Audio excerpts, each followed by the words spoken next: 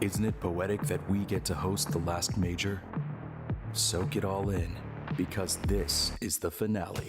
That player the bigger of a problem, and we talked to doing a phenomenal job, like you said, the budget. A triple kill for Trippy. Now the collapse can come through. Trippy needs the charge, and the rest will follow.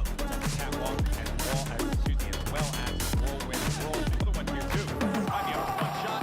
Snakebiting's got Creed, and he's got a teammate here to back him up. Lucid is the star of Halo Infinite. Alive, he goes down Got a lot of damage. Team's able to clean it up. Oh, just a little bit more comfortable. 2 dead. Now 3 dead again. 5 back base. And he goes for the kill shot here. Oh my god, the cross. Do you know the kill shot? He's going to be cut him down. Cycle's going to be able to challenge that. Changing targets and hitting headshots. Welcome to the Charlotte HCS Major, hosted by yours truly, FaZe Clan.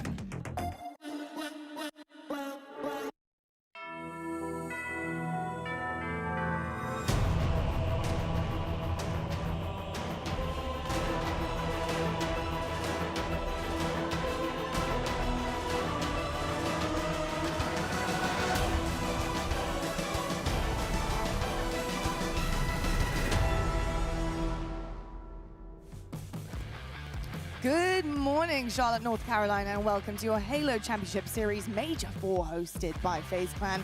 We're nearing the finish line to our season, with this being the final major of the roadmap. It's all about peaking at the right time, people, and seeing if the hard work and commitment to the craft pays off. We're watching all of the fans funnel in right now, getting ready for all the incredible main stage action.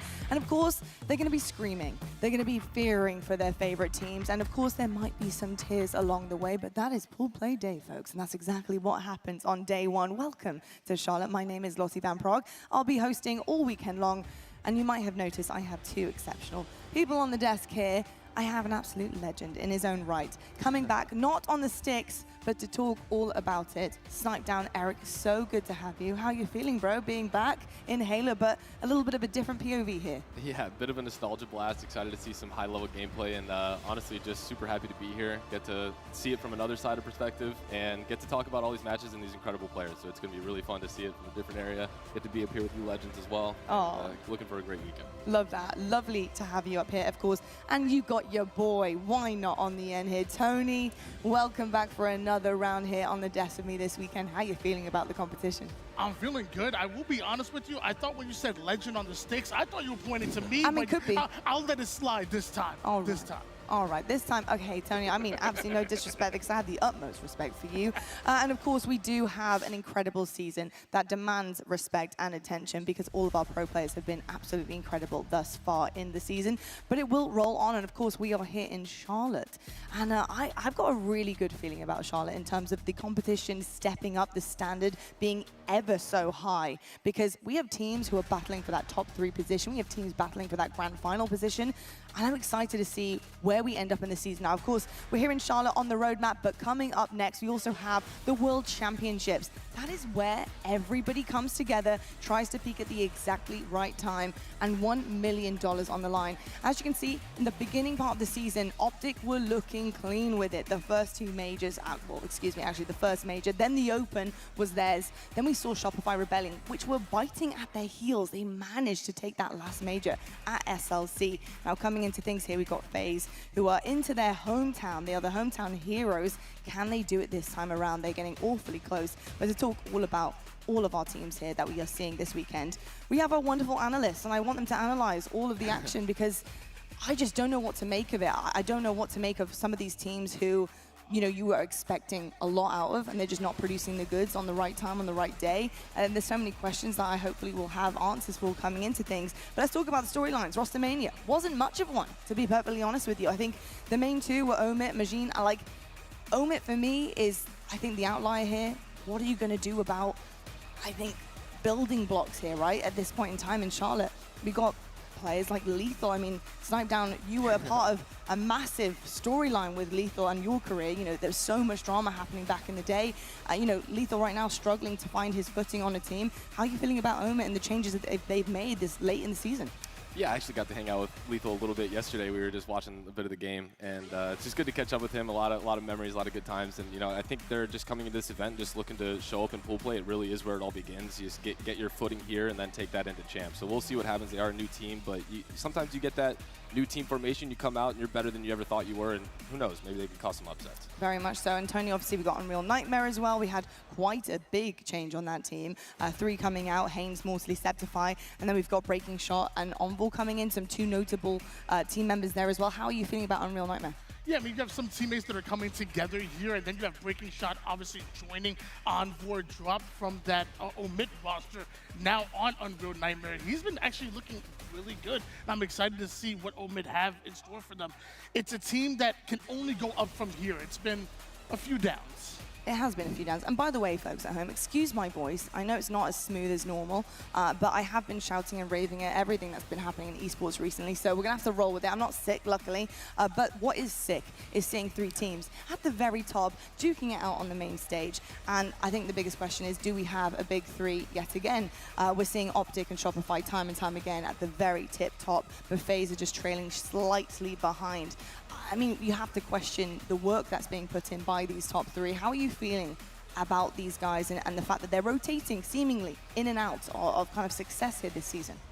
I think now that we're getting towards the end of the, end of the realm here, we have the top 2 teams in Optic and Shopify. FaZe has slowly worked their way in. We've seen them countlessly just kind of blow series when they really should be advancing, and so we have this top 2 that we think is so solidified, but FaZe has been right there multiple different times, and so it really feels like we do have that, and it's kind of weird leaving SSG out of this, but they have disappointed up to this point. So right now I think getting into the top 3, the only 2 teams that I can think of right now are Envy and FaZe, so it'll be interesting to see if we can finally get over that hurdle for that. 100%.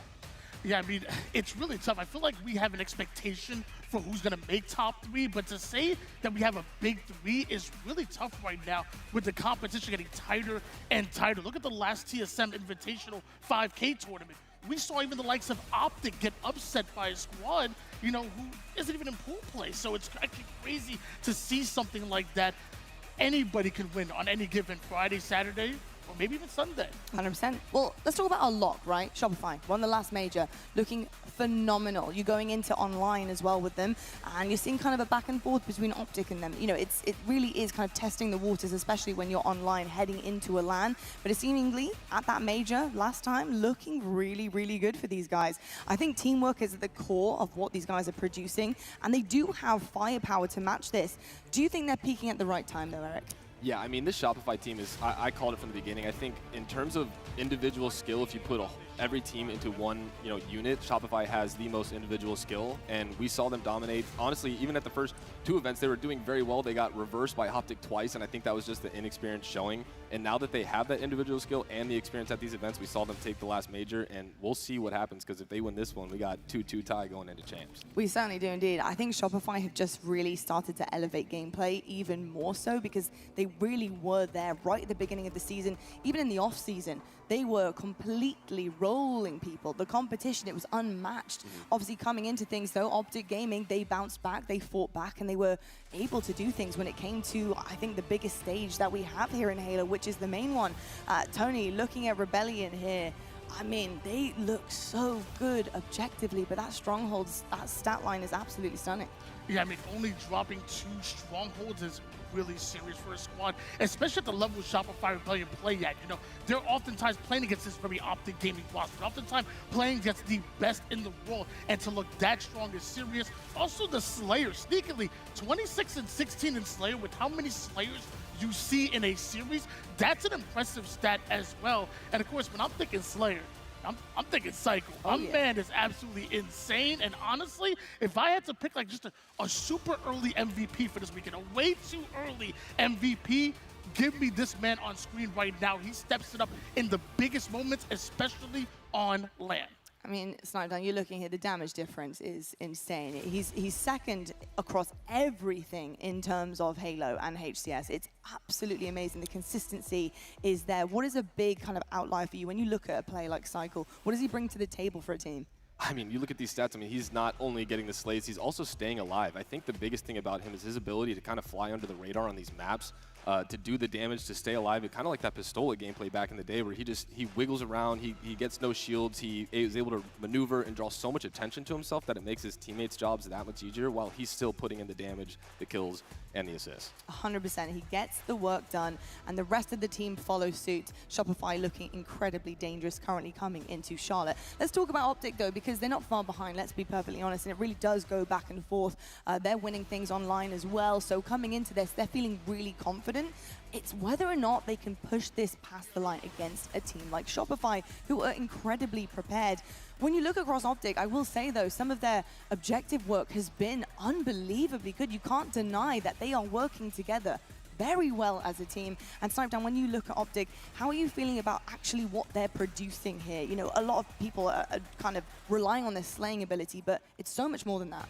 Yeah, this Optic roster specifically, I think we saw it at the first two events. Their teamwork was just above and beyond any other teams at the tournament, regardless of how good their individual skill is. That's really what won them the event. And we see that with objective game types, specifically in Oddball. I mean, they don't lose that game type, and that is, in my opinion, the most teamwork-oriented game type of them all, setup-oriented. And honestly, when you look at the individual talent on that roster as well to pair with that, it's really hard for that team to lose when they are playing at all cylinders. You know, Tony, I have to ask you a little bit about the difference between the two, because I think every time you look at either of these rosters, there's always the other in the back of your mind and how they're competing against each other. I mean, OG Ballers for a reason, right? And their objective work is right up there with the likes of Shopify, but that stat line, 21-1, I mean, my goodness me, the best oddball team we've seen in not just a long time, but maybe ever in terms of the competition level that we're seeing here. Yeah, when I think of Optic Gaming, I think of just a very scrappy objective squad, and that's what I think just wins them game. And not even just in series. Think about the way that they won back-to-back tournaments. From lower bracket round number 1, back-to-back miracle runs. I expect to see that in King of the Hill. I expect to see that in Oddball. A lot of people thought they were in a weaker Assault team.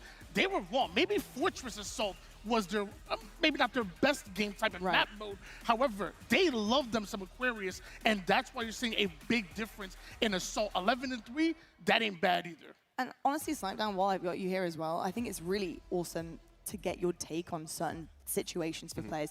We have a deep map and mode pool. This is a lot of things for our players to be good at and teams to have to come together and have strengths with.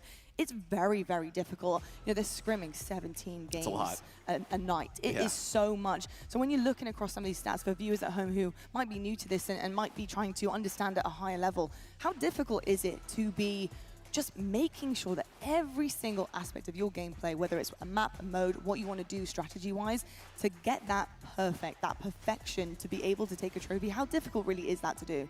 I think when it comes to a lot of these game types, you have specific ones like Strongholds, for example, where you kind of learn how you want to play in every single one of these maps, modes, whatever, and you kind of get that flow of what you're looking for, whether it's the 2-cap, the 3-cap, the communication all sits there and it's easier. And then you have other modes like Oddball where it's a little more scrappy, the balls get played, the balls get this, and you have to be a lot more organized as a team instead of just holding setups and individually winning these matches. So I think, you know, when it comes to these big modes, I heard a lot of people actually aren't scrimming Slayers as well, which should be interesting coming into that, because as a Game 2 and a Game 5, those are the ones that win you tournaments. And we've seen that, you know, the FaZe had struggled in the Slayers in the end, or the reverse sweeps where it's a Game 7, come down to the Slayer, 50-49s, whatever it is.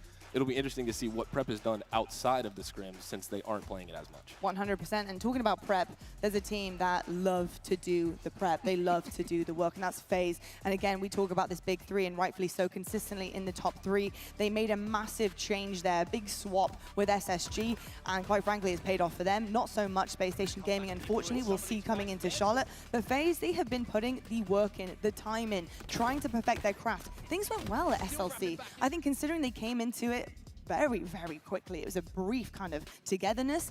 The fact that they built off that and they seemingly are growing, it's difficult. Against an Optic and Shopify, you're seeing the outliers, the problems occurring when they're playing those teams. They can't quite get the dub across the line. But I gotta say, I'm impressed with the growth. They are inching ever closer online. Can they do it on LAN? Yeah, I mean, I definitely think this FaZe team has every single piece that they could possibly need. I think this might have been a bit of an adjustment for them coming from the first 2 events, just with a bit of a playstyle difference. You have a lot of unselfish players on that team. You have the Penguin, the Trippy, the Snake Bites, and then you have the Lucid, who's usually the more of the anchor, getting a bunch of kills around the side. And I think for them, it just took a little bit of an adjustment of you know, maybe we need to play not as unselfish and really just focus on all moving as a unit. And then once you get the roles down, we've seen 1 event, 2 events, they're as close as they could have been at the last event. And this could be the one where you finally see all the work that they put in. Because I do agree with you. I think they put in more work than any other team in terms of how they want to play. Yeah, I love FaZe's mentality when they approach to the game. First one in, last one out, always putting in that work, and you see the professionalism both in game, but also the way they hold themselves. I will say, though, they say in order to be the best, you gotta beat the best. And right now, I see an 18-2 record against the rest right now. I wanna see a huge improvement against Optic and Shopify Rebellion. We know that you were good enough to get top 3 every single event going forward. I wanna see them break into the grand finals. I can see FaZe even winning a tournament. For sure. I mean, the building blocks are there. You can see it. But unfortunately, when you're looking at the stats like this, it's a gorgeous graphic for everybody else. Other than the 2 teams you need to beat to get that trophy. You have to go through them. They are getting so close to wins in some of those series. It's almost heartbreaking to watch some of the leads just get completely destroyed by one mistake or one decision that just didn't go their way, not being able to climb back in.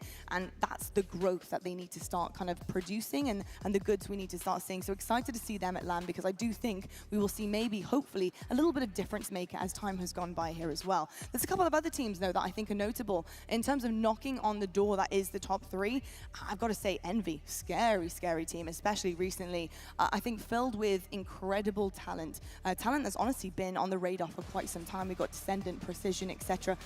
It was about whether or not they could put together the teamwork, and I think that was what was missing from some of these players. Getting on the right team, being able to fit into a good system that is going to work against the very best. Snipeden, how are you feeling about Envy and their chances here? Very excited for this Envy squad. I've had a lot of people come to me before this in my chat just trying to say, you know, watch out for them. They're pumped. And then I saw Yak on Twitter before this talking about how blessed he was. He's living his dream. And it is one of those times where, you know, we're coming down to the end of HCS, and you have certain players that have been trying so hard to get to this point, and now they're as close as they've ever been to the success that they've been dreaming of. You know, living your dream and then coming here, that is just motivation for yourself. Your teammates love to see that. And if there's ever a time for them to put it all together, it's this weekend to break into that top 4 and then really see what they can do in the end. Eric, while I have you on this point, you know, when you are trying to break in and LAN, it is very different from the comfort of your own home online. When you are starting to see the goods, see the, you know, the product in front of you that you've been working so hard on, and it's starting to pay off. You're competing and pushing the limits of the best that you have in Halo, and maybe players that you've looked up to for so long as well.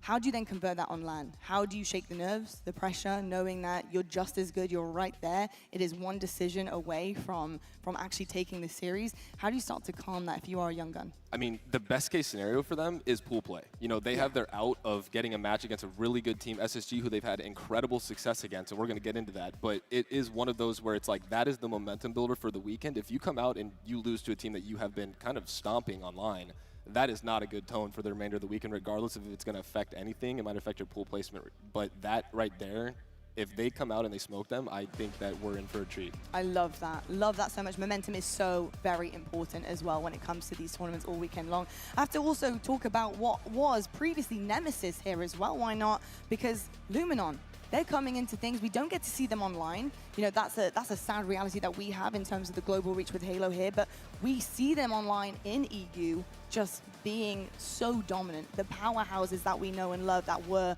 of course, Nemesis and some of these other kind of majors that we had. I mean, Luminon, they have been so good against the very best, edging things away, but just not quite being able to make it into the kind of top 4 situation that we've seen previously on rosters like Quadrant coming from EU. How are you feeling about this roster right now? We've had a couple of different changes. They dug deep. Can they do it here in Charlotte? I actually feel extremely strong about this Luminon gaming roster. This is one of the ones where I think the stats don't actually like lend enough credence to what this squad has been able to do. They are not just happy being the #1 team in Europe. They want to be a top team in the world. And honestly, Luminon Gaming, I had them top 4 this weekend. I really have some high hopes for this roster. All right, top 4. Hey, I will say, once upon a time, I might have said that's a stretch, but I have seen what Europe can actually do, and I think when you come into things looking super, prepared, when I can actually speak properly, it makes a massive difference. We've known that EU boot camps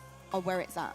this is golden. This is the work that you need to put in. It's very difficult for these guys, you know, having to come over. It's an expense to come over here and put that work and dedication in, but it makes all the difference for them because it's a different feeling coming over to North America, having a different level of competition to try and practice against. And I think when we talk about peaking, because it's going to be a full circle moment for us on the desk, we're going to be talking about this a lot, especially with Worlds around the corner. I think being able to come into a competition the week before, play the hardest level of scrims, prepares you so well. You know where you're at level-wise. You can learn on the fly. And I think it's going to be really important for Luminon, but especially in pool play, because it's going to be massive that they cause some upsets, I think, heading into this day number 1 here in Charlotte. And of course, just to brush over things with TSM as well, we'll get into that a little bit later on because they're going to be on the main stage very shortly. The TSM, slight little bit of disappointment there because when the band was back together, I had high hopes for them. Hasn't quite been converted yet. Eric, just very briefly, how are you feeling about TSM overall? This roster really kind of confuses me because it feels like, you know, they've had the same team. You would think that that would equate to better teamwork in the future, but it feels like this team's play style, personally, just from watching, has not really changed much. It's just been kind of run and gun, fly around the map, and after that, it just, you know, I feel like they need to figure out the teamwork side of things because their individual talent and the way they move is great, but when it's not working, they just look like bugs flying around a light. And it, you know, it really comes down to, and I will agree that I am a bit disappointed because I was pumped to see that roster back together because they are all very good friends. You got easy to root for. 100%. It's very reminiscent of what happens when you play a top team against a team that's just not quite there level-wise, and it's exactly like what you pictured there. That's what happens, and you're able to do that, especially on Halo Infinite. I want to see a little bit more structure, a little bit more confidence coming out from the TSM lads as well. Shall we take a look at our pools though, folks? Because, of course, we do have 4 different sets of action that's going to be coming your way from each one. Shopify, Optic, FaZe, and Space Station at the top of their pool based on seeding coming into Charlotte. Now, my eyes right now are going to Pool C in terms of matchups, in terms of what I want to see. Clan, we talked about them biting on the heels of greatness. Can they do it? We want a really clean Pool C from them. We've got Cloud9 and Luminon Gaming lurking in the wings, waiting for their opportunity to catch them off guard pretty early on. And I will say, it's not like it can't happen. I mean, why not? Looking back at the Shopify LAN, let's talk about what happened with the reverse sweep with Cole. I mean, FaZe Clan, they can get caught off guard. They can get a little bit flustered. Whether or not that's a different kind of level of FaZe Clan we're seeing coming into Charlotte, they've kind of, you know, talked about things in terms of confidence and bouncing back. But I think FaZe versus Luminon is going to be an interesting one. Yeah, I mean, I got the chance to cast that very matchup that you're referring to. FaZe won 3 games in a row. Complexity then went back to back to back to back for the reverse sweep in order to upset in that winner's round number 1. Cloud9 are also peaking. They've also looked extremely good in scrims, even against the like of like an SSG. And I told you what Luminon Gaming can do. I mean, they literally forfeited their qualifier to get in this pool in order to target FaZe. This right here is my pool of death, and it is the most unpredictable pool that we have here in Charlotte. Let's talk about an unpredictable nature of a team that we saw with absolute dominance, and they're heading over to Pool D right now with a different roster, but Space Station Gaming, our previous world champions, and 2, I think, players that I would never have expected to be right now kind of left to kind of fend for themselves in terms of their ability, because Space Station Gaming, they just haven't been producing the goods. In Pool D with Envy, who we just talked about knocking on the door of greatness. I mean, this is a really tough situation. How are you feeling about SSG? You know, you kind of told us a little bit about them and how you're feeling and how disappointed you are, but really when you're looking at Pool D here, Envy, they are licking their chops. They are rubbing their hands together. They're ready for this matchup. Yeah, this is absolutely Envy's pool to take in command, and this is honestly one of those events for Space Station Gaming where you either feel like you can gain the confidence as a team that you can compete, or you realize that you are just outclassed by the rest of the competition, and then that becomes a confidence issue. I looked at the scrim records of this SSG team, and it is very poor. Now, they always have had a bit of, you know, lack of effort online in scrim, so it'll be interesting to see, you know, the difference between LAN and online.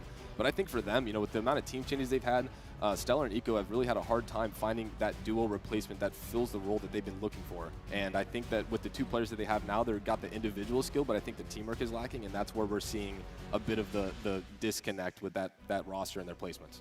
SSG may be the top seed within that pool, and I believe that they can have a bounce-back tournament here, but I don't have them as the favorites. If you've been paying attention to the Envy and SSG rosters, Envy have taken more against SSG than vice versa.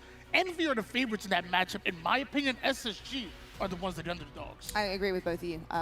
Absolutely, completely. I'm excited to see what happens and if the work starts paying off for teams like MV and SSG. I hope to see a bounce back from them. Folks, you're probably wondering what is coming your way today on Pool Play here at Charlotte. Well, starting things off on the main stage, we have Shopify Rebellion taking on TSM Optic shortly after heading into things with Omit. Shopify Rebellion will make another appearance versus Cole, and then FaZe, your hometown heroes, versus Luminon Gaming, a big one that we want to see here.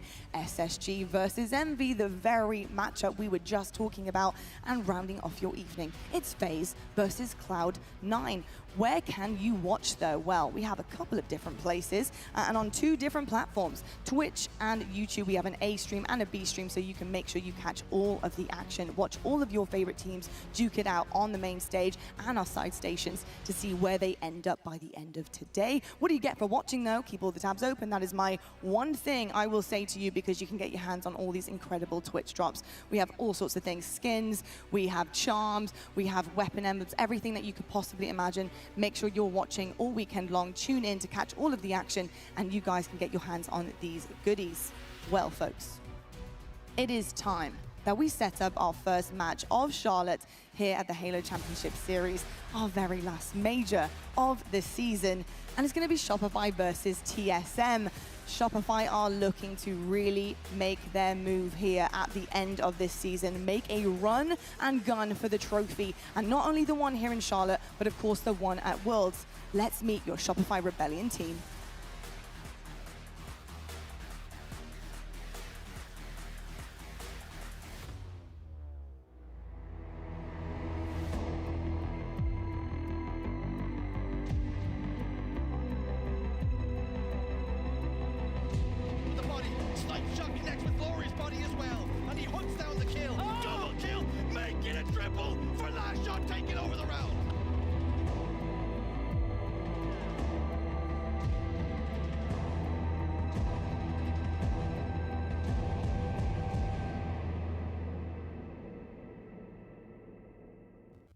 All right, Shopify Rebellion, what have you got for us on this day number 1? Because often we see some of our top teams have a little bit of a lull on a day 1. They're kind of kicking their feet back, they're relaxing a little bit, just getting into the groove, and that is what catches some of our best teams off guard.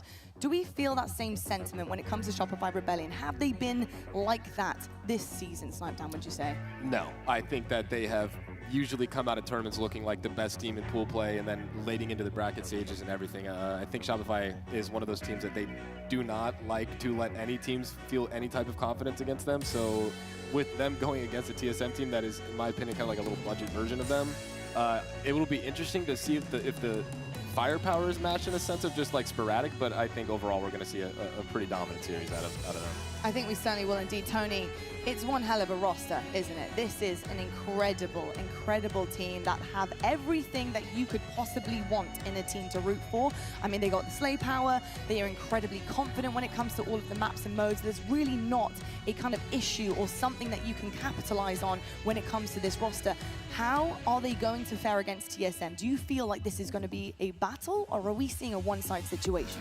If there's one team that isn't going to slip up in pool play, at least I don't expect them to, it's Shopify Rebellion. They love playing the game. They want to play as much as possible. You can't pull them off of those stations. So when I look at a player like a Psycho, I look at a player like a Last Shot, they're young, they're hungry, they want to grind as much as possible. They ain't slipping up, I promise you that. Well, I'll tell you what, on the other side of things though, TSM, they're looking for a big bounce back. This is how you do it. I'll tell you something, this is how you make some noise against the very best that we have in Halo, the last major champions. This is how you do it. You take them down in pool play, you make your mark, you show what you've been working on in the wings, and you produce a series dub here. TSM, we're watching you, but let's meet this team.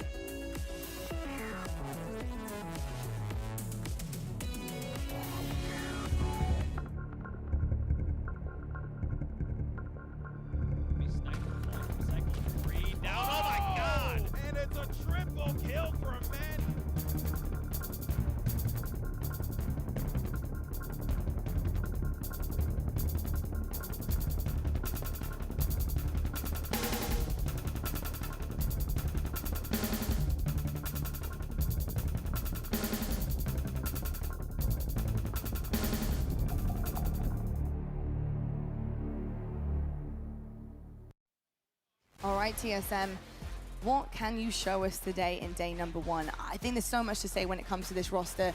They are proven in history. They have been around for such a long time. They have been together in many different iterations. I mean, we've seen changes, chopping, taking one player out, pushing one back in, coming back together, all the same roster. I mean, it's been so difficult and so flexible for them.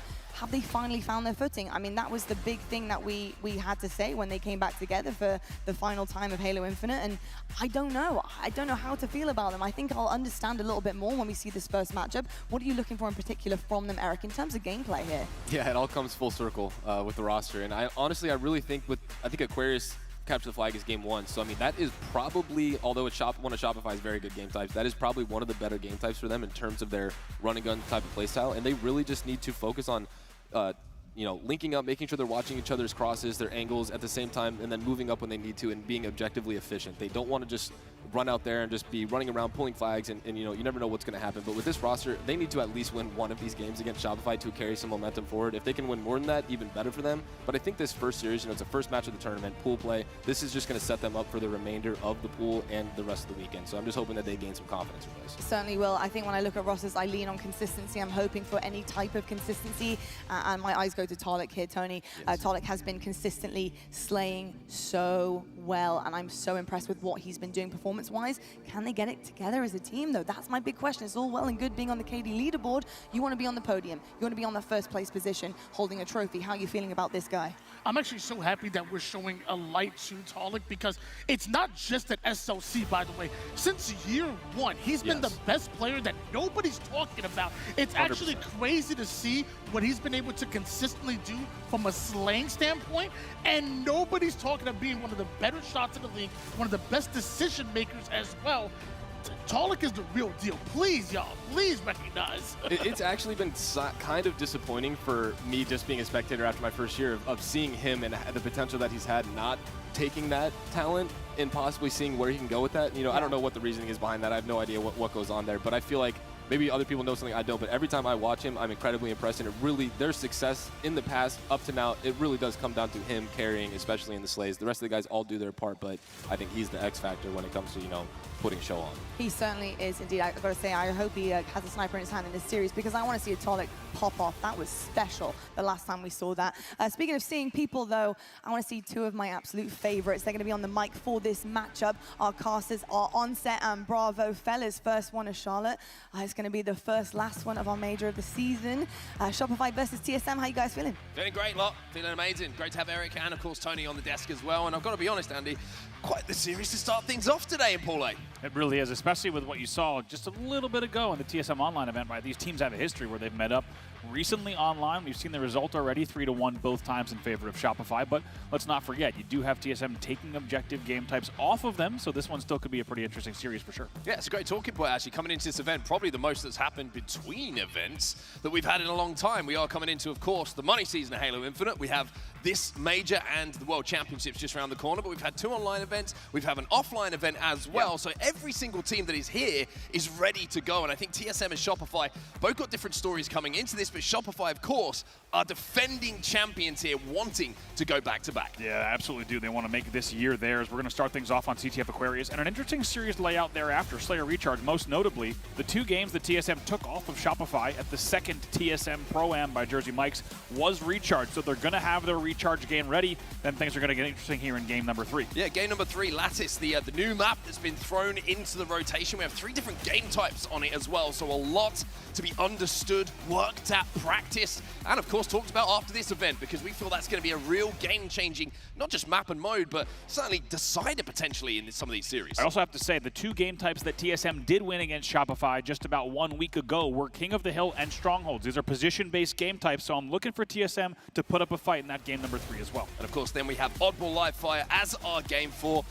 And we will be seeing a lot of game 5s, we feel, this weekend, because that's been the pattern of Halo Infinite. We will go to Streets Slayer for that game 5 if required. But it gives us a little bit of time here before the game gets underway, just to kind of highlight the stories that we have behind these 2 teams. We mentioned Shopify Rebellion, defending champions, and one thing that always is a question when you win an event is, do you have the gas, the drive to go on to win the next event and really close out this season strong? Yeah, I think one thing that's going to be in their favor is, as you mentioned, just the amount of activity in between LANs, right? When we're in the home stretch of Halo Infinite, this is the most activity we've seen on both on LAN and online in between a LAN event in quite some time. So I think Shopify is going to maybe be grateful that they had the LVT LAN to maybe just shake a bit of the concern there, right? They're back on LAN only weeks later, and they win that one as well. So you have to think maybe Shopify coming in with even a bit of an extra edge, right? And they also just saw what happened to Optic in the second TSM Pro-Am. So I think Shopify, momentum-wise, should be feeling good, but should also just mention just how strong they looked overall just coming into SLC. Amazing results, but we'll have many more to talk about here this weekend as well. Game number 1, as we said, going to be CTF Aquarius. Yes, indeed. And for the other side of the stage, TSM, it's all about just kind of regaining that fear factor. In recent events, they've been a little bit of a stepping stone for the teams making it through to Championship Sunday, and not the team that we've been talking about as the ones who have upset someone in that bracket run. So TSM looking to restore a little bit of that fear factor. Shopify looking to go back-to-back. It's a wonderful way to start off the major. Yeah, TSM, very, very good performance last weekend in that second Pro-Am in their own tournament, and a lot of momentum undoubtedly coming from that. We'll go through those results as the series goes, but let's not forget a disappointing SLC for them, right? So they had a lot to learn there, and I think from that, they've taken the learnings, they've showed up online in big ways, and they're going to try to bring that into this series. I think if you're writing off TSM completely out of the series, I think you're making a mistake. They're going to come here with a fight. Yeah, of course, we've seen TSM upsetting the likes of Optic in pool play as well. So this is the first game of the major. Welcome along wherever you are watching across the globe, or of course here in Charlotte, as one of the lucky people who's going to be experiencing the major. We're starting off with the POV of Frosty, but for not for too long because he's already found himself in the death screen. Yeah, that was 3 dead for both sides, so a pretty even start, and will actually be Last Shot who's able to get that off of the 1v1 momentarily to grab that first camo of the game, and we'll see what kind of momentum they can build. When you talk about these two teams, Mark, it's of course, a different story, right? Shopify here wants to make a statement. They want to start this tournament off on the right foot as they start to build another championship run. For TSM, though, it's about finding their previous form. Great game type to start off the major as well. Aquarius capture the flag. It's been in since day one, of course. Some little changes and adjustments to some of the settings, of course, but certainly a game type that is the most practiced, I would argue, out of the suite that we do have in Halo Infinite, and one that certainly does separate the skill level of our teams. 2 dead at the moment on the side of TSM, and with Last Shot still with the camo in his hand, struck his last alive, and that flag is already halfway home. Wonderful slow play from Last Shot there. You saw how patient he was, just pop-shotting players bottom mid there, made sure to use the entire camo, and the full duration of that new camo duration, too, still dead. That flag should go. Shopify Rebellion scores in just 1 minute 20. Perfect execution from Shopify Rebellion on the first flag run. Interesting to take it back just a few steps, though, because off the break, Last Shot was last alive initially when he got that camo, and that shows how well he played his life to be such an impactful player in that cap. Absolutely love the way he just sat front base and made sure to just pop shot, right? Comes back, lets the camo return. They have no idea where he is. They can't track him. He gets the flag off the stand and kind of an old school MIDI-esque initial pull to just get the flag out, and now 4 dead yet again for TSM. 2 alive for Shopify Rebellion. Cycle moving forward immediately. Does have the threat sensor as well, which you can use to get an indication of where those spawns and TSM players are re-entering the arena. It's just going to be a trade, though, as TSM do a good job of just stabilizing inside of their base here. See what Druck can do. Try to fly out. Saw him in the gym this morning. Man was looking very strong. Kills being exchanged, though. He's a very important role here. He's maybe, very important shots against Royal 2 with the thrust to keep his team in it. That will buy them just a bit of an extra second. Another trade coming in, but all these trades are far up the map here for Shopify Rebellion, which is forcing TSM to spawn in and around the fridge, in and around their objective, and essentially still being on the back foot here. They're struggling to get out at the moment. The pressure from Shopify is really stifling them here. Really good. You and I were talking about him a lot before this event. He's my player to watch this event. Last Shot is already 7-4 in this game, but as quickly as I say that, Frosty last player alive with camo. It's 3 dead for Shopify. And of course, this major as well, we had some adjustments to the camo that's going to last a little bit longer than previously, which is a big, impactful thing that you're going to see take over some of these games. And 2 in a row now, you can see Frosty still with the camo, still moving forward, and with TSM 3 dead, now he turns his attention to this flag. Hits nice drop slides straight to Shroom Stairs. And going to find some spawners there. That's going to be tough for Soul Snipe. Some early damage coming in for Frosty, and he's going to try to get some more on the gen. 2 shields broken, 3 shields broken, and a trade. So great damage output coming from Frosty. The flag does start moving with 3 dead here for TSM. Last player alive just been taken down by Cycle with a perfect. That's going to be TSM all on the respawn. Flag is already on its way home. Great discipline from, look at that, discipline from Flash. He gets another one as well.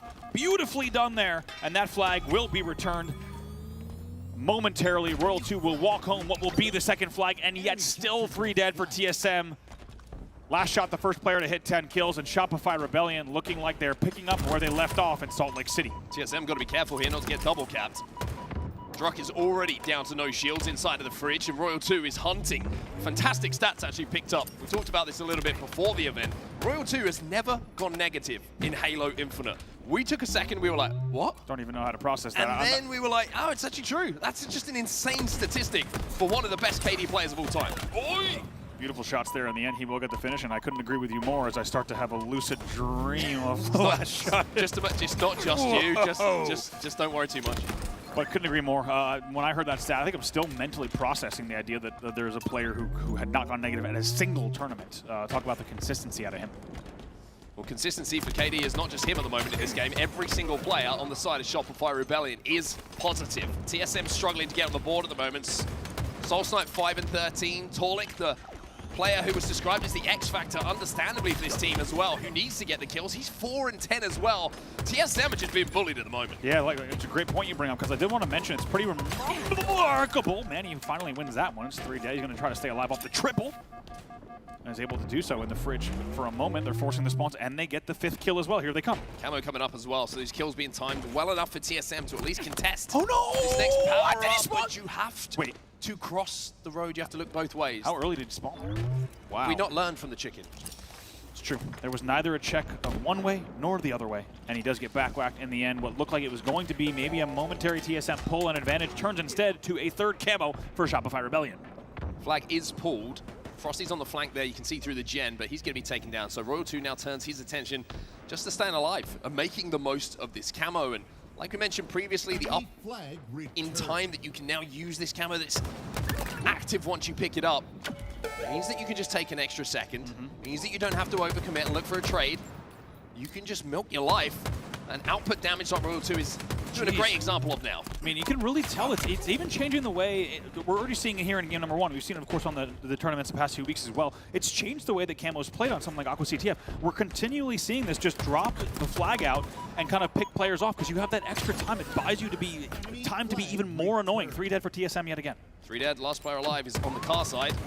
Excuse me, last player alive is Druck inside of the base. Players now flooding to the car side, having spawned on the fridge for TSM. So they've got a little bit of a 50-50 split on the map, but it's not a traditional one. And Druck now has to turn his attention towards that flag runner. 1 kill going to be picked up here by Torlik, taking down Frosty. And now the support is arriving. Flag will be pulled. TSM might be able to look for a return here, but Druck has to get this kill, and there's another waiting for him below. Nice job. Well, look at the patience and the teamwork there from Druck and all of TSM, as 3 will fall. They'll make sure that that flag does go back home, and Druck staying alive in the back of the base, and he's not done yet. Ooh, he's going to get this kill on Frosty, though. He has the thrust, and Frosty just being an absolute nuisance. That was, I mean, yeah, that just tells you how difficult of a kill Frosty is and always will be. Looks like Druck should have had that one easily. 4 dead yet again. By the way, I want to mention, it was not that long ago where we said Last Shot was the first one on 10 kills. In that time, Royal 2 is now 17 and 10. Yeah. Not bad from the man on your screen right now. Looking at the 18th as well, as the jiggle piece going to come in from Soulsnipe. He's not going to repeat that one, because he knows the kills will come to him. It's 2 dead for TSM. And more importantly, the flag is back in the base. Last Shot does the heavy lifting this time around, and Shopify Rebellion are up by 3. Beautifully done once again. Look at the efficiency. It's not just a flag cap. Overkill for Frosty, by the way. Casually in the background while this flag was moving. That's exactly what I was going to say. It's not the first time. Look at the efficiency. It's not the first time that when they cap the flag, there's 4 dead at the time of the cap. Fantastic stuff from Shopify. We didn't get to see it, but Frosty with the first overkill of the tournament in the first game of the tournament. Just what Frosty does. Waste no time, really. He's like, why would I wait until any game later than game number 1 to get the first over? And with 4 minutes left on the clock, you wonder if we're even going to need them with the way that Shopify is playing this game number 1. Killing spree for Frosty now. Overkill, killing spree. This man is just collecting medals at the moment. And collecting kills and looking to close this game out as well. Just under 4 minutes left in this game. TSM really not had any opportunity to get a flag going themselves. 3 dead again for TSM. Even with Torlik starting to overextend in the base. Man, crispy. Sprint strafe coming in from last shot is good enough for him to win it. 4 dead again for TSM. Beautifully done there, once again from last shot. You ever wonder how frosty it is? It's just so frosty right now. He's 20 and 12. The flag will fall here on the brick. He's trying to overextend here. TSM have 2 alive on the car side. Truck jumps from base. We'll get the kill, but is he going to be able to get in a position to stop this flag? Frosty knows the pressure is coming. Does he have the timing? Little bait. To try and get this flag in? He did. Let's Is see he if going he to have still the angle goes. for the slide? He's going to get it. And that's 4. He had so much time. I think he was so surprised at how much time he had. Yeah, too much time. Exactly. He's kind of setting up perfect drop size and waiting and baiting on the shroom stairs as well as the gen, and then he realized I could just walk this thing in. He does. It was 3 dead. Can TSM get something on the board here? Torlik needs to pick up some kills here. As Frosty's already found 1 for Shopify Rebellion off of the respawn. Torlik will find the cleanup onto Frosty.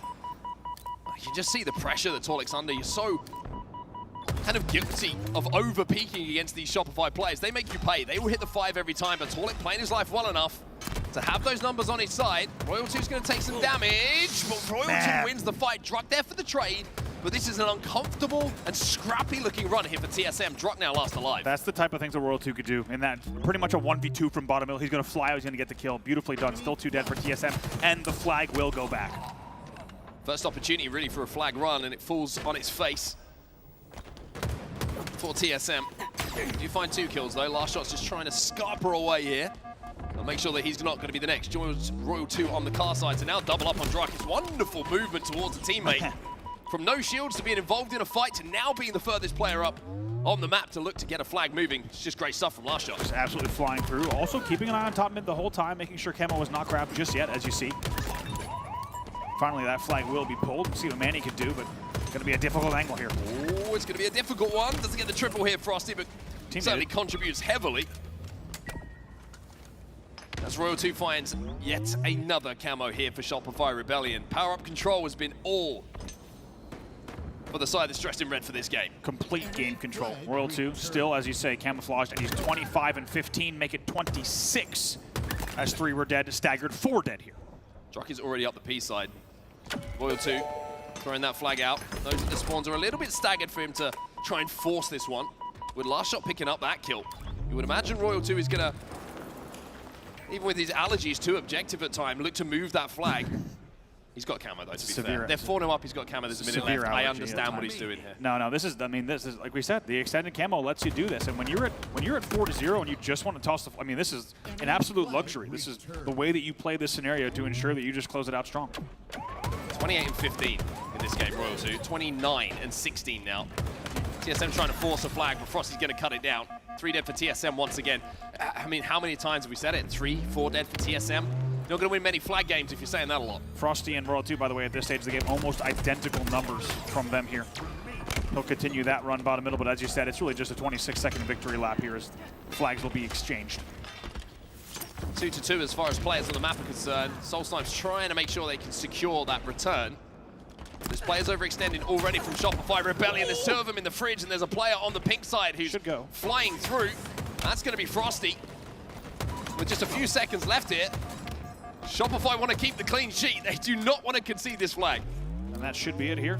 Time going to tick down, and yes, indeed, what a game number 1 from Shopify Rebellion. They will take it very, very comfortably and in control with a score of 4-0. As you can tell by the intensity on these guys' faces, not just during game, but also after game as well. They came here with one job, and that game number 1, I think, is a good indication of where they are right now. I think it's a great indication. I think you've just learned a lot about the motivation, the mentality of Shopify coming into this event. That's a game number 1 on the main stage in pool play. A lot of teams, regardless of seeds, maybe that's a little bit closer than it should have been. That was ruthless. Even in the final moments, every flag run was converted. In the final moments, there's a scrappy flag, and Shopify are like, nah, we're not going to let this one go. We're going to make sure that we end up with a 0 on our side of flags conceded. And 4-0 is about as good as you can get, really. And when you're looking at the stats, Frosty's dropping 30 and 17 in a game 1 on the main stage. Wonderful numbers there, 31 and 16 from Royal2 as well. And I think the numbers and the actual POVs that we saw just spelled out such a clear story for Shopify Rebellion. And look at Cycle stats. He's +1, but he has 17 assists. 17. Most in the game by a long, long way. That's teamwork. That's everyone fulfilling the role that you want them to. and all the numbers being in the right places, you really just can't praise Shopify's game number 1 much more. No, It you was can't. almost perfect Halo. And I think just to paint this picture for everyone watching, I think if you've been watching on LAN this year, certainly you expect this series to go one way, but let's not forget, in case you didn't catch it, just 1 week ago, TSM taking down both Optic and FaZe in the most recent Pro-Am. So this is not a team to be taken lightly. As we said in the past few events, you could say that. They're slowly kind of rebuilding their story. So Shopify has done so well to make sure they're coming into this series with the intensity, as you say, that you need. Because I've even been a part of rosters historically where we lost every game main stage, and then you have to kind of get your head back in it and fight from a disadvantage. And I think Shopify, as we said, is coming in quite polished and ready to face any opponent, TSM included. So game number 2 is one to keep your eyes on, however, as we do move over from Objective to Slayer, of course, which is where we do see some of the teams who have struggled in that game number 1 maybe objectively have their opportunity to find a little bit of momentum in a series. But with Shopify's Slayer record, especially very recently in finals, it's tough to look past this as anything but a Shopify win. Yeah, absolutely. And also just looking at kind of the stats that we saw earlier in terms of the way that Shopify plays Slayers, it's also a treat, man. You and I talked about it before the event in a little bit of our pre-event coverage, but I tell you what, when you watch Shopify Slayer gameplay, you can kind of pinpoint when they find, especially if you have comms, you can pinpoint the exact moment where they find a break point where they can just break a setup wide open, and they never look back. I would say Shopify is the hardest team to steal a lead back from in the league in Slayers right now. We saw them do it against Optic. If you watched it at the LVT LAN, just their ability to, at a tie game, get 3 dead followed by a 4 dead, and you are never getting that game back if Shopify's playing their game. I think another thing that is very interesting point to talk about here as well is we always, when you talk about teams, you're always looking at the kills number, right? 2 of the teams, as we look at some of the Recharge Slayer stats between these 2 teams, and heavily in the favor of Shopify Rebellion, although a positive record for TSM, you don't talk about the hardest kills, least deaths. When you start to have that conversation and think about it in your head, Royal 2, always going to be one of the most difficult deaths. Cycle has made his name in recent events and over the last 12 months of Halo Infinite as being compared to Pistola in that difficult death kind of style that he is. And then you just saw what Frosty Are you going to outshoot last shot a lot of the time? Probably not. Yeah. And then you've just seen what Frosty does, and that guy's got a lot of chips. So it's tough. It's tough. It's is. not just the kills, it's how difficult they are to take down as individuals. Also the timing. You saw it in that capture the flag as well, but they are not afraid to slow the game down to a crawl for a split second, and they're not afraid to wait as long as they need to make sure that they're taking the exact kind of min-maxing a situation. They do it time and time again. It's been amazing to watch. As we said, the one thing to look out for here is TSM has historically looked good and most recently looked good on Recharge against Shopify specifically in their last 2 matchups. We'll have to see if they can bring some of that into this game, number 2. One of the most fascinating stats from what we just saw there was the margin of win for Shopify, 5, which is pretty big considering that Shopify getting to finals, have been in the finals of every event so far this year. So they've played, you know, Space Stations, Optics, Phases in those Slayer game types, and especially in finals as well, you're going to have multiple of them because we go to a best of 7. So that's a very, very telling stat about where some of their success has come. Certainly. Anytime you see a margin like that in Slayer at this level, that is significant for anyone who hasn't watched a ton of top-level Halo. First of all, welcome.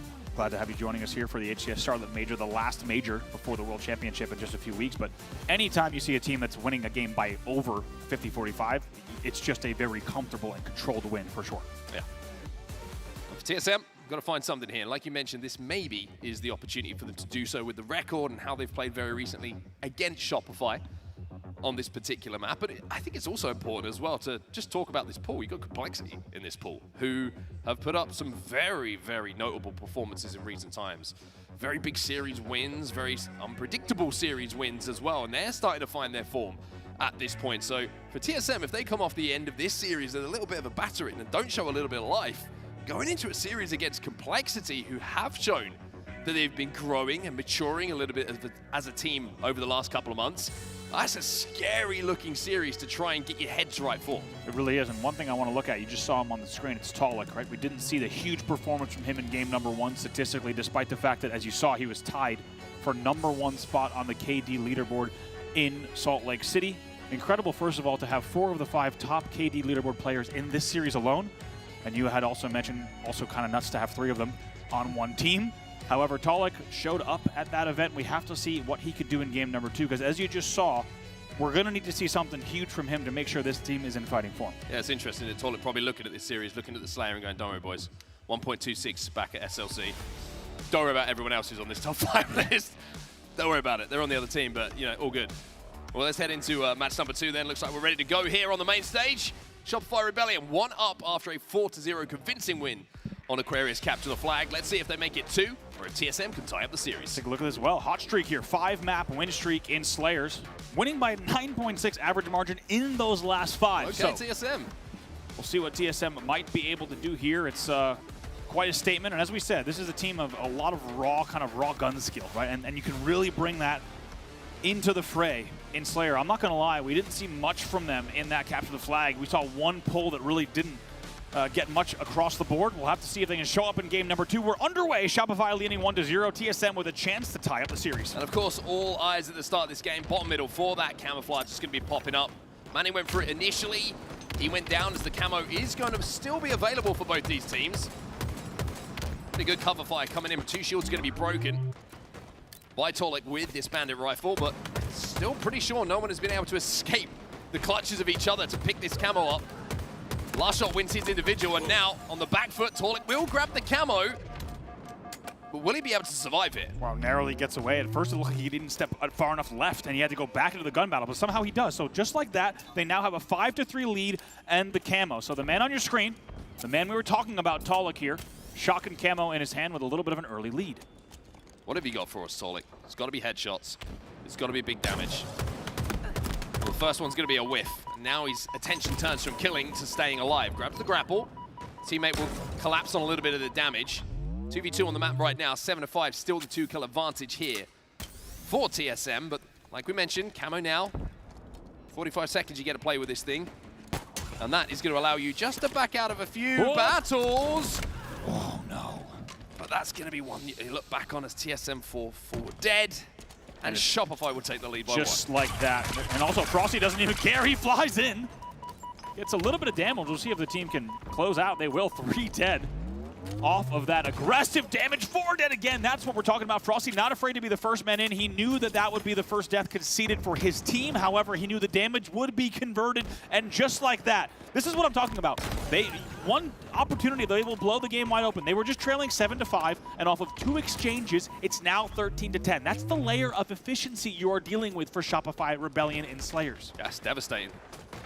Now with some damage being put down, Royal 2 is going to go in and trade, but the trade battle here actually being won by TSM. Now within 1, Cycle's trying to move in through the turbine to clean up the kill onto Manny, but Drock's going to keep his teammate alive. He's going to pick up that kill, and we have ourselves a tie game. Back and forth here. Unbelievable. Tied at 15 now, and amazing to see it. Just Tolik with an opportunity there. Camo and shock, and they can't convert. Luckily, they've kept the game close, and they take the lead once again by 1. So all reset on the map at the moment as the camo comes up. Shroud screen will go down. Stick will get... Wow. Good connection onto last shot, and Manny will escape with the camo. So it's 2 in a row now for TSM. Can they make more of this one than they did the first? Man, was that ever pretty. Beautifully done. Cool, calm, and collected from Manny, and he'll pick up some more kills as well. They're once again in the lead by 2. Just starting to work a little bit better together here, TSM. The duo's linking up a little bit better. And now they're trying to trap Shopify, who are just trying to buy enough time to get 4 players back on the map. And he's going to be first in with this camo, just giving so much information to his teammates. Really nicely done. Good trigger discipline to get the first 2. Nice comfortable double kill. Once again, just backs out the battle to stay alive with that camo, recognizing that keeping this thing is so important. But last shot out of nowhere, not only takes the camo down, but turns it into 2. Wow, just nukes the box at back blue and gets, as you say, not just the kill on camo, but the second one as well, which is big, because that could have been quite a different swing here. The game is still within 2. And we talked about Tolik in the pregame. Only registers his first kill just now. 1-3 with 7 assists, so not awful numbers, but as we said, we're going to need to see something big if they want to close this out comfortably. 26-21, though. So what they're doing is working so far. We'll see what Manny can do with the shock. Well, he's going to get aggressive because they got the numbers. And now we're starting to see TSM hit a few shots as well. This is looking like momentum is just starting to swing the way of TSM as Manny hits another. My goodness, nice little jump shot. By the way, You look at what the difference maker might be. Just take a quick peek at the top right of your screen as 3 fall. 15 and 6 from Manny in a game that they lead 32-23 now. The game has been blown wide open.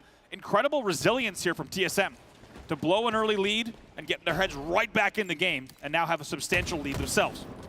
Kept it tight, then got that second camo. From there, they have extended that lead, made the most of the impact that power-up can have, and when you combine it with some few good shots from Manny with this shock rifle, that's why the lead is getting where it is. Manny now finds another one on bottom elevator. He's going to jump back up here, reload as his teammates do more damage across the map. TSM now up by 10. Yeah, really nicely done here. Still a little bit to go here on the home stretch. They have a lot of work to do to close this one out, but really impressed with the mid game here from TSM.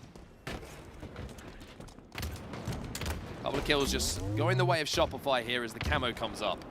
And can they get their first one of the game? Big camo here. Like you say, really big moment in this game. Manny can't connect with a shot.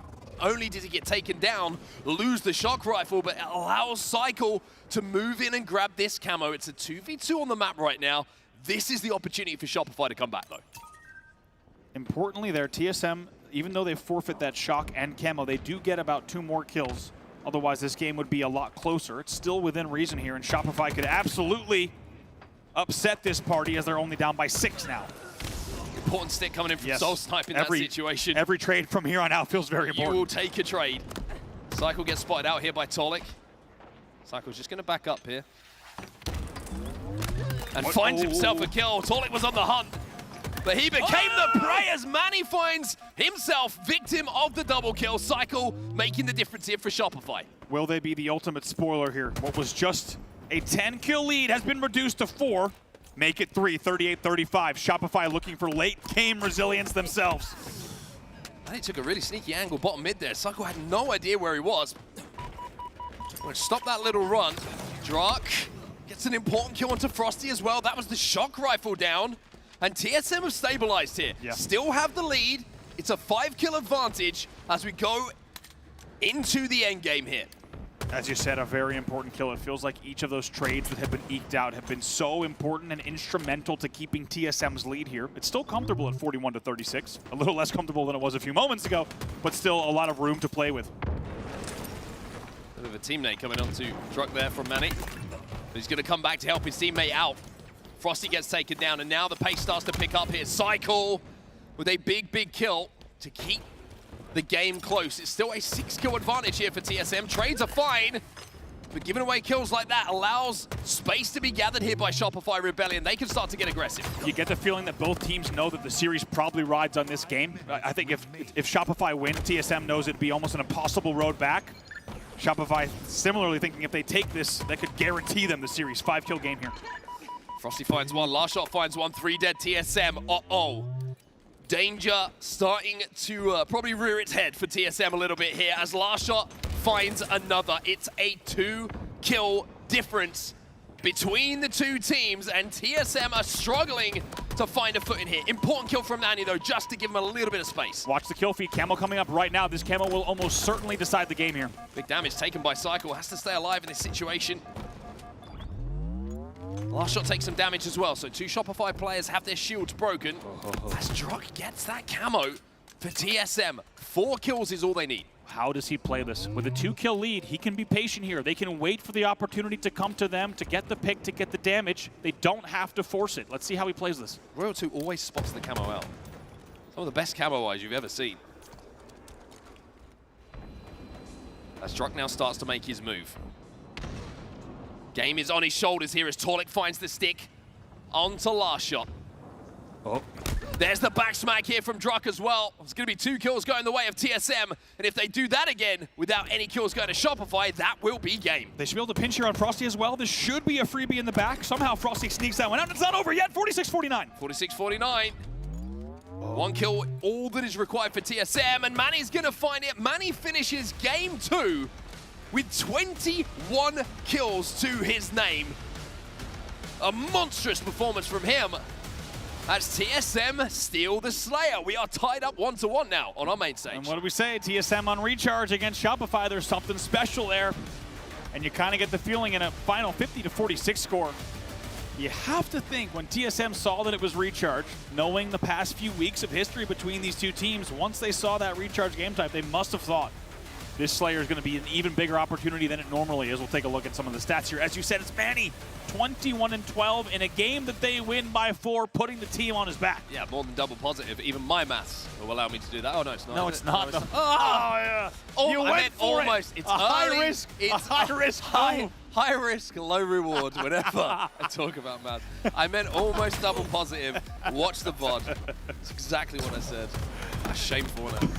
I enjoyed shameful. it. I won't criticize. I'll just say that I enjoyed I it. don't know why it's like the one thing that I just a waste of my time. and more importantly, everyone else. You're good at so many other things. And Yeah. luckily, when the numbers are in front of us, we can just know what you're trying to say and what's actually going on. We'll let the numbers do the talking there. In the end, what a game number 2. I have to say, for TSM, the fact that they essentially let their lead get blown wide open and lost camo and shock multiple times, the fact that they were able to keep their mentals and get right back into the game and just run away with the lead. By the way, this was 34-24 at one point. They had that lead challenged yet again, and I'm just impressed with what I saw from TSM in game number 2. First esports commentator in history to need a dedicated mathematician alongside him. Just standing right here, yeah. He's Just going to nod. no, no. I love the idea that we have a statistician that just, as you start to analyze any numbers, they start to just shake their head. No. He's just exhausted after the first event. He quits.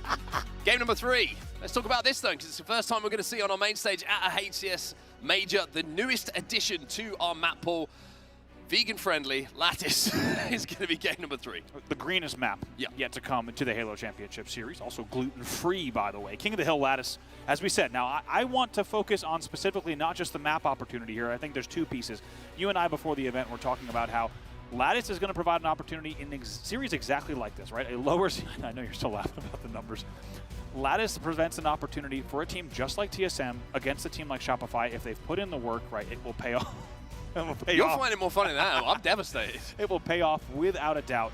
But there's a second piece here. As I said, TSM has looked very strong in the past few weeks in King of the Hill and in Strongholds against Shopify. So they could steal this game number 3. They truly could. And if they had a 2-1 series lead, this series number 1 would just be completely turned on its head for sure. Yeah, it's interesting, isn't it? Whenever you throw a new map into the rotation, it's usually one game type, maybe a Slayer plus a objective, but the fact that we've got 3 game types on Lattice, it's a real test for players, especially this late into a season when you're starting to get comfortable with a map pool that is very deep, like Lot was saying on the desk. To have 3 thrown at you, and you're going to play 3 different ones throughout an event, even though they've had a lot of opportunity, like we're talking between events, to get some practice in, to find what that flow is going to be, everyone is going to be at different points in their development on where they are on not just the map, but on the specific game type as well. And I think it's really fascinating to throw it in at this time of the season because it is going to decide some of these big series. I think if TSM went into this series, saw a Slayer game 2, and saw Lattice as a game 3, they're like, hey, this is a couple of game types in a row which could just kind of make this a little bit interesting for us. Yeah, definitely. I think one thing we should also mention, too, is anyone who's been watching Shopify's POV, especially their comms on Lattice, it's not going to be easy, even though I think it's going to make this game interesting. If you've been watching, especially Last Shot's POV on this game type, they have been steamrolling across every single game type on this new map, specifically because of the way that you can have your head on a swivel and you could just be sitting top mid, and the amount of damage that you can do across the map within a very short period of time. It's remarkable to watch. These guys have been clinical on Lattice, and it's not good, even though I think TSM has played well in terms of this style of game type against Shopify. Lattice is going to be a tough game for them for sure. Yeah, for sure. If this was an oddball, maybe I'd be looking at TSM and raising an eyebrow, being like, hey, maybe you could get a little bit freaky on this one. Maybe you could steal this one away. But the fact that it's a control-based game type in King of the Hill, where you're going to have 4 of the best bandits looking at you, plus potentially a sniper rifle as well, which is such a difference maker on this map. That is a scary thing to go up against. And looking at King of the Hill stats, Cycle's holding up number 1 for a reason. It's because those stats are pretty much as good as you can get. Yeah, pretty wild. Every time we see a stat card from Cycle, it just feels like he's putting together numbers that are very rarely seen together. You might expect multiple players to be putting up these kind of numbers across the board in terms of leading in categories, but he seems to be doing it all. I mean, I want almost double positive for the LVT finals at King of the Hill. That's absurd. Like, that is absurd. And Like, usually when you're talking about a player having an incredible slaying performance in a series, in a game or a series, 1.4, 1.5, you're like, wow, almost double positive, Yeah. which is the second time I've had to unfortunately say that. That one's correct, though, because the stats were provided. It's Stats were insane. provided the first time. Exactly, and they were. But for him to do that as a player as well, who I think has so many more strings to his bow than just the kills, it's just testament to what a talent he is. Honestly, we've talked about it a lot, but especially what these four and specifically Cycle and Lashout have done, it feels like only 24 months ago they were the most talked about newest players on the scene. It's amazing how I think everyone has just, you've been forced to accept that these are two of the best players in the game, and you think of them differently because of how much they've accomplished in such a short period of time. I think as well, you throw a championship on top of that. That's Yeah, the exactly, big one, yeah. right? That's now it's like these two are two of the best in the game. And you can't argue with it because like they've won a championship, like proven it. Yep. And I think you look back at like Legend had to go through that, Bound had to go through something similar last season as well. It's like these two players are great. Are you winning championships? Now you're in that conversation, and I think now that they've got over that hump, so to speak, and got that first championship on board, this is a scary looking and different looking Shopify Rebellion. Really isn't. It feels like they've unlocked. As the season has gone on, we already knew that they would be such a threat to the year, but as the season has gone on, they just seem more and more dialed, I think is the best way to put it. Other kind of teams, if you look at their last few weeks and months of play, there's just a little bit more volatility in their placings. It feels like instead Shopify has such a consistent base for what you can expect from this team in terms of communication, in terms of the numbers they put up, and really it's just stability in the performances, and they're bringing that so far into this tournament. But I gotta say, TSM, I don't think a lot of people had them taking that game number 2 Slayer in this series when you look at the matchup, but they've done it, and we're now tied up here 1-1. Yeah, I mean, they've had a lot of practice against each other in recent weeks, TSM and Shopify Rebellion. And it seems to have paid off. Game number 1, heavily in the favor of Shopify, but camo control, so important for TSM in that second game. And that mid-game point after the second camo is where they got that lead established that was almost insurmountable, even though we saw Shopify make that comeback towards the end of the game. And we were talking about Torlek, eyes were on Torlek at the start of this series. Well, it was Manny who stepped up for TSM in that game number 2 and proved that this isn't just a team based around the performances of one player. It's a team who each of them, any of them, at any point can do what they need to do to take over one of these games. Well, this is going to be our game number 3 here, King of the Hill Lattice.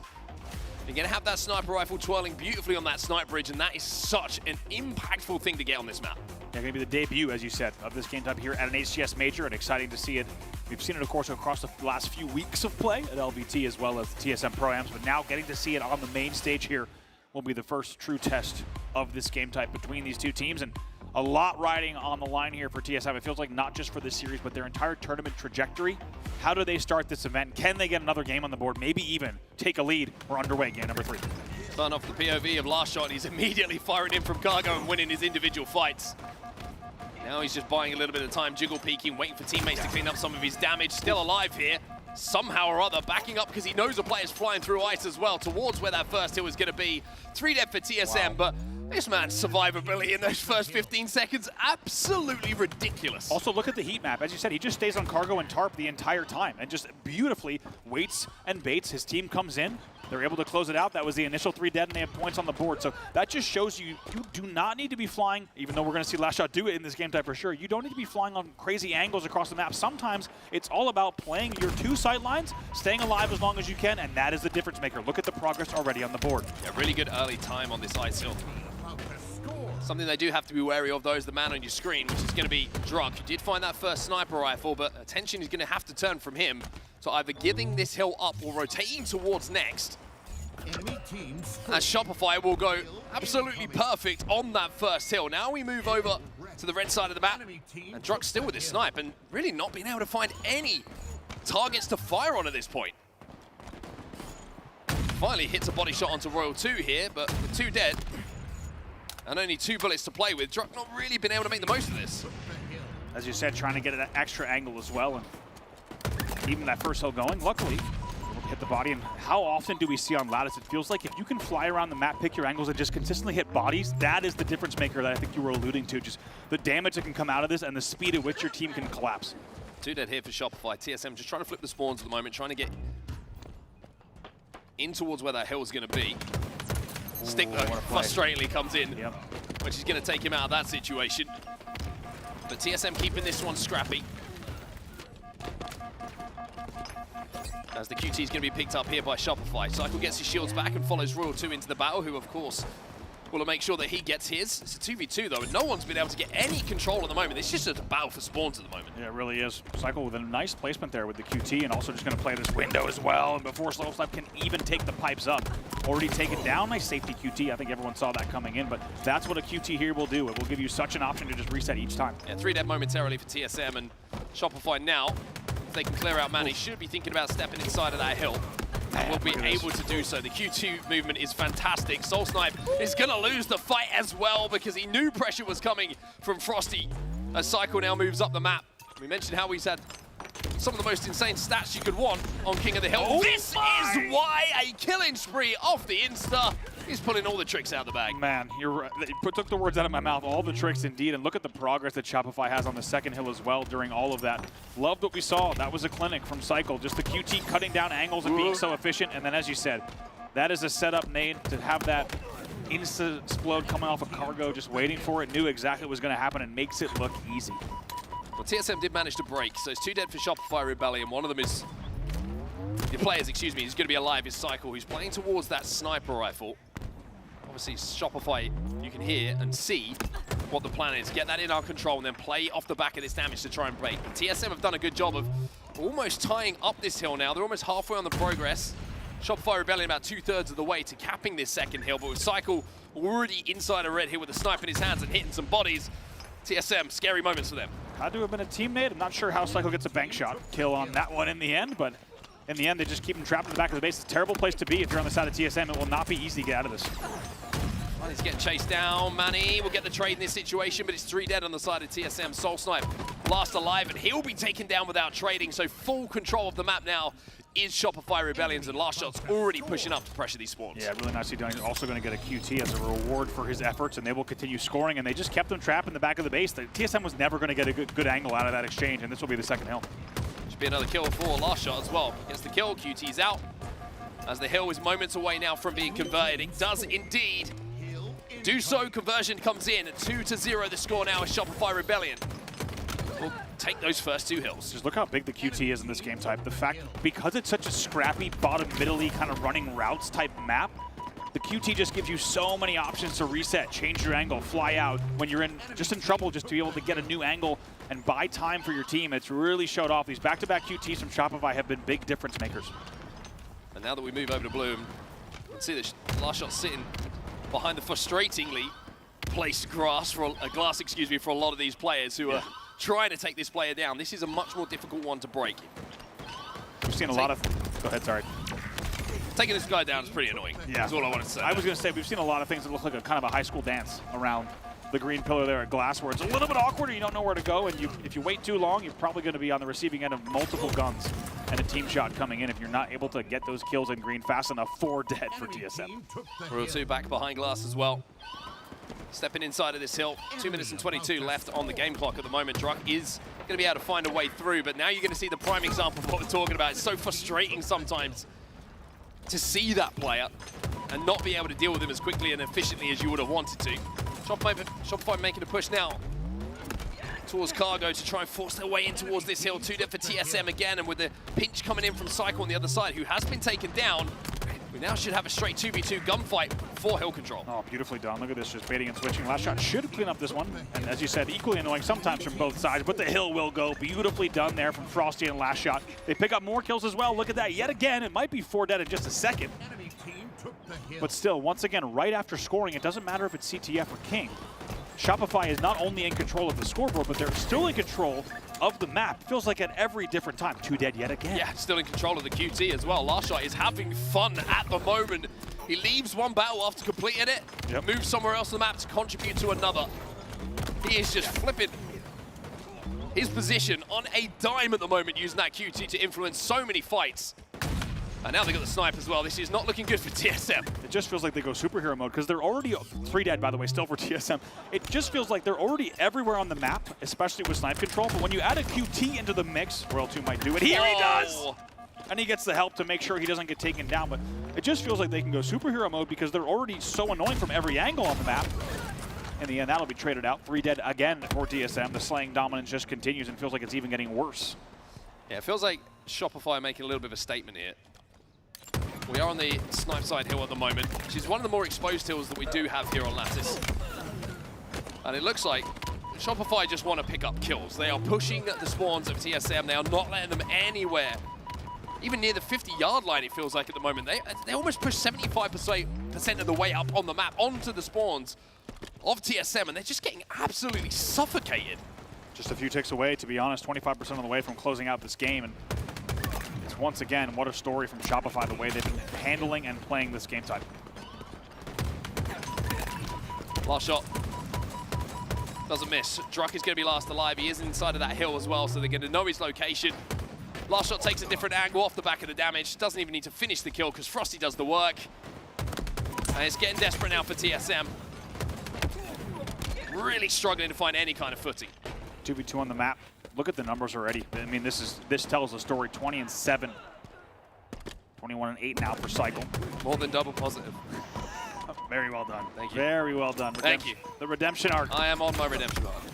World 2 also 18-10 at this stage of the game. And now it just feels like, once again, another victory lap as Shopify has done the work throughout this entire game with only 45 seconds left on the game clock to lead 3-0.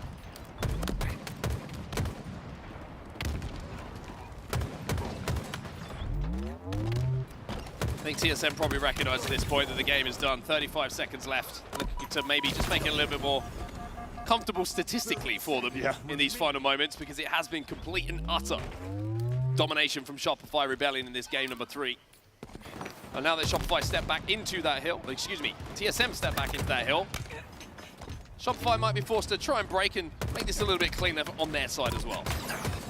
Have the break starting. They will get those first 2 picks, a momentary 3v2 on this push. Just counting down the seconds at this point, TSM. And I think Shopify Rebellion doing the same. Yep. Another extra kill there for Royal 2 on the desperate Manny, trying to get somewhere near this hill to keep this game alive. Royal 2 is going to slide in on Torlik. He's going to win that one as well, and even though he's traded out, that'll mean 22 kills for Royal 2, 22 for Cycle, and a clean victory on Lattice King of the Hill for Shopify Rebellion. They take their lead back. They're up 2-1. Once again, the second time we've seen an objective game type in this series, and the second time that we've seen Shopify nearly flawless in that game. Really reminiscent, actually, of that game number 1, just of the way it ended, right? Game number 1 ending 4-0, them essentially playing time and just dominating the entire game without hitting the score limit. It's the same story here in Lattice King of the Hill, and even though we were expecting to see TSM put up a fight in this style of game type, I think what really was the difference maker was the way that Shopify plays Lattice. And as I said, if you've been watching them play these past few weeks, I think they're the best Lattice team, and the speed at which they can play that game type. And then you add the QT, perfectly executed and grabbed each time into that, and they become an unbeatable team, in my opinion. I think one thing that's really highlighted on Lattice, particularly with what we just saw as well, which is another great illustration of a point I'm about to make, is just how good the basics of Shopify Rebellion are. And I want to talk about their baiting and switching. You even go back to the first few moments of that game. Last shot, outputting damage. Yep. And his teammates contributing to those that damage turning into kills keeps him alive to then come back and help them when they get their shields chipped away. And we saw it so many times. How many times was a straight 1v1 taken in 2 equally shielded players in that game? It always felt like Shopify were in a position where if damage wasn't done, that they were putting that first damage down, then backing away for a teammate to finish. It's just great comms, great communication, great baiting and switching. And again, it's just the basics of Halo that are they're excelling at. Exactly, and also it's also just the ability to it goes so much into route planning too, right? They're always taking routes where they will be able to disengage. How many times did we see Shopify get caught out, either around top mid or bottom mid in that game type, where, as you say, they get clean forward, or even they're a victim of a 1v2. It just doesn't happen. With the way that they're planning their routes, they can always disengage. It's always based on the comms that they're hearing. And in doing so, they can always take one extra shot, right? They're finding ways to min-max the damage, which paves the way for the team to have complete map control time and time again. And as you can see by the scoreboard, it has been objective domination from Shopify so far. They will look to do it yet again in game number 4 and close the series. It's going to be oddball live fire. I mean, if the pattern continues here with what feels like the 2 teams being a little bit of a class apart when it comes to the objectives. You would expect this one to go the way of Shopify Rebellion, but I said that before game 2. And look what happened. So TSM got to shake off what just happened there on Lattice in the same way that they shook off what happened in game number 1 on Aquarius. And think about winning this one, and then it's a game 5 and it's Slayer, and anything can happen in a game 5 Slayer. Without a doubt, especially when you talk about the talent on this team. And just for anyone who hasn't been watching all of Halo Infinite, you heard Snipedown talking about it, but the fact that these TSM boys have been playing together for a long time. We'll get back to that in just a second, though. First, we'll look at live fire oddball stats, and interesting losing record for both sides here. Yeah, not the greatest of stats for Shopify Rebellion here. And I wonder if some of those... Optic. Yeah, I was about to say, yeah, some of those games may be played against the greatest live fire oddball team of all time, which is the current Optic roster. They simply do not lose that one, it feels like. But you're looking at the round margin, and it's not a lot. So they're not losing by much. That's one thing you can take away from that. That is wild. If you fold in those Optic By the way, that's a crazy low margin, as you say, to have in a losing record. Really interesting. There's an asterisk on that stat line for sure, but we'll also take a look here at the main ball carriers. Some objective play from both of these players. They could do it all, but certainly objective as well. Yeah, it's interesting, isn't it? You look at Frosty, you usually don't put him in that category of player who's going to be grabbing that oddball, but I think you're just looking at Shopify Rebellion. You're looking at percentage of team time. It's just split across everyone at the moment. Maybe a little bit less for Royal 2. But, exactly, yeah. But Frosty's happy to make up for that. He'll take the 32, right? Exactly. He'll take those stats. He'll take the 7% extra for him to make sure that Royal 2 can do 90% extra slaying on the map. I think that's a pretty good arbitrage between those two, which any player would take. Frosty and Manny on your screen, and Manny now needing to find a way to get his team back in the series. Also, it's an interesting stat as well. I think it just shows how much Frosty trusts his teammates to get kills as well. Yes. You know? Yeah. He'll say, I'll grab the oddball because I know I've got last shot rule 2. I was going to say, yeah. Cycle, who aren't going to lose their individuals. I feel more comfortable doing what I have to do to win the game because I trust my teammates to do what I would do if I wasn't holding the oddball. So it's one of those stats that maybe there's a little bit more to it. Maybe I'm thinking too much about it. But as we head into game number 4 here, TSM have a chance here if they can steal this one away. And I think round 1's so important here for TSM to get off to a good start. If they can steal this, we have a game 5 on the horizon. But it's a big if, because both objective games so far have been heavily, heavily favored and won by Shopify Rebellion. They certainly have, and Shopify will look to do that again in this series, of course. It's not just about winning this series, it's about the way that you win your pool play series. It's about the momentum you can bring into the rest of pools as well as into bracket play. And Shopify really wants to have no room for error, right? They want to show just complete composure in this series and bring that the length of the tournament. So even though they would have a Game 5 backup to be able to pull off the series, you know that they want to close it out here and now. Yeah, especially if you lost the game too. You know, you do not want to be seeing Game 5 pop up. Well, it looks like the game is going to be underway here. Live fire oddball. It's going to be our map and mode combo. Frosty taken down almost immediately here. TSM find themselves 2 dead though, and Soultype looking to even up those numbers, but can only get the trade. Momentary 2v1, Tall Glass player live, has to hold him off the ball and wait for some spawners. Very good awareness from him. Good damage. The last shot's just going to finish it with the snipe and also start to bring the ball back as well. And of course he hits the body there. Oh, another one! Unbelievable damage here coming out. Doesn't look like the kills will be cleaned up, but it doesn't matter because the ball has already been rotated. That shot from last shot bottom middle was like so dismissive. Oh, that one was even more so from Manny. That's a little lesson that TSM are here to play. They have the sniper still in their hands, 2 bullets to play with them with 4 dead on the side of Shopify Rebellion. Life here for TSM. Good damage from Manny. Needs to stay alive if he can, though. He's able to do so. They get the first pick as well, so they will continue scoring and they take the lead. Nicely done. Good composure here from TSM. Knowing that even though a couple of game types might not have gone your way, the series is not done yet. Ball should be rotated. It feels like a late rotate. We'll see if they can get it across. I don't think they're going to be able to. No, it feels like the ball maybe should. Royal 2 staying still for just an extra second. It's a momentary 2v1 on the map. Yeah, I feel like Manny was like half a second from getting the timing and what he needed to get the info to tell his teammates where that push was coming in. Didn't see enough, quickly enough. Yeah. It felt like there was a chance, though, right? If they were able to scoot that, I think they could have gone scoreboard to cuts pretty comfortably. The timing window was there, but unable to execute.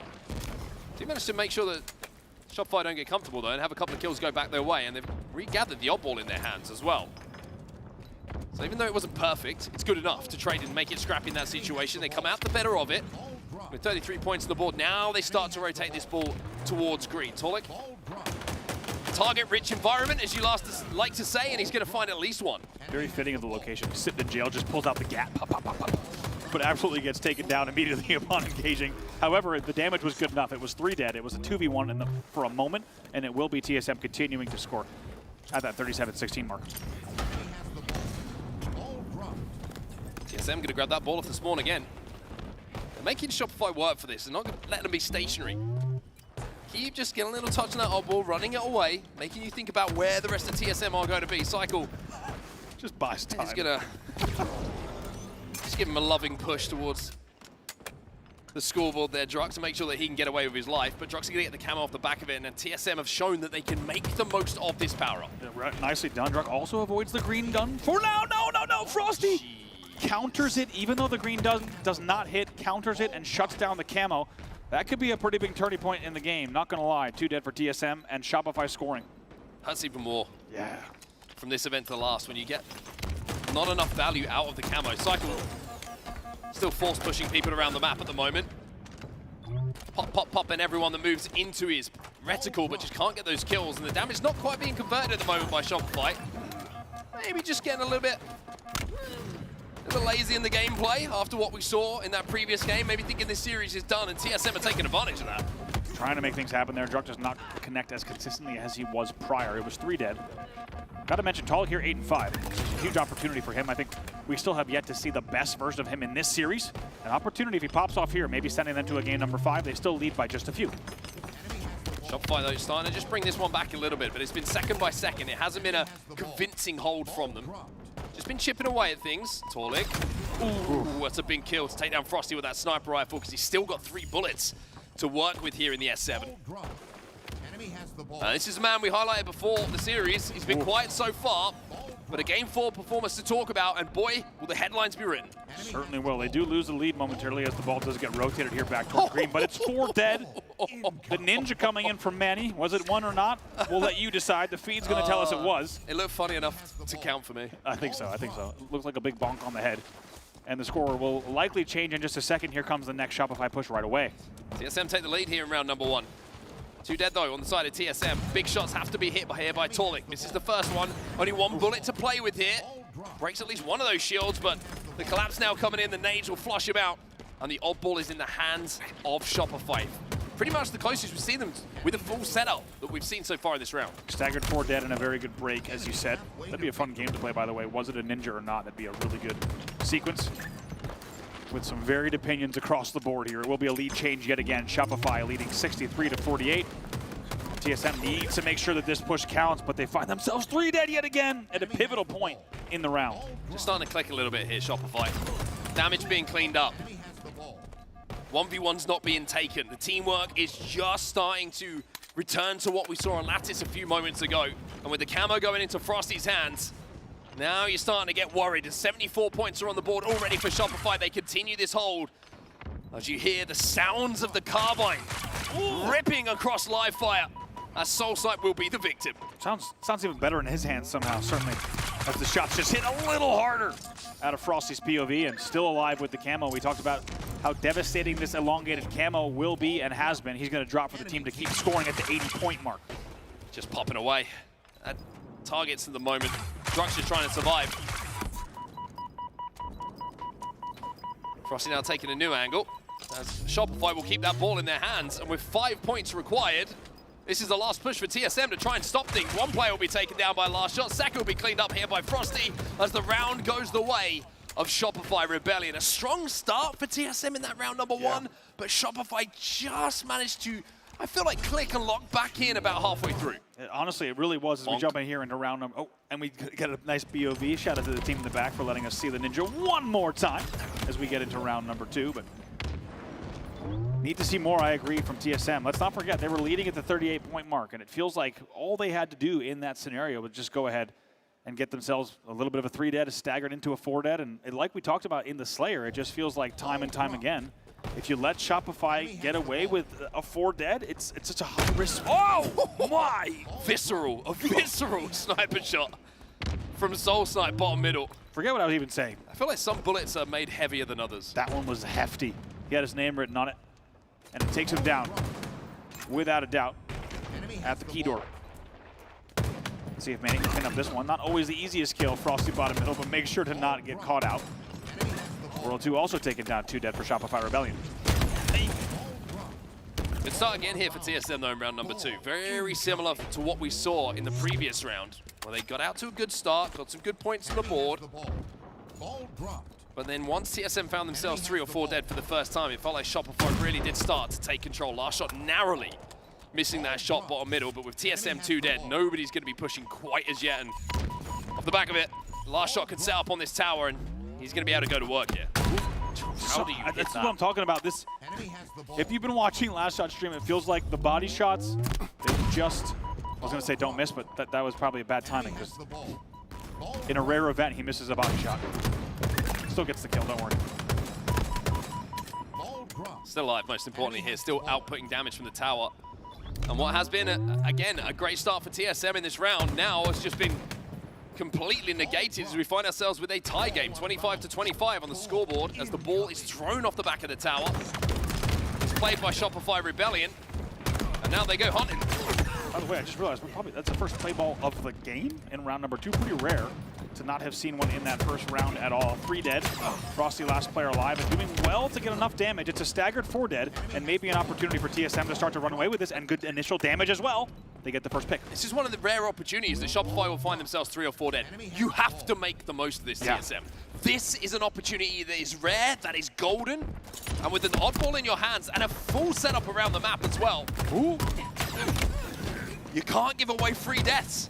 They get the first kill, they're looking for the second, but Shopify are picking them off one by one here.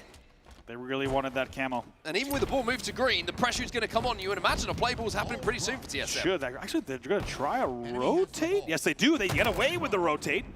And right now they hold for a second. Cycle wants to waste no time. Here he comes. Jeez, are you kidding me? That's the timing that I'm talking about with Shopify. Cycle knew what they were expecting. He knew the pre-nade was coming, and he knew he could fly underneath it and gets the double kill. Cycle's playing, if you're expecting Cycle to be flying at you at 100% speed, he's flying in at 115%, and he's beating you at the timing game and getting away with breaking the setup. Think about where we first jumped on the POV of Cycle in this life, by the way. And think about where we are right now. He's gone all the way round the map on the hunt for anybody who dares to call themselves a TSM player at the moment. But regardless of what's happening for the POV of Cycle, it's 49 points on the board still for TSM here. It's a 10-point or so, 9-point lead. As Frosty starts to connect with a no-scope, and Drock has to be careful. He was nervous. And careful he is. Nice job, though, to take down Cycle as well. Finally, Cycle will go down. He's 19 and 13 at this stage of the game, but isn't that just a perfect encapsulation of what we talked about with Cycle gameplay? It feels like a year or two ago we were talking about how he was unkillable on this map, and guess what? Fast forward to now, he's not only a champion, but still just as difficult to kill, if not even harder. SoulSnipe finds one. That's going to be a 3v3 on the map right now. Last shot gets taken down as well. SoulSnipe starts to arrive a little bit. 16 and 16 in this game. Still a 9-point advantage here for TSM, as off the back of the kills, they get their hands on that oddball. Tolik's going to be able to bring this one back to tower. But a lot of TSM players kind of grouped up at the moment. They don't have a spread on the map to really escort him back with that oddball. Nicely done there. Good teamwork around cuts as well as top middle, and good damage throughout this entire life from SoulSnipe. And they have put some more points on the board. I think they wanted a little bit of a stronger rotate, but they do lose their ball player. However, maintaining a good slaying number should lead to a little bit more time here. Really important kill back tower there. Means that TSM can finally put their hands back onto that oddball. Starts grabbing a little bit more time and make that lead a little bit more comfortable. Drock's going to be flown at by 2 players. Royal 2 going to be collecting the kill. Manny answers back immediately, though. And the pace in this game is just starting to pick up a little bit here. The trades are starting to happen on both sides. The individuals are starting to be won by TSM, as well as 4 Shopify Rebellion players will fall here. And the oddball is back in their hands alongside the camo. This could be the chance that TSM have been waiting for. Beautifully timed. One of the first time that we've seen that clear of a 4 dead and a power-up grab as well in this entire series. By the way, such an interesting stat line as SoulSnipe stays alive. Take a look. Barely positive for Manny, barely positive for Drock, and SoulSnipe also just narrowly off this last exchange, each player going positive. Moments ago, 3 of those players were negative. So really get a break point here, but they're still leading 80-40. 3 dead again. 3 dead again. Got to get that oddball in their hands. 80-40 is the score. And if they do manage to do so here and they pick up another round of kills onto Shopify, we could be going to a round number 3 here. This is the chance that TSM need to take those. One thing to create it, it's another thing to grab it. They've done so well to not have the slaying numbers. As we said, it's so narrow between the two teams. And instead, they've been so objective efficient. 3 dead yet again here. 91 points on the board. Gonna be able to grab this sniper rifle as well. This could be all of the difference in where this round goes. 97, 98, 99. TSM take round number 2, and we are going to a round 3 of Opal here. Wow, what a different round. Completely a different story from what we saw in that round number 1. And TSM, it feels like they learned lessons from the first round. At the mid-game, leading again, and this time so objective efficient despite not having any sort of really slaying lead. As I said, moments before they took the lead, 3 of their players were negative in that round. Kind of go back to the 4 dead. First time they got Shopify 4 dead. From there, control, and they kept it. They weren't giving away silly deaths. They weren't allowing Shopify to take space on the map. And that's what you've got to do when these opportunities present themselves against a team that can call themselves the defending champions. TSM taking those advantages. And off the rip here, keeping it scrappy, keeping the numbers even. And what a story this would be. If you caught only the first round, you might have been thinking, this series probably has only a little bit of time left. But instead, with that performance from TSM, they do find themselves 3 dead, so it will be Shopify time on the board. First team to score in this round. But not over yet. TSM wants to force a game number 5. Ooh, big win from SoulSnipe.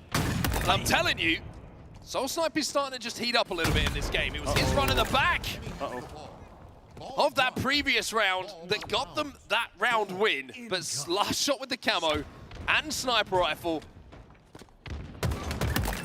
is brute forcing Shopify back into this. Man, has this been a demo of just how long the new camo is this entire series, or what? Finally, last shot is visible again on the map, but not before Shopify puts the first 12 points on the board.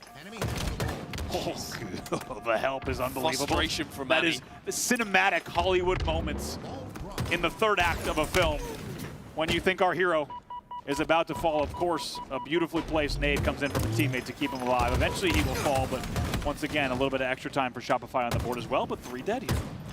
TSM immediately with the objective in their hands as well, something important to highlight. The kills are turning into points. Druck as well finds another kill. Even though last shot will clean out the dummy side as TSM try to take some space. The ball time is still going to TSM. Only a couple of points. Essentially a tied game at this point. Nice job for Manny as well. Good movement from him off that first exchange, but they will find themselves 3 dead yet again. It will be a lead change. Shopify now pulling away with a little bit over a 10-point lead. Here comes the push. Going to be spawning away from the camo side of the map as well, and that's frustrating because that camo's coming up. So when they have to move across the map, just to influence not only the oddball time that's being picked up by Shopify, but to contest the camo, they're going to be falling into the reticles of Shopify Rebellion. This could be a big run for them. Camo is still up at the moment, and the ball time is heavily now in favor of Shopify, 41-16. Should, on the scoreboard, should have been a camo burn at least with what we just saw. SoulSnipe's last player alive, still has Druck to help here as well, so they might have a little bit of extra time. I believe, based on the map composition, should have been a camo burn. That was a momentary 4 dead. 2 players just respawned for Shopify Rebellion, so TSM starting to pick up their slaying game. Sniper rifle, pop in top middle. Royal 2 going to try and flank past it. And manages to find the kill onto Druck by doing so. SoulSnipe will find one though. And the sniper rifle, I believe, is going to fall into the hands of TSM. I think it just went down top middle. And with Torlik finding himself a killing spree, SoulSnipe has the ball, and TSM are slowly but surely just chipping away at this lead of Shopify Rebellion. Nicely done, because last shot actually hits a perfect C platinate onto Bags, and they do get the first pick off of that. However, TSM manages to find a little bit of resistance, but off of that hold, they do get right back in the game. They're only down by here, only 9 points, but they are 2 dead. Ball drop. Big win coming in from Torlik. Unfortunately, can't get away with his life. And there is that sniper rifle. With pressure coming in, last shot needs to hit some shots. There's one. Ball dropped. Enemy has Druck's going to peek. Frosty's going to be there to support his teammate. Opal's still in the hands of TSM though, and we're about to have a tie game. Really nicely done from TSM. Managing nades to, from TSM. Really good job. They find 2 dead here. Manny knows he needs to keep the pressure up and keeps them weak. Now Torlik comes to help as well. Frosty finds one though, but it's a 2v2 at the moment. Royal 2 is under pressure. Gets the kill, puts the pressure onto Manny as well, which forces that oddball to be dropped. Look how frustrating he is being to be taken down. As Shopify try and flood off the back of that. Royal 2 staying alive long enough for Shopify to get up the map, and now they've got the ball in their hands. It was a tie game. I think what we needed to see from TSM, there was a little bit more of a play ball out towards the camo. That ball sitting in house was pretty dangerous, and as you can see, it has already impacted them on the scoreboard as well. Really important moments in this game. 2 dead for TSM. Odd ball in the hands of Shopify. They start to score and start to pull away. Last shot, couple of shots, backs up, keeps his life. Tries to convert onto Manny and does so. Now turns his attention to the kill he started. As TSM will find themselves 2 dead again. Frosty still with his ball in his hands. It's amazing. He's such a percentage player there. 66 to 41 in the game as Shopify starts to pull away even more. But it feels like every time you're on Last Shot's POV, he's going to hit, he's going to finish the 1v1 there, and he's going to get the extra trade as well. And consistently doing that in this game as well. Just 25 and 24 in the rounds overall so far. It's been Cycle as well as Royal 2 who have both hit the 30 kill mark. Well, this stage of the game, Shopify have the luxury of having the lead, not being forced to move towards that odd ball. They can defend it, they don't have to hold it, which means 4 guns up versus 4 pushing TSM players. And TSM managed to steal that ball away momentarily, but Shopify have just grabbed it back as Royal 2 takes on Drunk bottom middle. Soul Snipe comes in to make that an unfair fight, and Tolik will find another. It's 3 dead for Shopify. TSM with the ball in their hands. Frosty bottom middle, only player alive here. For Shopify might be able to get it out of Soul Snipe's hands, but Soul Snipe stays alive. Big moment, and he gets the kill and doesn't take any damage in doing so. A huge play by Frosty as the game was only separated by 17. Frosty finds a second. And most importantly now, the odd ball is in the hands of Shopify, but Druck has a sniper rifle bottom middle, and TSM are starting to throw bodies towards this odd ball, starting to win some fights, and Druck has a lot of responsibility now with this S7. What a play there from Frosty with only 53 seconds left on the game clock. That might have just won them the game and the series. Tolik finds one though. Pulse isn't good enough to send that nade back. Royal 2 flies bottom middle, Soul Snipe will find the kill. Odd ball still in a neutral position. 2v2 on the map. Big 1v1 in the back of the base. Tolik knows how important it is. Cannot afford to get taken down, and he does. He falls to the 1v2 eventually, and Frosty goes huge yet again, picks up a third. That might seal the deal. 70 points and rising, but most importantly, TSM with 2 in the death screen. The lead escalating towards a series win here for Shopify Rebellion. This is the last throw of the dice here for TSM. They have to win this next team fight. 2 still dead. Keep an eye on the kill feed. 89 points on the board, as you say. They need the picks, and they need to push now. Cycle doesn't connect. TSM flooding. 2 players going to be killed by Last Shot. He finds the double kill. Druck is last alive, and he's nowhere near this oddball. This will be it. TSM 4 dead. Shopify Rebellion with a round 3 win here on Lightfire Oddball, which will turn into a 3-1 series win. And it feels like that third round really sums up our story of the series, doesn't it? It feels like even though we saw moments of greatness from TSM and a lot of back and forth throughout that entire series, when it came down to it, when Shopify was backs against the wall in an objective position, they found the way to keep composure and close out the game comfortably. Yeah, very good series from Shopify Rebellion. TSM showed signs of life, but just slow to get going in the objectives. Took the Slayer, but that was pretty much the only positive note for them across that first series here in Pool A. So Shopify, when you're looking at the seeds, come through their toughest potential game in this pool and get that first win on the board, Andy. Honestly, I think if you're a Shopify fan, you're very happy with what you just saw in that series, regardless of the fact that they might have dropped the Slayer and regardless of the fact that they dropped the round of ball. I think overall, if you're looking at Shopify and you're asking, is this team where they need to be this week? And I think the answer is like a resounding yes. Yeah, very impressive stuff. I mean, TSM, of course, now have to think about complexity and that big matchup that's going to be coming up in Pool A as well, because we mentioned actually look pretty darn good in some of those events that we've had between the last major and this one we find ourselves at. And Shopify probably feel a little bit more comfortable having got the work done against TSM in such fashion. Certainly, yeah. I think TSM also needs to be proud of what they accomplished in this series. I think, likewise, if you're a TSM fan, I think there's a lot to be happy with that you saw in that series. Let's not forget they have, as we said, big results online against Optic and FaZe recently, and TSM has a long weekend ahead, and I think they should be proud of the moments they had there. A few things to work on, but certainly it could be a long road for them this weekend. I think for the chasing pack as well, they're probably looking at that game. Probably would have been watching with like one eye on it if you're for like sure. Optic, FaZe, Space Station, Envy, and you're hoping that there's going to be a few things you take away from a series where you're like, oh, Shopify, a little bit weak there, but Not really. Yeah, I think not really too much to talk about. You just probably focused on your own game there. That was great. Yeah, I think the chasing pack in that scenario is actually looking at TSM and being like, oh, TSM actually looking like a bit of a bigger threat than usual, looking pretty strong. So I don't think they're going to be taken lightly in the bracket if you were kind of watching, as you said, with one eye open. Yeah, it's going to be an interesting one to follow that pool number.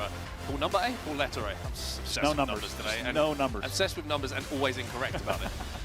What other pools are you looking at? I'm really looking at Pool C. I think it's going to be a very interesting one as well. You got like some Luminon in there, you got FaZe in there. I think it's going to be. I'm really excited for that match. I think it's going to be a good one.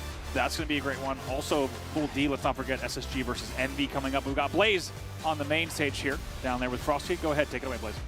Thank you so much, Onset and Brav. Everybody show some love to Shopify Rebellion on the main stage. They get another one done here to kick off our tournament. What a game that was, Frosty. How you guys feeling coming off that 3-1 victory? Yeah, it's a nice start to the weekend. We got a loss out of the way. It's nice to get it out early rather than later. So yeah, I mean, feeling good. There you go. And you know, you say you guys got a loss out the way. You only lost one map right there, okay? By 4 in the Slayer. And from what I saw, you guys got down kind of early. What happened in that Slayer for you guys to even lose that map? Because all the rest of the maps were dominant. Yeah, I think, honestly, I'll take that one on the chin for myself personally. I was definitely dying a lot early, but I mean, that's just what it is when you're playing one of the best teams in the world, right? It's like every team is coming here to play, so if you make mistakes, they're going to capitalize on it. They most definitely will, because this is the HCS, and we got the best teams in the world playing in Charlotte at the FaZe Major. Now, 2 of your teammates, all right, put themselves in history at our last major, being able to win their first event. Now, you've been in that position before where you won your first event and you leveled up a little bit, right? How do you feel like those guys leveled up after getting that first major win under their belt, and how proud are you of them? I mean, insanely proud, of course. I mean, we've been putting in the work all year, so yeah, I mean, I feel like their confidence has gone up for sure. I mean, I feel like you guys have been seeing it lately, and yeah, we're just going to carry that momentum the rest of the year. All right, and also carry that momentum throughout the rest of the day. You guys got Complexity next. You ready for them? Yeah, absolutely. You heard it here. Absolutely ready for Complexity. That's going to do it for me and Frosty on the stage. Lot, take us away. Thank you so much, Blaze. That's dad vibes right there on that stage. That's leadership. I love what I heard there from Frosty. Yeah, look, hey, we all have a little bit of a rough, squeaky game. It happens, but the fact that you can take accountability, especially in your interview, to push forward, get it done, though, nonetheless, take the series win, and also talk about how epic your teammates are. That is, that's a leader, to say the least. I have to ask you, Snipe Dan, about that series. I will say, I'm quite impressed. I'm thoroughly impressed with TSM. I think they are on the right track. I think they are elevating their gameplay early on, which is good to see. Wasn't quite enough to get the series win. But how did you feel overall about the situation and that matchup? Yeah, I mean, I think we saw some really good things out of them in the game 2. Obviously, we saw some really big individual plays out of Manny. Game 1 was a bit rough, and game 3 was a bit rough. But honestly, in the oddball, we saw them take it. That's one of the most objective-oriented game types. I talked about that when it came to Optic and how amazing they are at that game type, and I think they have the best teamwork. So if they're doing that well against a team of Shopify's caliber in the last game that got them knocked out, I think that's something that they can carry forward into these upcoming matches of theirs with some positivity and some momentum. Yeah, I think what made that game 2 really so special to me is that, obviously game 1 was dominant in the favor of Shopify Rebellion. TSM didn't even touch a camo until game 2. Wow. But to bounce back like that, and to look at what Manny's been able to do, normally on Slayer, he struggled. We're talking a 0.79 KD. He comes into that game 2, drops 21 kills in a Slayer. Dude, Manny stepped it up big time for TSM. Certainly didn't do. We're going to be talking a lot about Shopify very shortly, I'm sure. So I want to kind of keep on this TSM train here. But Snipe Dan, I mean, talking about that map number 2, which unfortunately we skipped here, but Manny, for me, was the win condition there. That was huge. Talking about a player stepping up, Camo being second very closely, but the Camo really is a dictator here. And it's so important to have a player who knows how to use it and knows how to push it into their advantage. And that's exactly what TSM did game 2. Yeah, if you guys were all here watching that series, you saw the play that Manny made. He grabbed the camo, and you can't really do anything when you're grabbing the camo. He decided to throw a plasma grenade. He got the stick and was able to live with the camo. That turned into about a 6 to 8 kill swing. He got about 3 or 4 more, and that was real the momentum shift, and it helped them keep about a 4 to 6 kill lead for the remainder of that Slayer. And then, honestly, we saw it a couple different times. Cycle kind of brought them back with the camo, and then again, another TSM camo. I think Talek might have had it, and it turned them into that 50-46 win. And honestly, you got to take some positives out of that.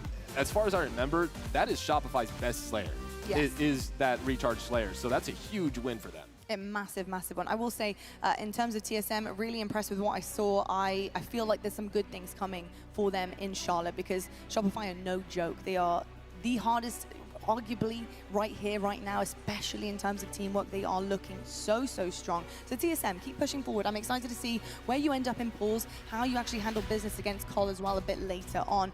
Folks, coming up next, though, we will see our first look at Optic Gaming. They're going on the main stage, going up against Omit. I am very excited to see what happens here next. Make sure you're tuning in all weekend long. Full play day number 1. Really exciting start, getting a little bit dicey here for Shopify, but no worries. They push through. Series win in their hands. We'll catch you guys for the next one right after the break.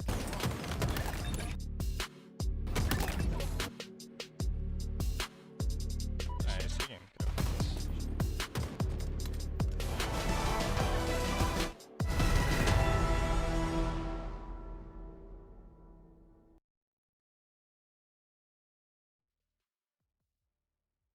Plush convertible beanbags. When it's time to rest, there's a bed inside, filled with our proprietary blend of hypoallergenic foam. Corduroys are American-made with washable covers and a lifetime guarantee since 1998. And now is the best time to get your corduroys during our limited time sale. Corduroys is where life unfolds. So get up to $100 off by visiting corduroys.com now.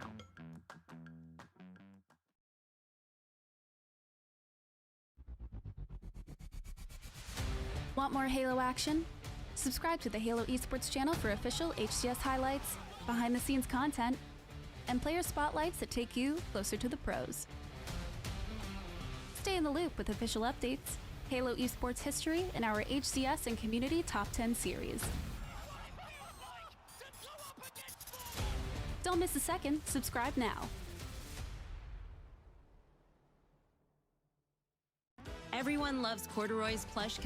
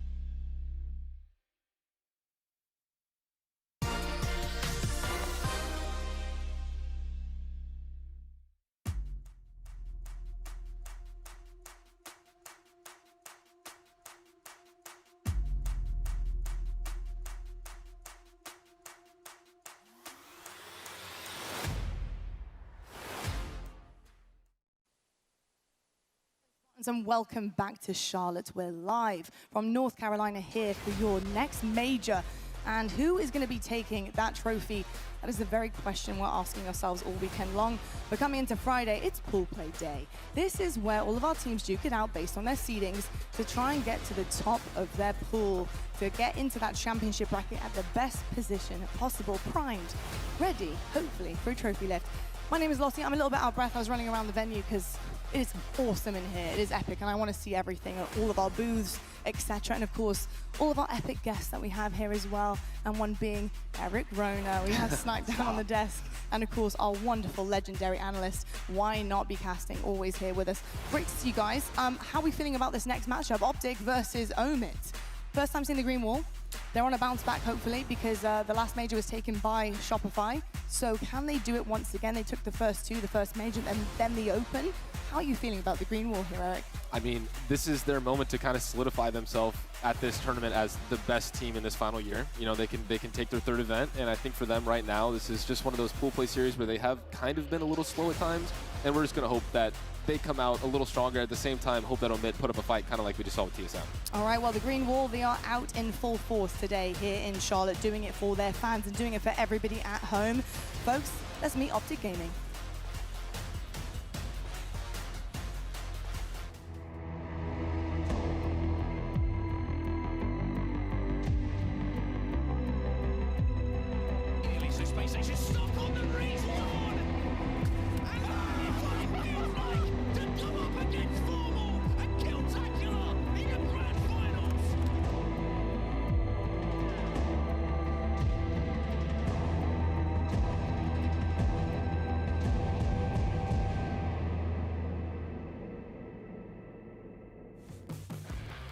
Optic Gaming, pretty perfect at the beginning of the season and just a little bit off towards the middle. What can they do with the latter half of it?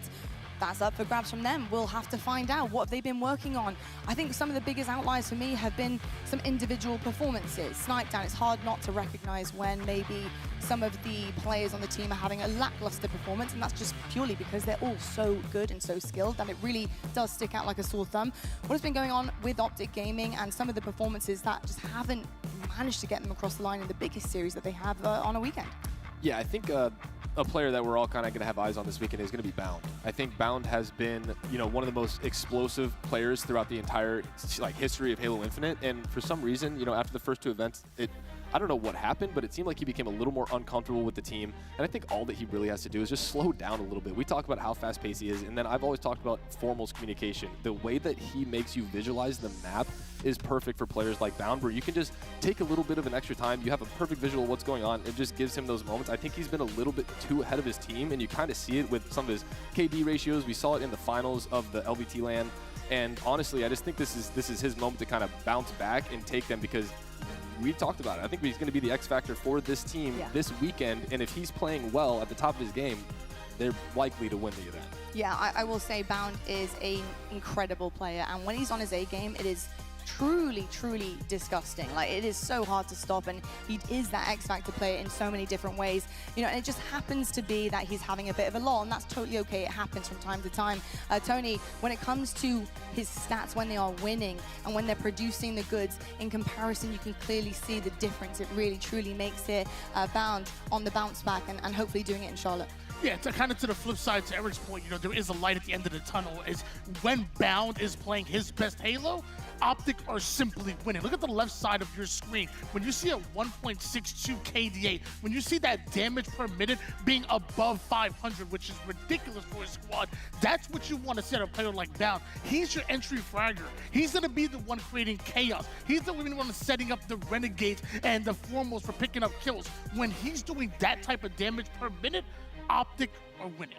Just to build off that a little bit and looking at the damage difference per minute, you can tell the difference of when he's getting ahead of his team and getting caught out and maybe dying because his teammates aren't there to back him up, versus when he's the one who's initiating, able to back out, still do damage, stay alive, and then continue his excessive damage. Because it's not like it's like over the top. He's not the Slayer, but he draws so much attention to himself. So if he dies early, it's really difficult for that team to regain the control that they're looking for. 100%. I also think it also paints a picture of confidence and two different sides of it. I mean, you're looking at the deaths here as well as the kills. It's just not as many engagements happening as well on the board for Bound, and I think that's something that he's really good at, is producing those kind of heavy pressure moments against opponents and not making them breathe or even regain for a second. So I'm excited to see so many different kind of aspects of Bound's gameplay, and hopefully we'll find another stride for him here in Charlotte. I've got to ask you though, why not? Talking about stride and finding things and a do-it-all player legend, he has been so good this season. I just kind of want to give him flowers for a second as well on Optic Gaming, because he's somebody that is definitely, you know, on your mind constantly when you're looking at this roster, and one to watch out for. Yeah, I feel like those who know ball definitely know what Legend has done and what he consistently does. However, I feel like he's the one that's kind of under-talked about for this roster. I hear a lot of the Bounds, I hear a lot of the Renegades, I hear a lot of the Foremost. Legend dropped a 1.76 KD for all of SLC. Now, mind you, let me put that in perspective. When you think of Legend, you think of one of the fastest capture the flag runners in the league. You think of that player that's first in the strongholds, first in the hill. He even does ball time as well. He does a main load of the objective. So for him to be dropping that level of KD and KDA is absolutely crazy. Start talking about Legend. Indeed. I cannot wait to talk about all of them, quite frankly, and to see exactly what happens in this series. But we need an opponent for that, right? And their opponent on the main stage is going to be Omit. So let's meet the team.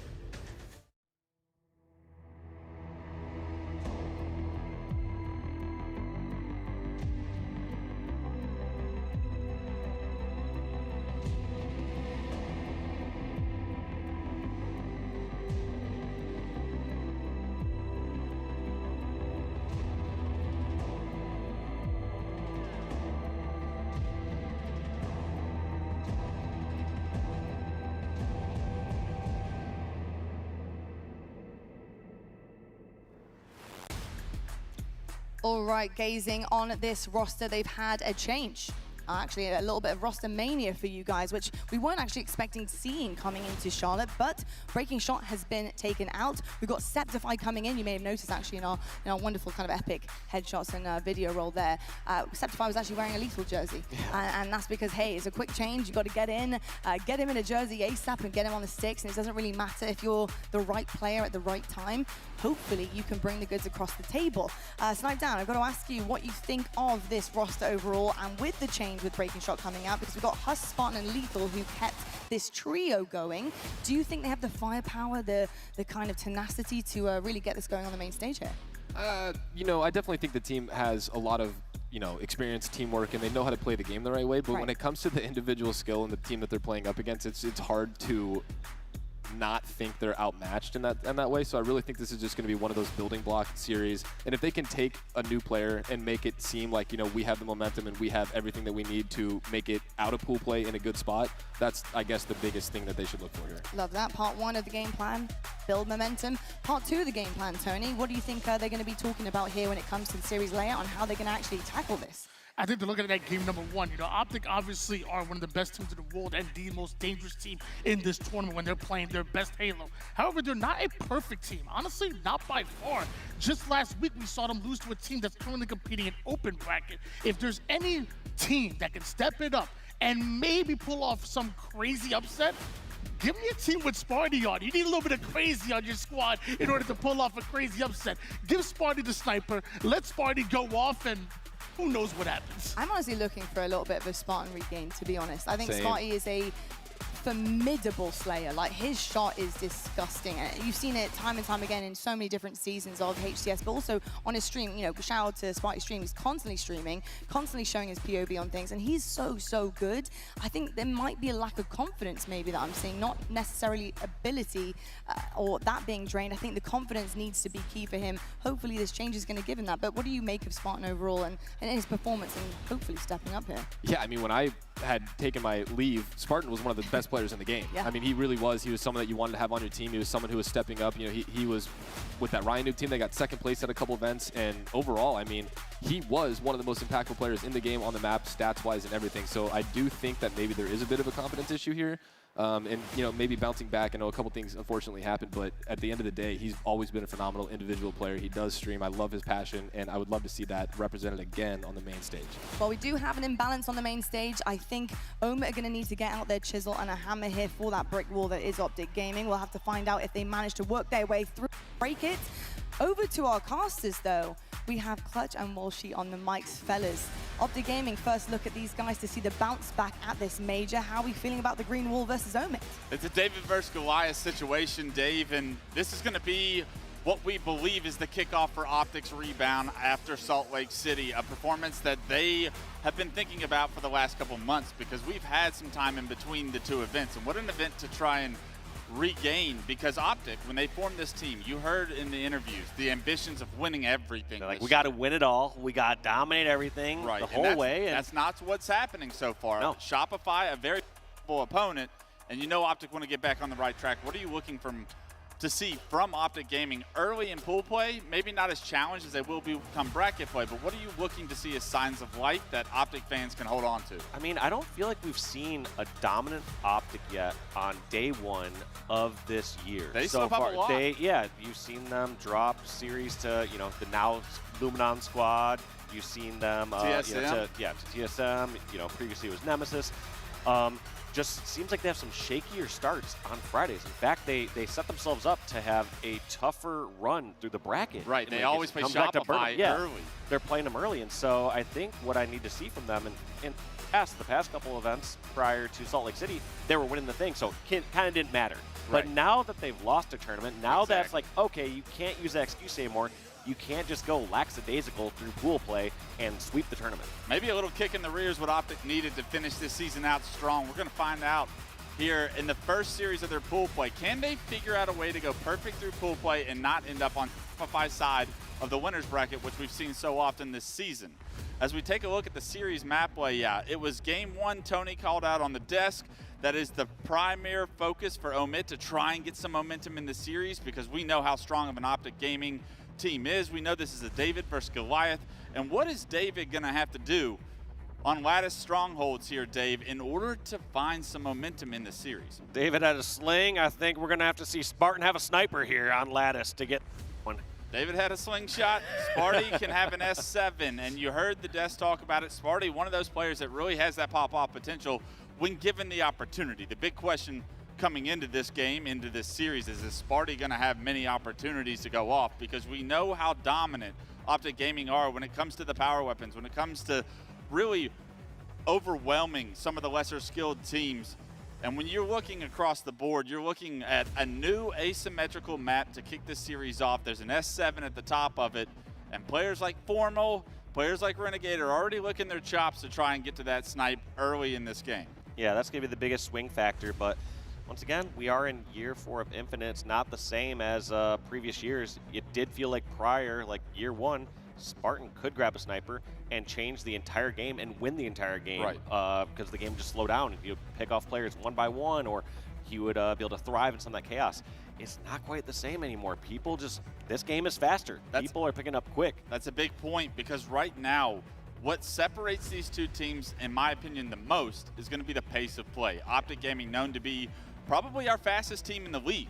When they get kills, they go. When you see Bound, you see Legend, they are always in your face. They are taking space on the map, and it is very difficult to deal with. On the side of Omet, what are you looking for from the individuals? Is there anyone specifically that can slow down some of that momentum, that can deal with that pressure that Optic is inevitably going to bring? Oh, that's a great question, because I feel like when you're in some of those difficult scenarios where the game's just picking up fast, you need someone that can just kind of block out some of the madness, some of the chaos, and just hit some shots. Win a piv. Win a fight. Win a individual fight, and then roll your team into that advantage. And so I think there's a lot of capabilities there on all those members there from Omet. I mean, if you're looking at one person, you had to single someone else. Like Septify was picked up last. You're picked up for a reason. You better show up. You need to be the difference maker here. And a piece about Septify that I don't think is known. He's not a household name, I don't think, across a ton of like maybe outstanding Halo fans. But this kid has played extremely good Halo throughout the last 2 seasons. He was a part of a Cloud9 roster that pushed the best teams in the league to Game 5s. They could never get over that hump. But this is an opportunity with players like Lethal, with players like Spartan that have been there, done that, gotten to grand finals. Like, how many championships does Lethal have? Now, finally, he's probably feeling that this is potentially his best team yet. For Septify to calm himself down and try to take down what is an outstanding team on the other side of the main stage. This would be the biggest upset of his career so far. How do you feel like he's coming in mentally, as far as, is he just figuring out how to do his part on this team, or does he need to be that difference maker? That's one of the difficult parts you have when some of these teams are going for these upsets, is they think, all right, I not only have to play my best, I have to play 110 or 120%. Right. And sometimes when you're trying to push those limits and you're trying to challenge or ego challenge certain fights or make that difference, sometimes you end up throwing away some leads. Sometimes you end up making more mistakes than you're doing good. It's so difficult to balance It's such a that. difficult balance because, yeah, you as the underdog team, you have to do a little something different, because if you're both playing the exact same normal game, Optic's going to win that. Yeah, if you're not able to roll some larger advantage or some sort of play there. And I don't think you're going to out-individual skill Optic Gaming. You're not going to be able to beat them at their own game. So I'm looking for Omit's teamwork. How they're bait and switching. How have they figured out this new map mode combination that they might have the biggest opportunity to create an upset, because the meta may not be solved, unlike a lot of our other map mode combinations later in the series that have been in the HCS for 4 years now. The algorithm's already solved. Everyone knows how to play those. Yeah, map you modes. got those It's kind of just a figured matter out. This is execution. you're right. It's the biggest advantage for especially new teams, but for teams to kind of get a leg up on their opponents. You're seeing Lattice on pretty much every single best of 5, and so all of a sudden you're like, all right, if we can figure this out, we could maybe get 1 out of the 5 games in the bag for each of these series.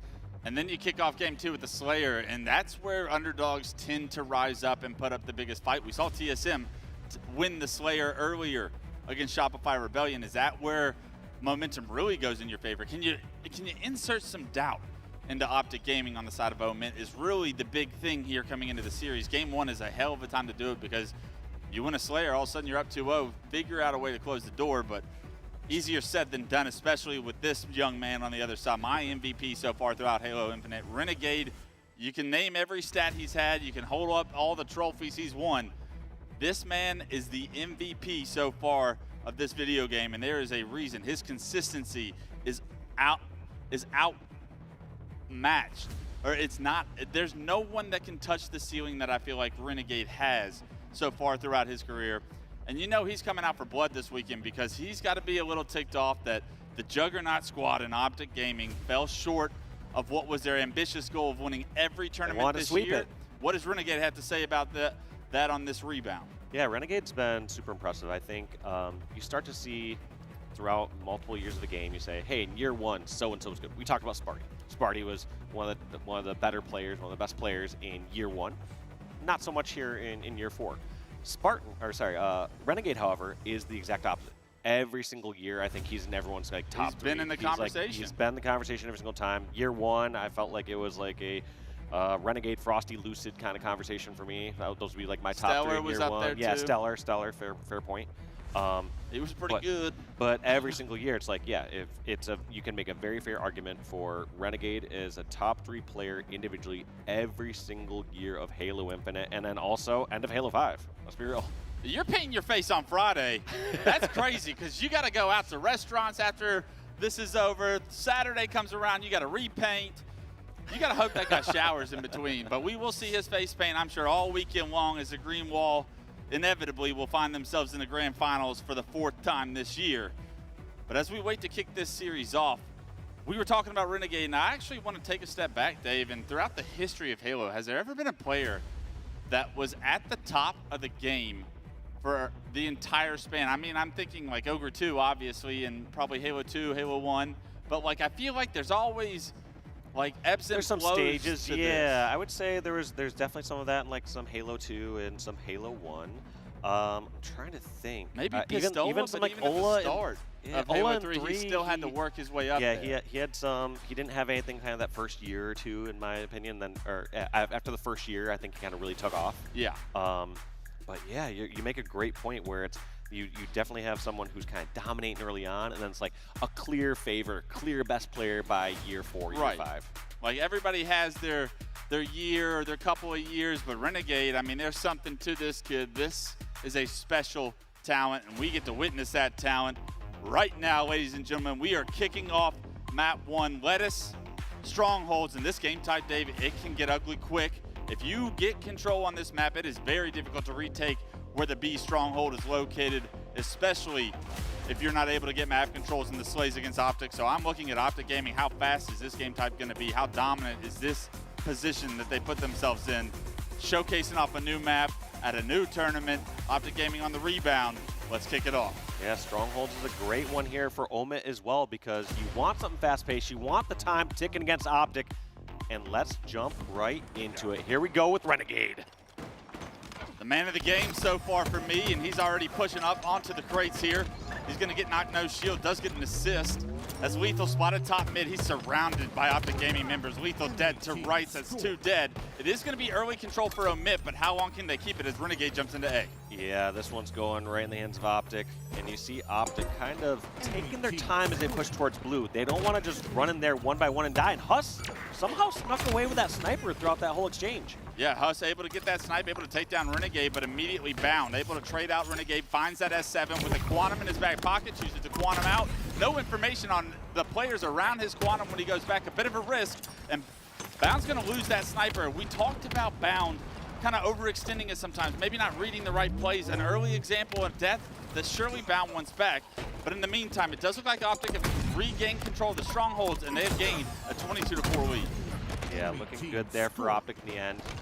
Ultimately, if you're trading kills back and forth and your team has 2 of the strongholds, you'll take that any day, because you're waiting until the times where you actually get control and get that advantage. That was 3 dead for Omit right now. Renegade trying to keep control of the C stronghold. A questionable play, in my opinion, as far as wanting to spawn Omit down into the bottom of red ramp there, but they are able to flip the spawns. A couple members of Optic go down.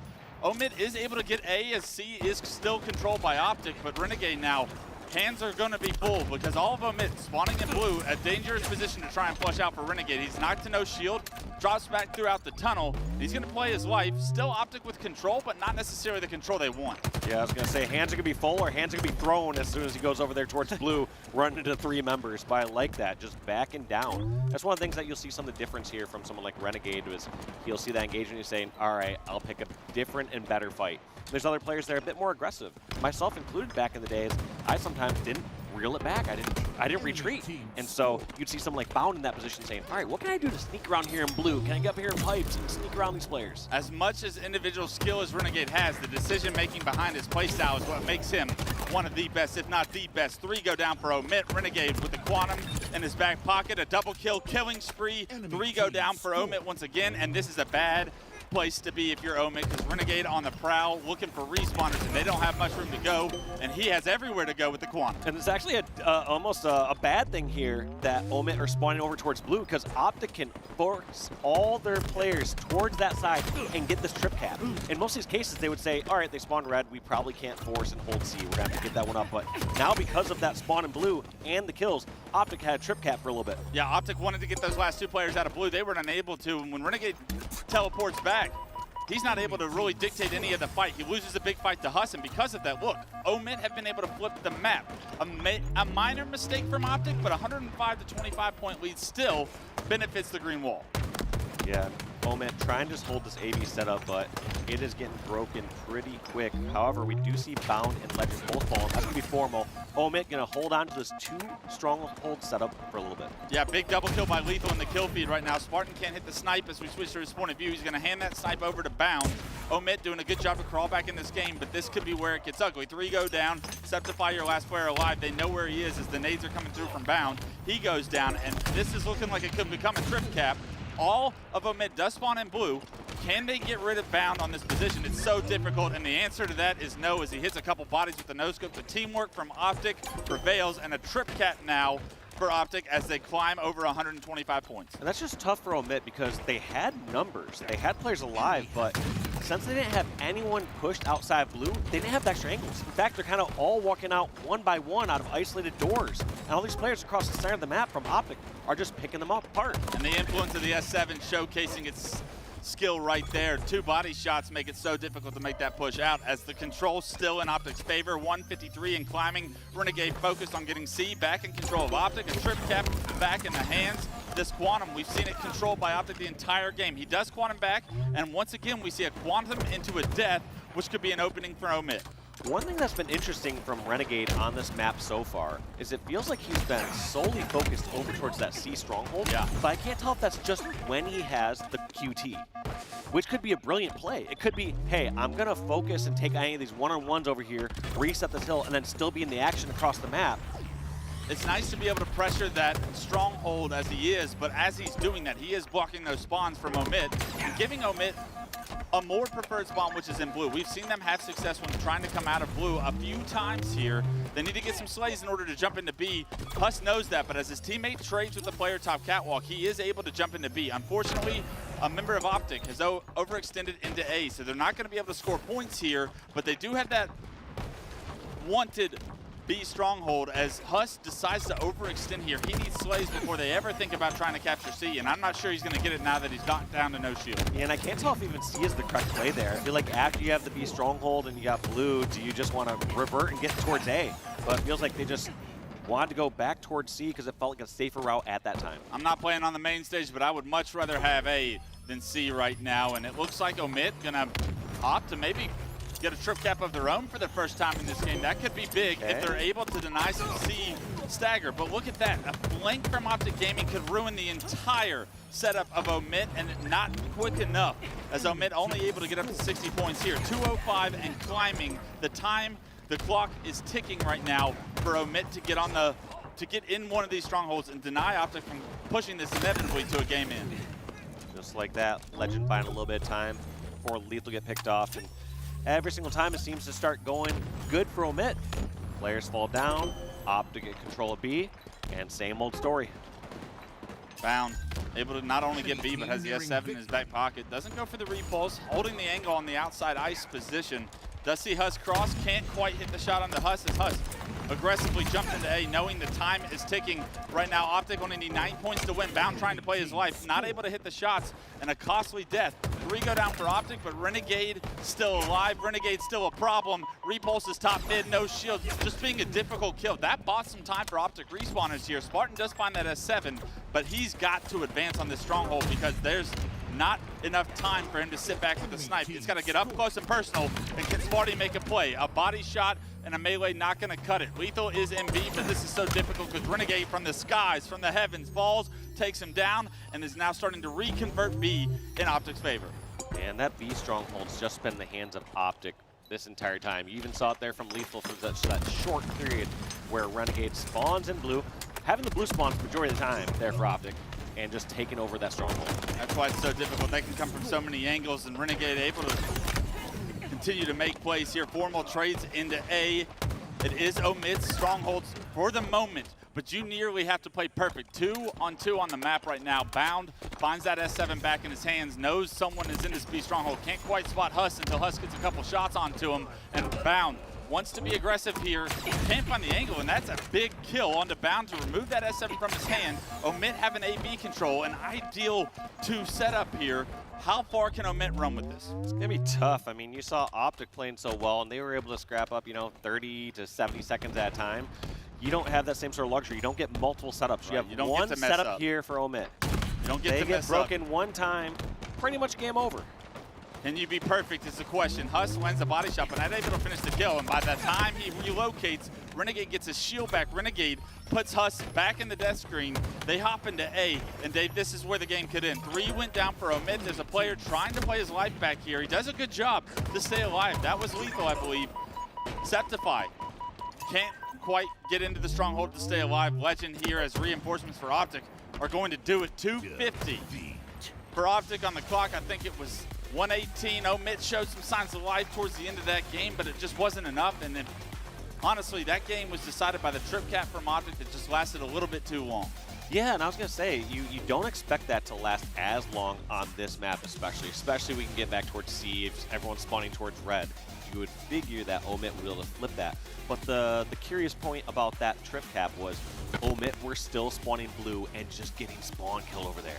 Yeah, usually you want to be spawning blue, but I guess not if Renegade and Legend are knocking at the door. Bound dropping 19 kills, 19 and 16. He does what he does best. He gets kills and he dies a lot, but he creates a lot of pressure on the map. Someone like that we called out, though. I mean, it's the man, the myth, the legend of Halo Infinite, Renegade, 17-7-8, starting his tournament off on a very positive foot.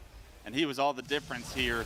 I feel like throughout this game, we saw him with the snipe. We saw him with the quantum, just continuously being a nuisance. And it was very difficult for Omit to deal with. Yeah, the QT plays were the most impressive for me, even right there. He's just like, yep, I'll just finish this off this way. He just always continually QTing back and forth from C and keeping that stronghold in favor of Optic.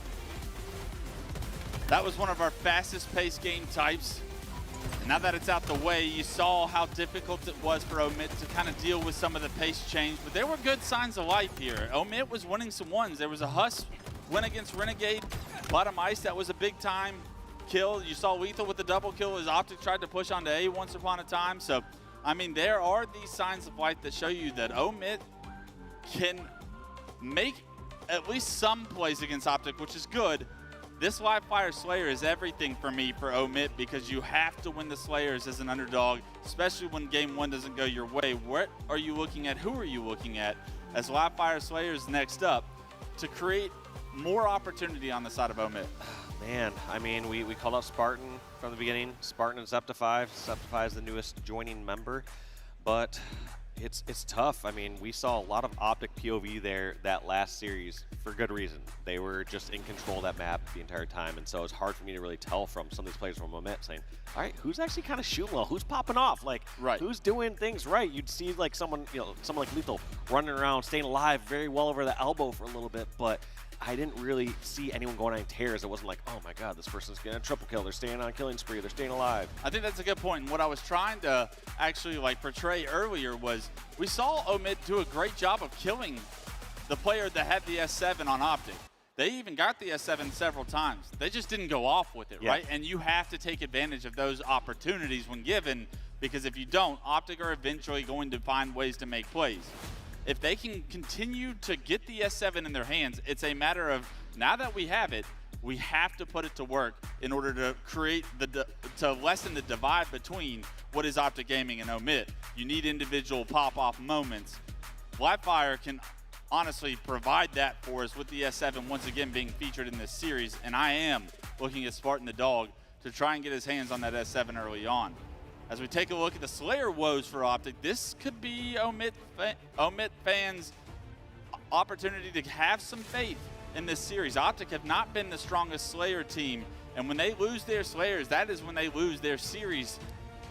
I'd like to see how many of those losses, though, like as we, dig into later, is how many of those game losses were like to Rebellion or something like that. Yeah, where it's like, all of a sudden, a lot of them. A lot. They probably lost about 4 of those Slayers. Turns out they play Shopify a lot. And when they have not won the tournament, aka SLC, it was because they did not win their Slayers. We did see TSM beat them in a Game 5 earlier this season. We have seen them drop big-time games, and it has been those Slayers. So I'm looking at Optic. How do you sharpen up? How do you improve your Slayers? Because that's got to be where your focus is as far as looking back at SLC and saying, where did we drop the ball? It was on these game types. What do you think they've done over the past couple months in order to improve their Slayer game? Knowing someone like Lunchbox, these games have always been so close, and he's got to be telling them, hey, we got to find the right moments that we're taking our risks, that we're making these plays, that we're rolling these advantages, because you'll see these players kind of go a little willy-nilly with their early lives. They'll say, oh, whatever, I'm just going to charge and challenge this one. It's whatever, 10 to 11 right now. It doesn't matter. But then all of a sudden, it gets 47 to 46, and people all cowered up. It's like, well, if you played that life a little bit earlier, it would be 48 to 46. That's why there's been this saying going on for a couple of years now. I feel like it's like Slayers don't start to the 30 kill mark. I'm like, oh. Yeah, you're like, hey, how about we don't get to the 30 kill mark a little bit later. Yeah, it's like my teammate has 10 deaths. I'm like, yeah, the Slayer hasn't started yet. I'm like, yeah, it is. Would you lock in? We'll see if Optic have improved their Slayers. I'm expecting Optic to really hyper-focus, especially in pool play on Friday. These are the important games to show and convince themselves that they've made up the difference that was between them and Shopify last tournament. I know they're not playing against the Shopify Rebellion team right now, but this is where you kind of are hyper-focused at being perfect. And if you're perfect here, you can translate that later on into bracket play where you inevitably will see that Shopify Rebellion matchup. We're getting started. Live Fire Game 2, ladies and gentlemen. I hope you're enjoying the show. It's going to be a long weekend. Pool play always kicks off our HCS events, and I know you love to see formal with the snipe. So do I. I'm hoping we can see a little bit more formal point of view as this tournament kicks off because, I mean, we talk about Renegade and how long his dominant run has been. Feels like formal, no matter what game, no matter what era, he has been a player to watch. Right now, though, Huss has made his way top mid for the snipe. It's a bait from Optic Gaming. They're able to remove Huss from the map. Snipe is down. A couple kills go in Optic's favor, and they may be able to get that S7 on top of it. Lethal trying to defend it from the cuts position. Yeah, that's going to be formal. Trying to put some more pressure there and dies with that snipe. That's going to be Septify trying to run away with this one. Gets away with it in the tunnel. Where can he set up, though? Septify, a very underrated sniper, in my opinion, and Camo is up. So as Omid got those kills, not only did they get the snipe, they potentially get Camo, but Septify choosing to push up the cuts there. A little bit of a difficult situation as there's so many places to try and zone out as he gets stuck right there. Gives the S7 right back to a Camo formal, and this is where it could start to pour on for Omid as Optic with full control and snipe in the hands of the deadliest sniper of all time, formal. Let's see what we can do with it.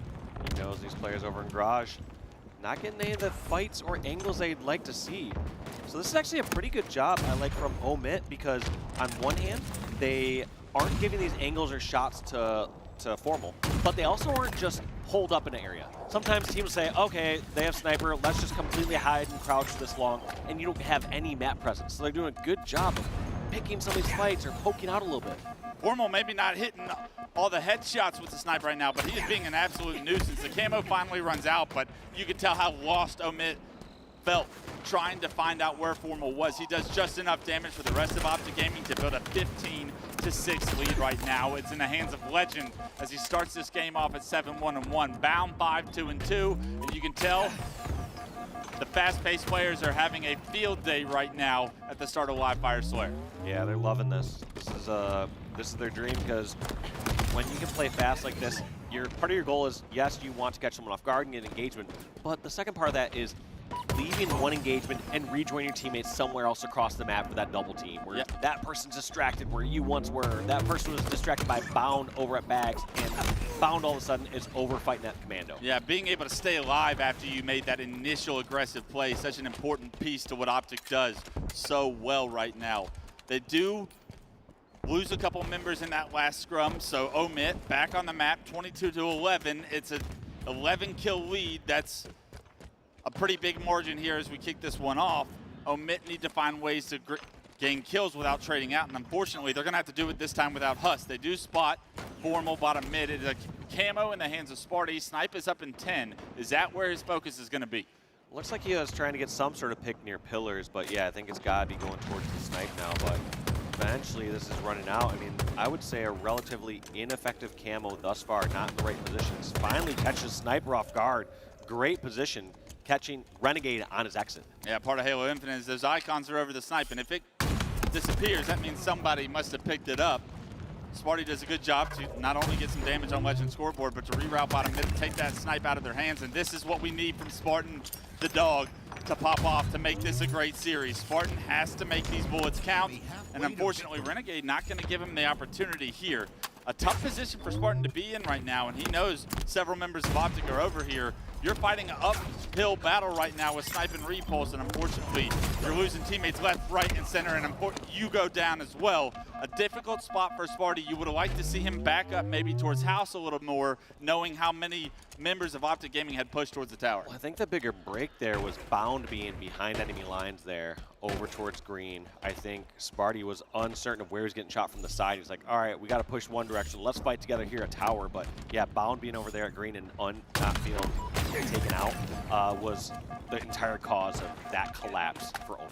Bound doing Bound things at a high level. It is so difficult to deal with, and because he had the timing on the push, it has now given Legend the snipe. We've seen Legend hit a body shot already. Legend can't quite line up the quick scope. The challenge is a little bit egotistical there, but hey, you got the lead to do it Nades with are going to be flying. People are going to be flying at some point. You know, do you want to die now or do you want to die in a second and a half later? You have to take your shots. That is on me. I did tell him before the series, hey, could you do something cool for us? That would have been cool, but doesn't quite hit the shot. And as Legend was putting respawn, it looks like Optic still favored in the kills throughout this combat loop. It's going to be a 12 kill lead, now 13, as it's 36-23 Optic in very comfortable position here as they cross over that 35 kill mark. Yeah, Lethal getting that pick across the top. But like you said, it's been around a 10 to 15 kill lead here for Optic almost the entire time after they got past that 15 kill lead when it was 22 to 11. They've just been kind of runaway ever since, and it's such a comfortable spot to be in, especially when you got this next camo. Optic doing a good job of controlling just about all the power weapons outside of the camo snipe. We saw from Spartan. Bound now with the camouflage. He can be such a nuisance. And with the upgrades to camo, how long it lasts right now, Bound is going to have so much time. Takes his time, finds the backwag, finds two, and Bound will view that as a success as it's 43-27 now, and they know where the other two members of Omit are, and they are trapped. Look at how helpless Omit look in this situation. Spawns are just staggered. 2 dead for Omit. They know they're spawning garage, putting some pressure. They realize they don't have the numbers just yet, so Legend backs down. But just because it backs down doesn't mean the threat is over yet. Omit still have to somehow push out a garage and not have any good options. Yeah, they're trapped in this house situation. And look, Formal and Legend holding down the big door. It is going to be a big door push from Omit. They're successfully able to get 3 down for Optic Gaming. And Renegade backs up with the snipe. And unfortunately, if you're Omit, Renegade with the snipe is going to be a very difficult last player alive to deal with. Let's see how he chooses to play this. Doesn't actually throw it off the map as it just falls, and we've seen that once from Lucid, and we saw how much Lucid was able to pay the price of not playing that snipe. Let's see, 47-32, Spartan's got to be perfect. Spartan lands a body shot, finishes the kill. They reset the map, but you have so little to work with only 3 deaths to give. Yeah, you can obviously point out that's a mistake. The play didn't happen, but end of the day, you're off by such a significant margin. It's not going to be the difference maker on who wins this game. It's going to be a difference maker on the scoreline. Yeah, that unfortunately Spartan able to get taken down there, and Optic will close out game 2, 50-36. And they were in control the entire game, Dave. From the start to the finish, it really felt like Optic in the driver's seat, what you wanted to see from the green wall in their first layer of this tournament. Yeah, and it felt like if we're trying to tell a tale of how the power weapons or snipers went throughout that map, I don't feel like anyone went on massive runs with it, but it still felt like Optic did better with it. It felt like Omit, when Septify had it right at the beginning, was trying to force a little too much action over near the tower. The tower. You also saw Spartan try to force near the tower. Just felt like a lot of these times, like near cuts or towers, like really close angles that, yes, these players are capable of hitting those shots, but just wasn't executing, was not paying off, was not being able to like get a kill or two, get a run going, and keep that going. I think to your point, that can't really be part of the strategy as far as like, we have to hit these no-scopes. Those are nice to have kills, but you want to have some... Those should be in the back pocket. Should be plan A. Those should be your get-out plan rather than let's push and try to no-scope this guy top tower. We saw several times that be what was attempted to be executed by Omit. You want to see them kind of pull it back. Even this aggressive play up the cuts, you have so much to clear left, right, and center there. He hits a stick and hands over a snipe to Formal with camouflage, and this is where the game kind of got out of hand. 10-3, that's not necessarily unrecoverable, but by the next time we really look at the score, it's like 22-11, and unfortunately, as they continue to get closer to 50, Optic continue to ramp up the speed and trade kills, which is so difficult to deal with. Yeah, and that's not even just a straight trade. It's like, all right, they're going 3 for 2 or 2 for 1, and yeah, they're just slowly creeping away with that score. Bound here dropping back tower. I mean, he's having success. The Desk talked about it coming into the series. Salt Lake City wasn't Bound's statistically best event, but what you've seen from Bound so far, I know it's against Omit, a team not maybe the caliber of Shopify Rebellion, the team that Optic has their eyes set on later on this tournament, But as Bound showed you some promising things to make you believe that he can regain that top of the mountain skill that Bound has. I mean, there was no question for me ever. I don't feel like the guy ever lost it. Yeah. Always been sick. I think having a rough series doesn't make you bad. Exactly, and I think the superpower that from someone like Bound that I've always kind of highlighted throughout the years is it's not just him putting up big numbers. It's not like, oh, Bound needs to go positive. It's like Bound needs teammates that follow up the action that he creates, and so he needs to be creating openings when teammates are around. When they're ready for it. Yes, when they're ready for it. The times that things kind of go haywire for Bound's teammates is when he's trying to make something happen, nobody's nearby, and he's giving up a quote-unquote like free death or whatever. But the moments that he's going in with his teammates, it doesn't matter if he gets a kill, gets 2 assists. Exactly. It's whatever like the difference he is buying time. He is doing damage. He is taking damage. He is doing everything he's doing. That's one of the toughest roles consistently, I feel like, in Halo or any kind of shooter, is being that entry player. Yeah, that entry fragger, that person who's taking up space, creating that opportunity, because you are the difference between getting nothing done or creating the perfect opening for your teammates. Right. You're doing it with the lack of information. Everybody behind you is getting the comms as far as they got where the comms. They got someone a little weaker. Yeah. They got a little. They can stroll in at a bit more high ground. Yeah, the Demon D's of the world that are benefiting from all of the success that players like Bound present, because that role is so difficult. But when you find flow state, we've seen how good this Optic team can be. Game 3 is where we are in the series. Optic looking to close the door on the first series of main stage with a 3-0, and that would bode well for the Green Wall fans. I know they painted their faces here on Friday, so they want to see their team smoothly come across pool play, something that they haven't done too often this year. They've been upset a few times in pool play, but they look primed and ready to handle the challenges in front of them today so far. Yeah, no, the Optic looking great. I'm not seeing anything that's like, oh my gosh, this is the greatest Optic or greatest place we've ever seen. Like, right. Save that for Sunday, by the way. You don't need to need to waste it here on Friday when you're Optic. 100%.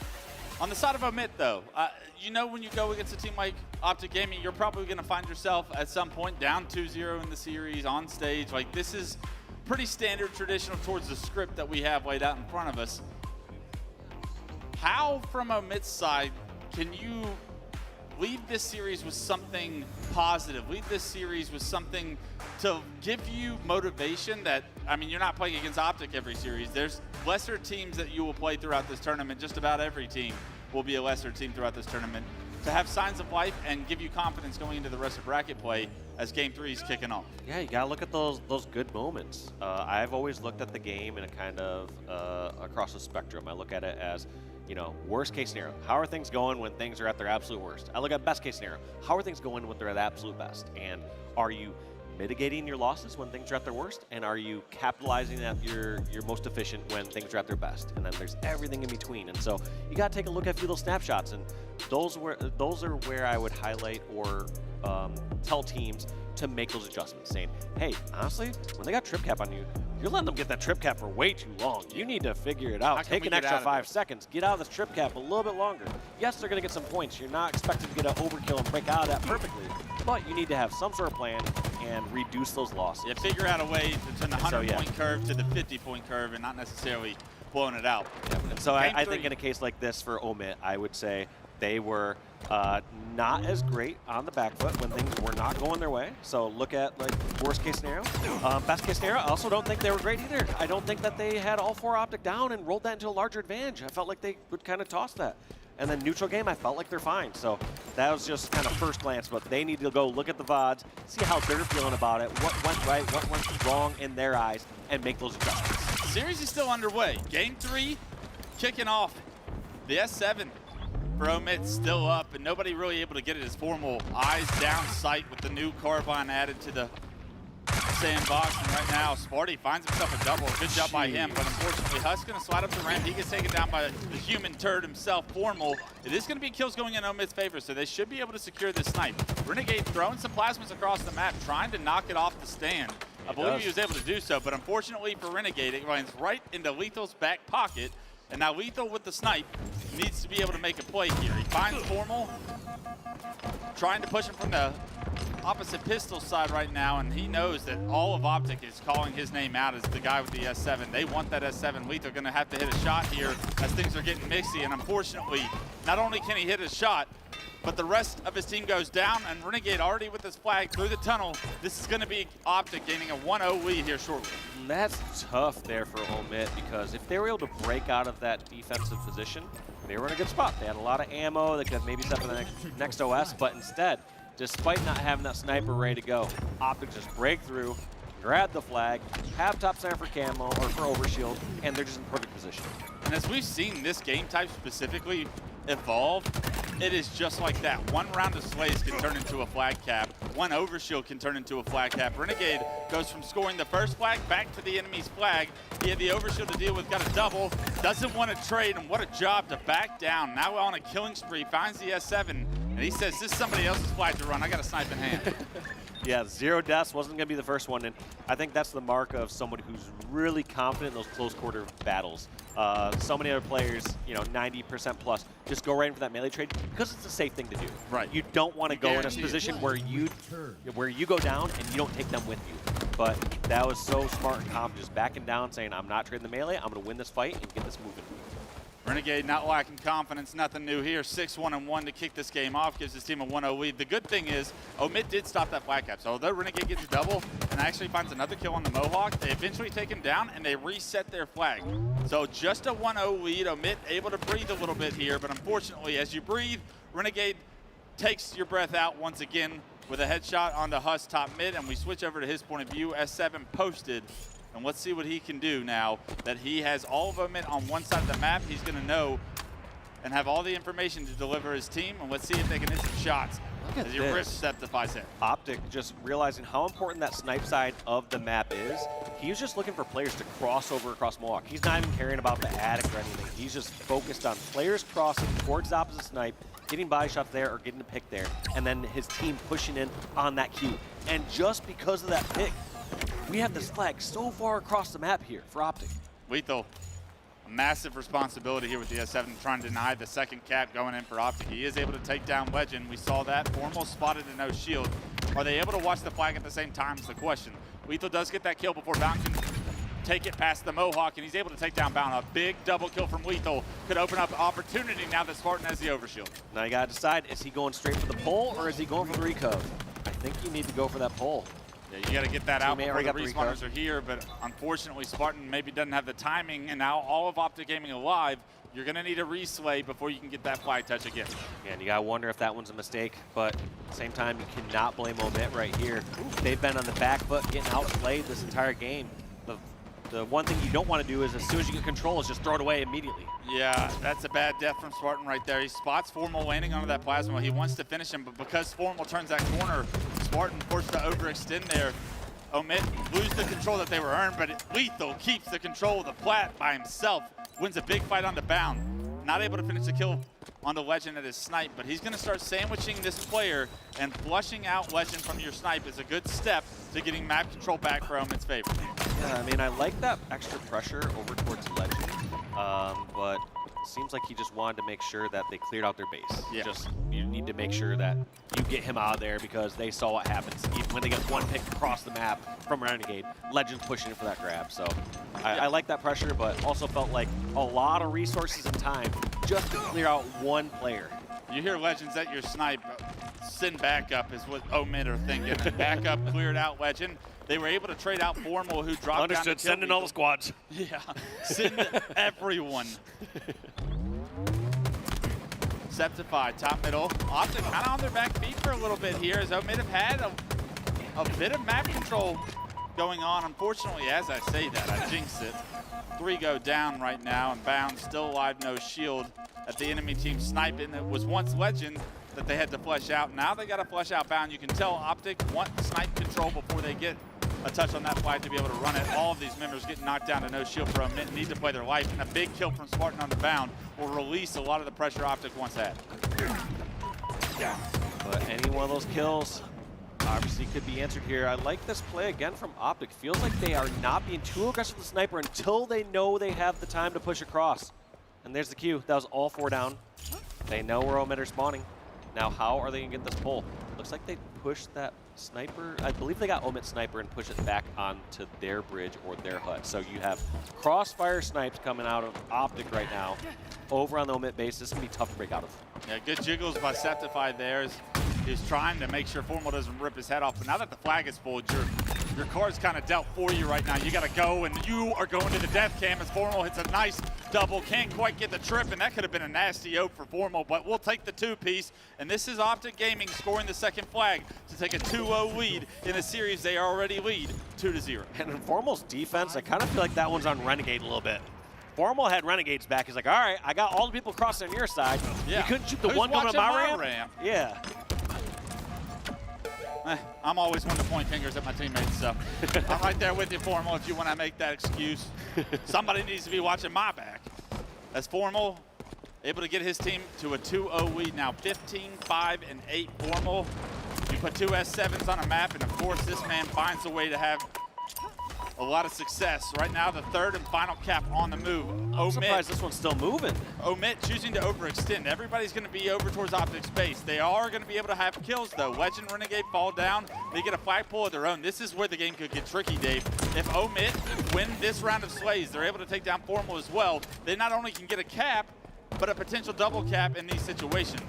It's unfortunate, though, that Bound is in the back of your base, and we have seen how difficult it is to flush out a player like Bound, as he's going to get shots onto that flag carrier. He's going to actually relocate and try and play around the Omit flag. Bound overstayed his welcome there. I think once he was spotted, I think he had to commit to that one-on-one in sewer and just hope they didn't have the backup.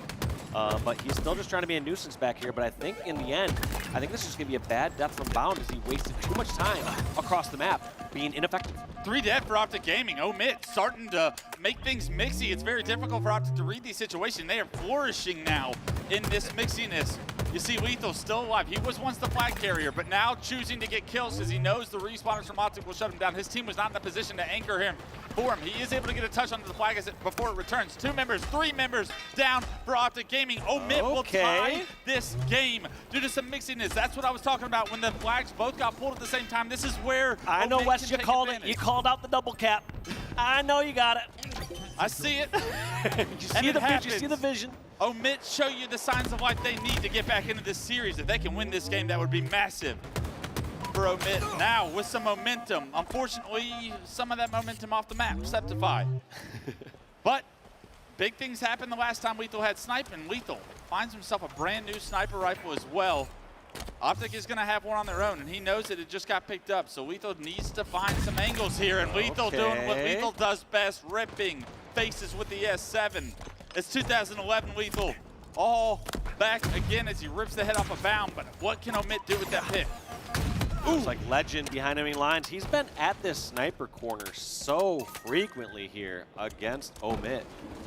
And he always finds these different angles. They're like, all right, we're going to stop him coming from Bridge or from Lily.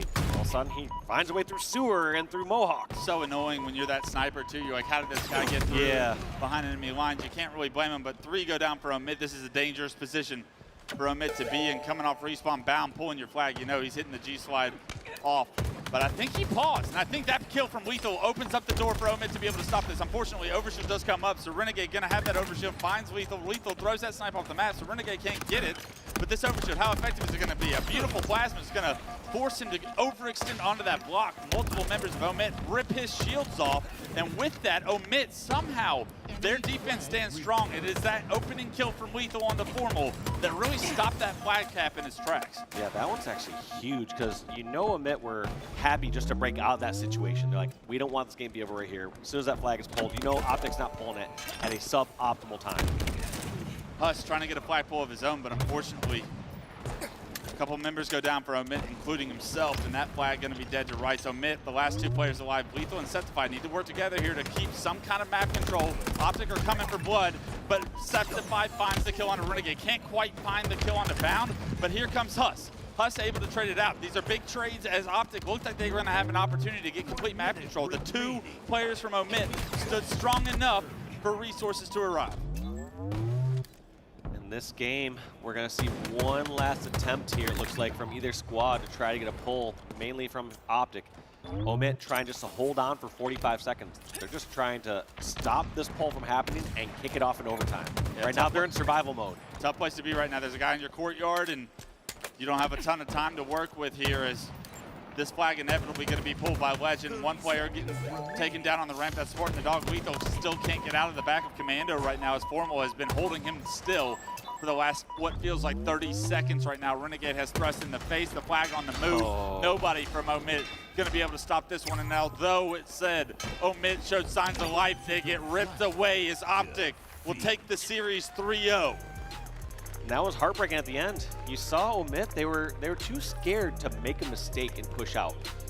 At the end there, they felt, hey, we can hold on for about 45 to 60 seconds to stop this last pull and grab. But what they needed to do was push out towards their hut. You just only had Formal there. He didn't have a sniper. They needed to send some numbers over there and just get some sort of control outside of the back of their base. Yeah, it's always tough when you got that player in your sniping. You're waiting for a second player on your team to push so that you can trade it out and regain control of your hut. But unfortunately, it was just players dropping towards the flag in that back ramp that kept Lethal kind of waiting so long that once the flag is pulled, you're in no man's land to get an angle on that, especially when a player like Formal is on the other side of your hut. And you see the Optic fans, painted faces, 3-0s, enjoying their Friday to kick this one off, and Optic Gaming looking as strong as we've seen them in a clean fashion. No mistakes, no skid marks along the way. A little mistake. You know, you had a moment where they gave up double cap. That was a minor moment. Yeah, maybe didn't a drop little a ahead game, of themselves. but yeah, They've seen worse it than did Pool show Boy, that though. like how strong a squad like Omit is, where when you have someone like Optic making a mistake like that, a slight overstep, someone overcoming to the back of the base, and they're able to turn that into a double cap against Optic, shows a sign of great life for them. Yeah, and I think if we were talking about it before Game 3 started, what can Omit do to kind of earn some credentials here to like build something from a series that inevitably we felt was going to go towards Optic? I feel like that Game 3 leaves you feeling a little bit more Very promising about what the rest of pool play and what the rest of their bracket will look like. Yeah, absolutely. I think that Game 3, if we'd seen that Game 1 or so, we'd say, we got a series on our hand. This one basically went to overtime. Yeah, but absolutely. It was Game 3 where they started to shine, where they started to catch their stride. I'm hearing that the interview is ready on main stage. We have Blaze with a member of Optic, and my eyes are too bad to see, but we'll hear from Blaze who he's got. Don't worry about that, Wes, okay? We'll get the optics checked a little bit later, but I got Bound with me, and make some noise for Optic Gaming, everybody. They kick off this tournament in a hot fashion and get a good win. And Bound, how important it is for you guys to really start off hot, firing off on all cylinders, and get a good win like that, a smooth one in the books early. Yeah, it was a good, clean win. Last game got a little weird, but we closed it out, so it was a good test. Definitely a good test, okay? Got kind of mixy, put 2 flags on the board, but you guys were able to stay cool, calm, and collected to close this one out. And now, when it comes down to, you and a squad, you guys are looking to win this event, okay? You won a FaZe Major last time, but lately, it's been some woes there. What do you need to change here in the rest of the squad for you guys to be able to pull this one out? I just need to come correct, just be on top of my game, and I feel like we'll be good. We'll be back on top. All right, yeah, you got to get back on top of your game. Now, the fans here have been absolutely wild, cheering for y'all. You guys enjoy Bound here on the main stage today? All right, the green wall out there blowing up, man. What do you want to say to those guys as you get ready to lock in and find your groove for this tournament? I mean, the green wall is unmatched. They've heard it all. Love the sport, appreciate it. See a couple flags. It's Friday first series, ton of fans, so I love it. Love the sport. I love it too, y'all. It's just Friday, okay? Still a lot more tournament to play, and that's going to do it for me and Bound on the stage. Lot, take us away. Thank you so much, Blaze and Bound there. Hey, man of little words, but a lot of gameplay. And Optic, they get it done in 3, easy peasy, 3-0. And really the only road bump we saw was that final map. And Eric, we were discussing, it was a split second, you blinked and you missed it. Those 2 caps, it was just unbelievably fast. I do think that in terms of the playstyle for Optic, and Tony, I'm gonna come to you for that one in just a moment, it doesn't really kind of help on Forbidden CTF. It's kind of a bit difficult to get some kind of cadence for them, but they managed to get it across the board. What did you make of the gameplay overall in that final map for Optic, and how they managed to kind of regain and allow that dub to come over the board with the 3-0 finish? Yeah, for me, from when I watched, it's funny you say that. I literally left the back room to come over here. It was 2-0, and then it was tied 2-2. And for me, it just kind of felt like Optic may have, you know, they dominated the first 2 games very thoroughly, and then you go into that last game, you're up 2-0, not that much time left. You might take your foot off the gas just a little bit, and that just goes to show you really how good all these teams are. Because the moment one team kind of takes their foot off a little bit, you see the 2 caps right away, and that's Forbidden is one of those maps where it can happen that fast. And you know, they clutched up, they got that final cap, they made it really smooth. You saw how well they locked them down in their base when they really put it back together, and that was what we expected to see. I expected to see them close it out 3-0, and I think they kind of got caught off guard a little bit with them still pushing as hard as they did, and they were able to close it out. Tony, we saw the stat line, you know, that was the swing game there. Of course, it didn't quite happen for Omit, but they gave it a really good puncher's chance there. You know, what did you make of Optic's improvements on that map and mode? Because it, you know, it can be really, really difficult to kind of totally turn your game style around and not have that kind of scrappiness and be more structured. Yeah, I feel like I want to give love to Omid, but I feel like for me personally, that game said more about Optic Gaming than it did about actual Omid. Optic don't like Forbidden. They never have. Like, it's a very solved game mode where it's very simple. Place a player over towards their hut, place a player over towards their top main, and they have to sit still in order to lock things down. And they were able to get it done winning that matchup, but I feel like in any other game mode and map combination, we would have seen a cleaner game right there. So Optic still look a little bit slow on Forbidden. Luckily for them, their map pool is pretty wide, and they're good at pretty much everything else. Snipes, I want to ask you a little bit about Omit here. I did hear Walshy say that maybe this situation in that final CTF, 3-2, and getting so awfully close to maybe pushing the series a little bit further, you know, he thinks that bodes well for them. That's a good kind of showing from them. Would you agree based on the first 2 maps that we saw here in the series? Because I was feeling like Omit were quite lackluster, and I'm not sure if that CTF was more about Optic and their kind of difficulties on the map and managing to seal it no matter what, or if it was Omit. Yeah, no, it's definitely more about how you finish than how you start. And I think those first 2 games was Optic coming out strong, and Omit really had, you know, that short period of good showing, but that's what they should go back and start focusing on as a team and stop. Don't focus. One of my biggest pet peeves is when you only focus on things that you do wrong as a team, and it's like, oh, we did this, and this, because it just puts you into a bad mindset. Take those 2 minutes of gameplay that you guys were phenomenal at, focus on that. What were the good things? Positive reinforcement. You know, you might expect to beat Optic, but at the same time, you kind of know where you're at. And just focus on the positives and take that into, because that's really all that matters. They can still come out of this pool with the 2nd place, and that's really what they're looking for now. Yeah, it's really tough. We look at the stats, because obviously not many things did look to go Omit's way. It was a 3-0. It's Optic Gaming. The one really good thing for Omit right now is that look at the pool. We're in a pool with Majin, which, although you may not be the strongest team in pools right now, neither is Majin, and that's a very winnable matchup for you. So even though Omit didn't have the best showing against Optic Gaming, they could still finish 2nd place in pools, which would guarantee them winner's bracket going into Saturday. Tony, how did you feel about the new pickup there? How did you feel like Sep did? I've always been a big fan of Septify. I feel like the same thing as Wes said earlier, not enough people were talking about Septify for a very long time. Think back at year 1 Fnatic and how competitive they were. It was because of Septify. Think about all those Cloud9 rosters that pushed teams to a Game 5 and almost upset many. It was Septify leading the charge. He's one of the best slayers that we have as far as in Game 2 slayers. He really steps it up specifically in that game mode, and Omid are going to be very happy they brought him onto the roster, even though things didn't go their way against Optic Gaming. Well, I know there were a few other series happening behind the wings that were away from the main stage. Here are the pools. Let's see some of the updates coming forward. As we know, we've seen Shopify Rebellion and Optics so far so good. TSM will drop to that one, as well as Omit, but what can they do against Cole and Majin? We've got Pool C and Pool D. Pool C, nothing happening there yet. Waiting to hear that, but I know that there is a Cloud9 Luminon Gaming series that is happening, and actually Eric was actually telling me a little bit about what was going on here. In Cloud9, they were up 2-0, and then Luminon managed to pull over that map 3. We're now in the next one, so it's 2-1 Cloud9.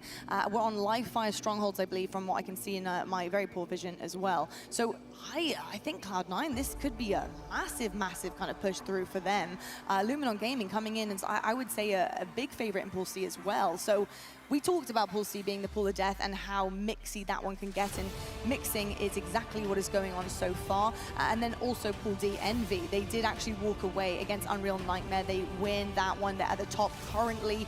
And that was the big conversation for Pool D for us, was the Envy versus kind of space station situation.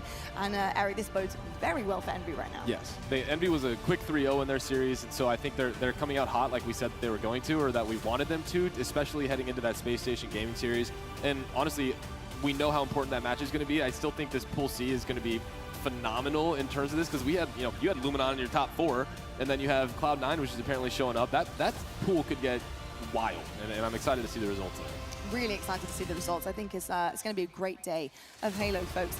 But you guys tuning at home, by the way, you're all winners as well, because if you are watching, you guys get your hands on Twitch drops. And I know that you guys love the in-game stuff, so we're always delivering the goods here over at the HCS. Make sure you have all your tabs open, watching every single thing that you possibly can to get your hands on all of these incredible goodies. I already know Snipedown would be doing it too, if he could. If he wasn't up here on the desk with us, analyzing to the best of his ability, he would be making sure his tabs are open. So make sure you follow Snipedown, as you always have done in Halo history. Folks, we're going to head to a break, but when we come back, we have so much more action to get through here in pool play. Coming up to the main stage next, we have Shopify Rebellion versus Complexity. We'll see exactly how Cole do. Is there another reverse sweep in their cards? Is there a clean sweep in their cards? How are they going to fare when it comes to Charlotte? We'll find out right after this.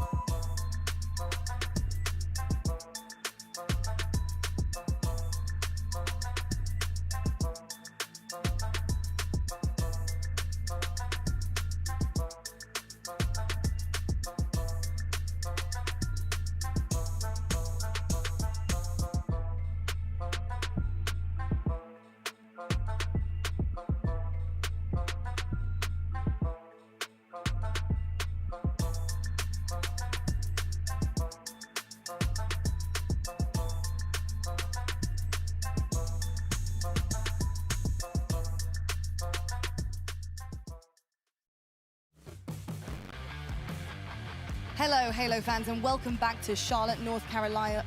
Carolina, can I even speak? No, I can't, because I'm honestly tongue-tied over what we're seeing on the main stage and all the action we're having. That was a smooth save, Lon. Well done. Folks, welcome back to the desk here at Charlotte, our last major of the season. Beyond excited to be here talking all Halo Infinite with you guys, and of course with my wonderful analysts.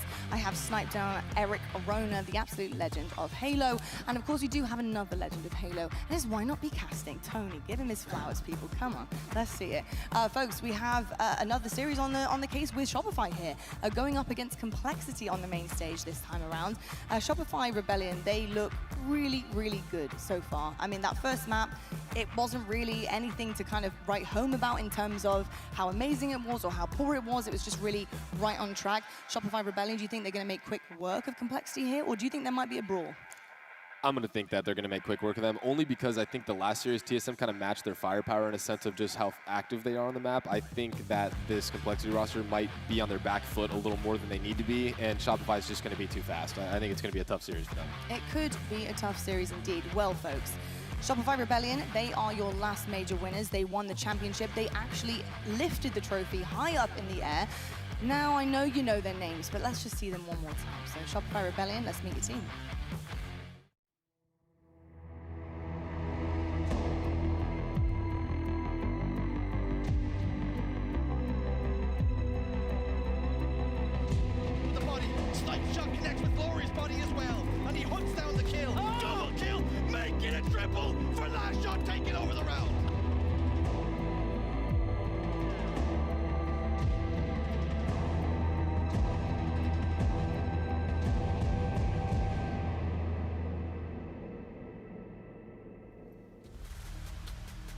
All right, Shopify Rebellion once again looking to continue this really epic, pristine push through pool play and finish out on top, and of course go into that championship bracket position, primed and ready to go for the taking. I mean, I've got to say it's really difficult to even talk about Shopify Rebellion at certain points in time in the weekend, and honestly, especially in pool play as well, because it's not a lot you can pick apart from them. Their teamwork is so good. Everything seems to lean in the kind of winning situation in every single series that they enter here. I mean, Eric, if there was anything that you could really pick apart from Shopify, how are you feeling about them? And is there any improvements you're kind of gaining and noticing here that you want them to push forward with? Yeah, I mean, I think that first series they had against TSM was well done, but we even heard Frosty say after the match that, you know, he feels like he underperformed in that series, and we saw it with the game that they lost. I mean, that was on him. He admitted it, and I think that was a huge thing for them. So I'm expecting Complexity to get, honestly, not, unfortunately for them, I think they're going to get a really fired up Shopify right here that's going to be tough to slow down. 100%. I couldn't agree more with you there. Tony, you know, when it comes to some of the game types that Shopify really tend to lean on and are very difficult to take down with, it's got to be strongholds. You know, how are you feeling about their series layout, especially when we do see a strongholds in there in the mix? Yeah, this map and mode combination does not favor Complexity, literally not one bit. Complexity are actually sneakily the #1 team in King of the Hill in the entire HCS right now. There's no King of the Hill in this series. Meanwhile, Strongholds, they've only dropped one game so far, have Shopify Rebellion, and guess what's game #1? Strongholds on Lattice. So this series layout is not fair to Complexity. Honestly, if I'm Complexity, I'm filing a complaint. I need to speak with somebody. We need a daggone game type. We're literally looking right now at a graphic here, and it's yeah, it's incredibly one-sided, as you can see. 12-2 record is absolutely stunning. First, of course, rank in the HCS comparatively, excuse me, to 14th. It's this is a pretty difficult one, and yeah, this is going to be massive for Shopify Rebellion. Complexity, I don't know what they've been working on in the off-season in particular. You know, coming into this major, I think I would just be working more on teamwork and trying to get like ahead of the game right in the beginning of a series. We saw a reverse sweep against FaZe. That was pretty epic. You know, I was kind of wondering your thoughts on Shopify Rebellion and how that they can maybe falter against Complexity. Is there anything that Cole can really do here to slow them down? I personally think that the #1 thing that Complexity can do here is just try to use their speed against them. They can hold their setups. That's one of Ryan's biggest things, is he likes to hold setups, likes to hold 2 caps, and then after that, he kind of they're too slow to then go for the 3-cap to then push up, because Strongholds favors the fast. It really does. I think it favors the fastest teams. And for them, they need to capitalize on the situations where they're holding a setup, they get a couple dead, and then pushing to try and get those extra 3-caps, because we know for a fact Shopify's not going to be fine holding a 2-cap. They wanted literally 250 to OU, and they're going to push for that. So I think they need to match that energy a little bit more. They certainly do. Build confidence, keep pushing forward, and kind of believe in yourselves. That's exactly what Complexity need to do. Talking of that team, though, Complexity, let's meet them right now.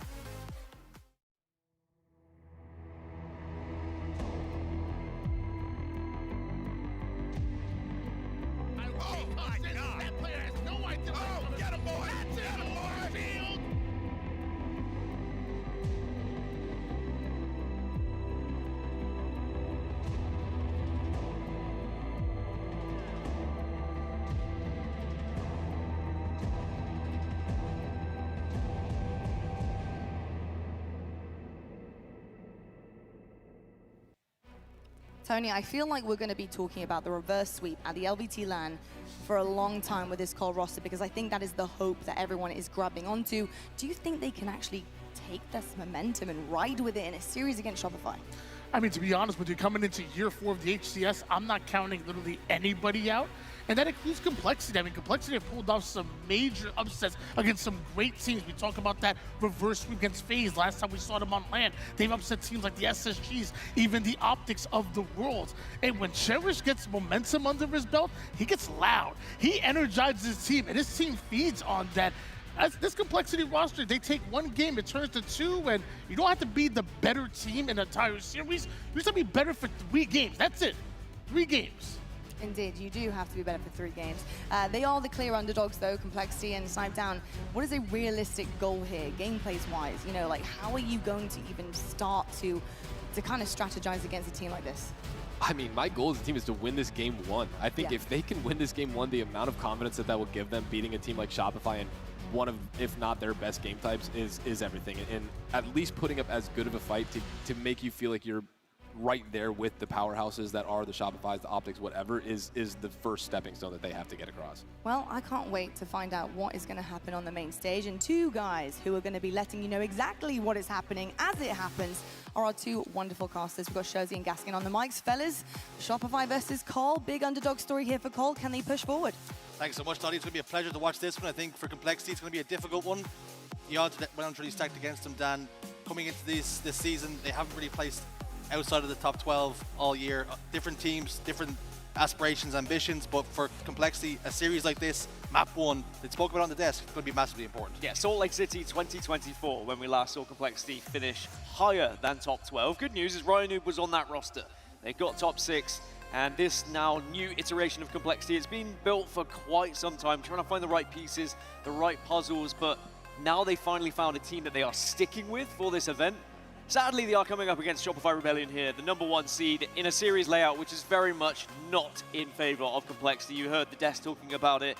It gets from bad to worse the further you go through it. If you get into game 4 and 5, Complexity have not won either of those maps and mode combinations so far this year. So you really have to win this game 1. The desk is saying it'd be nice to win game 1. You can't afford to lose game 1, because if it gets to 4 and 5, I don't think there's any chance for this Complexity roster. It feels like it has to be a 3-0. And with map 1 being so important, it's almost a level playing field for these teams. With it being the latest map mode combination to be introduced, with Lattice being the freshest one here, players like RyoNoob, he thrives on finding metas, finding little things that maybe other players miss. And with teams being so under-practiced on this map, is this actually the best opportunity for them? Yes, I think there's definitely consideration there, because RyoNoob is one, and his teams are often ones who they kind of define metas at times. He does come up with things, he creates things, but it's Strongholds at the end of the day. At its core, it's still just playing Strongholds at a certain pace.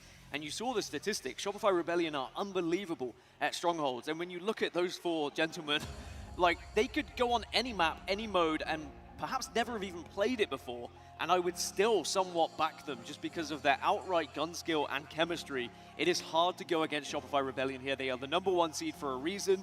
and they will be looking to 3-0 this entire series.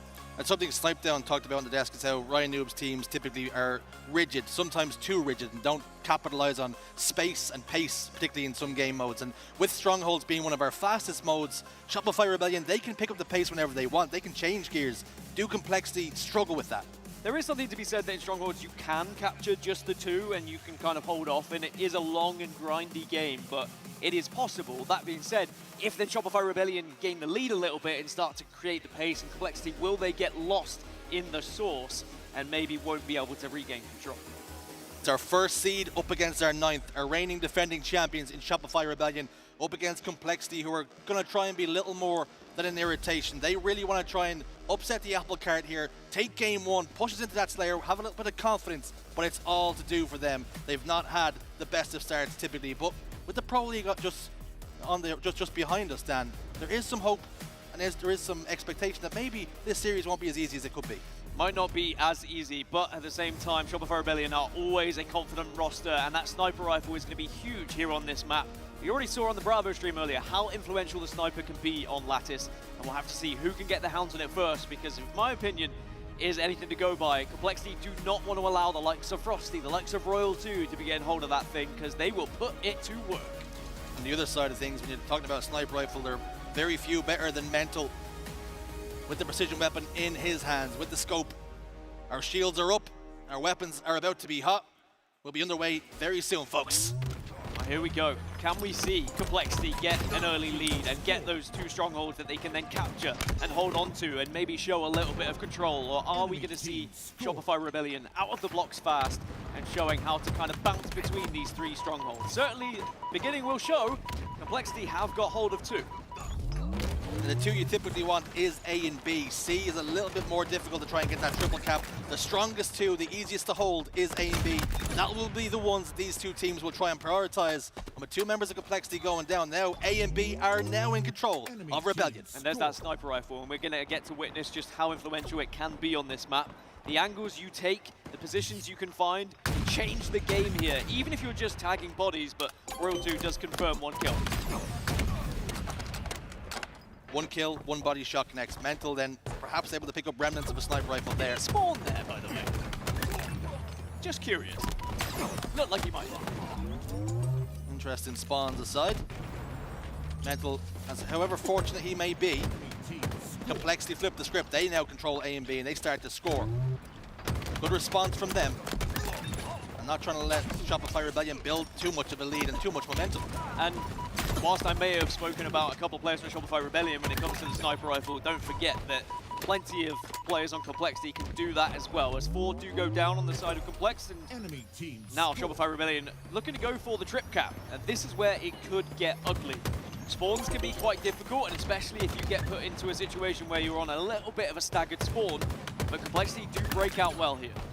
First time I've ever heard Complexity abbreviated to Complex, and I like it. Yeah, I couldn't be bothered to say the whole org, and I do apologize to Complexity. I should. We're not paid by the word over here, Dan. That's true. I'm not paid by Complexity. Not paid with the letters. A and B, again in control of Rebellion. Engagement's going down, cycle will fall. The 3 members of Complexity will be traded out. It's a 2v1 on the map now. Cherished last man alive for his team, but unfortunately for him, he's gonna have to just wait, try and stay alive. Just dropping towards B. Good to get 1, but that's all. Good aggression off spawn from Complexity each time. They're not taking too long to make a decision about which stronghold they want to go for. When you speak about a team being rigid or potentially being rigid, there's always that worry that they might be slow with their decision making, but that's absolutely not the case. Although Complexity do find themselves over 50 points behind here, they are at least trying to take the game to Shopify Rebellion and not allowing Rebellion to set up easily. There's a Sanghili over my shoulder, Dan. Very impressive set of armor. Very impressive gameplay from Royal 2. Currently sitting 7-2 and 4. Still some work to do though. 106 points in climbing, 3 dead again for Complexity, and it's just Rebellion starting to pull away now. It's just the natural teamwork and chemistry that we're starting to see from Rebellion. Always backing each other up, not letting any man get left behind. Type of situation, this is a nice double out of last shot. Again, that last remaining player just coming up the ramp and almost catching the sniper rifle off guard yet again. B looking to transfer for cycle. Controlled now by Shopify Rebellion. B and C. A being threatened as well. The collapse is coming. King Nick was in big trouble, no longer a part of the equation now. Rhino will step inside B just to turn the attention of Rebellion over towards that direction, but unfortunately for him, he falls along with his teammate Cherished. A lot of work to be done here, but Rebellion just seem to be doing whatever they want right now. Just look how they move around the map, listening to the callouts of where those spawns are, and Complexity on the staggered spawn are literally spawning up, and they are dead within seconds because Rebellion are right in their face, and this is how you control Lattice. 3 strongholds in their favor, and Complexity, now they are starting to scramble. They are really struggling to get out of their positions. It'll be so difficult to deal with the pace of play. You've got 4 guns this strong in the opposition. Complexity are struggling. Managed to take care of Cycle and Royal too, though, so that will mean that the pressure is eased just a touch. They won't be under so much pressure. King Nick continues to jiggle fire, jumps out, soars out. Last shot, though, elsewhere will get that kill. So, teamwork again. The bait and switch comes into effect, and now Shopify Rebellion will capture B again. A potential trip cap on the cards here, and this game is very quickly running out for Complexity. Yeah, it would be a comeback of all comebacks if we were to see Complexity get back into this one. Shopify Rebellion, in my opinion, just far too experienced and far too good to allow that to happen. But there is a moment of hope. 4 dead on the side of Shopify. And now Complexity, it's the age-old cliche. They have to play some perfect Halo. All out of errors, all out of mistakes. Has to be flawless from here on out. Cherish put down a little bit of damage, just a little bit of poke damage will opt to stay alive though. Re-engage at a different time, being shot in the back now, down to no shields. That information will be passed along. 2 go down, Cycle and Frosty combined. Get a couple of kills. 3 dead now for Complexity, make it 4. Rebellion will start to take control of the map once again. A and C are going to be in control, so Complexity need to be full sending it to one of them very quickly. It looks like A is going to be the target here, but they've got good angles to Shopify Rebellion, but at the same time, they're in no rush to really take the fight and force a 4v4 engagement. They can start to move around the map and move towards other strongholds instead. One thing we haven't seen be much of an influence so far is the sniper rifle. Royal 2 had it a little bit in the early game, but there hasn't been much from it since then. So Rebellion have not even needed to really use it. Complexity are in big trouble here in map 1. We spoke about how important this is in this series layout for Complexity to start strong here. It just hasn't happened thus far. Maybe take it again. And if Complexity split here, if they try and go for C and A, it could be the end of this game. We really need to be working together to ensure they get 1 back. Cycle gets 1, disappears. 2 members of Complexity inside A. They will plant their feet, they will score. 3 members of Shopify Rebellion close in now. I knew good for 1, but that's all again. Cherish tries to stay alive, but A and C now in control. They're running out of time, they're running out of points. Shopify Rebellion closing in on a game 1 victory, and they do secure it. Different class, different gravy. Yeah, that's a brilliant display from Shopify Rebellion on a new map and mode in the HCS. Of course, while we may have seen it in other tournaments, it's the first time here. An official HCS LAN, we get to witness it, and yeah, that looked quite simple for them. A late comeback, I'd say, a little bit of fight back towards the end of Complexity, but just far too late in the game. They needed to have a bit of an earlier start. But it was just the trip cap and the aggression. You saw even briefly at the end there where they took A, Cycle pushed ahead and he pushed into the spawners because he just knew. You have to keep them out, you have to keep them away. Sometimes that's just about going head on against them.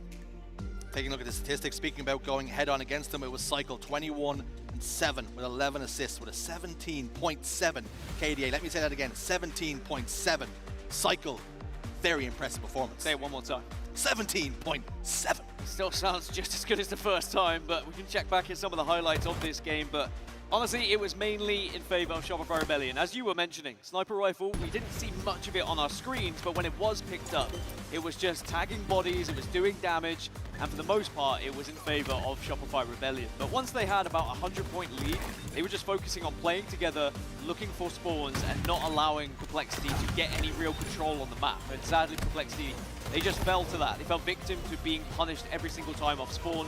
They were outpaced, and they were outclassed, they were outgunned in game 1. And sometimes you think about what are the advantages you can gain.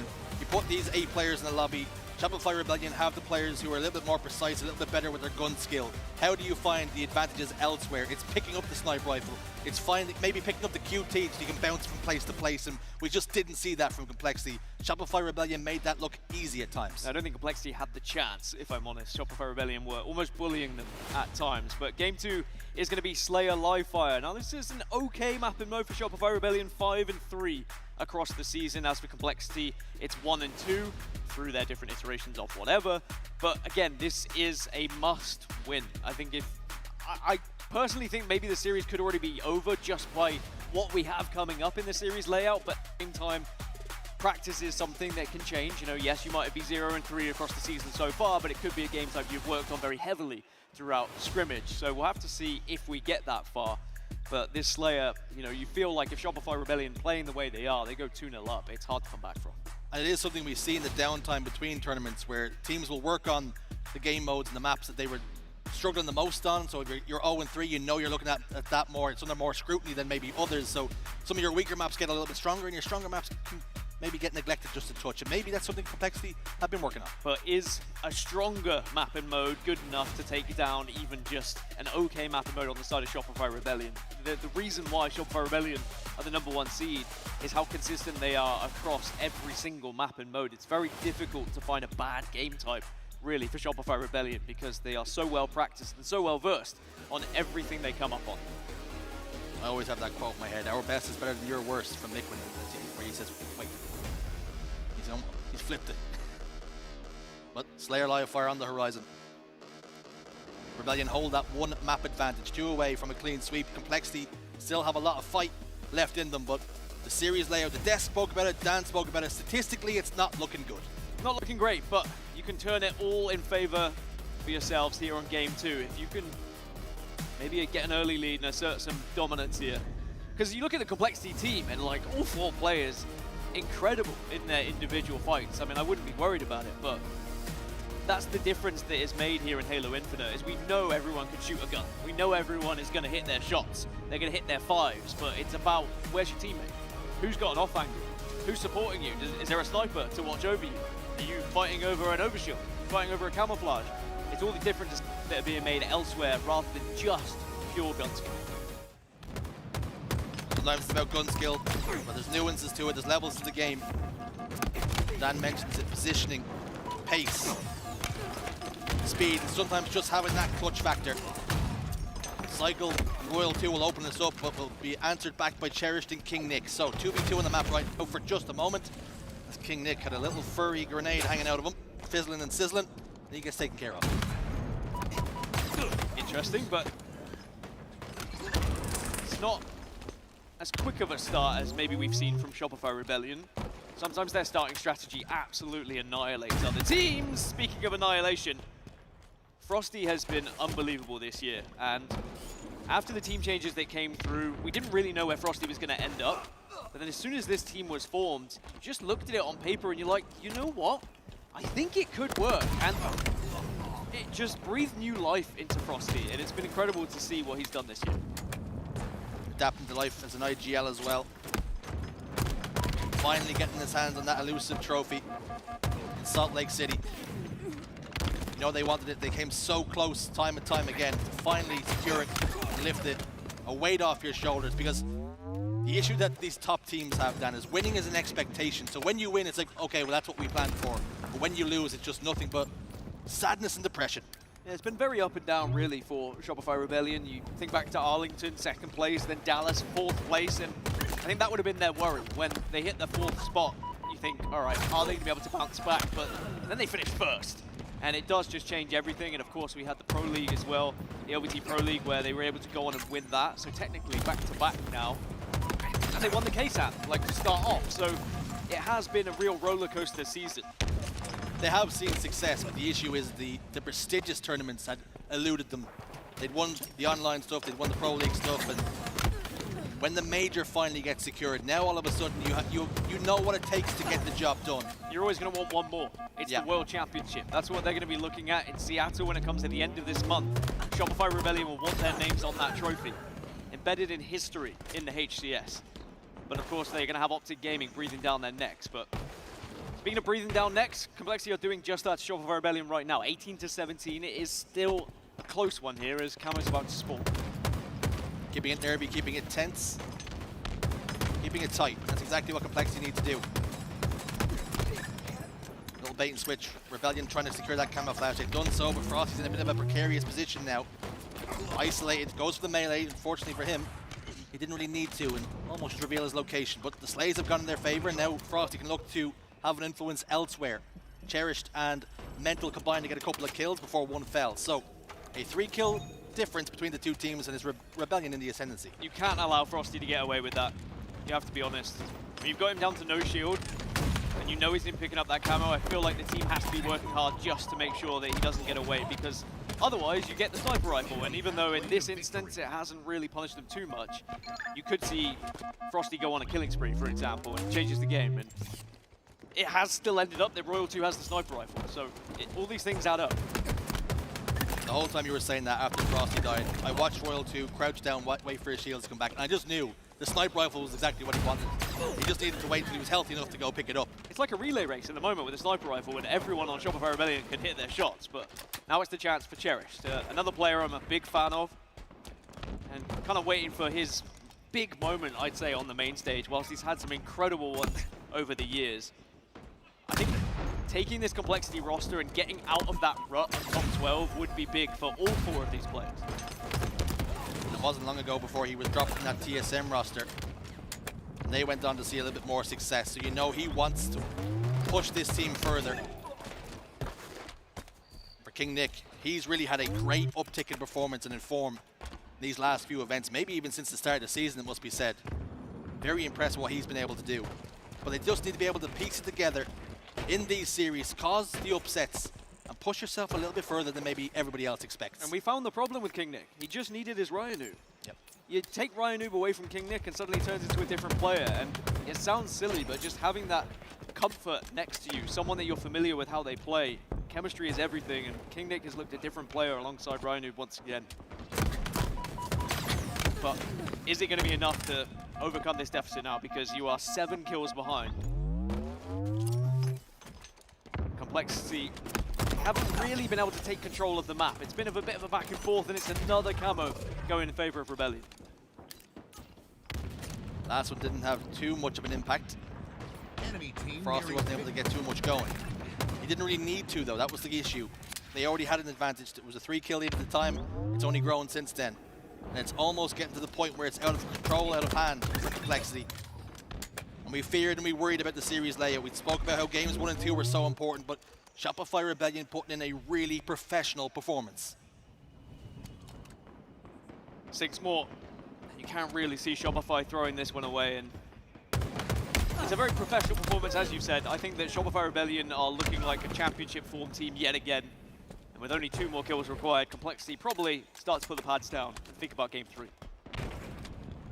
Not literally, but they'll think about it. This one's beyond them. They know that. It's when, not if. The 50 kill will be locked in, and it's going to be by Frosty. Shopify Rebellion now 2 games up against Complexity. And perhaps the series is going exactly as we expected and exactly how Shopify Rebellion intended. Complexity just have not shown enough to really be a threat here. But this isn't the target for Complexity. Let's be honest. We know it, they know it, you know it. Their sights will be firmly set on TSM. And you mentioned it. There's a little bit of bad blood there. There's a little bit of history with some of these players. And it's 8th versus 9th seed, which in theory should be the tightest game, one of the tightest games we have in pool play. And maybe Shopify Rebellion is just that one step too far at the moment. Now, Complexity would have come into the tournament thinking, we want to win it, as everyone always does. But when games start to happen like this, you just have to respect what you're going up against. And I think they know full well that Shopify Rebellion roster is the real deal. You speak about bad blood, and I think it only depends. I think every player can almost have a rivalry or some bad blood with somebody. It just depends on how far you look back.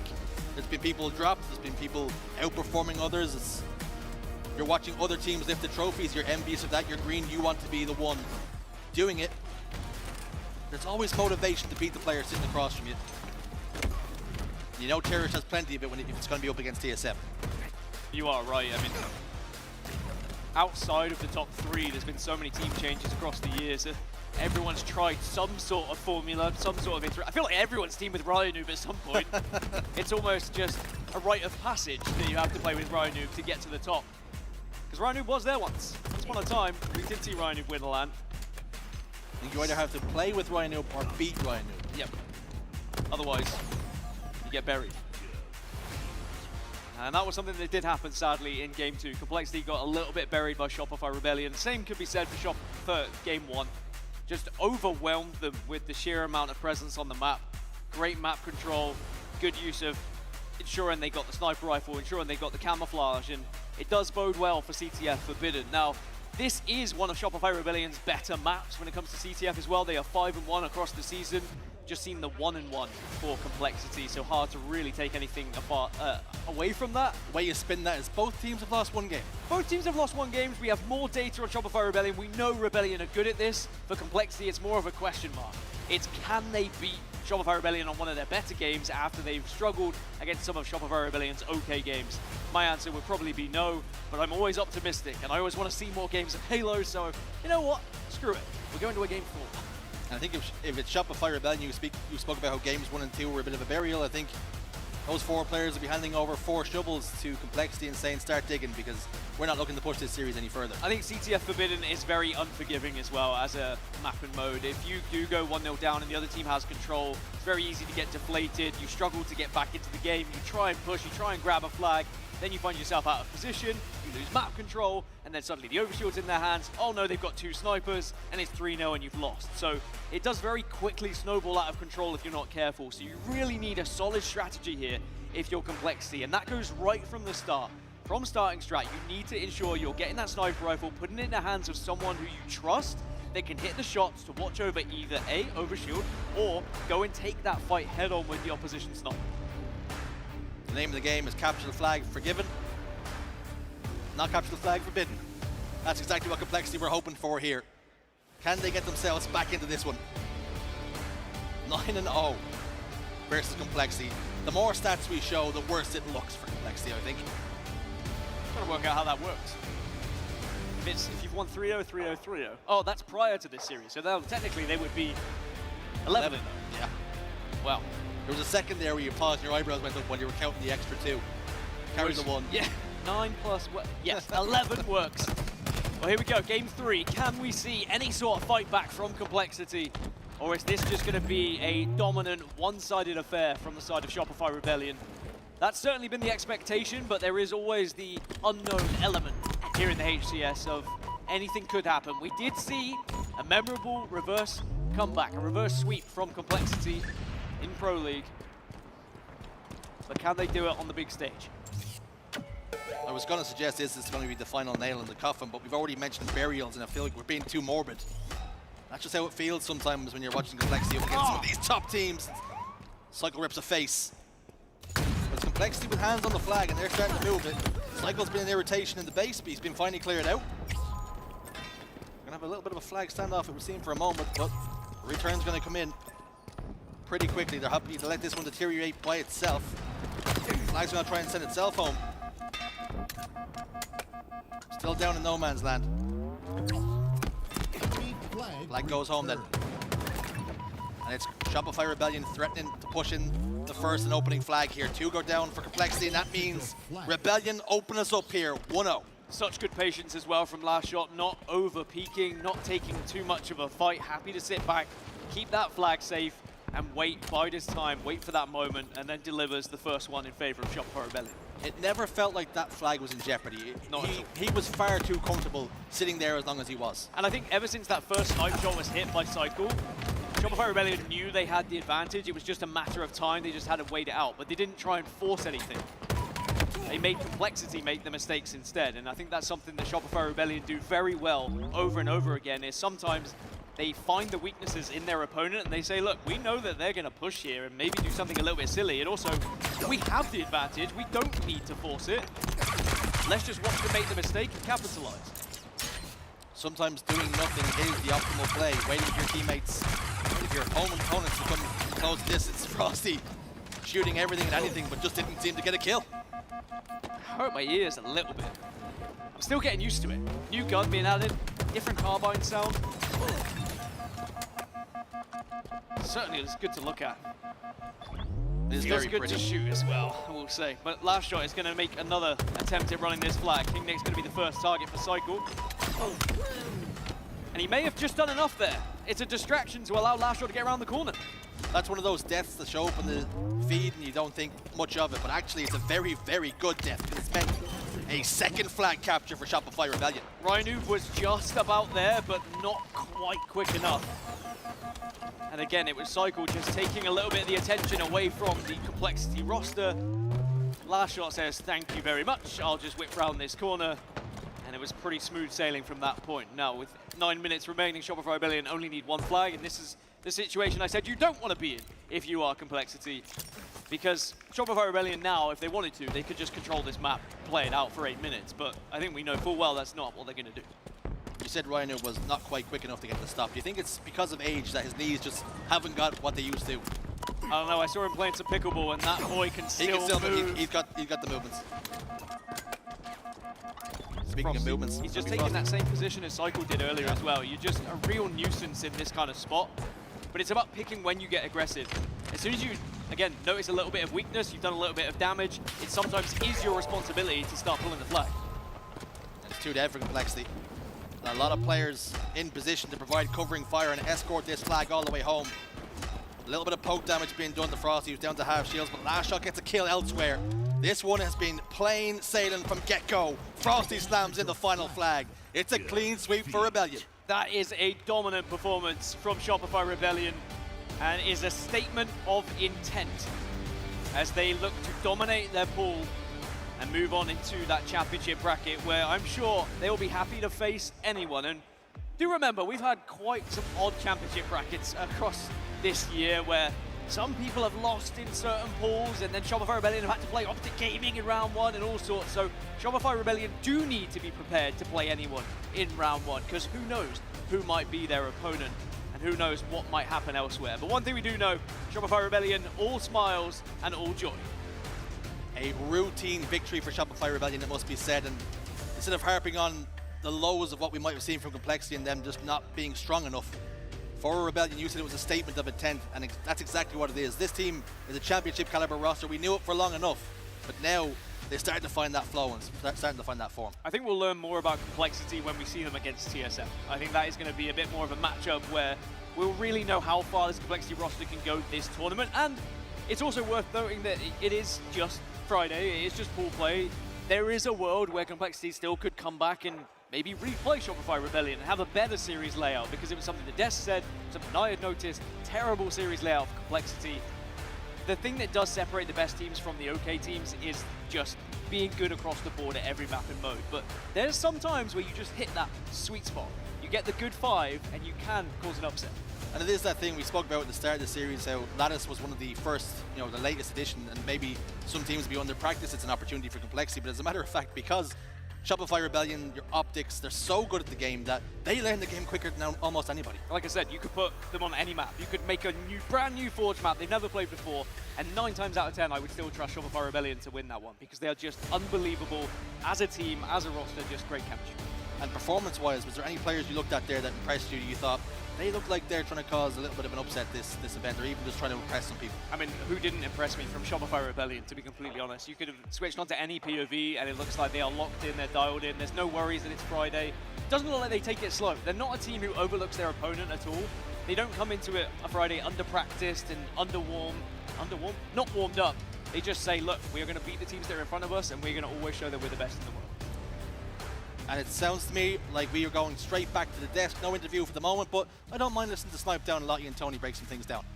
I don't know about me, but certainly these two, for sure. I've got to say, what an exceptional series from Shopify Rebellion, and thank you so much to our wonderful cast of Jersey and Gaskin.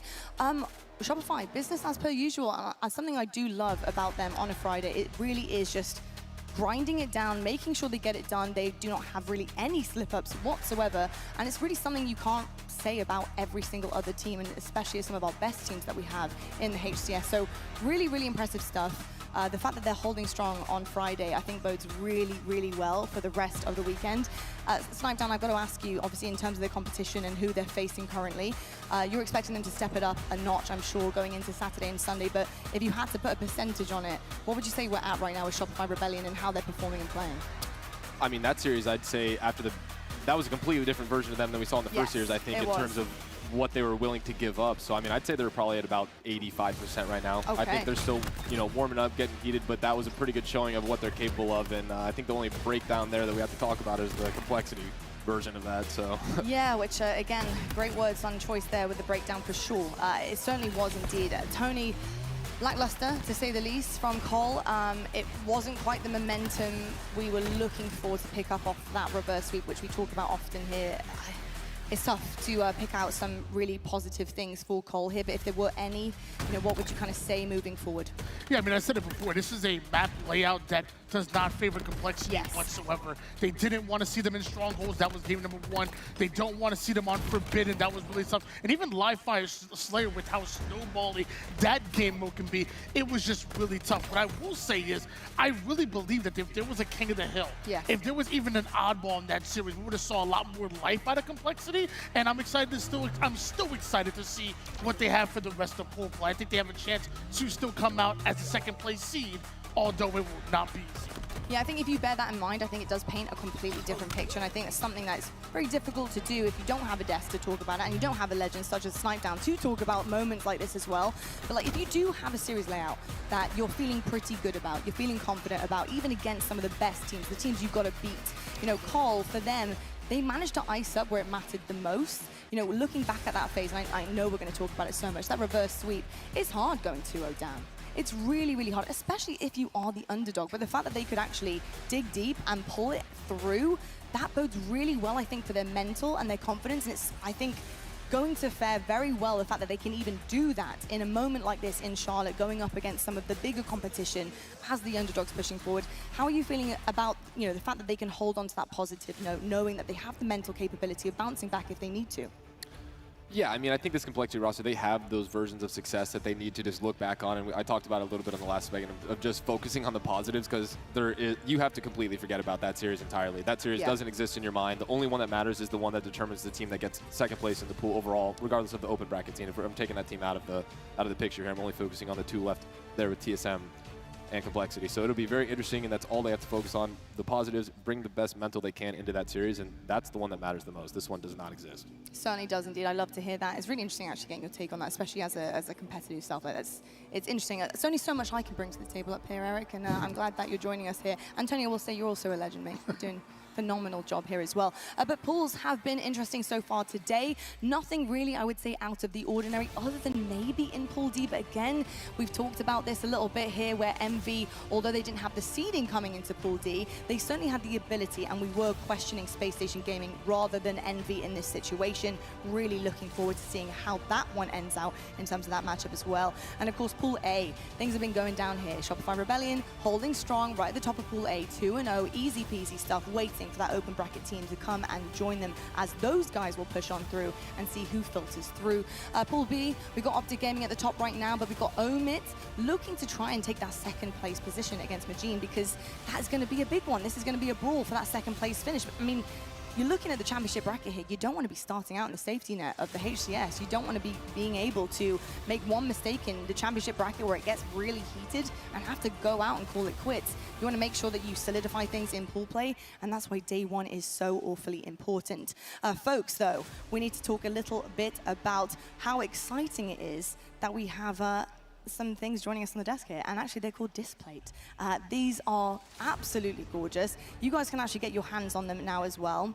And we're showcasing a few different ones, but there is so many that you can actually choose from, depending on what video game you like, depending on what you want on your walls, what you're doing, your mood, etc. They're unique metal posters, and they're designed to capture all of your passions. There are over 2 million artworks available. That is an awful lot of artwork in the Displate catalog. It's also tool-free, so each display comes with a magnet kit, and that's exactly how you pop them on the wall, and you're able to interchange them as you like. So they actually offer also fast delivery, folks, too. So if you do want to get your hands on some display, make sure you do that. Your new metal poster can arrive in 4 to 5 days. So that's really, really exciting stuff to know that you can have a brand new look in your gaming room or your living room or wherever you would like it in a matter of days and less than a week as well. You guys can actually get your hands on a code as well. So make sure you're writing this down. It's FaZe Halo for 38% off. You guys use that discount code. Make sure you're going to grab your favorite display. These incredible metal posters that, again, like I said, interchangeable for whatever mood, whatever may come your way in terms of gaming or just in general, because they're absolutely gorgeous. So I'm going to have to get my hands on that. I certainly will be buying some display for my brand new game room that's going to be coming my way very soon. Would you be maybe putting some Apex up in yours? Maybe a little bit of everything. I mean, they got 2 million, you said? It sounds like they got a little bit of everything I could ever need in there. So, I mean, these up here on the desk are looking pretty good. Yeah, they are looking very good. I know, actually, we might have to swipe these right after the segment. There is 3. Somebody done. There is 3 up here. Let's just, there's 3 of us. Who's getting the massive chief, though? I got dibs on that one right there, that dark gray. This 117 right That's here? mine. Yeah, I'm not gonna lie, that's kind of cold. I'm not gonna lie, yeah, that I one, like that one the most, too. That one is kind of cold, I will say. I do like the big chief helmet, though, I will say. Folks, so for watching, of course, you guys can also get your hand on Twitch drops, and I know how important these are to you, so make sure the tabs are open. You're watching all weekend long. Watch all of the incredible Halo action you can get your eyes on, while also picking up these incredible Twitch drops too. You won't want to miss it. We're gonna head to a quick break, but when we come back, these displays will be disappeared. They'll be in my living room, and we'll have another main stage action ready to go for you. It's gonna be FaZe, your hometown heroes, the major team, going up against Luminon Gaming, the European powerhouse looking to make their mark here in Charlotte. Who will come out on top? We'll find out right after this. Gaming space with metal posters from Displates. Hang your Displates in seconds. Swap them whenever you like. Get official art from your favorite games on a uniquely designed metal canvas and choose from thousands of posters. Join over 3 million collectors now.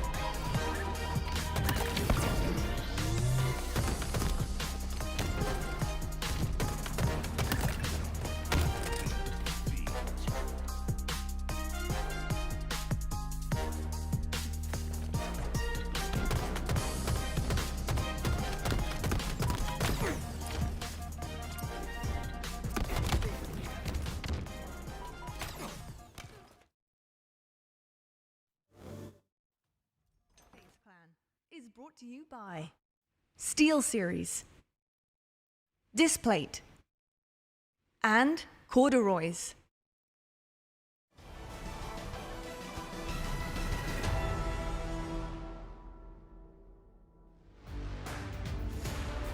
Welcome back, Spartans, and welcome to Charlotte. It is our last major of our roadmap, the one before Worlds, the one that matters, maybe arguably, questionably, the most, because you need to be peaking at the right time. You need to be feeling really confident heading into Seattle, and Charlotte trophy, that might just do it for some of our teams here. My name is Lottie. I'll be desk hosting all weekend long. I'm joined by the wonderful Snipedown and Why Not Be Casting. Lads, getting into this next one, we're seeing our hometown team for the first time on the main stage. We have FaZe going up against Luminon Gaming, the EU powerhouse. Wow, what a matchup this is going to be. If the previous Nemesis roster, which is Luminon Gaming, can actually really push this one the distance, I do think we're up for an incredible series and some epic gameplay. But the big question is, can they do that? Let's talk about FaZe first, though, because of course FaZe, they are an exceptional team. They are constantly in the top 3, very consistent, but can they get it over the line? Can they make sure they push through dominant early on in pool play? We'll have to find out. Let's meet your FaZe team.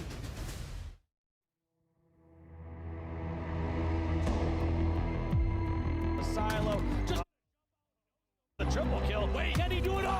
Hey, Lucid, you madman! An overkill!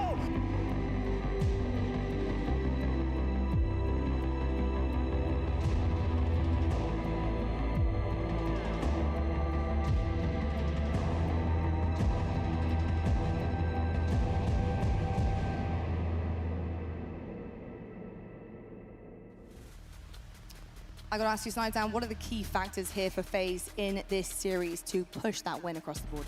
Yeah, my key factor for this FaZe team is just to close out the series. They have consistently jumped to 2-0 leads in so many series against these top teams. We talked about the reverse. That's happened way too many times for a team with this caliber of player on it, with this success that every single one of these players have had on their teams. Too many times has that Game 3 completely shifted the energy in a series. And Luminon just ended up losing their last series. They have so much to prove in this, and this is not one of those series you want to let a team get momentum. I'm hoping, honestly, FaZe is my team to watch this weekend in a sense of what they could potentially do, where they could break into, because at the same time, you have the other end of that where they can also fall into bad habits and old habits of letting teams get too much momentum when they are in the position to close out the series. So I'm really just looking to see them honestly get a 3-0 here. I think that would mean a lot for them into the rest of the weekend. Certainly would indeed. We actually heard from Tony earlier on the segment that they put in a lot of work, they put in a lot of prep, they're focusing on things that they really need to push across to get better. Hopefully they have done that coming into Charlotte. On the other side of the stage, though, we have Luminon. They've had quite the shaky season, bless them. I mean, in terms of not just the gameplay for them and not being able to close out some of the really close, incredible matches against some of our top 3 here, but also with rosters and orgs, and they've really had to kind of find their feet here. So coming into things with Luminon Gaming, previously Nemesis, they've been a team to watch out for here in Europe. Let's meet this roster.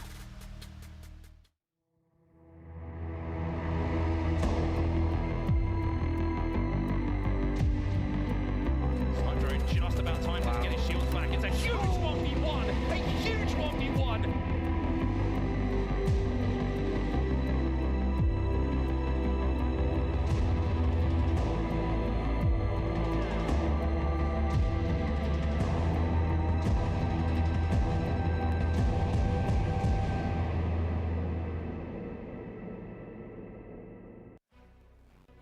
Luminon Gaming obviously carrying Europe on their shoulders here and having to follow the historied quadrant roster. They have been performing very, very well. I have been so impressed with what they've actually brought to all of our events this season. But Tony, when it comes down to it, this pool play match is a big one. Against FaZe, this is going to be tough. How are you feeling about Luminon? What do they need to do to actually lock down this series? Well, it really is going to be huge for them. And I talked about often how FaZe prepare like champions. Well, Luminon, they're going to be prepared and locked in for the rest of the season. They're actually not even going back to Europe after this event. They're staying here and boot camping going into World. They're going to be prepped. They're going to be ready. And let me tell you something, man. Look at the players on the roster and what they bring. SLG, an absolute master with the power weapons. You got Wutum, a damage machine on the mouse and keyboard. Snipe Drone, the baddest man in the EU, someone you don't want to challenge. And Glory cleaning up everything. I love this roster. They're ready to put off upsets. Yes, they certainly are indeed. And, with Europe, we don't get to see them online very much. You have to be tuning in pretty late at night to go and see the qualifiers for Europe, and they dominate. They tend to dominate. I would have been so interested to see, if they had managed to come to the LVT LAN, the TSM. It's interesting to see what they would be doing in the season, online, heading into these tournaments, and kind of what catch-up they have to play coming into things here at some of these lands. How much of a difference maker Snipedown do you think that would have been for a European team like Luminon, who have really everything it needs to take to be one of those top teams here in North America?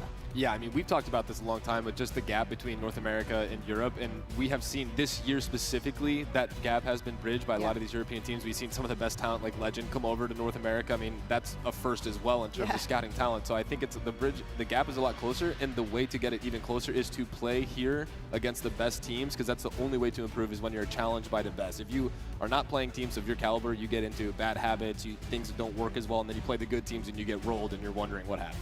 Well, you know what? I think this series is actually going to bode well for Luminon and kind of what they're used to in terms of the consistency and how they have to deal with their season, because if you can adapt on the fly and learn while you are here at LAN against the very best that we have in the world at Halo, then when you come to a series like FaZe, and for example, the 2-0s that they tend to go up with, like Eric has mentioned, you need to pivot.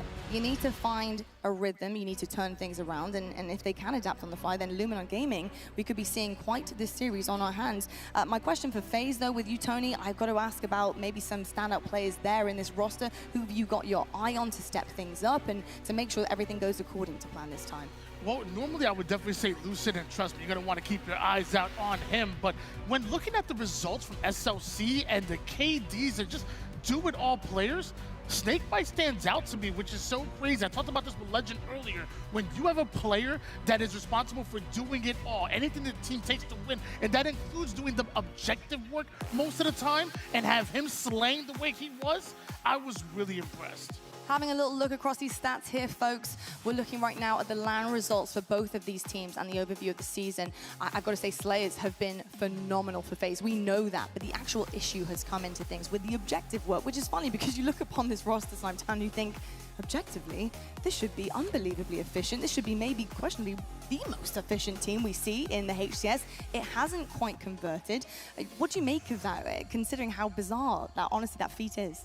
I think the biggest thing for me is just the play style similarities between a lot of these players. I think, Trippy, Snakebite, Penguin have all been very unselfish players, especially, Trippy and Snakebite are two of the most power weapon oriented players that I've seen. They're always on the weapons, always on the camos, always on these things. And so when you have a lot of play styles that are similar, we've seen a lot of different teams with 2 Slayers, 2 objective players, all this.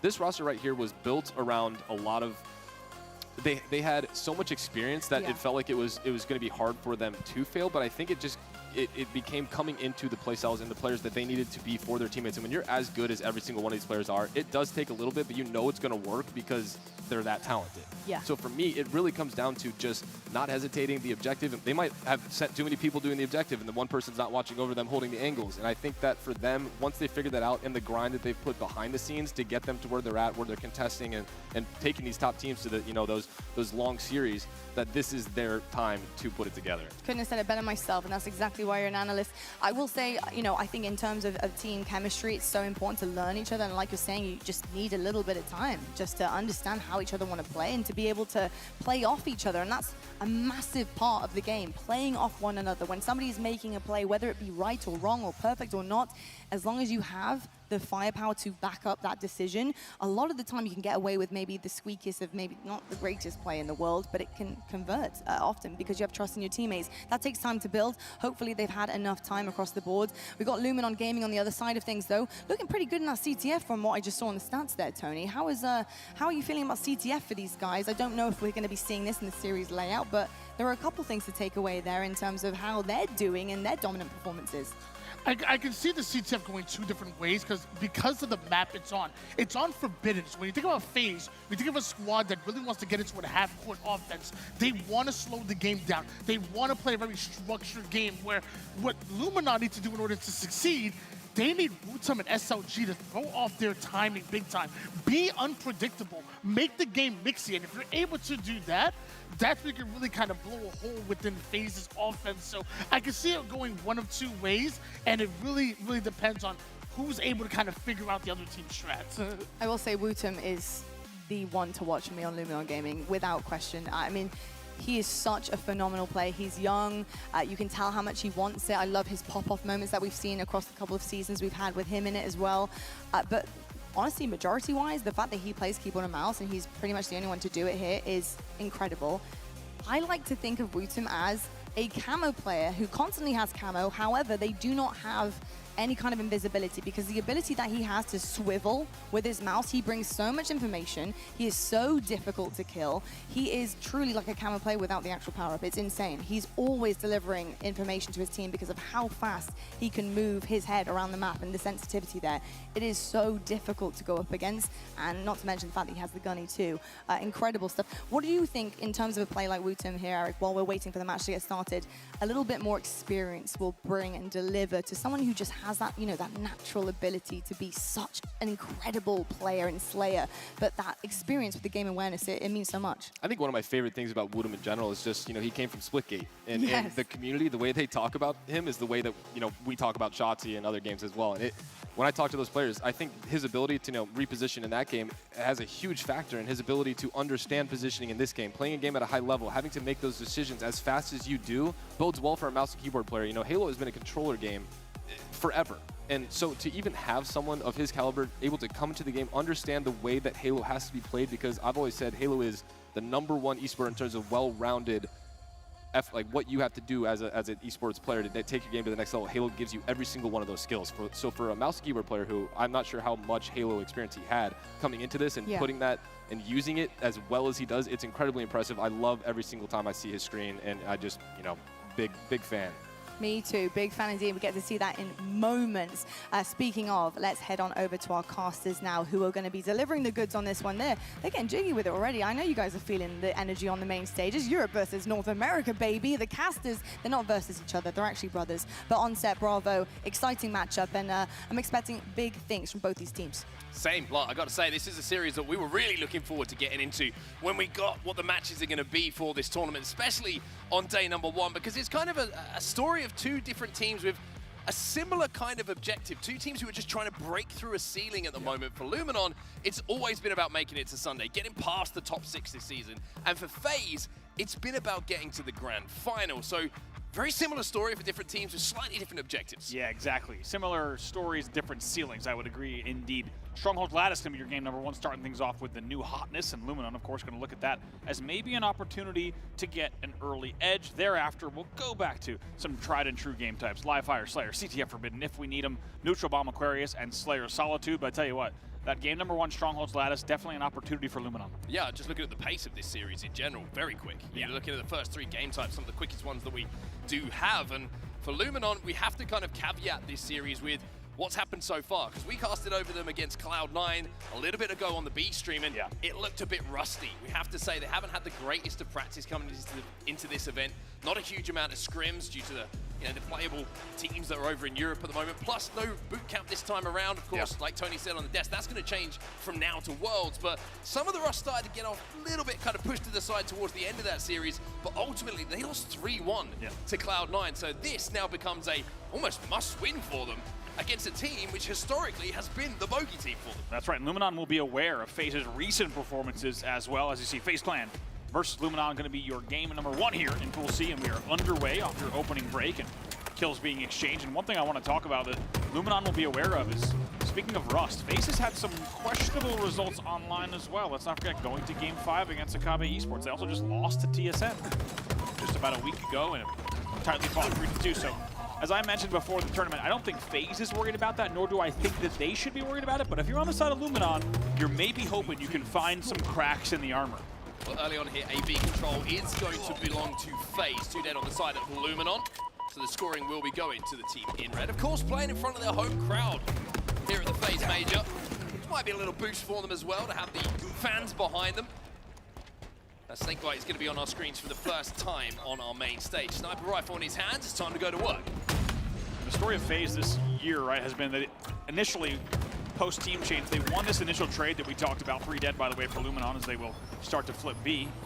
A off the spawn going to be flipped as well for the other side, but it will be a momentary BC hold coming in for FaZe. But since the trade, they undoubtedly have won the trade versus SSG. They have the better results so far, but now's the question of what can they unlock after this, right? Where do they go next? How do they find those grand finals? Ideally as early as here, right? They don't want to wait till Worlds to be in a grand final.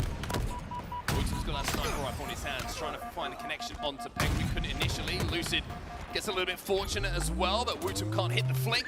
But his teammate, once again, is going to be in a position to clean that kill up. 2v2 on the map at the moment. It was Luminon who will be scoring. But the test on those strongholds is happening here for FaZe. Important 1v1 here, and Wutum is going to win it, and he's going to catch a C because of it. Very good nade there as well. We'll get the body shot. That one should be cleaned up by several teammates who are nearby. Going to be 2 dead for FaZe, and narrow lead here for Luminon. Oh, nice little body shot as well. Second one onto Trippy, who is last alive, so no shields on Trippy, and he'll go down to snipe drone. So all of a sudden, Luminon just starting to pick the pace up a little bit here. A is going to be flipped by them, even though FaZe are spawning over by B. And with C in their control, we continue scoring here for the EU boys. It's really just like Tony talked about. You do want to keep this game type mixy. The best teams in the world. I was just talking to Best Man actually about their performance, and he said they think they're the #1 at this game type. I would agree, but you're starting to see kind of signs of similar play. 3 dead again for FaZe. Luminon's playing this game type fast, and if you have a player like Wutum flying across and hitting every body shot from mid-map, you're going to get trip caps. Look at Luminon early on in game #1 with a 54-19 lead off of the trip. Really, really strong start. And something we discussed a little bit when we were watching them earlier on the B stream is think about live fire strongholds. Think about one of the players who was on that team that went on that incredible record, and that's SLG. He is so good at getting his head around new game types, really puts that work in, and you can see it on your screens right now. FaZe on the back foot, really struggling to find any kind of foothold. They really are here. They are going to fall 2 dead though, so SnipeDrone needs to play his life if he can. It's a momentary 2v2, so those kills will be picked up, and now they can continue scoring. Importantly, the reset as well onto that stronghold, which will continue the scoring in the favor to Luminon. They're still contesting in and around this B stronghold as well, and damage being done by Wutum will be cleaned up by SLG, and that'll be another momentary, and it will be momentary triple cap. As Glory's going to fly in and get the reset on A as well. Luminon are starting to flow here, and the rust we were talking about in the series against Cloud9, looks a bit like they're starting to shed that. Yeah, huge reset there. Will be 3 dead for Luminon, so they need to be careful because they are losing all 3 at once. Wutum's going to try to desperately stop that. He will at least hold B. They will lose a C here in the rotation. And you can see how quickly this game type can get out of hand. Such a small map, so easy to transfer from stronghold to stronghold, contest, and win them back. And even though they lost a little bit of control for a few seconds there, they got the kills off the respawn, and Luminon will have the numbers on the map momentarily.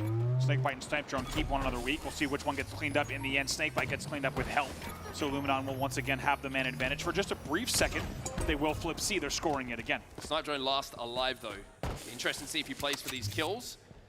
Or instead, he's going to listen to the comms of his teammates, find himself a sniper rifle. Hit a couple of shots here, and a stronghold should go your way. Good morning to you, SnipeDrone. It's good to see you, buddy. One of the most talked about players in Europe for a long time for good reason. What a shot there. Not easy to do against a player like Lucid.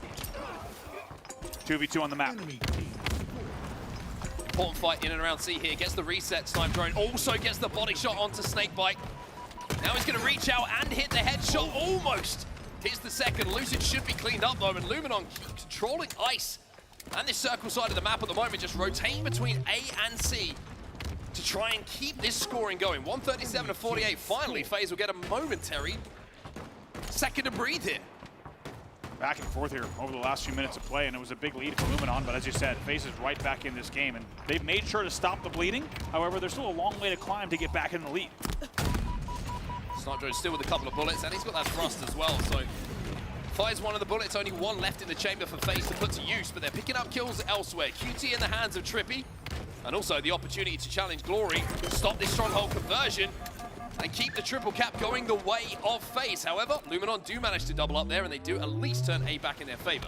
Nice conservative play there from Trippy. He probably could have finished the kill on Glory, but instead he QTs and just makes a patient play. I like what I'm seeing there from Tripp. And it feels like if you're on the side of Luminon, you need to get back in control of this game, because the more time you give FaZe, the more likely it is they'll get right back in it. But it is 3 dead. Penguin is your last player alive. Perfect shots coming in from SnipeDrone, who is a player historically who has always raised his game against the bigger teams in the Halo Championship Series. You're seeing it in this game here. 14 and 8 for the Englishman. Good damage from Wutum on Snakebite. Snakebite's forced to bottom middle there. We'll see if that one gets cleaned up. Trippy's going to make it a little bit easier for the team to push out. Eventually, one of the kills will come, but not before it's a 3v1. SLG, last player alive, as the lead starts to get narrowed. FaZe starting to just warm up a little bit here. Dangerous moments for Luminon. SLG just being patient, extra bullet in to secure that beatdown, and then I like that. Flummox's snakebite, stays alive and gets his shields back. I like the route he took there. A little unpredictable to sit over the doorway. You could tell it was kind of harder to check that angle. In the end, though, the more important piece of this puzzle, as Luminon gets AB back, is what was just a 100-point lead is now only a 40-point lead. And SLG still alive, flying, sliding. No better place to do it than on the ice.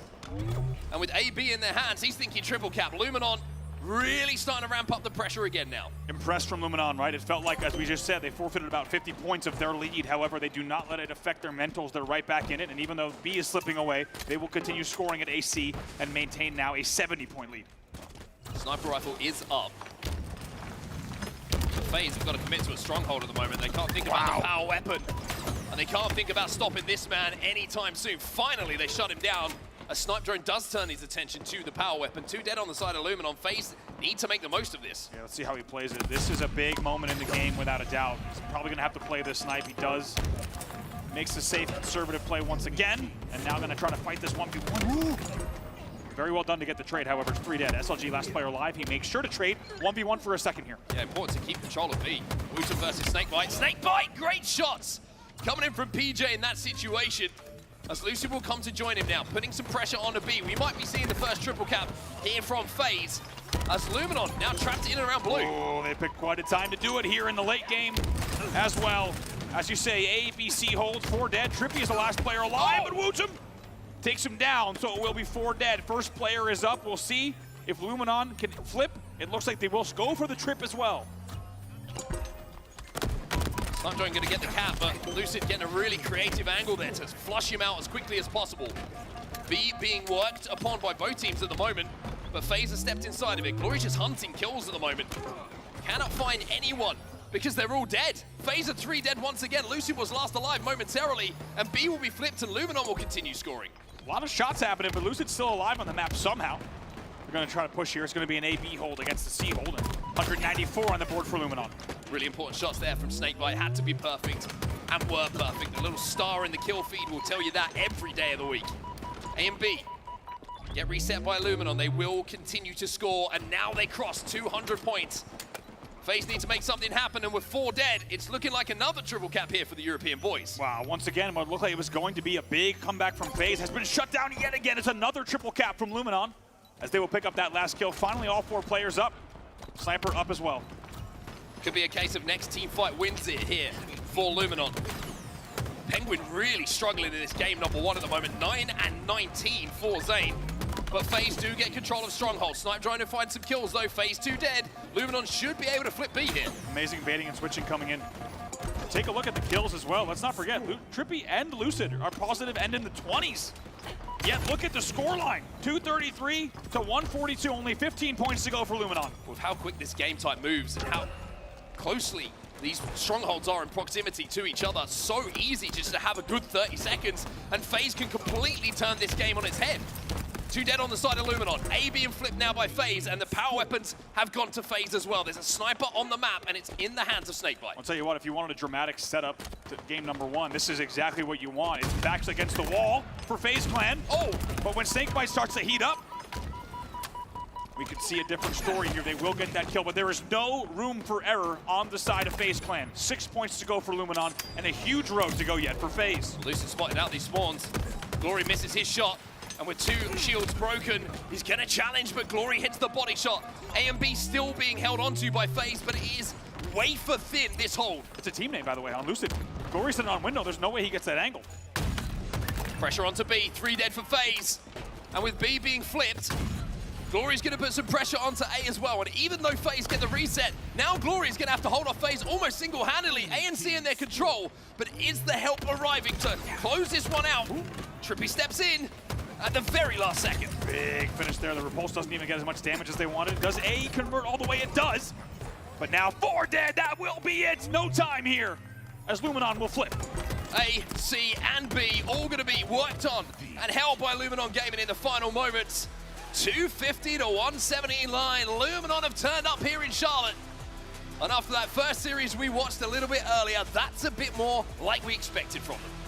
When you look at the variables, like we said, in that game number 1, FaZe's recent performances online, the speed at which Luminon can play, and a Lattice game type, there was a lot of chips in favor of that being a potential upset, and it was more than that. Luminon wins it 250 to 179 comfortably off of very convincing trip caps. Looking at the stats here, you can see, like we mentioned, statistically, 12 and 23 doesn't sound great, but Penguin's still involved in a huge amount of damage on the map. 17 assists being cleaned up by his teammates. But if you look at the comparative player on the other side, SLG goes -4, and he puts up 16 assists. So a little bit of a difference there in just having a player alive a little bit longer on the map. Look how close the slays were. Really does help. It really does. Look how close the slays were. You have Lucid, by the way, popping off 26 and 18. But look at everyone here on the side of Luminon, right? +1, +2, even, -4. This was not an outslaying match. This was an outplaying, objective efficiency, out-rotating Luminon gaming. Like I said, these new game types provide ample and sweet, sweet opportunities for underdogs to take out some of the big 3. That's what we just saw in game number 1. We'll take a look at some of the highlights. I'm going to talk about it again, because SLG, I genuinely think one of his favorite things in Halo is when something new arrives and he can sit down and he can theory craft about how he believes this game type is going to play out. We'll play it a couple of times, we'll see what's going right, what's going wrong, and he's very good to just quickly kind of scope out what the most efficient way to play it is. I'll use that live fire strongholds example from right back at the start of Halo Infinite as a great kind of marker in the sand as to why that, why we would believe that. And I feel like Lattice is going to be a strong game type for them. It was the one in the series against Cloud9 that they took as well. And now as we move towards the Slayer after these highlights, FaZe have got to find something here, because it looks like Luminon are here to play. It also really lends itself to their style of play, right? When you think of a player like Lutum, like SLG, to be honest, the entire squad, when you think of them flying across a map, you know their play style, the way they want to play the game. It really is right in their wheelhouse in terms of gameplay, and it really showed, like I said, not impressive numbers from anyone on the team, just putting up, doing the work they needed to do. It was all about out-rotating, timing, getting the first pick, getting cross-map damage, making sure that they're collapsing. 250 to 179, it's a convincing win on Stronghold's Lattice, and just like that, FaZe find themselves down 1-0.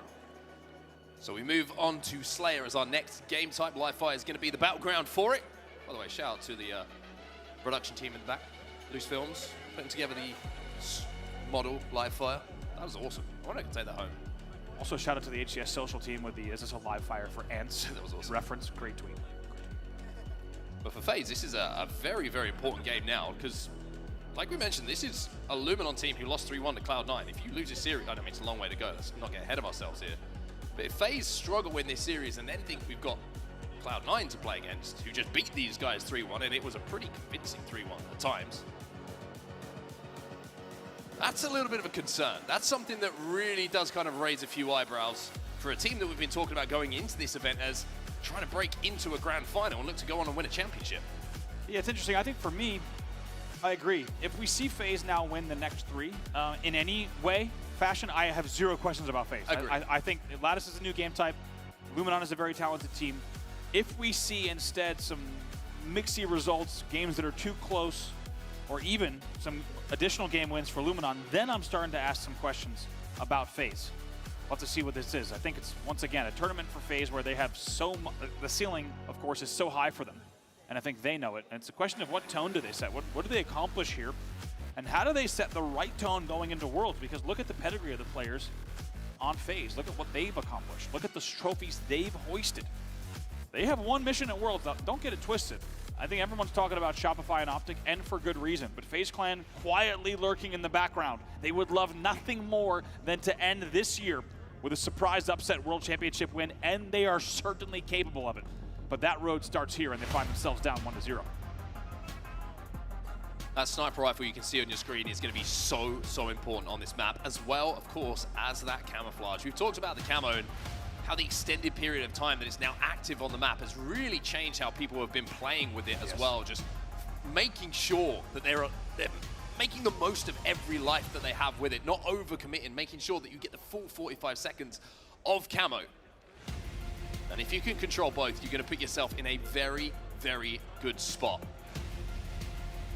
Really? This really feels like an important game. It really does. It's a really big game. I was going to say the same exact thing. We're underway here in game number 2. If you're just joining us, that's right. Luminon Gaming up 1-0 over FaZe Clan off of a very, very strong Lattice King of the Hill win. Excuse me, Lattice Stronghold to win to take the series lead 1-0. Well, off the break, it's going to be a slender lead here for Luminon Gaming. And more importantly than that, I think, is that Glory's got away with a sniper rifle. And I feel like you're looking at a player contributing a big way in a big series. Glory's been fantastic in some of the bracket runs, but the big matches, the big games, maybe been a little bit guilty of being a little bit, coming up a little bit short in those big moments. Camo will go over to Luminon. They have a 1-kill advantage, but that should extend if Snipe Drone can play this well. I was going to say, Snipe Drone surely grabs his repulse. He does. He goes back for the repulse. I was like, there's no way he leaves 3 of those with camo on the ground. He goes back for the repulse, now tied 6-6. Got to wait for a little bit of help from teammates here, Snipe Drone. You can see just, like we were talking about, making the most of this camo.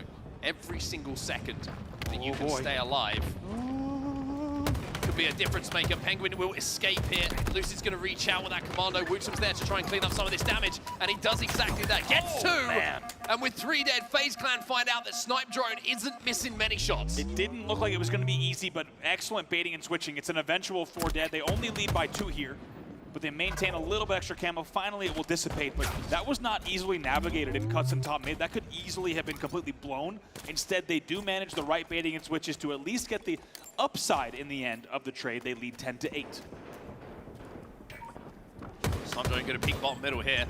Felt a little bit uncomfortable for him, and now he's going to back out. Lucid going to look to take the 1v1 at the back of green. FaZe a little bit split on the map at the moment, but an important death grenade there just keeps those numbers even on the side of FaZe as SLG. I think that's his second perfect of the game. Norman looks locked. Wow, perfect reversal as well. Also has the QT to get a dodge if he needs, but the help comes. I'm so impressed by Luminon's speed of the team shot and speed of the help. Constant baiting and switching, and specifically watching pretty difficult to watch sightlines over these opening engagements. Now up 15-11. Attention turns towards Camo once again. Snakebite gets away with barely any shields, and finally he'll be taken down. SLG is out of there. He wants to pop this camo, and he wants to make the most of it. That's 2 in a row here for Luminon. Some might have said a risky pop there because he already took so much nade damage. Could have maybe made sure a teammate got it, but instead he comes away with it. Needs to stay alive here. He's tiptoeing. He's holding on to that back rail, and it's a scary, precarious position to find yourself, but this man knows how to do things very, very well and very, very efficiently. He finds one, another one gets picked up, and all of a sudden it's 19-14 with the S7 pop in and an SLG with his hands on the snipe. Wow, and this has gotten dicey and dangerous for FaZe Clan. Now down by 5 in a game 2 where they already trail in the series 1-0. They know what's on the line here, and they slow the game down for this camo.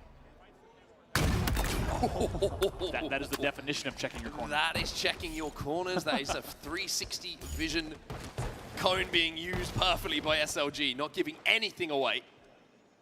You can't really blame Penguin for the play. He's not done anything wrong. He's trying to slow the game down, get information, and fortunately SLG just wise to it. It's the body as well. That'll buy an extra second where FaZe cannot push. 2 players bottom middle, though. He's going to call that out. Really like the pre-nade as well there from SLG. Doesn't re-poke without pushing those 2 players back with a nade. Making sure that his escape is going to be locked in. Lucid going to be challenging 2 players from FaZe, actually just aggressively flanking on his position at the moment, and the timing of that push put together from FaZe, really, really impressive. Penguin wants to hold tower. He knows it's a little bit risky to try to over-challenge here in these moments. So just trying to hold down map position, trying to get really a foothold back in this game. Numbers though, going to Luminon again. Penguin, no shields once more. She's trying to survive, trying to weave and nod and just be a nuisance, and somehow he's doing exactly that. Still alive in this situation, finds himself a snipe, helps Trippy out, and Penguin now starting to heat up a little bit. Snipe Drone needs to get this kill. He does. It's a big one to make sure the snipe gets slowed down just a second. And now just like that, only a 3-kill lead for Luminon. Now this is where we need to see Luminon take a little bit of a page out of what we just saw from FaZe. Couple of kills, getting staggered, couple of deaths starting to rack up. And this is what has been costing them in some of those big matches. Not being able to just get 4 on the map when you're under pressure. But now they're starting to do that. Wow, so well done here as they regain the lead by 6. Let's get into a listen-in with Luminon Gaming.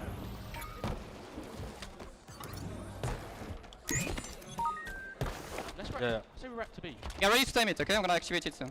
Okay. Wanna play B? Yeah, I'm gonna B. I'm watching left side right now. I'm activating now. 2 top mid, 2 top mid. Yeah, 1 C, they 1 C. I got one. Nice, nice, nice. 2 2 plat. Got damage. Yeah, big door. First one. Absolutely. Go, big pillars, Nice. Did you keep back B? Did you keep back B? Yeah. Okay. I'm going back to C, I'm going back to C. Yeah, come back. A plat top mid. One's top mid right now, guys. I'm looking C, I'm looking C. Yeah, I'm coming back next. Yeah, pick with me. I'm with you. It's 2, and the left front car. Kill me, I die from A plat. I die from A plat. We're losing C, guys, we're losing C. Mid tower. Yes, A plat, 2 top in. Top in now, pushing C. I spawn A. Oh, it's freaking. No. One shot, 2 C on me, 2 C on me, one shot, elbow, nice. I'm blocking A for snipe, I'm blocking A for snipe. Nice, do that. Get snipe, I'm blocking A. Go back to C. Rip numbers. It's on me. Yo, air snipe. It's one shot, bottom mid. Okay, bottom mid, I'm motion kilo. Yes, sniper. We 2 dead. Where is he? He went dice. Top middle dice, a dummy door. I can play dummy door. Yeah, dummy door, which? Cuts win, top cuts. Go top cuts. Top cut should be weak, guys. Yeah, take your life. You're long cut. One A plant, kill me. I got one. A plant is shopping scope. Yeah, another one cuts. Cuts the dummies. Dummy door, yeah. You're last, Mike, you're last. He's skater. Very interesting listening there for Lumen. A lot to talk about, but most importantly, still have that lead. It's only 4. FaZe is starting to come back into this one as Penguin has a snipe. Yeah, we'll stick with the action for now. As you say, lots to break down, but right now, even more importantly, it's still just a 4-kill game. Make it 3, 37-34. Late game run here from FaZe. A little bit of pressure on the shoulders of this man. 4 and 8 in this game, but has that snipe and can turn those stats one way with a couple of big shots here. Wootum's going to challenge. As Luminon find themselves 2 dead and just 2 kills. Make it 1, back to 2. In a lead here. What was just an 8+ kill lead for the side of Luminon has been reduced to only 3, and it feels like really even bigger. The momentum has just been sucked out of Luminon. FaZe is right back in this, and it feels like even though they trail by 3, they've got the momentum on their side without a doubt. Still bullets to work with here. Camo popping. 2 dead for Luminon though. It's going to make it very difficult to contest this camo. SLG's going to challenge. The flank from Snipe Drone though catches them off guard. Snipe Drone gets a double out of nowhere. Trippy has to run, has to scarper with this camo. SLG taken down, 3 dead for Luminon. Huge play from Trippy to get the camo and get the kill. Gonna go ahead and bring it back to the team, and they toss Snipe 3 shots as well on the sniper handoff. Hit all 3, you're in the lead. Misses 1, gets challenged. Snipe Drone can't get the kill, Glory gets 1 though. 2 dead on the side of Luminon. Still a 1-kill game, making a tie game here. Trippy with a snipe and the camo, making the difference. Wootum was last player alive. Trippy's gonna hunt him. Lead change in the late game. FaZe Clan goes up by 1, make it 2. SLG gets taken down as well. FaZe rise from the ashes in the late game here in game number 2. 49 on the board, 1 to go here for FaZe to complete the comeback. Glory gets the kill, but it's not going to be enough. FaZe ice up, clutch up, and will take map number 2, 50-47. Oh my word. A come-from-behind win after trailing by 8 or more kills in the 3rd act. Coming back to, steal that out from Luminon. You heard during listening, such a comfortable lead. They're delaying camo holds. They have full control of the map and snipe. And out of nowhere, what should be a 2-0 Luminon lead is completely stolen by FaZe Clan.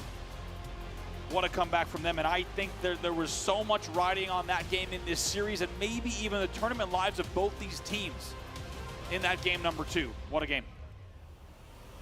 I think you can pinpoint a moment where it changed.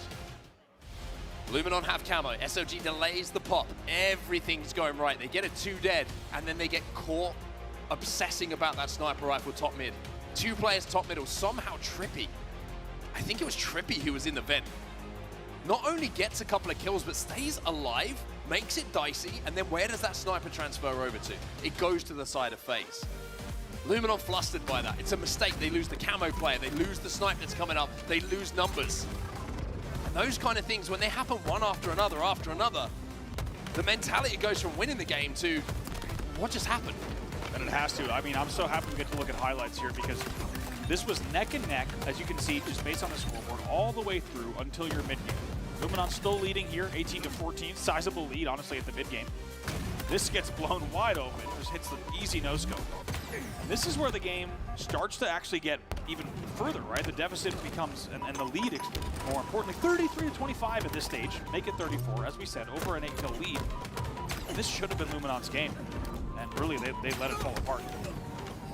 Let's see if we can catch that moment that was top middle. This is Penguin with that sniper rifle we were talking about. It was just before this that the wheels fell off for Luminon as well. But Trippy hitting these perfect shots here, staying alive in that situation. And also this sniper drone tries to challenge the camo. Trippy stays alive, hits the body. Just all these things stacking up. I mean, you can just see, you know, it's the momentum, it's the domino effect. Yep. Wow.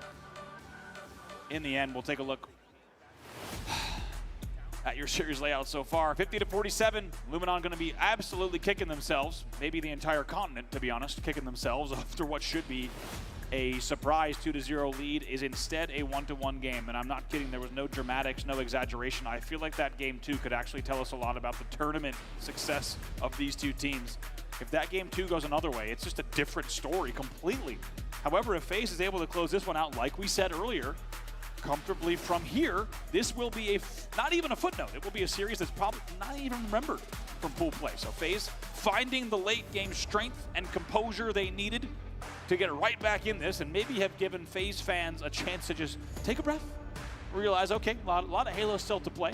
They've dodged what would be a 2-0 deficit. We're all tied up at 1-1 heading into game number 3. I feel like it's such a strange series psychologically at the moment. Like, I think FaZe probably just feel like they've got away with one in that game number 2. They didn't feel like they won the game. It was like, oh, it's 1-1. Like, we've got away with this. Luminon are going to be kicking themselves. I don't think either team is particularly happy with how that last game of the series is going so far. But it's tied up at 1-1, and this is the go-ahead game. Exactly. They're tied up to 1-1. Such a strange headspace. It is. Playing professional Halo for a lot of money on a main stage, but neither of them are happy with how it's gone so far. And it just shows you what both teams are capable of and what they're here to do, right? Both looking for perfection. Neither of them have found it just yet. Instead, they've traded games here, and we're all tied up, and we're underway now in your third game. Jumping right into the action here with Lucid. A little bit of CTF here on Forbidden. Wooten with the sniper rifle pickup on the side of Luminon. He's hitting some shots already.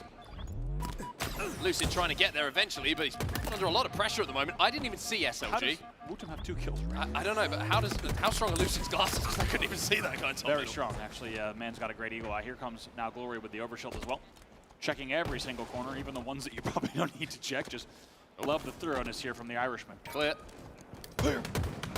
Lucid now going to find himself taken down. Penguin's going to miss that jump. It's a double kill. And still half the overshield to work with here. He can try and force this run. And I like this as well. I think he had the info of where Snakebite was on the overextend. So runs it away from potential spawners on that snipe site. But now it's about the kills. Now it's about finding the extra ones. And with 2 dead here for FaZe. And Wootum still popping off with this sniper rifle. Glory should be able to run this one home. It's a great play call from Luminon and from Glory. Let's not forget, Penguin was down in Swamp. Penguin doesn't even get any damage on the overshield player. So Snakebite wraps back pillars, tries to get a pillar angle, and Glory wants nothing to do with it. By the way, by the time Glory gets back to his own pillars, he still had overshield. And then, as you say, the team is still slaying around him. It's a very, very efficient cap from Luminon. Now, let's see. We've seen them in the lead in every game in this series. Can they close this one out? 2 dead at the moment on either side of the map. Hey, now Wootum is hitting shots. He's 4-0, 5-0 at the start of this game. A killing spree for him, and he hasn't even seen what the death screen looks like. How often do you see this against a team like FaZe, a killing spree to open it? Impressive stuff here in your opening 2 minutes of play. Has a thrust in the back pocket as well. Should say on the back of his spine. But pressure now coming in from FaZe as the overshield fight starts again. A couple of seconds till that pops. And it was converted into the first flag cap here for Luminon, so they know the importance of securing this. And with 2 dead for FaZe, SLG should be able to pop. Wow, beautifully done. They even had extra help. They didn't even need to use any of the thrust or anything. Just really good slaying control to get that overshield with really minimal effort. And now here comes the push. FaZe turning up in the base. They're trying to find angles. They're trying to find a way to get some LOS, but with the overshield, Luminon can afford to force it. They can afford to take chances. One dead for FaZe. Wooten, by the way, 7-0, still hasn't died in this game. And with an opening presenting itself, SLG's going to try and force this one. Can he round the corner? Well, now he's got time to do so because 2 of FaZe have just been taken down. Beautifully done. He knew the pressure was coming. 3 dead here. He was getting naded, saw the nades coming pillars. He knew he had overshield. He didn't worry about it. He takes the route. He knew he had the timing. The team once again continues to slay. And just like that, Luminon Gaming 1 flag away from going up in the series. And luckily, they have not let that defeat in game number 2 get to them so far, but there's still work to be done. This game is not... Oh, my God! SLG pulls the rabbit out of the hat. That is a ridiculous shot. I cannot wait to watch that back. That is unbelievable from SLG. And as we said, they have not let game 2 impact them. Just absolutely connecting with every shot he takes. You are seeing the best of SLG finally gets taken down. And at the moment, FaZe are probably thinking, oh, Wooten doesn't have sniper. Oh, good, it's SLG. Oh, it's SLG. Probably also thinking, thank God we won that game number 2. And Luminon, no time to think about it, but they're also thinking, we really wish we won that game number 2. Let's put this in perspective here. This hasn't been a situation that FaZe find themselves in for the first time in the series. They turned that previous game around from a similar situation where it felt like Luminon should have won it. And now with 3 dead, Trippy's on the flank, has an option to run this flag. And with a sniper in his hands, can probably still make this work. Overshield for FaZe as well. Like we said, not over yet. And even though Luminon looks good, we've said those words before, actually not too long ago, about 10 minutes ago, as FaZe runs what could be their first flag of the game. Game of Halo was never won before the final objective went in. And there's still plenty of time to work with here. 7 minutes and 30 seconds left on that game clock. And with the flag going in here for FaZe, all of a sudden this game looks completely different. It's a 1 flag game. Let's see if we can find SLG. Here he finds the FaZe. Trippy knew exactly where to put that reticle. 3 dead yet again for Luminon. And it feels like a little bit of deja vu to say the very least. Wooten having a little peek. Trippy not able to connect this time around, just playing these lanes as the rest of FaZe Clan start to move up at the map a little bit. Penguin will find one to SLG. He knows something's up. He knows there's a Wooten around there somewhere. Glory just fell off the map though, which gives a free number here to FaZe. Unfortunate there. And you're right, a really interesting mental game there between between Wooten and Trippy there. Trippy knew something was afoot. And he also knew the Glory had just spawned in the back of the base, takes him down. And now that's 2 dead. Here comes the push. Gotta be peeking your corners there. That's just a free kill. Oh, boy. And that's the second free one. 4 dead for Luminon Gaming. And FaZe are starting to come to life again. Almost feels like they're giving Luminon the first part of the game, and then they're starting to take over. This is a blender, folks. This is a Vitamix commercial edition blender that Luminon finds themselves in. Dear God, here comes the flag. This is going to be the time. Flag, FaZe on the back foot no longer. They have taken over the last minute or so of this game. And we are now in the territory of next flag wins. 1-1 in the series, 2-2 in game 3, and Lucid has a snipe. Talk about a tale of 2 different games. The first half of this game was a one-sided story, and you can absolutely see that the second side has also been a one-sided story, but very much a different team in the driver's seat. We're all tied up. Next flag will win. Snipedrone finds 1. However, Snakebite just being a nuisance. Look at the damage output that's coming in from him. Lucid with that snipe finds 1. Penguin finds another. 2 dead for Luminon and still trapped inside of their base. With Snakebite on your hut, that's where you're going to continue to spawn as well. Just tiptoes around all the mossy steps there. Looks like kind of late era Anakin Skywalker just running down, holding everything. Finally, we'll trade in the back of the base as well. 3 dead. Penguin last player alive here for FaZe. And man, Luminon thinking, how did we let this happen yet again? But the game is not over just yet. Trade comes in. So finally, Luminon do get a little bit of space on the map. 5 minutes left in this game. Next flag will win it. 5 minutes remaining. Snakebite being a nuisance in the back of the Luminon base. He's been alive for so long. 10-7 in this game at the moment. Glory will find the beatdown, but Death Nade will take him down. It's amazing how this game is just slowed down, that now that the snipers have gone out of play. Brief 2v1 there. And also, yeah, you can just really feel how the game has changed. And what an amazing opening to see it just completely full speed ahead from both teams. SLG gonna try to win this one in the Magnum, not gonna be easy, but just full speed ahead, just pedal to the metal from both teams. And instead, what we've ended up now with this really slow, careful, methodical play, because both teams know that if you happen to forfeit a pick you shouldn't have, that's probably gonna be the game. Also think snipers coming up soon, Overshield coming up soon. That has been where the caps have happened. So everybody is just so aware of not giving away free deaths at the moment, because that is the win condition. With one flag between the teams, or should I say next flag winning this game, getting one of those is going to be massive as that overshield pops right now. It's going to the side of Luminon. The European team have the overshield. Here comes Wooten. He needs to push. His overshield melted off, but they do have the numbers on the push. It's going to be 2 dead, and they don't forfeit any deaths. Penguin's taking a little bit of damage as well, trying to force this one at the moment. Glory needs to get around the corner and just about manages to do so. Now keep your eyes on the feed. Every kill that goes down in the favor of Luminon could mean this game is over, but if they're phases, this run will slow, and that looks like what is happening.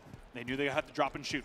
They're going to let everyone come back on the map, and they're going to focus here on this battle. Big 1v1 from Lucid. Big from Lucid. He loses that. Luminon have the advantage, but he wins it. And now FaZe are thinking about a counter cap, not just this return. Should be an easy return. He does get it, and leave it to Lucid to come down, right? 1v1 rad tunnel. Glory gets pinched, and even though it looked good on paper, the pull wasn't worth much without the supporting cast. I mean, FaZe have done phenomenally well defensively there in that situation. Remember, that was all sparked by the overshield being picked up by Luminon. They managed to counteract that. They get so much damage down that the overshield gets melted. Yeah. And even though the flag got moving, yeah, I agree with you. I completely agree. Yeah, I think Luminon rushed that because you heard the overshield pop. We were on SLG's POV top mid. You hear them pop the overshield, and they just held forward into the swamp. They could have maybe waited just an extra second. Even though they get the first 2 dead, they rushed the pull. Speaking of 2 dead, here's another pull, but on the other side. Not again. Not like this, Luminon. FaZe again, leaving it late, making it interesting. Lucid has a snipe, and he's starting to hit bodies as well. Luminon are trapped in the base, and Snakebite's finding kills. But there's someone. Glory, last player. Glory has to go massive here. But Penguin puts his radical exactly where it needs to be. SLG last alive. Trippy's getting the kills. Lucid takes down SLG. And from 2-0 down, FaZe will take game number 3 and go up 2-1 in the series. I don't know how they're doing it, but they're getting it done.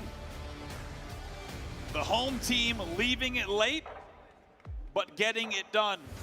Games 2 and 3 playing out almost identical to one another. It is huge leads for Luminon off of very impressive play and convincing early and mid-game. However, they let both of them slip out of their hands. This easily could have been a Luminon 3-0 if we only watched the first half of these last 2 games. Instead, it's a FaZe 2-1 lead. What a series so far. What a series. And I thought the psychology of the teams was weird after game number 1. Well, it's got a little bit more simple now. FaZe very happy with the comeback in that game. Luminon kicking themselves again, even more violently than before, because that is a game where you can't let that happen. It's simple as that. Like, FaZe brilliant. When they went 2 down, they took over the game. The snipers started to go their way. But you look back on the overshield run for Luminon, that's the chance to win the game, right? And it goes wrong. They force it. They try and make it happen too quickly. And FaZe only need 1 chance to be brilliant. Remember, Wooten was 7-0, by the way. Yep. To start this game. Glory also pulls off this run while the team just continues to slay. And inside of, by the way, 1 minute and 2 seconds, the first cap goes in. Wooten then did all of this. Just unable to be taken down. They keep winning the overshield battles as well. Oftentimes it looks like making it look easy. They wait and bait on this run. It's perfectly executed. But hopefully you didn't place any bets at this stage. Even though you might have been tempted. You feel like... Look at this. It's just through the foliage. I feel like Luminon have won 90% of game 2 and game 3, but lost the last 10, which has cost them. It's been such a strange and then Trippy just went off. Couple of games. FaZe's resilience is incredible. Yep. Unbelievable late games from them, just to stay in it, just mentally to stay in it, to pull this off. And that's what it takes, right? You talk about, this was the, I mean, rush in so many ways, and yes, Glory might round the corner, but I think everyone knew that it was going to be a tough road home, and this 1v1 as well was huge from Lucid. Man, if Lucid loses that, and of course, equally if Glory wins that, it's a completely different fight. Completely different game potentially as well. And then Penguin. Look at the patience. You've got to say, yeah, great patience. That's, when we talk about knowing how to play an objective, that's a great example of it. You can touch that flag, but then you've got to make yourself difficult, wait for the help, and wait until those shields come back before you can start running it again. FaZe sounding pretty calm, pretty composed. Listen to the comms there once again. These are guys who have been here before, and even though on screen it looks dramatic, and it has been, for these guys, this is just another day at the office, and I think we are rightfully freaking out here as we're watching this series, but for them, it's just been about late game composure, and my God, have they ever done it? This has been an amazing series, and just when you thought you knew where results were gonna go in the HCS, and maybe things had settled down after Salt Lake, Pool C showing us that there's a lot of exciting Halo yet to be played with upset potential, but so far, only one of the 3 games has had an upset delivered. It's FaZe Clan that bounces back late game. 2 enormous comebacks in games 2 and 3, and they will look to close it out here on Neutral Bomb Aquarius. Will we see a game 5, or will FaZe use the momentum of those 2 comeback wins in game 2 and 3 to close out here on Aquarius Assault? So where we find ourselves here for game 4.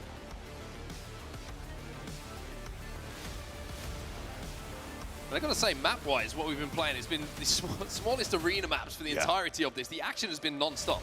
You called it when we first... It's been a great series. It's been amazing. You called it when we first saw the series layout. This is going to be an absolute kind of just non-stop pedal-down series speed-wise, and it's delivered. It's been amazing. The opening rush, majority of the fights are won here by Luminon. But honestly, for them, it's not really about how the game starts or the middle goes. It's about how it ends. As we've learned very harshly, and they would have learned very harshly in that game 2 and 3. Wootum has the camo. Bomb is moving here.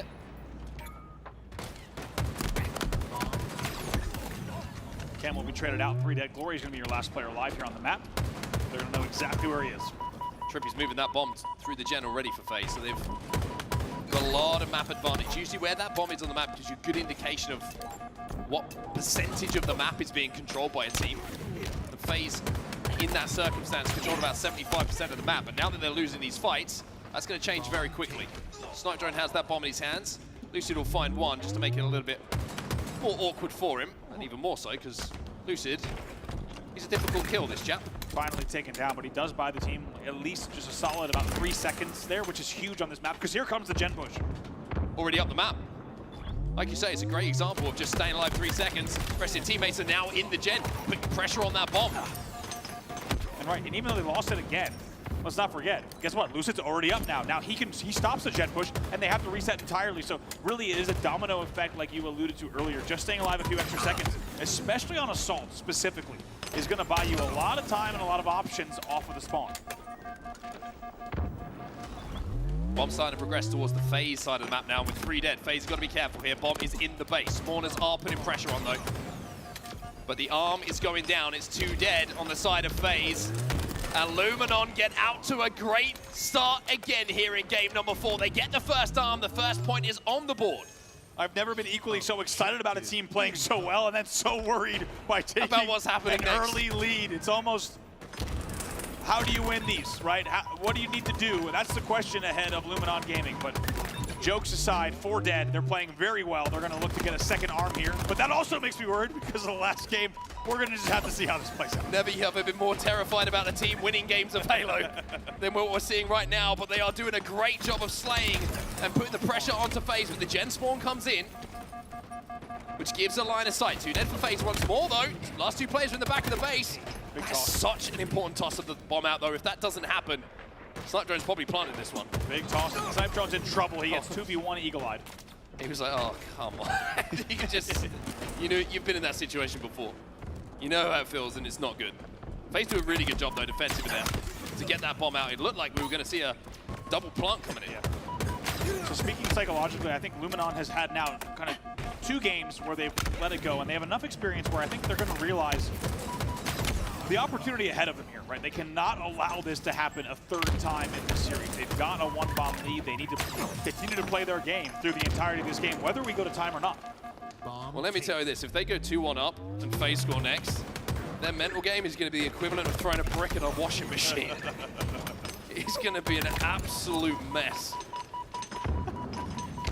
Double kill here for Penguin in the gen. FaZe do have that bomb halfway up the map now, so a little bit of map control finally being gathered. Have you thrown a brick in a washing machine? Have you seen it before? Search it on YouTube, it's awesome. I believe it. I've known you long enough to not doubt know that that's the kind of thing that's in my search history. and also that you would absolutely do. 4 minutes into the game, and it's still a Luminon 1-0 lead. 2 dead here for FaZe momentarily, and Luminon with a sneaky arm here. Oh, they've got the angles here. Wootum! Luminon are up 2 again. It's a weird place for us to be. Normally, what happens next? We don't know anymore. If we want to use history as an indicator of future results, always dangerous, by the way, not financial advice, it could be risky to say that Luminon has the upper hand in this game. 2v1 comes in, that's going to flush out Snipe Drone, but as we said, Luminon playing very, very well yet again. Take a look at the numbers. I mean, this is a wild story being told. They are outslaying heavily. 11 and 6 for Utum, now 7. Same stat line for Snipe Drone. And now they continue to apply their pressure. Everyone here on the other side is going to be negative in this game so far. Can they keep it up? One job ahead of them to close out this game. They just need one more arm, and they're looking good the way they're doing it. If you were looking at the markets right now, it'll be the first time in history that a team has increased their lead and their odds of winning have gone down. Plummeting, by the way, off that second arm. 2 dead for Luminon. Camo going over to the side of FaZe, and finally, what feels like the first time in about 3 or 4 minutes, FaZe have made an advance onto the Luminon side of the map. The bomb is going in. They have Camo. Here's the push. They have 2 players here. SLG goes for a hero toss, and he does get it. And he buys just a little bit of time for the team. 3 dead. SLG is last player alive, top mid, and needs to stay alive. Does so. Long enough for the rest of Luminon to spawn on the map here. Lucid does get that kill. But that bomb is down in the front of the base. That was such an important toss out. Without that, this game is undoubtedly 2-1. Yeah, huge toss. And a great last-ditch effort. 2v2 on the map here. Penguin still with Camo. Bomb taken. Penguin's still in the base. Still just looking to be behind these spawners and keep them pinned into either those gen spawns or those fridge spawns. Finally, he's taken down. Good job from Luminon to flush him out finally. And I think if you're on the side of Luminon, they need, now that this is the first time also that they've had this lead and this much of a slaying lead. I think they need to just continue to play their game, not get panicked, look for map control, advance the bomb when it makes sense, but not find themselves on the back foot. It's a 2-bomb cushion yet again. They've got all the pieces they need to force a game number 5, but there are 6 minutes left of FaZe aggression.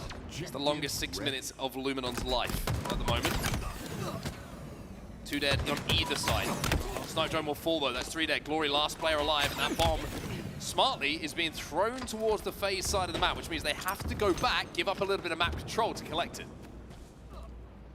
3 dead here. Snipe Drone going to be your last player alive. He's in the back base. He will be shot right away, so Glory's going to spawn as well. Might even be fridge spawns coming off of this pressure. Has to be fridge spawns at this point.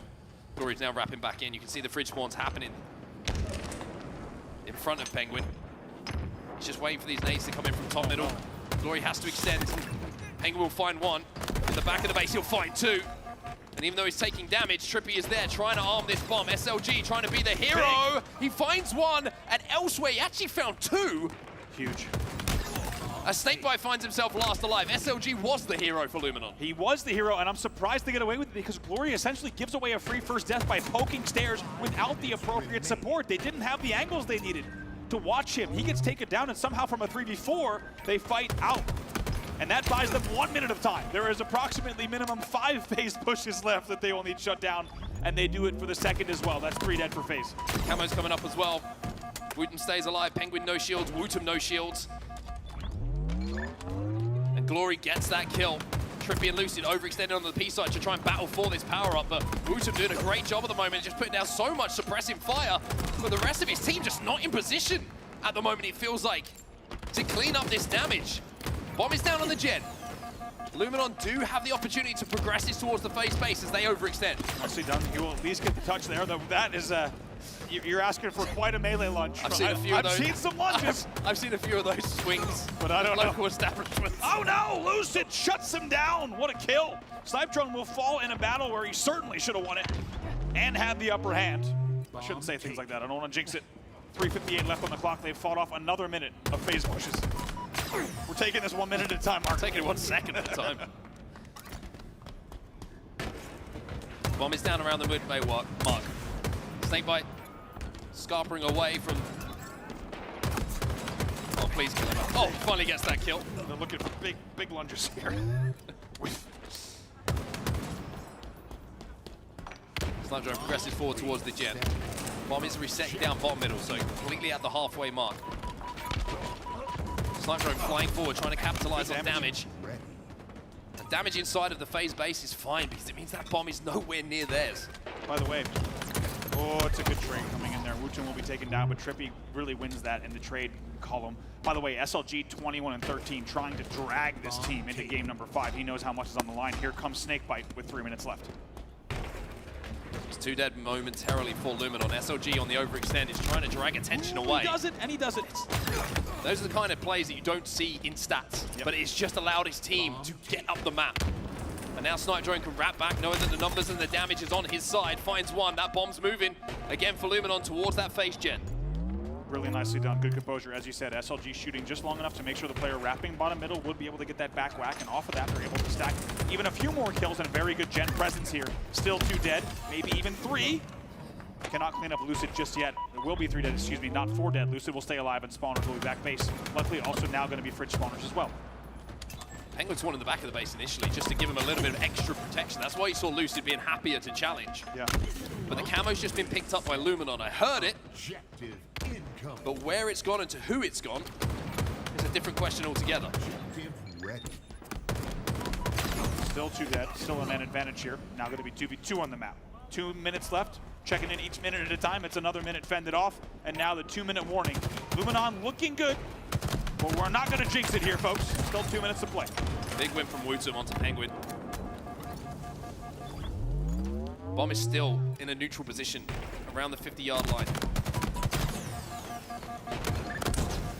Wootum outputting damage, helps his teammate out, continuing to output damage onto numerous members of FaZe. As FaZe now start to be forced to move that bomb. Penguin gets a touch. Snipe Drone collapses on the damage in from Glory. 2 dead for FaZe, numbers for Luminon. I'd even think about just advancing this. I like the play. I like that play. Just buy a little bit of time when there's only 119 on the clock. Just a little bit of a toss is going to buy you a little bit of extra space. Just turns the heads around of FaZe, right? If they get past it, they get on your side of the map. FaZe have to keep an eye on that bomb.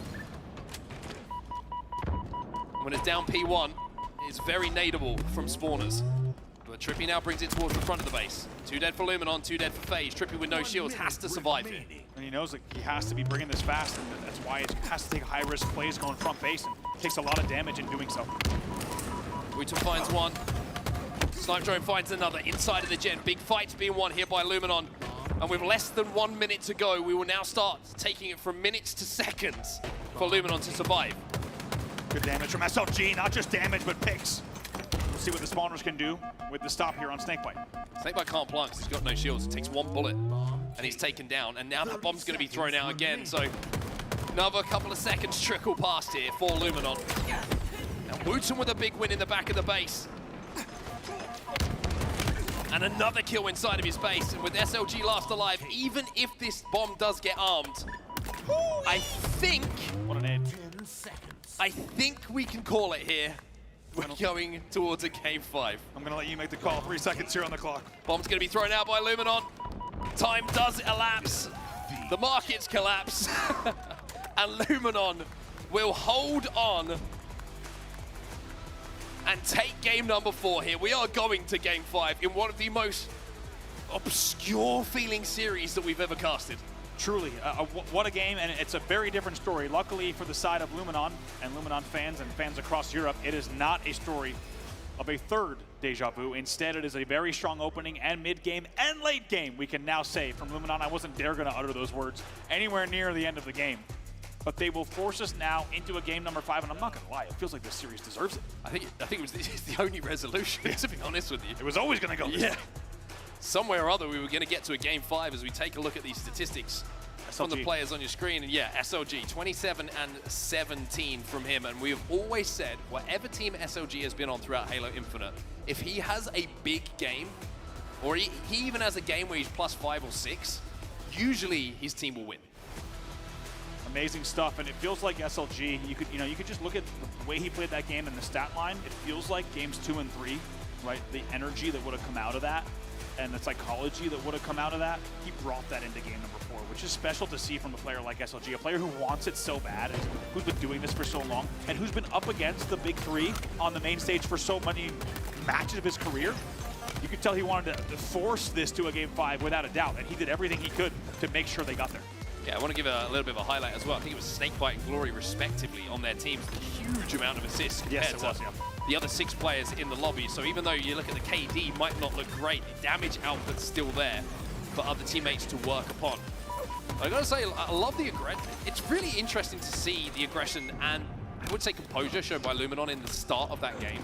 Because when you've lost 2 Heartbreakers, it's so easy to come in flat. Oh yeah. And you lose the first couple of fights. The bomb goes against you. You find yourself down 0-1, and I'll be honest with you, this series is chalked at that point. Like, it's so difficult to get your head back into it. But to come out, show some resilience, show some steel, and show that this series isn't going to be the story of Luminon throwing away games, that they want to still prove that they can take down FaZe. You've got to give them credit for how they came out at the start of this game, and the start was pretty much what saw them through.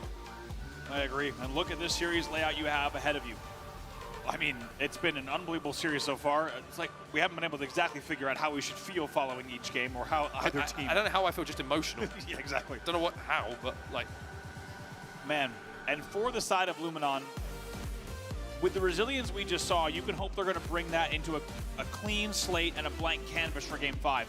But you know there is at least 1%, if not more, thinking, God, if we could have just closed out games we were leading by enormous margins in game 2 or 3, we would be off on our break right now, having taken down one of the best teams in the league on an upset. However, that is not how this played out.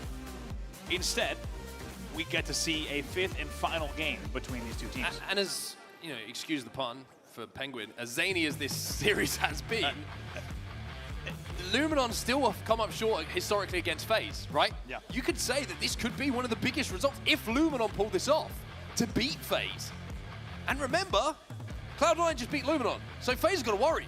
FaZe have got to start to worry about that series coming up and progressing through pools in the ways that they would want to with the seed that they have coming into this event. A lot riding on this game 5 for both teams. Can finally Luminon beat FaZe, which is something that they haven't been able to do? Or will FaZe find themselves in a situation where, you know, they either win this series and it's all business as usual, or they start to worry about the pool in general?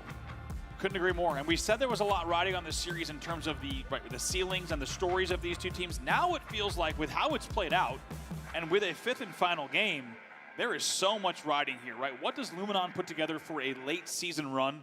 And what is FaZe's story, right? Are these pool wobbles? Are they instead of finding late game resilience they should be proud of? If they lose this series, what does it mean for the bracket? I mean, there's so many questions that emerge depending on the way that this one goes. I think if FaZe wins it, as I said earlier, it still could become, I think now, a footnote because of the way it's played. But if Luminon takes this throws things completely into a whole new dynamic. You're looking at some of the top performers in the kills department on their respective teams for this series, and if you're going to pick 2 at the start of the series, you probably pick these 2. Lucid and Snipe Drone, the 2 main slayers for their team. 82 kills for Lucid, 73 on the side of Snipe Drone. Damage and the KD slightly better on the side of Lucid, but when it comes to games, it's split right down the middle between these 2 squads. I gotta say also, with the way that Luminon's won their 2 games, they were actually really comfortable in the end. It's interesting how as soon as things get dicey in the late game, they seem to fall apart, and it seems like FaZe puts together all the pieces.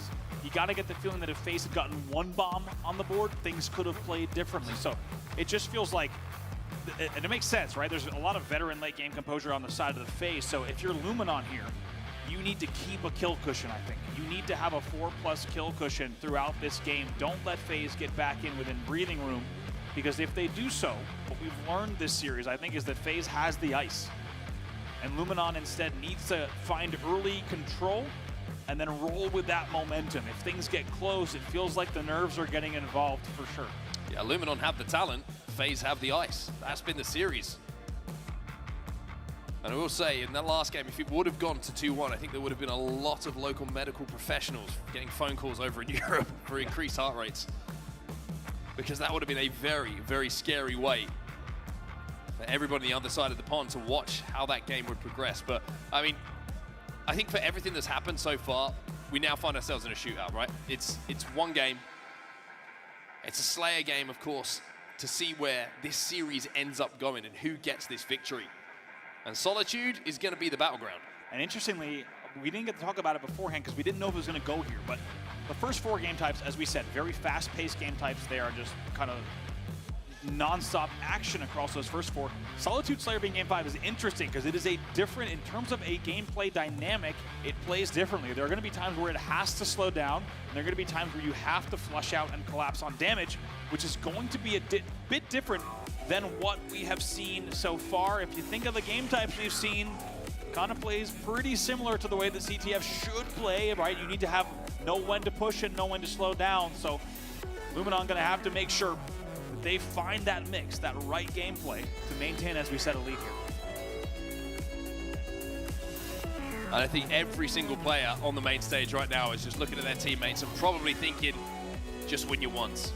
Win your ones. Yes. Do not let yourself lose a battle that you should be winning and let the momentum go to the other side. Don't let the other side of the stage get fired up like we are as we're heading into game number 5. This has been an incredible series for a number of reasons. And now it's time for it to get to its conclusion. I think one of the series that we were excited about this weekend, but I don't think anyone knew that it would, actually I'm positive that no one knew that it would go quite this way and the way that it has gone down. And it always needed a game number 5. We were always headed here based on the way that these games have gone. As we said, one of the most bizarre series in terms of back and forth we've ever seen in Halo Infinite, and how fitting to find it here at your last major. We're underway in game number 5, FaZe Clan versus Luminon. That's 3-1 to Luminon, so they should have a free camo as well, and we know how important that camo is. Shock rifle's still up, nobody able to get their hands on it, but it's a fantastic start from the Europeans here. Oh boy, look at Sniper. He needs to slow play this. He's got so much opportunity here. Oh, this is a target-rich environment. They don't know, they don't know. Oh my God. Trippy spotted him. Trippy spotted him. It's a brilliant play from Trippy. Oh my God. And now it's 4-4 and Shock Rifle in the hands of FaZe. You thought you saw it all in this series. Well, you haven't. I was going to say I'm going to need a minute, but I don't have that luxury. My job is to keep talking about what you're seeing on screen here. 6-4 off the 4-1 break. And what could have been a very easy collapse with 2 or 3 dead minimum. Instead, no trades come in. Trippy Eagle Eyes, or maybe even probably gets a footstep audio there. The camo, and shuts it down. And there must have been amazing comms coming in from the FaZe side as well to be aware that camo was going to be around. And the question was, is the camo in the room with us right now? It was coming from inside the house. And now we're tied 7-7, unbelievable. I think of all of the players, only Trippy felt something wasn't right. You can see by the way he sort of was just moving his reticle a little bit, moving that Spartan around. And what was a huge opportunity for Luminon is squandered in that moment. But once again, now they're showing some resilience. Snipe Drone has got himself the shock rifle, and Luminon have themselves a 3-kill advantage. What a way to open. A wild series of events here. As you said, Luminon once again finding resilience to make sure they are still leading here at 10-7, 4v4 on the map. 15 seconds till camo coming up as well. That's why you're seeing the game slow down to a snail's pace. And Snakebite's going to get that first pick. Sandro wants to finish this kill off. They want to keep the pressure on. They want to make sure that they get their trades when they have to. Lucid's bottom middle, taking down no shields. Glory should get that kill. SLG will find one. It's 3 dead here for FaZe. Lucid down to no shields, and SLG says, My turn with the camo. It's 2 in a row now for Luminon. I like this play from SLG. He doesn't go to finish Lucid. Instead, he just gets camo. He's happy to just come away with camo and now try to extend this lead. They're still up by 3.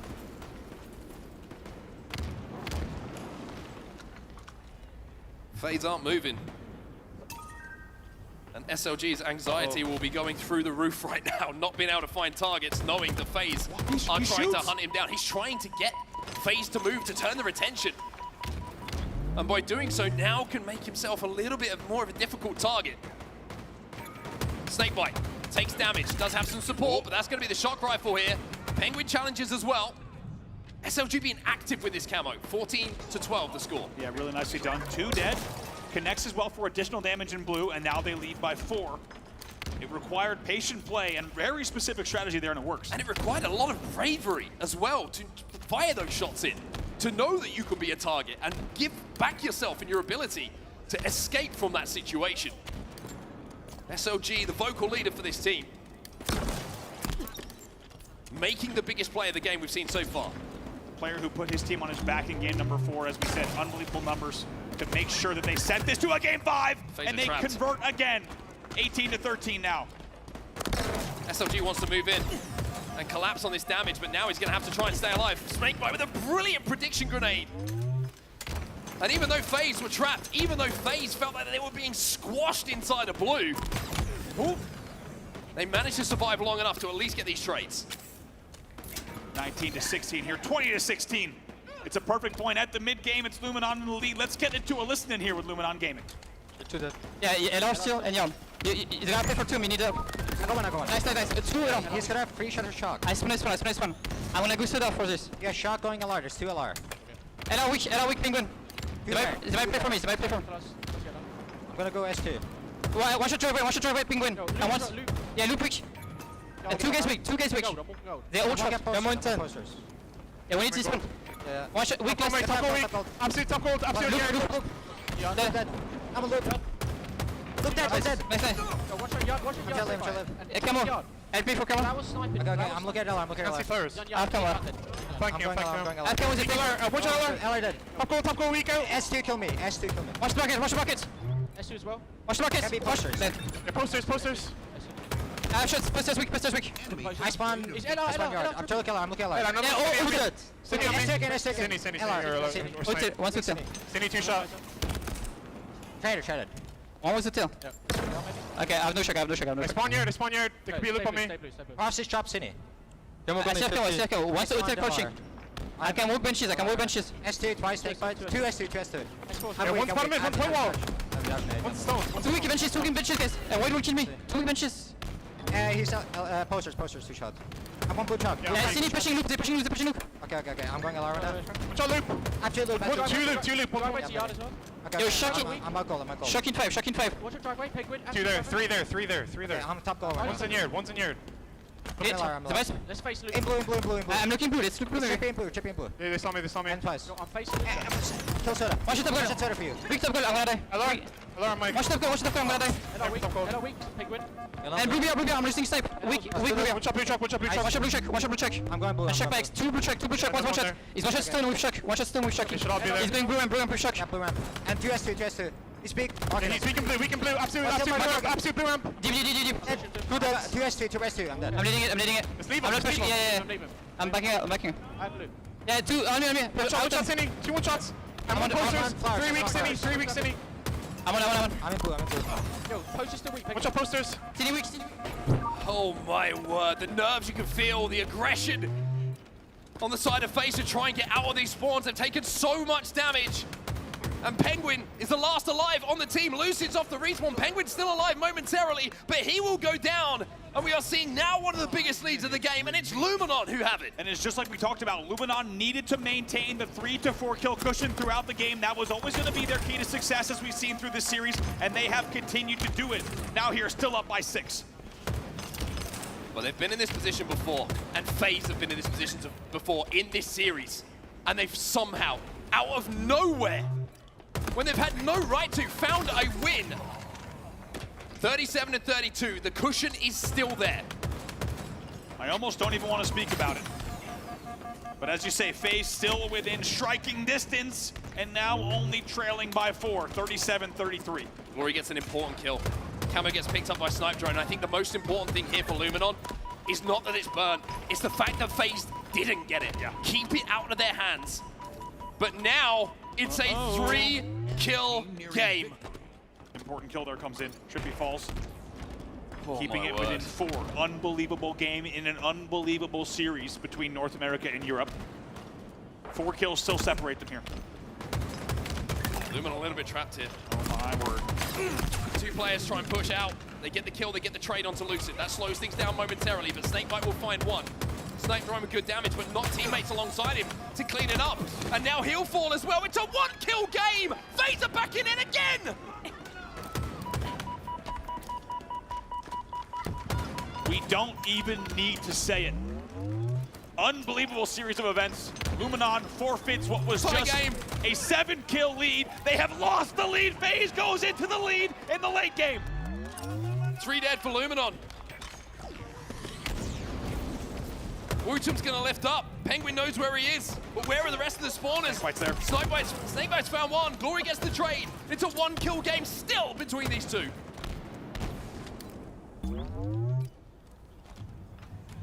You thought it was nervy earlier. Now it is nervy, 44-33. With so much riding on this series between these two teams, and Snakebite is the man with the shot. Snipe Drone gets clipped. 2 dead on either side at the moment. And a man who has been in this position more than anyone on this main stage has the game in his hands. Oh my Snakebite! The confidence, the composure, hits another shot as well. Glory gets the kill somehow there. It's 48-46, still shock rifle to play with here. Not over just yet, but a very, very important. SLG gets one. 48-47, 1-kill game here. Snakebite is 21-10 in a 1-kill game. Tags SLG twice, but not enough to secure the kill. Camo's coming up. You've got to be brave to go for that one. Here he comes. Snakebite repositioning smartly here, trying to take a different angle. Camo pops. Trippy anchors, make sure Snipe Blue's Drone clear. challenges. Glory gets a kill. It's 48-48. And the shock rifle has just 1 shot. Wootum stays alive. Here comes the push. Snakebite gets it. It's a frenzy for Snakebite, but is it going to be enough? 1 kill is all that FaZe need. Here he comes. To close it out. The frenzy and the 2 kills at the end for Snakebite. There is a reason this man has won championships, has won world championships. And it's because he has composure that many dream they had. You've got to be kidding me. I can't believe that series. 23-10 in a 50-48. Absolutely unbelievable. More than double positive in the Slayer, nearly half the kills of his team. To close out a 50-48 and walks in himself into Yard and finds the kills to close out the series. And what I will say is one of the most unforgettable pool play series of Halo Infinite. Cannot argue with it. Have no notes. There is so much to talk about in those games, in that series, what it meant for both of those teams, what the result means. And the desk is going to have a lot of fun with that one, let me tell you. That is ripe for a whole lot of breakdowns. And I would say, on top of all of that, at the highest level, it was simply one of the most fun and wild series of Halo I can remember in a long time. FaZe will take the spoils. They will win the series. But I think you could have heard the collective noise of foreheads hitting desks over in Europe who were watching that series. I mean, again, that's 3 games in that series that Luminon have. They felt like they've won. And somehow they find themselves losing the series in a Game 5. FaZe with brilliance in the late game. I mean, that was a journey, man. That was an absolute journey. We've all been on this together. You and I together, everyone watching at home. I bet you're just as glad as we are that we got to see that series. And it was the same story, Mark. You called it perfectly. It is a team with ice versus a team that didn't have the late game ice. And for FaZe to be down by 7 in that Slayer as well, and then bring it back, I mean, that is wild. I think it shouldn't require this from FaZe, but it is so special that they're able to pull that out. And I think a lot of momentum for them. There's a lot to look at, but they're going to be able to move on in pool play, realizing, okay, we got by this series. Let's refocus for the weekend, but most importantly, they get the job done, they get the win. Yeah, I think when you're looking at teams, you're looking at championship potential, there's certain things that you call intangibles, right, that you can't really summarize, that you can't really work on in VOD. It's things like what we just saw from FaZe. Late game brilliance. It is icing up. It's thinking you're never out of a series when it is so tight. And Snakebite showing the intangibles in that final game. A phenomenal, otherworldly performance in that game number 5. And, we can do everything we can to summarize it, but it's probably best to hear it from the Snake's mouth itself. So let's head over to the main stage right now. Snakebite is with us for an interview. All right, Charlotte, show some love to the home team. FaZe Clan gets it done in a crazy series. And I'm with you on set. We got to hear from the Snake's mouth himself, man, because my guy, the way they end that series, man, just how are you feeling, your initial thoughts? You go 23-10, you pop off. You was the guy that the home team needed right now. Yeah, feeling good. I mean, a win's a win. They're a great team.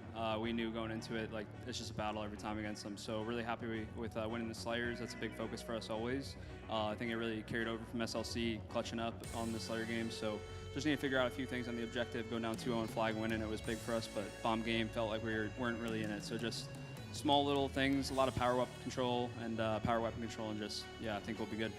There you go. And you know what? You said it perfectly on that one, too, as well, because the power weapon control in this series, man, you guys missed out on a few of them and put y'all in some difficult spots, because having to fight out that Slayer, having to fight out that flag, and fight out another Slayer in the fashion which y'all did, snipe at the end. We're watching your screen, man. You're looking at it back and forth. Did you want it? Did you not? You picked it up and you went off. What was going on through your head in that moment? Thought I wanted the snipe, but they had glass control and top mid control, so I just kept kind of trying to throw shoulders, hear what my teammates were saying on where they were on the map, and hey, can I go for it? Because the last thing you want to do in a close game like that is run at the snipe. They kill you because you're going for it, because it's obvious, and then they're just going to roll over, or they're going to run you over, basically, with numbers. So tight game like that, definitely want the snipe, but I'll carefully go get it. Carefully got it and did, and that's a careful win by you guys. Now, lastly, what do you want to say to the home team? Because I know you guys are FaZe fans in here, right?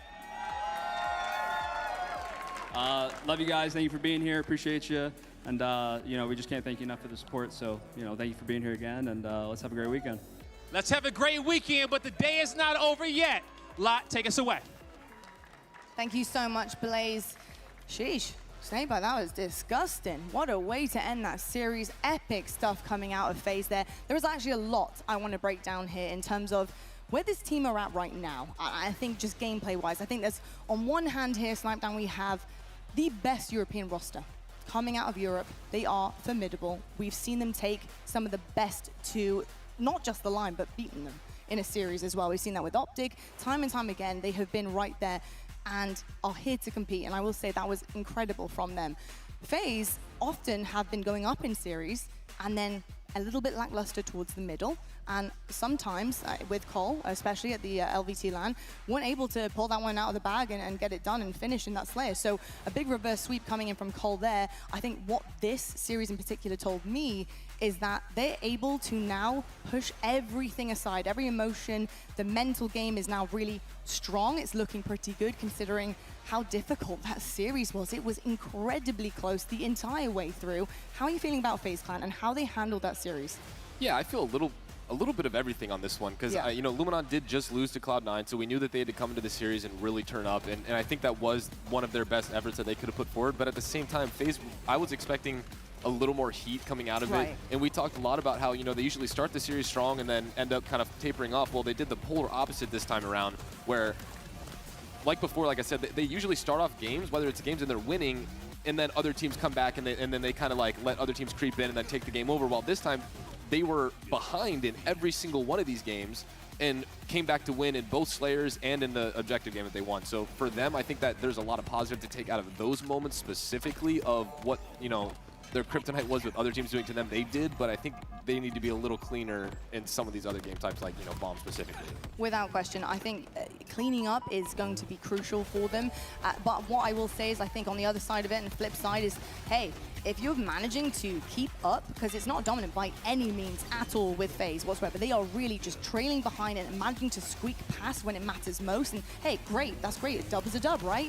But being able to take a lead in games against Optic and Shopify, that is massive, and it's going to bode so well for them this weekend. If they can't do that early doors, use the tools that are there for you. The camos, they're just not getting camos, Tony. They're not getting their hands on the power weapons. The only time we really saw any kind of dominance from them in these maps was when they did have the tools and they were putting them to use, because they make things awfully hard for themselves.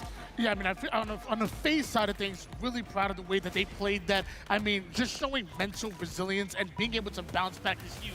On the other side of things, though, if I'm looking at it from Luminon's perspective, you got to be kicking yourself. I mean, game number one, fantastic. You got outslayed and won against the strongholds against FaZe. Yeah. That's huge right then and there. But to go into that game number 2 and be up 42-39 and not close it out, to go into that game number 3 and be up 2-0 and not close it out, when this was a must-win series for you, think about if Luminon win this. We could be looking at a 3-way tie in this pool, and then who knows what happens going out of pool play.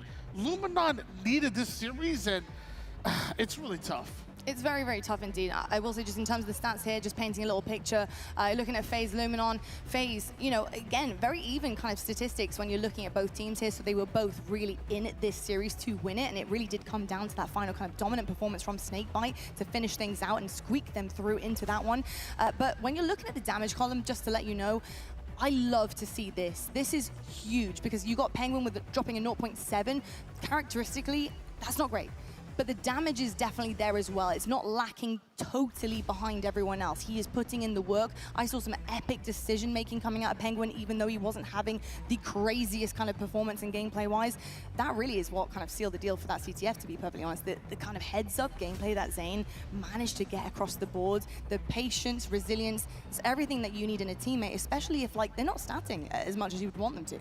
Yeah, Zayn, Penguin definitely had, you know, some tough games, but that flag game specifically, you know, they came back, they were down 0-2, I'm pretty sure, and then that last flag run, Penguin was running it, he ended up staying alive. I was thinking, you know, maybe he should continue. He ended up drawing so much attention towards himself that they ended up getting 3 of those picks. He ended up running the flag back into the base and getting that flag cap, and that just goes to show you the types of plays that you're still able to make regardless of the stats that you're dropping, and a lot of those things go unnoticed. A lot of people only look at that scoreboard there, but it's those plays like that that can secure you the win and really make the difference for your team.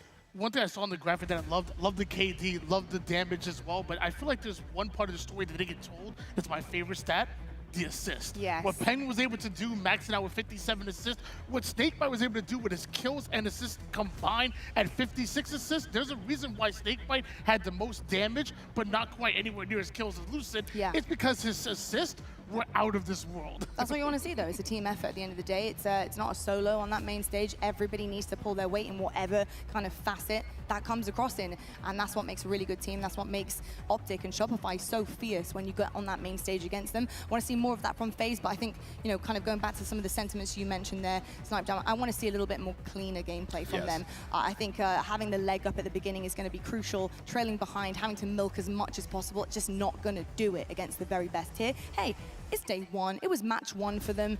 Let them get a bit warm, and warming up is certainly what happened towards the end of that Slayer. So GG's FaZe, incredible stuff. Should we take a look at the pools, though, because I want to see exactly what is happening. I'm hearing screams in the background, so things must be going down. I don't know if it's the open bracket or what, but I'll tell you what, the open bracket, it will be turning up because they will be joining us in pool play not so far from now. Shopify Rebellion, right at the head of their pool, they're going to be staying there looking really good.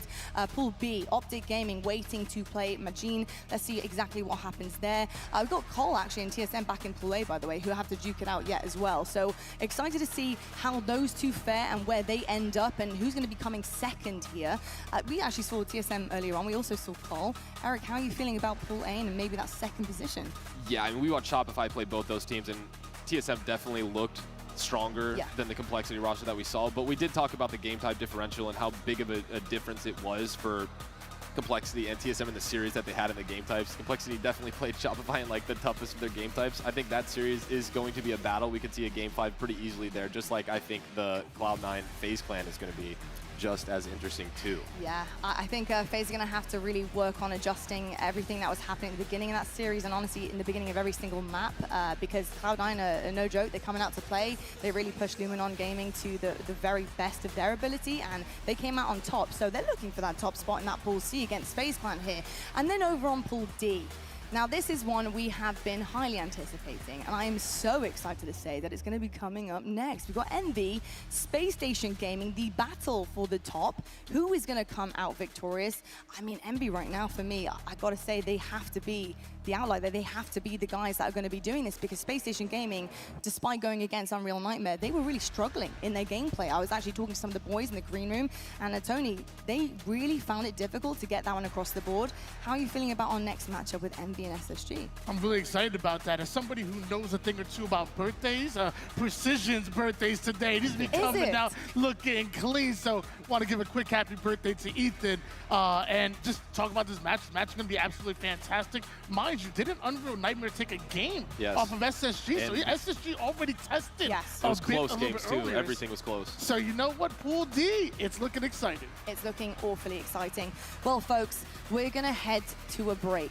But when we come back, we have plenty more action coming your way. It's going to be phenomenal on that main stage. We're going to be lighting things up gold and blue. We'll see who comes out on top, and what an incredible birthday gift it would be for Envy to produce the goods for Precision. Happy birthday, sir, and get that dub on the main stage. We'll have to find out what happens in the action coming right up after this.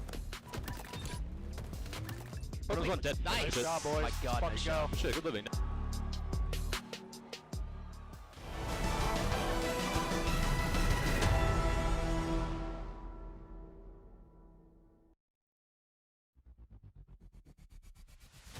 Want more Halo action? Subscribe to the Halo Esports channel for official HCS highlights, behind-the-scenes content, and player spotlights that take you closer to the pros. Stay in the loop with official updates, Halo Esports history, and our HCS and Community Top 10 series. Don't miss a second. Subscribe now.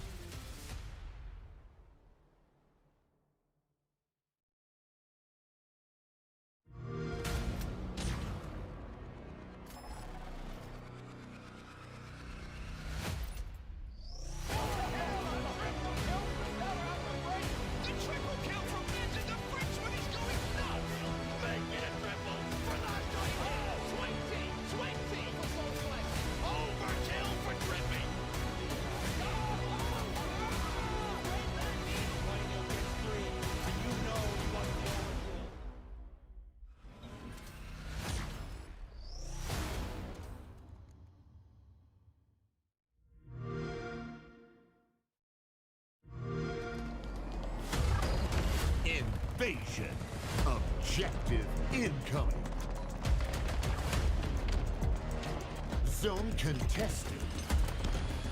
Zone capture. New sites incoming.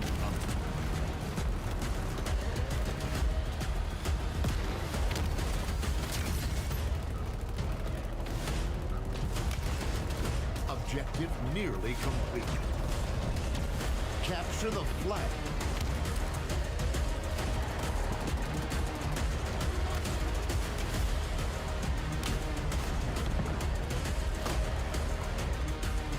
Flag captured.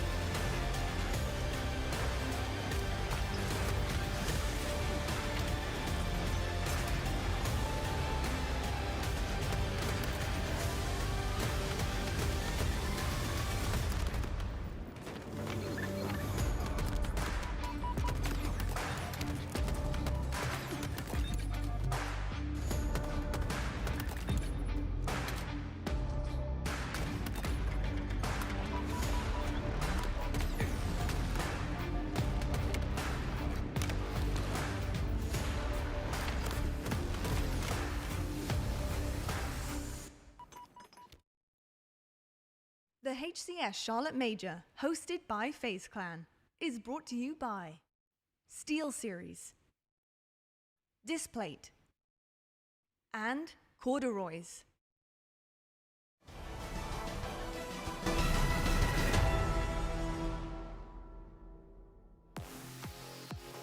Hello folks and welcome back to Charlotte, North Carolina. We got some fans in the building right now working on their own series. It's a mini series against this claw machine, and if you've ever played a claw machine, you know how difficult it is. It's okay, sir. You're gonna have the ice, you can ice up, bring it back, we got this. We've seen so many things happening here in competitive Halo, and I'm sure the claw machine will also be one of those stories we'll talk about later on. My name is Lottie Van Praag. I'm gonna be desk hosting all weekend long. Joining me, I have Snipe Down and Why Not Be Casting.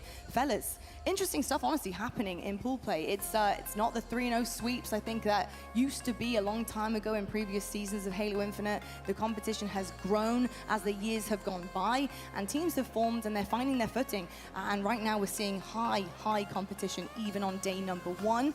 I've got to ask you a little bit about our next matchup though, because it's anticipated, and when we were doing our homework, we all really wanted to talk about this one a lot. Space Station versus MB. This is a true test, I think, to both teams on where they are at currently and their level of gameplay. And I think, on one hand, I would have thought Space Station Gaming was going to be the team to beat in this situation. But quite frankly, after looking at SLC, going up against MB now, I just think it's a little bit of a different level. I think we're seeing a slight imbalance here to where you would have put SSG as favorites. How are you feeling about the matchup this series, and maybe what we're going to witness today?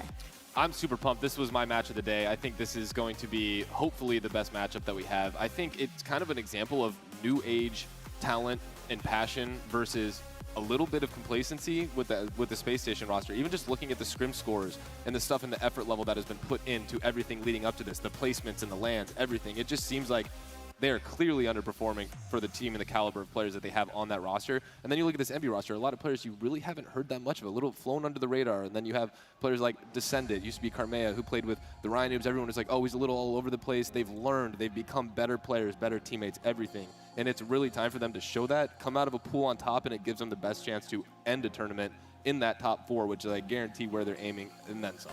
I'm excited for both of our teams here, but one of them used to be out of this world. However, maybe it's time we bring them back down to Earth. Let's meet Space Station Gaming.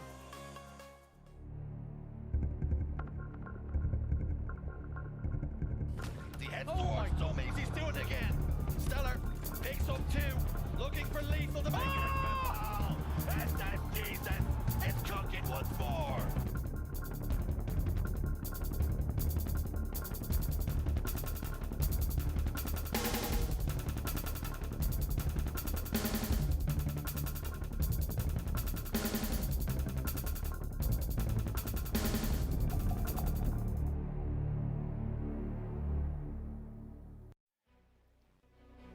Space Station Gaming, they got a lot to prove here on this main stage. Tony, I have to ask you, where has that magic gone? What does this roster need to do here to get it back?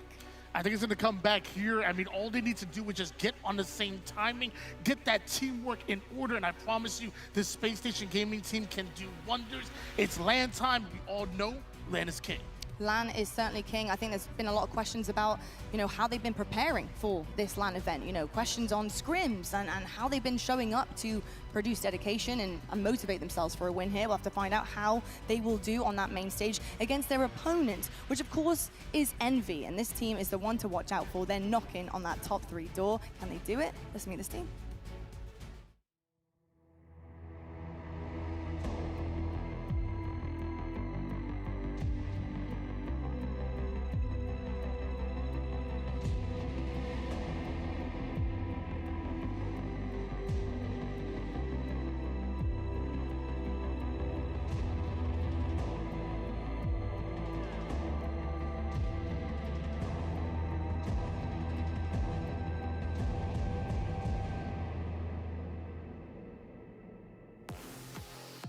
A lot of young stars on this roster, and honestly players who have been waiting for their come up, and this could be the time. Snipe Down, looking across them, I've got to ask what you expect out of this roster at this moment, because they've been so good online, they need to convert to LAN, and this would be the start for it. Yeah, I mean, we're looking at them right now. They're all smiles on the stage. It seems like they're pretty calm, composed, collected. And they know what they know the work they put in. It's one of those things where if you are comfortable and you are happy with the work that you put into it, you have no reason to be nervous. The only reason you ever should be nervous at a tournament is if you feel like you came unprepared, and this team is prepared for this weekend. I actually find it so funny that my last event, before I took a step back, I was actually talking to Descendant Carmea at the time, and I was telling him, like, hey, one of these days, like, you're going to be up there, like, you're up next. He had the movement, he had the gunny, and it's crazy kind of full circle to come out here and get to watch him play. I love to hear that. And yes, up next is something we say quite often in esports, and they certainly could be, especially Descendant with his gameplay. It's been absolutely nasty. Let's head on over to our casters, though, because we're ready to go on that main stage. We got Walshy, we got Clutch. Boys, a big banger of a game here. SSG versus Envy. I want to see it all. Game 5, maybe potentially down to the line. We'll see. Absolutely. Thank you, Watt. Clutch here with Dave Walsh. And Walsh, we are blessed with what I think is the biggest series in pool play. Envy versus Space Station Gaming. You got a lot of firepower on both sides. We've had an opportunity to commentate and cast the SSG team on the B stream, and we wanted to see more from them. But this Envy roster, they've seen enough of SSG, I think, and they want this matchup. They're ready for this matchup. Who are you looking at on this Envy side to really create this upset and actually make it a normalized, we are better than them statement? I mean, if you have to call it one person, I'd maybe say Precision. I think Precision probably had the highest stock value of all these individual players going into the season. And he has his pick of this roster. You know, they have all come together and formed this amazing squad in the form of Envy. You're not looking at, on paper, going to this event and being like, that squad is the greatest team going to 2025. This was a squad that's overlooked, that is gelled, and is performing. And I like what Snipe Down said on the desk. It was big for Envy to feel comfortable, to be comfortable on that main stage. They are prepared coming into this. They have put in so much work coming into this tournament, and the success in their scrims leads you to believe that they are the downright favorite over a team like SSG, a team that maybe hasn't had the strongest scrim scores. But something Stellar told me this morning is we can beat anybody, and I expect to beat everybody today. So let's see if Space Station can live up to who we know they are to be, because if they do, this Envy roster is going to push them the distance, and this is going to be one banger of a series. We're in to Aquarius CTF Game 1. Stellar point of view. He's got the BR in hand, but look at Yaxon already able to get away with the camo before anyone on the map has died. Yeah, barely getting taken out with that. SSG doing a great job taking him down. And you bring up a great point, Wes. How dare anyone bet against Stellar and Eco with such confidence on a LAN environment? These guys have done it over and over again. I do favor Envy to a degree here, but it's a tough choice. Until they beat SSG at this tournament, I will always give SSG the benefit of the doubt. But here comes Piggy in the enemy team space. 2 are already down for SSG. Fortunately, Stellar able to take down Piggy, remove that flag from being pulled even further. But Precision able to get another touch and in front of his base. 2 members go down freshly for SSG, and Envy with the fast-paced plays look like they're going to take the lead 1-0. Incredible objective efficiency, only outslain by a couple kills, and they're 1 cap on the board. That's going to be Precision and Envy with the 1-0 lead. They look prime and ready to finally be a winner's bracket seed in the championship bracket. They can take down SSG. They're on a hot start right now. And as I say that, another flag being pulled. It's Descendant this time around. He's going to get it all the way to the car side of the map before dropping it. He does eat a predictive nade, and a good job by SSG to deny that flag from going further, but a lot more work to do before this goes home. No breathing room for SSG to start this one off. Any single slip up, any death, and it looks like Envy are eager to move that objective across the map. Now this is the man of the series right here for me, Precision. Can you live up to the firepower that Stellar and Suppress bring? It's your responsibility on this Envy roster to be that main slayer. He gets taken down with the trait. That's a win for SSG, but the flag is on the move. 3 down now for Envy. SSG running the flag, Falcated in your base, in your face with a double kill, and that flag will tie this series up shortly. You have to think Envy actually able to stop that flag carrier as Falcated's getting those kills, so it's not even past far side of the map yet. I misspoke. How? Somehow, some way, that flag got denied. SSG still not able to continue this flag run, even with the work that we saw Suppress doing Car 2. He gets taken down, 4 down for SSG. The flag return comes in, and maybe a little objective inefficiency from SSG's side there, as that surely was a cap. Seems to be the name of the game here today for SSG. Uncharacteristic by them, where they have faltered a few times earlier against Unreal Nightmare, and once again here against Envy. Those are situations that seem so routine for them historically. They get the kills, they're moving across the map, and they're capping and killing along the way. But there seems to be a couple snags as of late, or at least as of today. What a frustrating moment as a counter cap actually came in and camouflage was up. So as SSG overextend, they're not able to get that flag. They actually get another flag scored on 2-0 lead. Descendant gets camo, and he has shut down what was once a counter cap for SSG. Now the flag still at at Envy's base. You like to push it into the base, you give up that camo, but more importantly, the flag being returned keeps us at a 2-0 lead for Envy. And just like that, though, they still have pressure over towards the Envy base for SSG, but kind of gets picked off. Like, Eco was in such a good spot, but there goes Eco, there goes Stellar. And you know Envy, they don't play this slow. They're going to be flying out after those kills. No, perfect point from Piggy, but unfortunately only able to find one. You thought a double kill was on the menu for Piggy, but he gets removed with a nice trade. Here come SSG still into the base of Envy, but multiple members overextending towards Pink. Precision stays alive somehow. Falcated not able to finish that kill until just now. That little bit of time, did it matter is the question. Another player knocked down to no shield as Falcated is forced to trade. The flag is out in front of the base, but who's gonna run it? It's gonna be Stellar. Eco now, top middle, knows that overextending players are coming from Envy, but this player, Yaxon, actually goes up to Pink too, gets a couple of shots, but Eco with the kill should help SSG secure their first flag and make it a one-cap game. You know, they got the job done in the end. That's where what we were saying during last series against Unreal Nightmare. It feels like SSG, no matter the circumstance, find ways to ice it up. So even though it was a little sloppy off the start, they come out in the end. Something about this SSG team, they have individual firepower that can compete with anyone. Individual plays are going to be great to keep you in this game, but it will be teamwork that allows you to beat a team as strong as Envy. We need to see more of that from SSG, but right now, keeping it a one-cap game is so important for the mindset of SSG, the confidence. Scrims have not gone well, but you can turn it all around here in this series. A battle towards the Pink as the flag is pulled is pure chaos as multiple members of SSG go down. Only Yaxon goes down for Envy. The flag gets touched, but here comes Eco. Big shots from Eco, a touch on the flag, but Piggy already on the other side of Pink, able to take him down and stall that flag run in its tracks. Yeah, great extension there by Piggy to get all the way across this map, help them secure 2, make that 3 kills, killing the camo, and now Envy on the offensive. 3 big kills for Piggy. He not only stops the flag, but he removes camo from the map, which surely was SSG's to run away with. Piggy does push into the base and lose his life, but he's done his job that life to keep his game in his team's favor. But now it's going to be slugged back and forth. So even though Piggy made that great play, it's going to be just Descendant, the only one alive, as Space Station secure the rest of the map control. Suppressed. He used the Loke sensor. Finds Descendant on the tracks. Can he win the one-on-one against Descendant? Descendant doesn't choose to ghost jump there, and for a second that you thought Suppress was predicting it, but he still wins the fight, and that's going to give them numbers. Piggy also goes down. Last 2 players spotted on the shroom stairs. They're going to back up. They're both weak, but nobody from SSG really able to capitalize until Eco gets an angle from top middle, and that kill opens the floodgates for what will be this gen push here.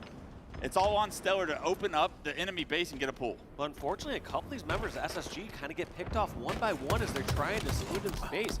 These members of Envy are finding unique angles, like over towards that fridge ramp. You're usually not expecting somebody right there watching bottom center. Yeah, Stellar actually got behind enemy lines there and expected somebody to be in front of him before the time that they were, and because of it, they bought just enough time to have another angle, like you said, on the Stellar, removing all of SSG from their base. They're able to reset the map, and these slays now for battle map control. As Eco tries to push it to the gen, he's able to trade.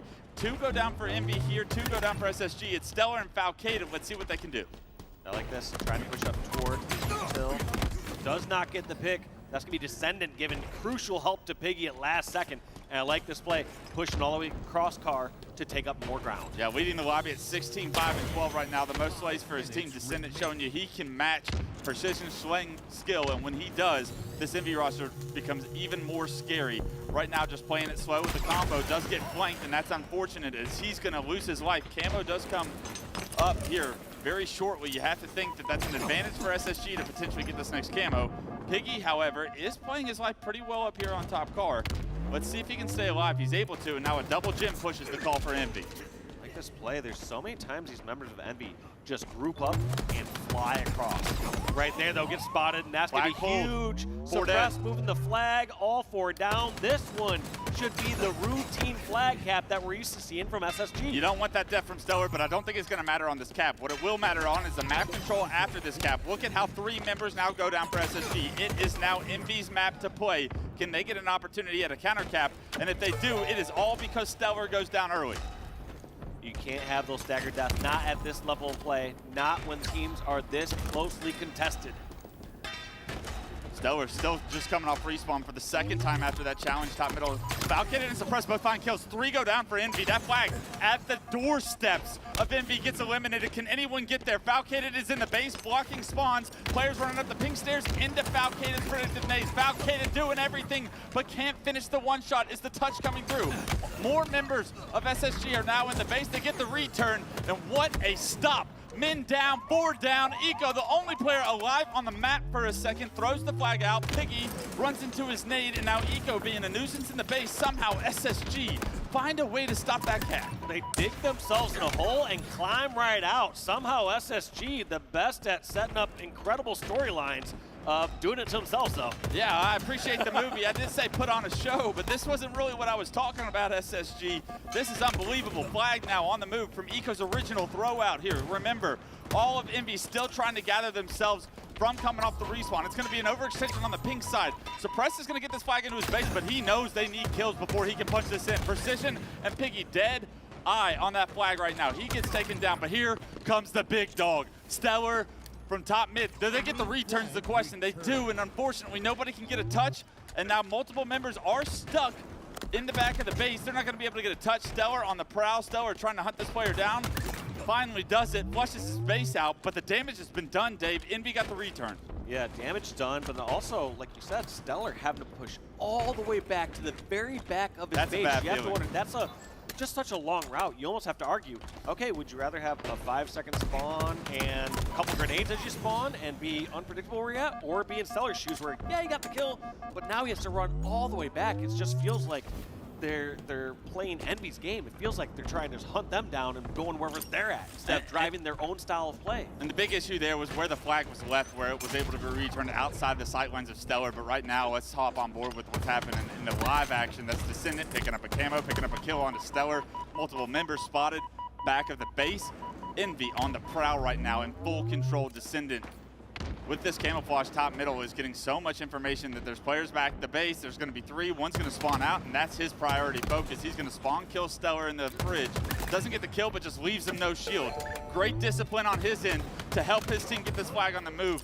Falcated needs to make a play. Stellar got taken down in the fridge. Falcated was the last player alive, but he dies to the plasma grenade, and he gets a touch throw it across the side of the map.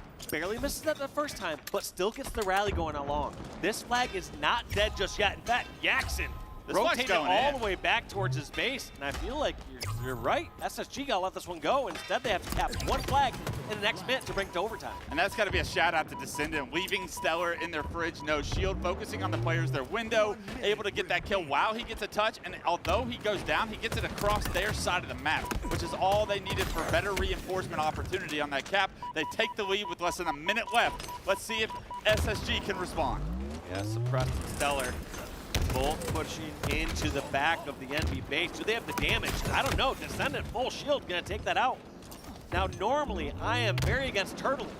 I don't want to see a team when they're ahead by 1 cap just sitting back in their base, but feels like they're playing this just fine. Envy going for kills, trying to push towards util, take up a little more ground when they can. Dave doesn't like turtles. I like turtles. As unfortunately, not going to work out. The fight does get into bottom middle right now. Suppressed now on screen. 2 members of his team are down. Needs to find a Drake. Can't even do that. With that fight being bottom middle, here comes Eco. Touches the flag, so gets a nice reset on the counter, but all of Envy still up. Piggy the first one to drop. You got more work to do, though. Members in your face, and on the return, you got to look at the flag. Falcated, the game win condition is bottom middle right now. 2 members from Envy, and it's Precision with a triple kill to put a punctuation on Envy, taking game 1 against SSG. You gotta wonder there, just more of that objective efficiency from SSG, just things we aren't exactly used to from them in the past. Feels like I'm so used to the SSG of earlier this year or even end of last year where if there's someone in the back of their base, SSG saying, sweet, we'll take the 4-on-3 across the map. Yeah. We'll kill them and bring the flag back. Yeah, it really did come down to that one flag return where multiple members of Envy got to the back of SSG base. That flag was a little bit too far for Stellar to see, and because of it, they were able to get that return without going down. So Stellar not only has to go back and flush those players out, but how much time did that take? As we take a look at the stats, Dave, it was neck and neck. We saw resilience from SSG, but it was one more play being made, in my opinion, on the side of Envy. And Precision and Descendant, we talk about the slaying power of this duo, and why wouldn't they be matched up at 26 all? 9.3 KDA for both of those two, putting up a 26 bomb apiece. God, I love and hate Piggy's service tag. I was going to stay away from it. I was going to stay away from it, but if you're looking at SSG stats, you saw good plays from Falcata, but he was really the unsung hero there. Stellar, untraditional statistical performance there, and you want more from him, and I best believe we're going to see more from him throughout this series. He does not go quietly in the night ever, if ever, I should say. So I'm looking at him to have a rebound performance for game 2. And man, this SSG team, you got to feel from watching them earlier onto this series, they were relying on so many individual plays, it felt like, in their series against Unreal Nightmare. And that isn't going to be a successful win condition against a team like Envy. You're going to have to do more efficient objective work, and there were times where the flag was left where we thought it was probably on the run. I thought that thing was still moving. Yeah. I was like, oh, Falcata is setting up for potentially a double cap here. But no, just Envy doing so great getting these stops. And I keep talking about like SSG having this ice. They do have that clutch factor. They have that ice, but you gotta wonder if being a little too close to that ice maybe make them a little cold at some points during the game. Yeah, you're not seeing them playing on fire, not playing so hot. I thought that last flag there was maybe an opportunity, but the slays just didn't come through. Eco did find a kill bottom middle, get a touch, get another player weak, but whatever Precision was doing off screen ended it as a result of a triple kill, and Precision doing Precision things. That fight has got to be won. You'd have to think Falcata wins that 7 out of 10 times at worst, and unfortunately, one of these 3 times, he doesn't win that perfect gunfight, and because of it, what did they pay? The ultimate price of losing game 1 in this series. Great job by everyone, though. The camo control we have to talk about. Really, SSG on their back feet when it came to camo control. It felt like Envy was always in a predominant spot to pick up that camouflage. Top middle was basically their home for half of that game. And as we reshift focus, as we get an opportunity to look at the rest of the series layout, Recharge Slayer's the game, the name of the game here for game 2 in this. And if you're SSG, is this a must win?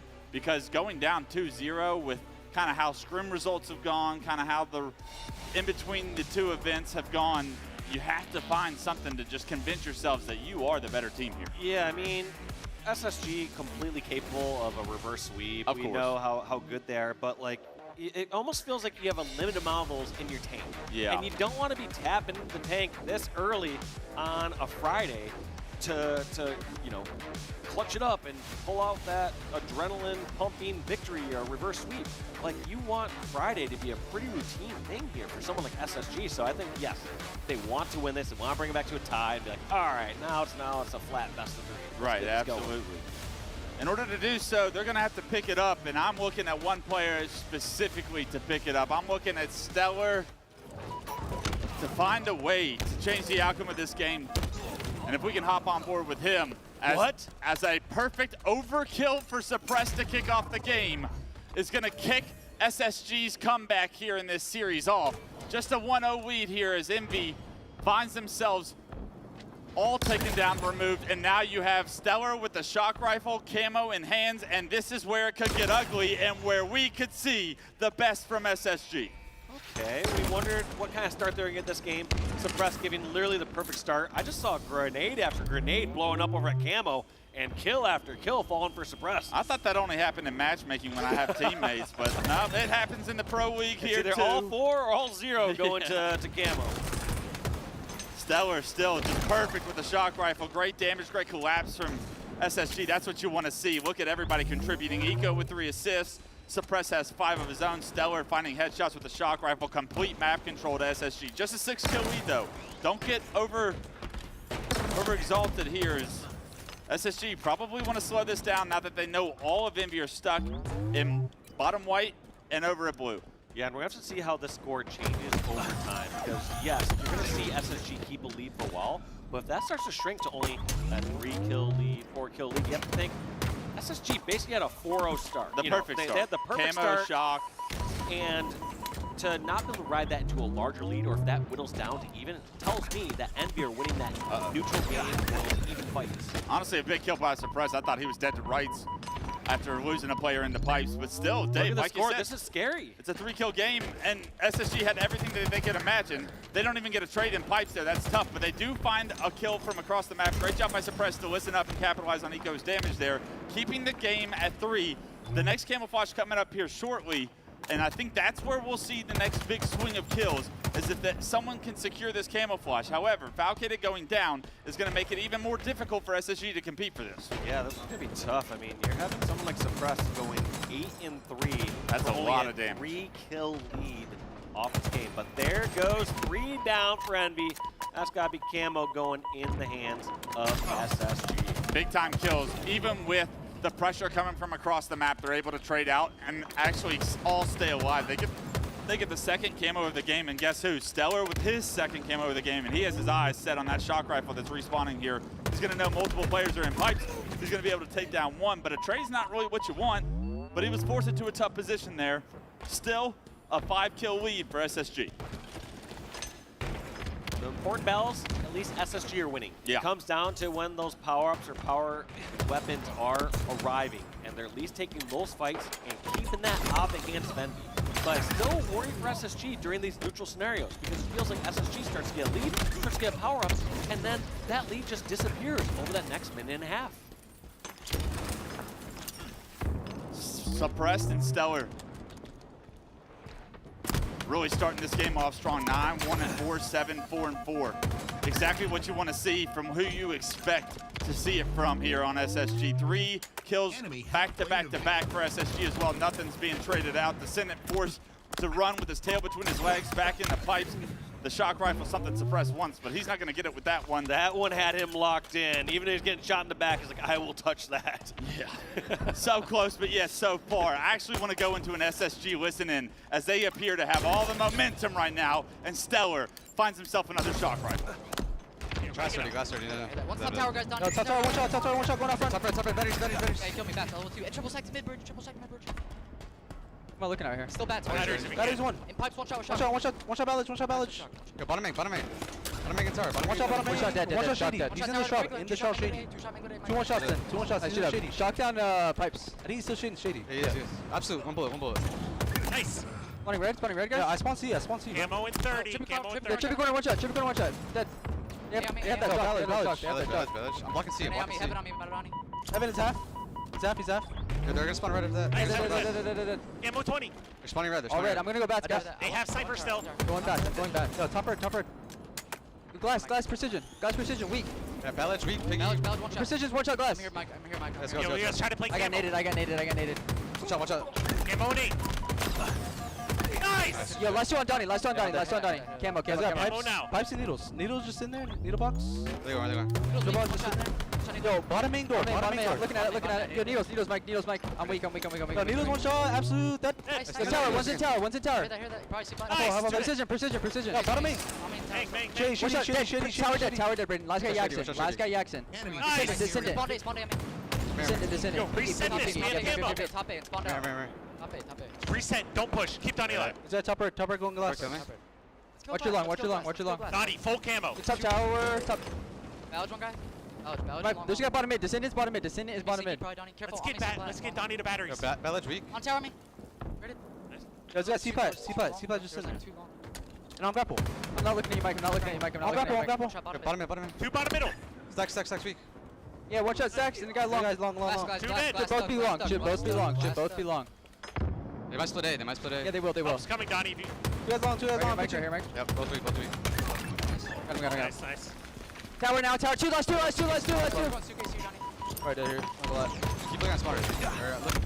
Yo, play your life, man. Play your own life. Yo, shady. Two guys going tower. There's 3 in tower. 3 in tower. Top. Okay. Yo, he's bottom tower. You need him. We only need 5 here. Let me get. Ooh, I love that from SSG. Feel the energy. Wow, I love those comms. You hear Ellen like, everybody don't push, wait for Donnie, keep him alive. That's Suppressed, and Suppressed firing at 12, 9, and 8, and just about playing perfect Halo from the mid-game on. 46-34 now, Envy in the deficit. I love the fact that Elamite is just getting a bit more involved, I would say, during these comms. There's times where he's stepped back a little bit, make sure that they can just coordinate amongst themselves, reminds them of camo or power-ups. But this time he's just saying, hey, I need to step in a little bit more because there's some disorganization taking place right now. You need to remember, we're getting picked across the map. They still have snipe, all those sort of things. So he is stepping in just right there for his squad. And Elamite, a former national champion, you know he knows ball. You know he can provide that level of information comfortably and confidently to this team that it's well received. Right now, SSG looking to tie this series up. 2 more kills to go. We are seeing a little bit of a run from Envy, but is it too little too late as it's 48-40? And SSG just waiting to close this one out where they can find somebody, and that's Precision down at the boxes, getting taken out. And that's going to be game number 2 going for SSG. And I asked Stellar to pick it up from his statistical performance in game 1, and what does he give me? 15, 5, and 9. Asking you shall receive, SSG says, Jesus says, as he ties this series up. And that's the SSG I want to see this weekend. I want to see that level of dominance from power-up and power weapon control, and then putting it to use. Feels like it's the easy part when you're watching these guys shoot. That one looked good. I mean, there's nothing else I can really say. I felt like Envy were playing great, but SSG were just playing better. You could maybe critique a little bit early on where they were losing some in the neutral game in between there, but at the end of the day, to win the major fights that were important, getting the camos, making use of the camos, and just walking away with that victory. Yeah. And towards the end, too, I felt like they weren't just playing too conservative. They're like, all right, we're just going to march this one down. Like, they didn't feel like they had to win by a 15 or 20 margin. Like, they're like, you know, they went for trades, they got the kills, and they got the job done. On the Envy side, I mean, it went from bad to worse at the start because you give up a perfect set of kills. You give an overkill to Suppress to kick the game off. You give camo shock in the hands of Stellar. That's worst case scenario in my book, and my book's deep. But Envy, you won game 1 in the way you did. Game 2, I feel like they're going to look back at this game 2 when watching the rebroadcast and say, yeah, we just can't start a game like that. That's unacceptable. We got to figure out ways to trade and not give over so many camos throughout the process, so many shock rifles. It was always SSG with the power-ups, the power weapons.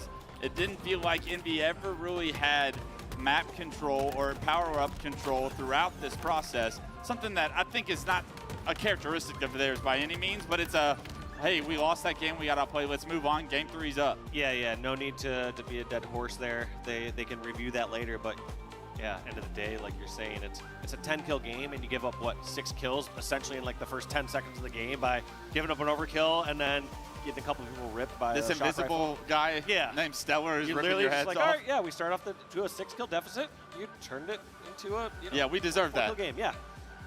Lattice King of the Hills game 3. Well, let's check out our players to watch. Suppress stepped it up big time, leading the way at the start of the game with an overkill. That is what SSG needed to have that signs of life.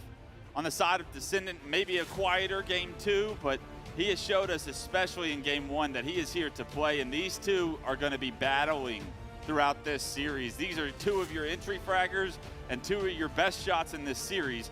Whichever one of these 2 can win the head-to-head matchup, I guarantee gives their team a massive leg up. Yeah, and you can also be a bit more individually dangerous here on this next map. On Recharge, it feels like you have to do such a coordinated push with your team. If you ever go into something like Pipes, you're basically getting a 2v1 unless you're already going with your teammate. Right. Whereas this map, you can be squirrely. You can run around. You can make some individual plays happen. Does this benefit either one of those players, you think, this map mode combination specifically? I mean, I feel like it just benefits Envy as a whole, not those individuals. I think just Envy have shown that they are a bit more okay in this chaos, and it feels like SSG, like I said, just a couple stumbles here, you know, not perfectly hitting their stride here on Friday.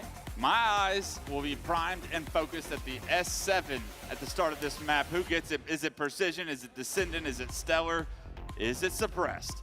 But if it falls into one of their hands, look for this game to go very lopsided early on. And as you know, Dave, King of the Hill, especially in Halo Infinite, where you're awarded points and not individual numbers as far as the clock is concerned, those points, when they get up to 2 to 3 and teams all of a sudden have the opportunity to play time, especially as the hill on a map like Lattice moves to the catwalk position, it can be very difficult and daunting to come back in. Yeah, absolutely. These teams will know how to play that clock when they can. And we are going to have to see how this one kicks off. I have a feeling Envy won't go 4 down within 4 seconds, just like last time, but I could be wrong. Prediction correct so far. Stellar goes down, and at least Envy able to start off a little bit hotter. It's a 2-on-2 situation. Suppress and Eco versus Piggy and Descendant right now. Suppress under heavy fire from the crate, but he's going to relocate and opts to challenge Piggy here. He gets information that Piggy's no shield, but here comes backup. Precision respawns, gets involved, takes down Suppress, and here is where the S7 ended up. Descendant is a quick scope machine as he finds a body, and now Falcated left to his demise as Precision picks up another hit, a kill, and look, Descendant's blocking these spawns, and not only that, but he gets a guy right in front of him, not expecting Descendant to be here. 4 go down for SSG, early time awarded to Envy. And this just makes it so difficult here for SSG because they have to traverse so far across the map just to get a chance at killing Descendant, and along that way, you can take a few pot shots at them. If they try to just go straight for the hill, he's sniping them in the sides or in the back. So this is just a very difficult spot to be for SSG. It looks like they try to ignore and not get sightlines over towards blue.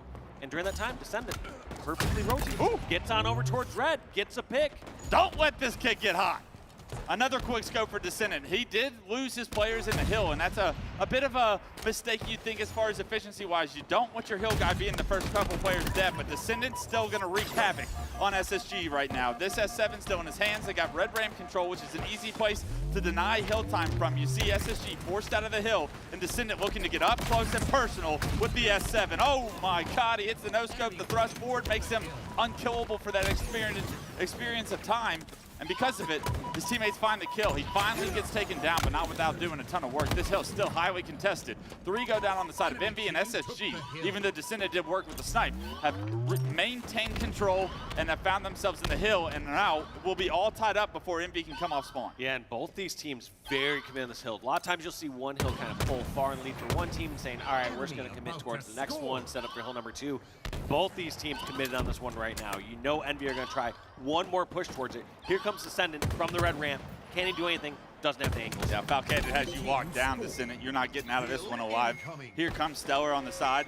They're able to pick up that kill, but more importantly, pick up that hill point. And even with Descendant popping off with snipe at the start of this game, SSG are the first ones to strike blood in the score line, 1-0. Here we go. Hill over at red. Nobody from SSG jumping in prematurely. They realize they don't have the slays. That's 2 down. Suppressed roundabout time over at the crates. Stellar goes down over at red. This is going to be Envy grabbing time. And Space Station now have to regroup and make a concentrated push together. Very aggressive push here by Piggy. Suppress finds a kill before that as well. So not only does Suppress get a kill onto his teammate as Piggy's kind of baiting the situation, Piggy actually forced a trade as well. So Suppress with 2 big kills opens up the map, and only about a quarter of this hill goes in Envy's favor before they lose full control. Now SSG sniping the hands of Stellar. He doesn't expect people to be at red already, and because of it, he gets taken down. SSG doesn't really have a setup right now. Need to find some slays before they can stay in the hill, and Suppress looks like he knows that. Suppress trying to grab a little bit of time as he finds this out. God. Somehow hits the headshot. Double no-scope against Precision. Piggy, last one alive, but can't really force this across. In fact, they're getting caught in the middle of the map. They decide to revert back over towards blue pipe and do a new push. SSG saw Descendant ripping heads with snipe. They said, we got one of those kids too. Suppress rips the head off of that player up close and personal, and now he's starting to do work. Body, head, body. Tries to find this player, does so. Descendant gets put back in the death cam. Jackson, he's spotted out. He's the last player alive. Envy need to find a way to deny some of this hill time, because right now there are 3 on respawn, and SSG have once again taken the lead in the second hill. Taking the lead in the hill, but you got to question again the OBJ efficiency during this last spree. When you saw Suppress going on that rampage there over the last 30 seconds, you would have expected a little bit more time. But as I say that, time's getting a bit more healthy here for SSG. Yeah, they want to securely lock this down before actually stepping in this hill. It is out in the open when players are spawning from blue. Suppress does not expect someone to come across from top right catwalk right there, and he gets taken down. Envy have now retaken control of red, and it will be SSG's job to break this setup once again. just throughout that spree, you see Envy answering already, about even in time here on this hill number 2. Both these hills so heavily contested on both ends. Look how close this hill is for Envy, but as I say that, Piggy goes down, Jackson goes down, the hill player goes down, last player alive, Descendant, he's spotted out. This could still be SSG's hill. Can they play perfect from here? They're gonna need one round of sways, and there's a player overextending into front red. They're gonna come from River as well. You gotta play your life, Stellar. Unfortunately, he's surrounded. He goes straight towards for a melee, can't quite close the distance. 3 members of Envy in the back of the base. Do they know all 3 members are here? They do, but they found out the hard way. They get removed from the map, and Envy will tie this game 1-1. Right there, both these teams desperately towards that hill, that last firefight, deciding everything. We're going over towards Crystal. Now for the first time, we're going to actually see somebody else stay a little safer in the hill unless someone's got those frag grenades. You say that, but it's pure chaos. It's a Royal Rumble. Dan Gaskin in the back is happy to see this. He loves wrestling, and they are wrestling for this hill right now. Everyone on the map was once involved in this square over a green, and unfortunately for Envy fans, it's SSG that comes out on top with the last man standing. Quantum coming up here shortly, but more importantly, SSG secure some early time on this green hill. Now we got Sniper though in the hands of Piggy. Whoever wins this fight is going to keep the control of blue side and blocking these spawns. So it's more than just a single kill. It determines the next round of spawns. Let's see what Piggy can do with the sniper. Player from River catches him off guard. He walks out the front with a little bit of no shield. He gets removed. Big mistake from Piggy there. That loss of the S7 not only loses that position, but it makes numbers easy for SSG. Here they come. Stellar from the sky, Suppressed from the crates, both in precision space. Neither one of them can touch precision though, because he finessed both, did so much damage, still alive. Look at the hill time progression as well. He is making this so difficult, even with numbers in the favor of SSG to break. Now Falcated in the most important one-on-one potentially of the series with this player in Jackson in the hill. Jackson run around and finish him off. Has not gotten Jackson just yet. He's trying to buy time just to get the time in the hill, but you gotta wonder, you gotta clear and get these kills. Oh my God, doesn't have enough bullets in the chamber to kill Suppress, and Suppress still bobbing, weaving, hugging the corner for his life, and because of it, SSG rob Envy of hill number 3. They take the lead 2-1. 2 minutes on the clock. This catwalk hill can take that long if SSG choose to play time from here. Yeah, you got to question Envy there, getting a little panicky over on the Crystal Hill. They had that snipe set up over at blue, overextended a little bit. I mean, Halo is a game of greed, don't get me wrong, but a couple trickle deaths led to SSG grabbing the hill. You give them a little error, you make a mistake, they will take advantage of that every single time. SSG opting to try and cap this hill.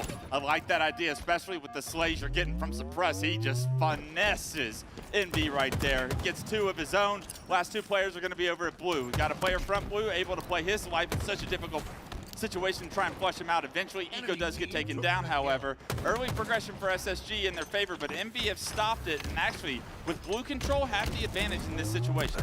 Yeah, I'm surprised that Envy's actually able to grab as much time as they are right now to answer this one back. Descendant in such a wise position over on the tower side of the hill. Yeah, Suppress almost disrespecting the idea that someone is top that catwalk. Yeah, he's like, someone else is going to take care of it. Someone has to. It's open, it's catwalk. Yeah, and eventually that player does get pushed off of the catwalk. He's forced to drop, but not without almost acquiring over half the time right now. Envy are going to get right back into this game if they're able to capture this catwalk hill, tie this thing up. Suppress finally going down on a killing spree, and somehow throughout a killing spree from Suppress, Envy have maintained a majority of this hill. Yeah, I feel like we've seen a lot of times players will hold the blue side of the catwalk hill just to jump back into blue, but right here we're seeing Envy opt for this tower side as they seem to have more cover near that pillar. Yeah, you can cut off a few sight lines. You can play around those pillars. You're cutting off that top mid sight line. I like how Envy kind of taught us all a little bit of something on Lattice, King of the Hill here. Multiple members are jumping in the hill. One of them wants the snipe, one of them just wants the hill time. They both gets into the death cam. Stellar laying down a shot from top catwalk like a turret, and he's gonna make his way to the hill. They still have ambitions of potentially capping this, I think. There's a minute left in the game. Stellar with a fresh snipe.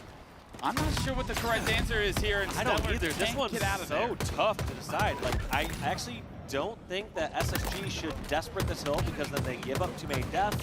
They probably don't cap it anyways. And oh my then God. They don't oh have my God. Eco, you mad man. 3 kills to his name, beautiful grenades, 43 seconds, and Envy have to get toes in that hill to tie this game up, and you can tell SSG now are trying to play time. They need slays. They get to play Team Slayer here for 30 seconds, and they can do so perfectly, they can win this game. And look at this, pushes on both sides. You had Piggy Big and shots, Ascendant trying to go towards red. Yaxon and Precision going towards blue. 3 of them taken down. Yaxon, the last one alive, somehow needs to push all the way towards blue and dip his toe in that hill. Piggy in no man's land right now. He can't even get to the hill in 10 seconds. How are Envy gonna do it?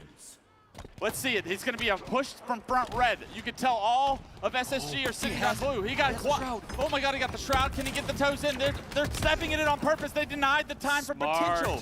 Big time plays from SSG. Big time plays from Eco. Will get them the series lead 2-1. SSG icing it up. Name a better combo. Those, they were in such a ridiculous spot. It was about 1:15 as they just held them out the entire time. I said they could start playing time with like 2 minutes left. I actually had no idea what the play was there because it's almost too long. Yeah. And then you're also like, all right, well, we're not killing. Do they just push out except for the next And hill? they decided to not play time. They tried to cap early progression on that hill and got removed from it. Envy actually very quickly broke that first SSG setup on that catwalk. But you got to talk about Eco. I mean, 17 and 18, yeah. But what he just did at the end of that game, he won his team the game. It was unbelievable shots, positioning, grenade, precision as well. He found 5 straight kills, which led to the opportunity to have that level of control to punch their ticket to a series lead here, 2-1. Eco, an unbelievable individual life at the end of the game that really does dictate how this series feels right now. Yeah, just clutching up when his team needed the most, getting that triple kill. And that was kind of the dagger there for Envy. They kept spawning over towards ice. They didn't really have any great routes, and all the fights that they took, you know, they took their time. Don't get me wrong. Yeah. But they'd push in towards red, push towards blue, and lose those fights. And as soon as you lose that first round, you saw the desperation. Yeah. You're like, all right, I'm just running straight in with a shroud, see where I can get here. And SSG, one step ahead by stepping in there. That's the part that blew my mind the most, because most people would just stay out and be like, once they get in, maybe I'll get in. off limits. Yeah, you're like, oh, I don't want to extend the game. We want to win by the last second, but they just said, we have to get these kills anyways. Yes. Step in the hill, secure, make sure that no tomfoolery can take place on the catwalk today. Unbelievable finish there from SSG, and now in the driver's seat of the series. What was once looking like Envy is here to create this upset. They're the top 4 seed. Everybody's talking about how strong Envy looks, and SSG all of a sudden saying, Did you forget about us? Yeah. Not so fast. We've been doing this a long time, and we have ambitions of being a 1 seed in bracket play come tomorrow, and it's going to go through Envy if we're going to do that. So can they punch their ticket to that with another game win here in this series is the question. This series far from over. Envy showing you they have everything it takes to go hand-to-hand with SSG, and it really is individual performances, individual plays in these games that will decide, does this go to game 5 or does it end here in game 4? And I'm looking at Eco, if I'm on his team and saying, hey, I appreciate you, bud. Thank you for getting us this series lead, because it's a banger of a series here on a Friday night, and either team will be very happy once this is over if it's in their favor. Absolutely. They just want to close out the night, and you start to look over. A little doubt starting to creep in the faces of Envy. Before they're all smiles already, like, hey, just I didn't see a smile on Piggy's face. I didn't see a smile this last break. They're starting to see the challenge in front of them, saying, all right, we were winning our individual fights. We were winning game 1. Things were looking on the up and up. And all of a sudden, not winning every individual fight. It's no fun. SSG aren't making the same mistakes that they were making earlier on. It's no fun when Eco's got the gun. And he had the gunny at the end of that game, secured his team a win. But here we go, live fire oddball. This is a true test of endurance. As oddball, traditionally our longest game type here. And let's see who separates themselves throughout this game. This is truly a test of who I think the better team is gonna be. If it's at SSG that ends the series here, or can Envy push this to a game 5? Can we get a game 5 on Friday night pool play? That would be something special. Stellar finds the combo, puts it to work, finds the repulse, puts it to work, finds the snipe. Ooh, doesn't put it to work just yet, but you know, Stellar, We'll give you another chance here. He did enough work. He can take a little break, and That'd that'd be be cool all commentary. 4 down there for Envy. So a great start. This time Falcated scooping up 3 of the 4 kills. But there go 2 members from SSG off the spawn. Untraditional. So they rotated the ball away, but a couple staggered deaths here, and Envy, they're going to be flying across the map. In fact, I'm surprised that Piggy's not just sprinting at this point. Untraditional miss by Stellar, but oh my God. We'll take that one back. Maybe I didn't snipe you when you had camo, but I did now. It's a double for Stellar. Can't hit the triple because his teammate killed him too fast. And last player alive, Precision forced to back up and try and not delay the respawns of Envy even further right now. I mean, Stellar, you missed the easy shots, you hit the difficult ones, but you are something serious to watch right now. And it's only Friday. You could tell the disrespect he was feeling coming into this series right now. Stellar starting this game off 4-0. I think you can tell when a sniper's feeling themselves is when they repulse off the ground to go for a snipe. You're not doing that if you ain't hitting your snipes. Oh, I do that all the time, but it's kind of just a twitch. But the fact that he's going for one of those off tower, over towards cuts, didn't hit it, but man, they got a 50-point lead and they're looking strong. I did look at him this morning and say, hey, can you do something cool for me? So maybe that's what he was envisioning when I said that to him. But right now, Stellar back in the action. Can't quite finish the kill on the Jackson. Good shots from Jackson there. 3 go down for SSG. The ball gets reset. But, I mean, Dave, look at the score. 50-1 right now. It is Envy trying to crawl back into this game, into this series, into this first round of oddball. It was great first set from SSG. Now let's see what Envy do if they have control of the ball on the map. And looks like we're not going to fully find out because they don't have control. That's going to be 2 down for Envy. Make it 3 down. Piggy goes down. Precision, the last one alive. What can he do? Great job by SSG to deny that ball from getting any further. Because they do that, they remove any chance of a setup. Camo is coming up. Envy all coming off respawn, and it's going to be SSG with not only the ball, but a fresh camouflage. Descendant goes down. He's going to stagger the respawns and the opportunity that Envy have to break this setup. Untraditional to hold the ball towards this cuts area, but Eco doing a phenomenal job, head on a swivel, finds a player with his back turn. He's like, in there supposed to be a ball guy? No, he relocated. Eco 1 step ahead of Envy right now as the 58-point lead surely starts to climb with these kills coming in. We're going to have to see now what Stellar can do with his second camo. Actually, I believe, okay, he got the first one, but either way, Stellar's got this camo, and it goes down real quick, so not going to be much happening with it this time. But it doesn't matter, because Suppress going to clean up all those kills. And right now, they're kind of trading out slays, but we've been pretty quiet on the objective front for SSG. I don't hate that, though. They need to go even or ahead in slays, and then they can worry about it. Right now, time's on their side. Especially with how the start of this game has gone. They're up 50, right? Like, for them to lose, it would mean that they would have to allow Envy to have a strong setup for a very long time in order to get back into this round. So you see Envy running away with this ball. They got 15 seconds, but here come the members of SSG. This is not going to be a strong setup. This ball is going to get played, and only 16 points is what this setup relies to. It's going to be a 2-2 split as far as trades. SSG are going to try and get to the ball, but Precision is too quick. He gets it in the house towards respawners, and this is where, if they get a couple of kills, they can get right back in this round. Yeah, a couple scrappy moments in time like this where they grab 10 or 20 seconds, but it seems like SSG were 1 step ahead there. Precision rotated the ball straight to SSG over in the garage. Look at that big diamond on his gun. No wonder he doesn't miss. Guy's shooting perfect right now. Eco trying to play his life down by the pillars. He gets flushed out by Piggy and Precision both.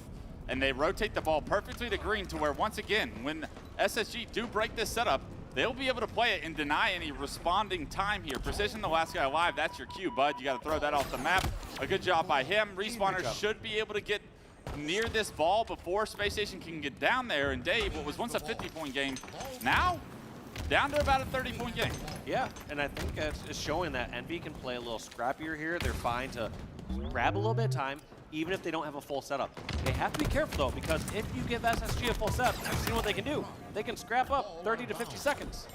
I like that route Eco took with the ball. He went pillars to back mud and got this lead back up to about 50 right now. A great job by Eco to also play the ball as soon as he watches his teammate go down in combat. Eco now, not only did he get a kill, but he bought a lot of time. Falcon able to find a kill, trades across the board with 1:40 left. will favor SSG in this situation. The ball is something that Descendant wants, but is he going to be able to hold on to it? He's got his teammate Piggy with him bottom middle, but grenades are coming left, right, and center. It's Normandy in bottom middle right now. Everything blowing up, so Descendant decides to back out, leave that ball, and he knows he needs kills before they get some more time. There's the picks. They got 2 down, but that's going to be Descendant going out. Precision's 1 shot. Is he going to be able to pull this off? No. Falcon finishes off, but he took a lot of damage in that engagement. 3 players coming off respawn, make it all 4 as Piggy goes down. The ball being rotated to green, 75 points and climbing. 100 will win the round for SSG, and they are in a perfect spot, even if they don't get to 100, to play this ball and be able to compete for the reset once again. Yeah, just SSG looking so much more comfortable. As Suppressed, moving across the map, actually catching players off guard.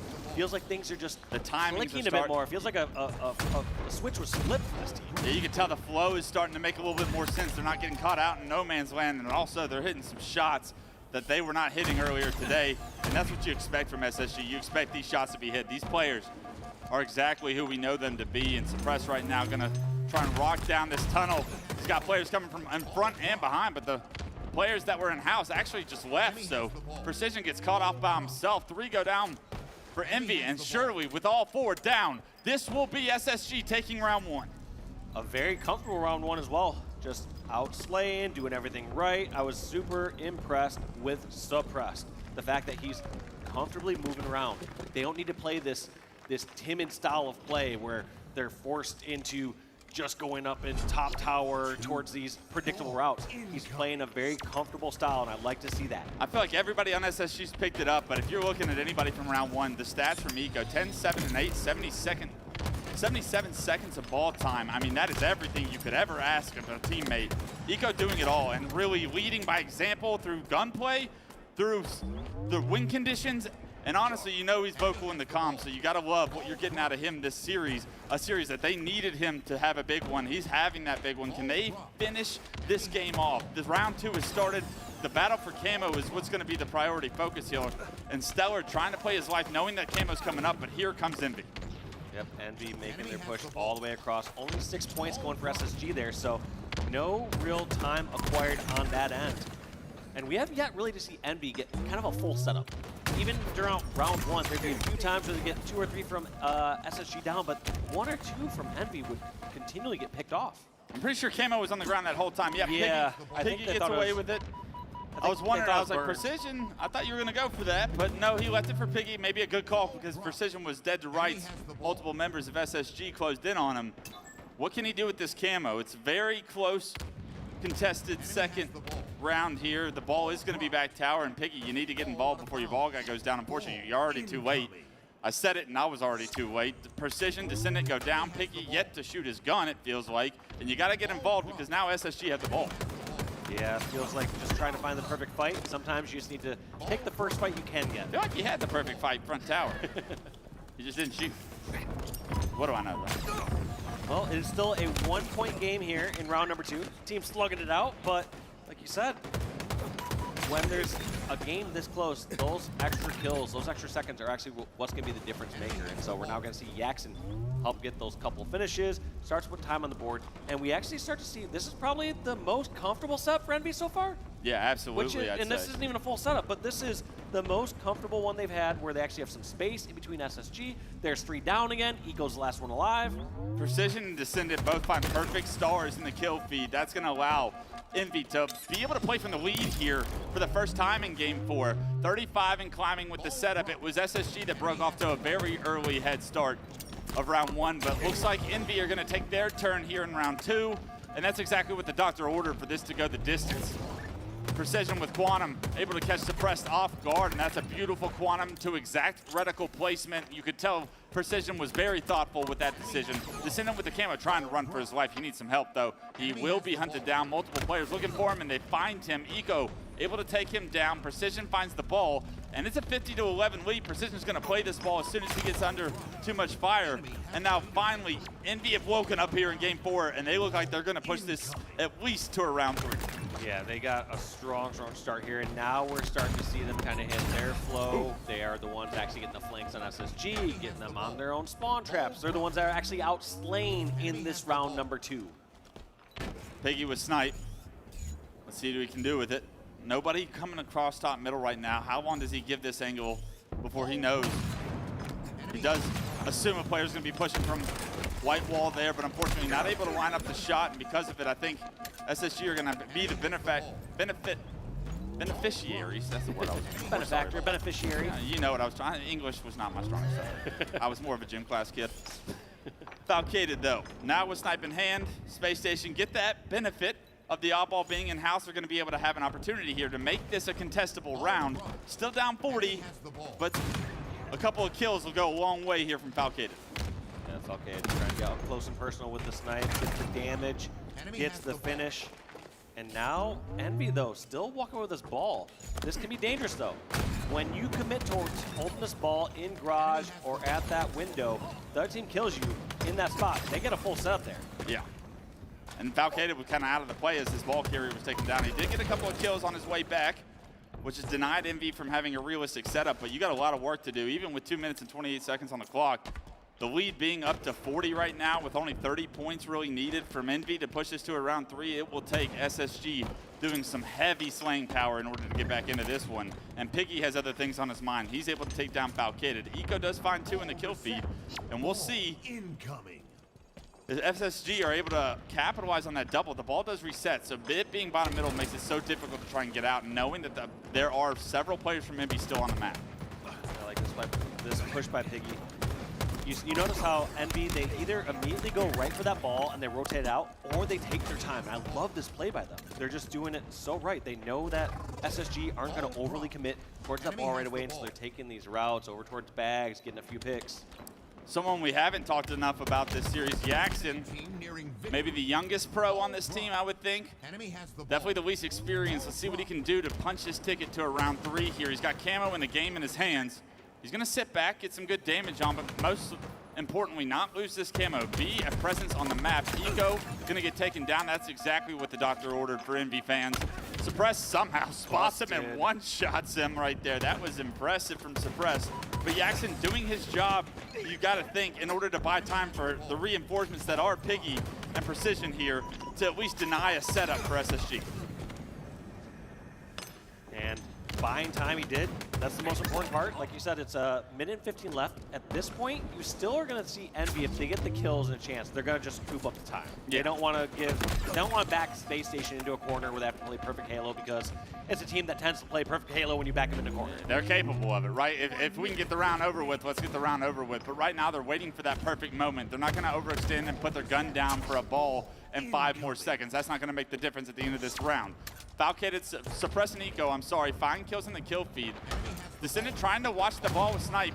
Doesn't expect to, unfortunately, Eco's the one that gets his head ripped off and not the ball guy. If I'm Eco there, I'm so confused, but a great job to find 2 kills from Descendant. But what does it amount to? Stellar, the last player alive, he's found that Snipe. Lands a body shot onto the ball carrier, but I don't think that's going to matter. Nobody's going to be in position to finish him. A body shot on Descendant, that's great, but nobody able to finish him. 10 points. If Envy can get this, can push this to a round 3 and gain 4. Perfect rotation there too. Goes towards Descendant. Decides to double back, and he's going to grab the last one. Make it. No! Does get it. Okay, okay. Precision, you can get a second. Round 3 it is. Clean. Very Envy. clean by Envy there. You see what they can do when they have control. Backs against the wall. Envy respond. Can we get a game 5 on Friday night? Please, Envy.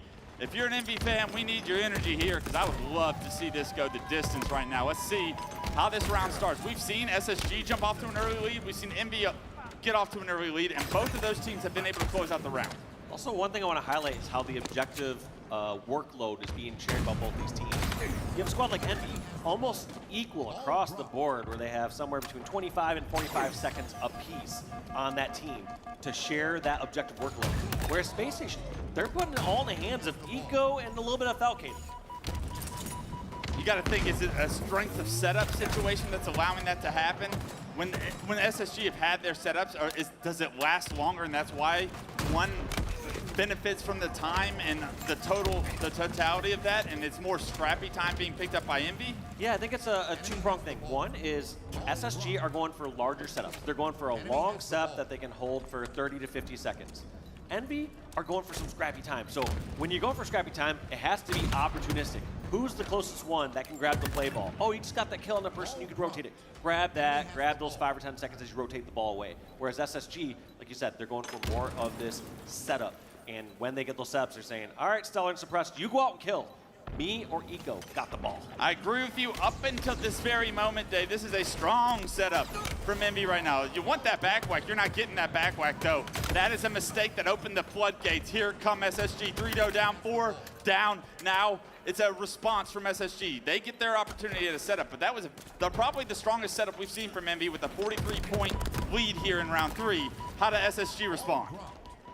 We're going to have to see them put a lot of points on the board. It's going to be Suppressed. That was the one holding the ball here for SSG. Oh my God. Stellar just going across the map, slaying, clearing a path for his ball carrier. Walk him down, Stellar, as he finds 5 perfect shots on the Descendant there, puts him in the death cam, immediately refocuses his attention to Big Door, able to find another kill. A killing spree for Stellar, 39 and 27 right now. Let's see what else he can do. He wants to get active. You can tell how he's playing on the map. Stellar is looking to be aggressive and dictate how the rest of this round is going to go. He does not want to go to a game 5. 31 and climbing now. What was once a 40-point lead now within 10. Just like that, gives his teammate some support. Gets the second one of the pillars, so it's going to be a 1-on-1 against Descendant. Make that a 2-on-1. His teammate over at the nest lays down some fire on Descendant, and he runs into the second grenade. No! Somehow dodges it. Knocked down to no shield. Stellar's everywhere right now, and if you're Envy, you got to start prioritizing. And Piggy does find that camouflage though, so I think they were able to respawn over close towards that camo as Stellar is farming their team over towards green. So maybe this is what the doctor ordered. Had to Piggy jump down finds at a some double. point. You know that snipe's coming up. Does he opt to try and go for that? They get the play ball. Precision's going to be on the ball, ready to grab it, but Piggy trying to play defense here is going to have to reveal himself if his ball carrier starts to get shot. He needs to shoot immediately there. Yeah. As your ball carrier is given that distraction, I've just noticed a couple times, feels like from Piggy just maybe being a little hesitant to shoot with the camo, and it feels like we're in 2025 Halo Infinite. You sometimes just take first shot when you can get first shot. Able to find Stellar, so still playing this camo pretty well, I'd say.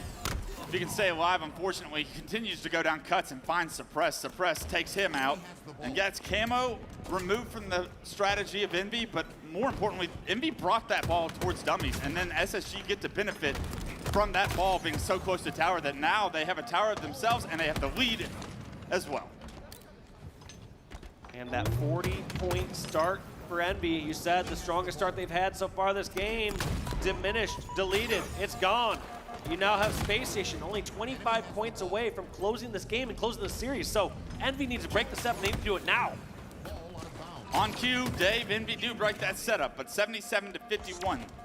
25, 26-point lead right now for SSG. Stellar's also taking down 3 members of SSG go down. Balcated trying to just buy time for respawners to get here and deny this ball from moving. That ball, however, does get picked up before respawners can get there. It's going to be taken towards the pillars and back towards mud, the route we saw from Eco earlier in this game. And Envy, although they lose Piggy, they're going to have some sort of a comeback here. It's going to be about a 10-point game, but they are going to have to play that ball.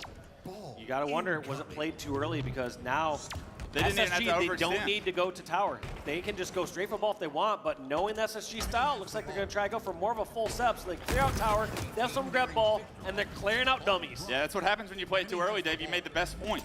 When you play that ball early, they no longer have to push you at tower. They actually got the tower kills without even having to go to tower, which is worst case scenario because now the ball back at tower, 13 points is all you need, and SSG can get rid of these Envy fans once and for all. There they go. They're trying to close this one out. Gets the melee there. That's going to be 2 down for SSG. Can they scrap up the last 3 seconds? No. Suppressed. Wisely plays the ball. Fights another day. They have to grab these kills. That's going to be 3 down. Kills being traded back and forth, but only actually Precision going down for Envy. Jackson. Can they do another 40-point step? They did it at the beginning of this game, and they need it now more than ever.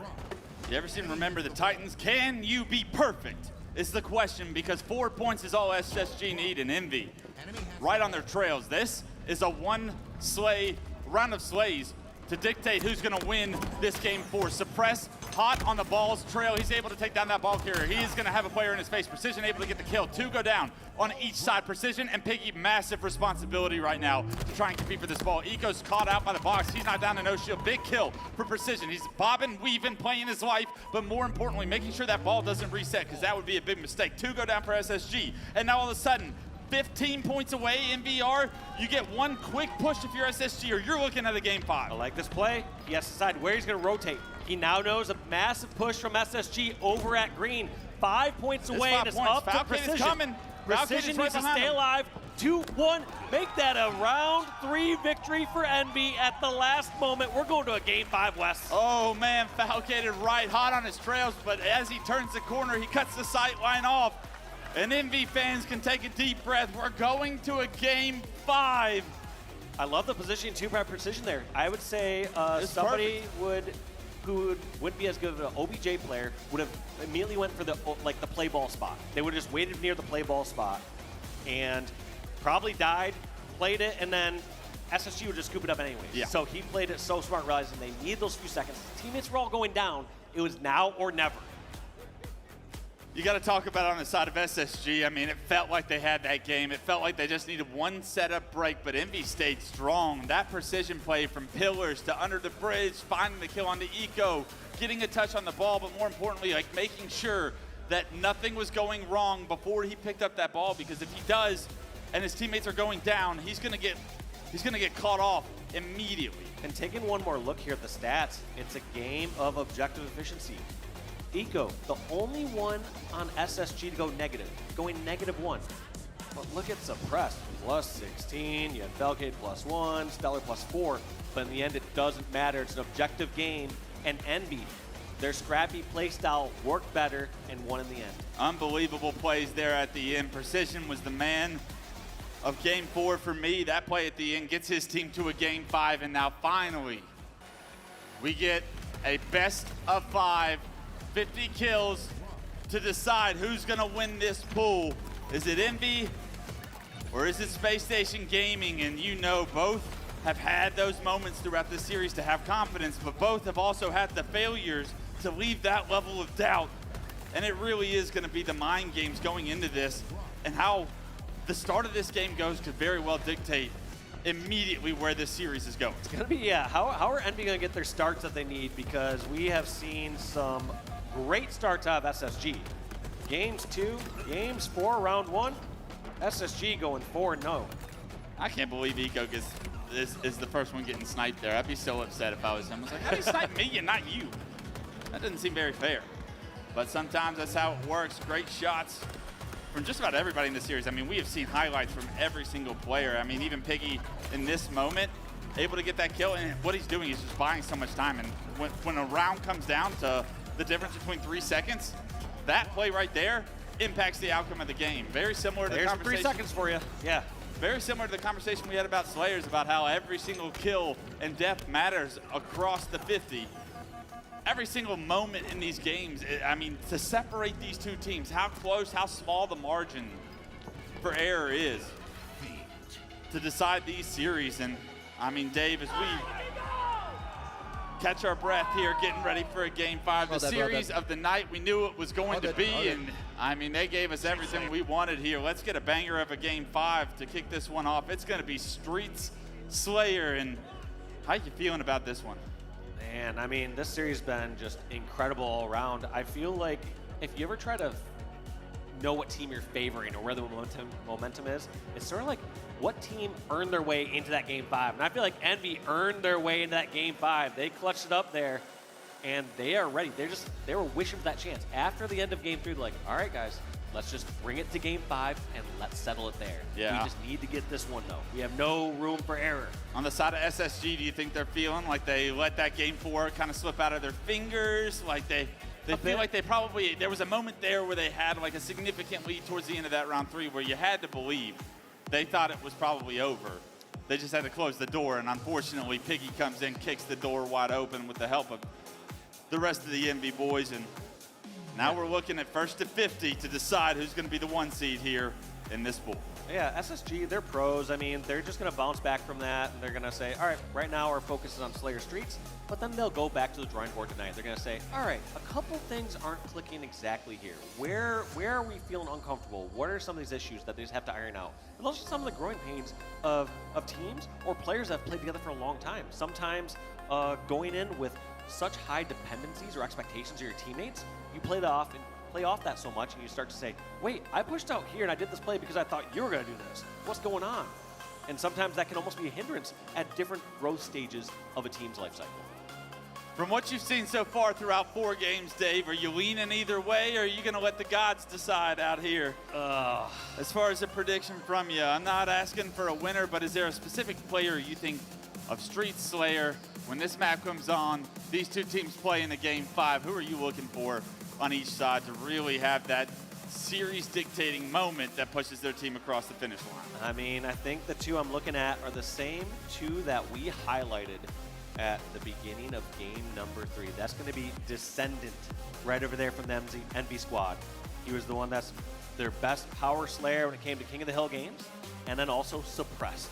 Suppressed dropping 43 kills, clearly feeling himself, taking comfortable flanks, doing well. I mean, if you're putting up those numbers, you can't, you have to set the expectation with your team saying, all right, if I'm playing well, play off me. Guys, I'm dominating. Yeah. And it can't just be like padded numbers. Like those, he got some hard-earned kills, so he has to do that again. You can't just have one hot game in game 4 and then go into game 5 and be like, all right, who's got it, guys? Who's picking this one up? Yeah, I mean, I tried to carry us. What do you guys have in the tank? I'm looking at that man right there.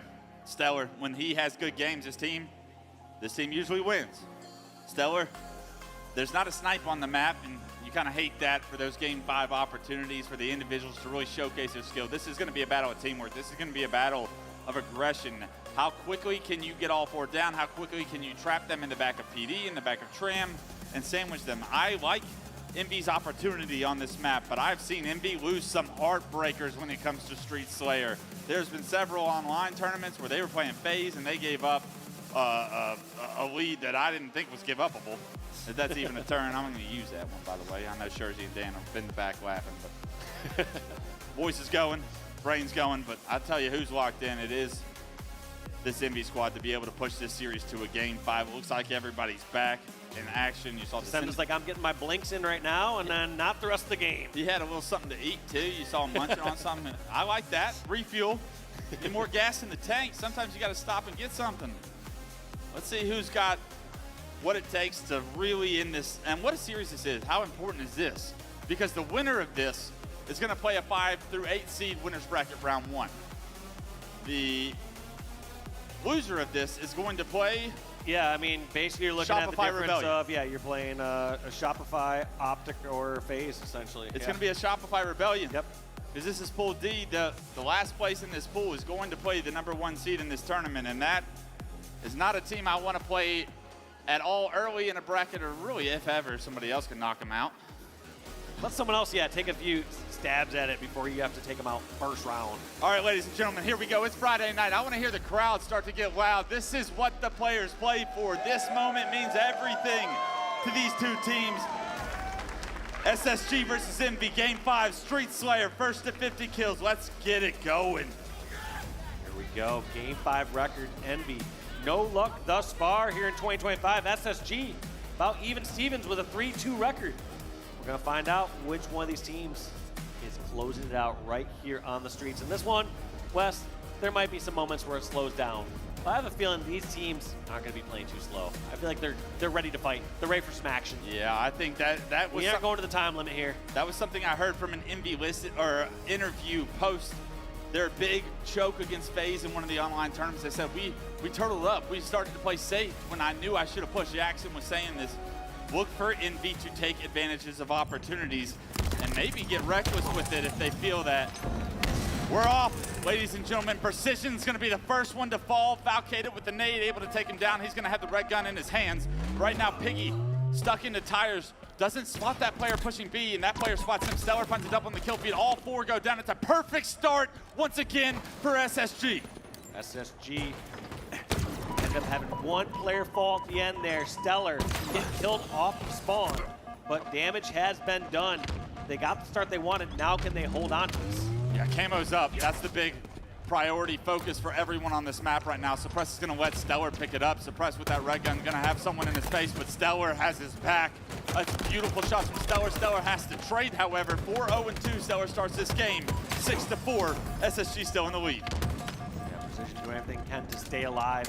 Dodges the nades that time. Didn't do it the very first time against Falcated. Now, how does he decide to maneuver maneuver across this map. They know a couple players over at Neon. I like that pre-nade onto the benches, helping his teammates on that lane. But overextends a little bit there. That's going to be precision picked off.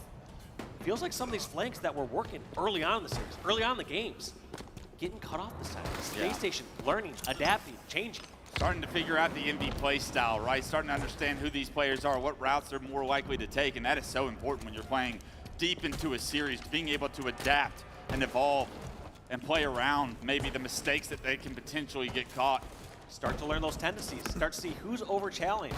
Who do you just throw a grenade at right away after they duck away behind the pillar? Do you start to notice those patterns and that low recognition is those differences in those individual fights? Stellar able to take down Yax, and the rest of Envy is going to be pushing towards the cafe. Piggy going to be able to take him down with the help of precision. And actually, Dave, I want to go into a listen-in and hear the comms of Envy and see how they're faring early in this Game 5. Listen, he's trying to get damage on me. He's going to run at me. The B guy's going to run at me. Are they in arcade? Ice cream Eco. I'm pretty sure. Ice cream Eco. I'm looking at your pink. I'm going to have it for a second. Hey guys, camo 10. Do we have Shroud? Ice cream Eco to arcade. Alright, they have Stalker. They have Stalker driveway. Stalker driveway. Arcade as well. Arcade as well. Camo 5. Shrouds is not up. Shot arcade once. I got Shrouds up. Watch out. It's not up. It's not up. Yo, we're weak. The B stairs. B stairs. One B stairs down. Yeah, they're raping. They're raping. One shot. I'm looking over here. Just sit down. Just sit down. Yo, bottom B stairs. Sorry. Look cafe. One shot. Cafe as well. To back A. One shot back A. One shot top A. Side stairs. One shot top A. One shot top A. Never died. Camo's down. You got me. Yo, back A one shot. Look at B stairs for you. I'm looking B stairs for you. S1B. Look at B stairs. Yeah, Hero's weak. Hero's weak. I need help. We need help, Ethan. We need help. I can't. Yeah, ATM also. ATM. Pillars. I was right. Top Ivy. Back Ivy. Top Ivy. Top Ivy 1. Top Ivy 1. Top Ivy. He's on the side. Top Ivy. Guys. One purple. No, purple. Two purple. Give me a second. Top A. Flying pink.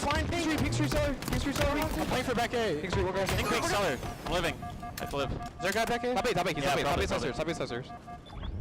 He's going three cafe right now. We got PD, bro. One PD. PD and PD. I hear that. Caution. Behind the corner. Guys, one guy could be behind you. Caution weak. One. He's PD. I'm stalking it. Close the back. Where? On the left. Back left. Weak, Don't trade. Other guy's front A or some shit. Tires, I need help. Yeah, tires. Side stairs. Front A weak. And then PD. Tires. Yeah, front A. Front A, tires. Tires. Yo, I'm sliding in door. Side door. Spawn B. running at B. I got it. Nice, good fucking trade, yeah. I spawned Ivy. I've Siggy repulse combo. Looking purple. Yeah. Yo, Stalker might be. Yeah. Yo, spike siding, bro. Sweet. Peeks also. We gotta go A. Go. I'm behind you, Jason. Heaven, Jason. Heaven weak. I'm fighting it. Top C killed me. Red gun's in B. Yo, 2 ATM. Held him. Watch out. Benches. Hey, he's front C. Watch out, planner. I'm playing B. Eco. Watch out. Yo, MB. Okay, one shot arcade. Ice cream, one shot arcade. I got him. Nice. Yo, B stairs. Bottom B stairs. Watch out, pocket front A. Watch out, front A. Bottom B running out. I hear you. Where is he? I don't know. 5. Camo 5. That's front A. One shot. Spawn B-roll. B stairs on me.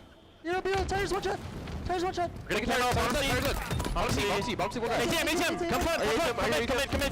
He's front C killed me. Watch out, front C. Nice, guys. Top C. He's bottom C, driveway, half house. Watch out, nice. And B-Rose coming. They're weak. Envy with the momentum and the tones of their voice. You can feel the energy, how bad they want this one, Dave. What did you hear that specifically stuck out to you from the young guns? I mean, you felt like they were setting up certain traps. They were saying, hey, we got this person in, I got your help on purple. Let's worry about arcade. But it felt like more so, as soon as they got some damage, it was just go. No one's saying that, but you can hear in their voices. When they're calling out someone, you can tell if they're charging that person or if they're running away. If they want them dead or if they're just calling them out to give information. Exactly. Eco and Suppress finding some kills here now to tie this one up. It was Envy with a narrow lead as we got back from the listening, but right now, the game slows down just a little bit. Looks like Envy's going to be all towards PD in the tower side of the map. Piggy's going to be the furthest one up here, right in front of Tires. Eco going to be the furthest one up on SSG right now, on an island almost. He's got a player bottom street right now, but he needs to stay alive. Piggy doesn't assume that he's going to be here. Eco with the stick! Eco with the stick is big. Eco able to get killed. Damage onto Piggy, doesn't get help though, and he gets taken down from precision. That Shroud saves Piggy's life, and now they're able to trade it out. Envy are in a 2-kill fashion in their lead. It's a 3-kill lead for Envy, and Suppress can't find one either. Make it a 4-kill lead as Envy finally regain map control here and stop the momentum that SSG were cooking. Desperate plasma grenades swinging the tides of this battle back and forth. You've seen it over at PD, you now see it from over on the red side, over at Rails. Just every single time you're seeing these players so good at quickly turning, throwing that sticky grenade, and getting a traded kill. Look at the kills right now. Descendant 19-2-9, doing his best Snakebite impression here in Game 5. Stellar with 12 leading the way over on SSG, but a lot of work to do for SSG to get back into this one. 41-37. You're down 4, but only 9 kills needed on the side of Envy. Trading is going to be such an important process for Envy to close the door on this Game 5. What can SSG do to try and create some kills? Ooh. That's a good start without trading. One right back to Envy. One first opening, that's on precision too. That's a big kill. Camo's now what up. They turn it into. Looks like Suppressed falls after that from Piggy's perfect shots. Camo fight on the bottom center. Nobody grabbing it yet. 3 go down for Envy though. SSG only lose 1. They're trying to get this camo and it's PD spawns for Envy. They're not gonna have an angle to try and deny Falcated from getting this camo. Falcated with the biggest camo of the series in his hand. Down 1 kill. Suppress has got a lot of pressure in front of him, but here comes the cavalry. So SSG trying to push up Cafe. Falcated gets knocked to no shield by a random grenade. And this is tough. All of Envy are holed up back towards PD. Oh my God. Nobody pushed out towards street side. He's by himself. This is gonna isolate them on this corner and they're gonna get collapsed on. They have no angles across the map. Oh my God. He's by himself. He's trying to play his life. He's now descending down to no shield. He's still alive. Piggy looking for him, but can't find him. Piggy, where is he? He can't find him. Piggy forced to run back into PD. Falcated playing perfect with this camo. Finally, another player front. PD tries to kill him. He can't take him down. Falcated with a perfect camo play. 2 players alive, no shield in front of him. Descended. Jackson running for their lives, and very well so. 48-46. Falcated has done it. He has given SSG the lead. And now we're seeing Precision Piggy hopefully pushing out driveway or street and take up some more ground, but once again, it seems like all of Envy stuck on one spot of the map. They're all stuck at Tramp, and they're scared to push out. They do get the first pick on the Stellar, but do they get the ground? It's going to be Falcated behind them, behind him in line. Can he get one pick? Can he get a kill? He cannot. The damage comes through. It's SSG.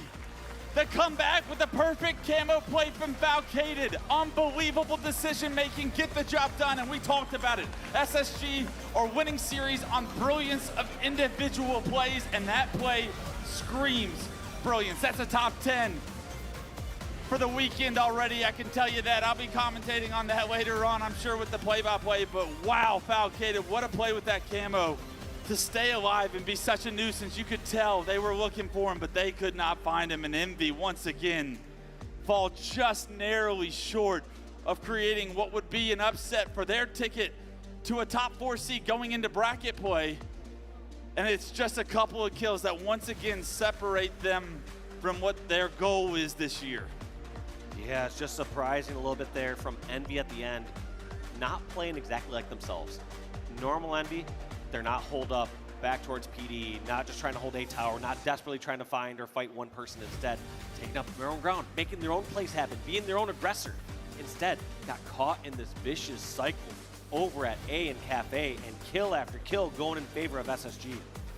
And you know what's crazy? Once you look at the stats, I mean, the assists, they favor Envy. You got Descendant going 21, 12, and 4. You think that's got to be enough to get a, if I showed you that Envy has so many more assists than SSG going into from a Street Slayer, if I told you Descendant went 21 and 12, you'd probably tell me Envy comes out on top. Well, you'd be wrong, Dave. Somehow, some way, SSG dug just deep enough to punch their ticket to what will destine surely be a #1 seed here from pool play going into bracket play tomorrow. They do still have to play the open team, but usually SSG can take care of those teams. Well, I mean, everyone's battling this pool here. But SSG everyone impressed battled everyone. in this pool. I mean, there was no easy match there for SSG. They've had close match after close match. This has got to be one of the most challenging Fridays I think I've ever seen SSG has had to face. But from a team that struggled so much in between last event and this event online, obviously it's online. These guys are championship caliber players. They understand that online is just online. When we get to a tournament, these are the results we provide. But there's got to be something in the back of their head that says, if we can get through Friday 2-0, that's where we'll get our confidence and our swagger back going into bracket play, and they've done just that. You think they're leaving this stadium here tonight with their heads up and saying, nice job, boys, we got the job done, or you think there's a little bit of uneasiness still there? Definitely some uneasiness. We saw SSG, I would say, more uncomfortable than I've seen them in the past few years, just on some things that are routine for them. Some flags that are like, those should have been moving. You know, what's the story behind it? And they need to find out, someone from Envy pulled a miraculous play and got the kill there, or what's the problem with their plan? What issue do they have going on? So I think they're gonna feel good if it's like, all right, someone made a miraculous play. All right, that's just something we couldn't account for. Right. But they will not feel good if they're saying, who's not picking up this flag? Yeah, Why are we not rallying this back? This should be routine what for happened us. here, basically. So there's still room to improve for SSG, but the job gets done for tonight. I'm here and we have Elamite on stage with an interview from Guy Blaze, and I can't wait to hear what the coach says. Yeah, I cannot wait to hear what the guy says who beat Walshy in the 08 World Championship as he gets ready to go into Saturday. You and the boys, man, had a good day, but this series was so close there coming down to the end, Coach. Just walk those final moments in your hair from Falcon and Camo While still fresh on your brain. Yeah, that game 5 was definitely a nail-biter. I think Falcated made probably the best camo plays of the tournament so far to secure us that win, so big props to him making full use of that. So yeah, I was pretty happy with that win. Envy's a really good team. You know, we definitely struggled a little bit against them online, so to get the land and come out and take them down like that feels pretty good. It does feel pretty good, okay? You know, Falk making big plays right there. I tried to get him for the interview, but it's the only thing harder than winning that series is getting Falk up here for an interview. Now, the whole series, the map 4 was extremely close. The first 3 maps is wild as well. Talk to me about what are you guys trying to accomplish as a squad so you guys don't have so many nail-biting finishes the way that you did against that team? Well, I mean, you know, we're in year 4 of Halo, and all of these teams and players are just extremely good at this point. So, you know, you can pretty much expect it to be a battle all the way down to the end. You know, I think we made a lot of mistakes. We could have played better. So, you know, it's definitely a lot for us to, like, look forward to, because I don't think we're even close to our peak. But we're finally starting to find our form. It took us a little bit. It was a little bit of a rough in-between events, but I think we're finally in our groove. I love that, okay? And you know what? I think you guys in your groove as well. Space Station fans, are they getting in their groove? They are. Now, lastly, okay, what do you want to tell them people out there and everyone at home who just want to see you guys finish off on top and become back-to-back world champions? I mean, that would be incredible. Big shout out to all the fans that come through. You know, we don't have a booth this event, unfortunately, so we're missing a lot of the SSG guys. So much love to everyone from home. I'm sure they're watching. So big shout out to them, all the fans, everybody, really. Yeah. All right, you guys, that's gonna do it for me and Elamite on the stage. Space Station, they're trying to peak when it matters. That's gonna do it for us. Lot, take us away. Thank you so much, Blaze. I will say, if there is anybody I trust, it's got to be Elamite. I've worked with him not only as a talent, but I've seen him in many different kind of versions of his career, from pro player to coach to talent member. He's done it all. And if he's telling me that they're finding their groove and they're catching some flow here as a team, I truly believe him, and especially after a win like that in a big series on day number 1 out on Major. Snipe Down, I've got to ask you a little bit about your thoughts on that series, because I will say it was very upside down from what I kind of was anticipating and what I thought. I thought MV would really be having the upper hand the entirety of the way through that. But I will say I feel like SSG pushed forward with a kind of dominance that MV were constantly having to stop. At times it got tight, don't get me wrong, and I think MV did battle back and showed exactly what they can do, but it felt like Space Station just had some type of control on that series basically the majority of the way. Yeah, I think what we just watched wasn't necessarily either team's best, but it was a very big battle. And for me, this SSG team, this is the best practice they've had since the last LAN, and every single game that they get is only going to benefit them. So the longer the series go, as long as they get the win, I think they can take that as a hey, we're getting better every series and we're going to take that forward. And I think this is a huge momentum builder for them themselves. And for Envy, I mean, we're going to take a look at some of these games and some of the stats. And it just, everything you see online, this is going to start to raise the question of are they an online team? Their performances are very good. And this is one of those series where everything had been leading up to this. They had smoked them in scrims. And to come out of a series like this after the first 3-0 they had against a team that, honestly, Space Station struggled with, and to lose in this fashion where it really felt like they had it, we'll see how they bounce back, because we have talked about their experience as a team as well. You're posing perfect questions there, and I'm desperate for the answers to those. I think it's very difficult having to work your way through a really tight series and knowing it's going to be super tough, and just kind of like having a couple of outliers here. I think I have to name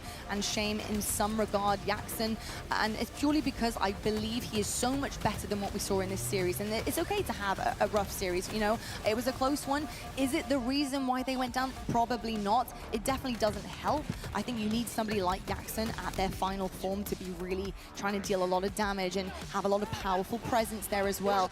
And why not Jackson, having him kind of on the sidelines in this, it was really tough for Envy to have to battle back with. Yeah, it's funny because if you were paying attention to the Pro League LAN finals where Envy and SSG went at it, the player of the game was Jackson. Player of the series was by far Jackson. He had the most kills, most damage, and was definitely making the most noise. So for him to be as quiet as he was in this series was a little bit tough. Yeah, his gunny has been recently smoking hot, but a little cold today.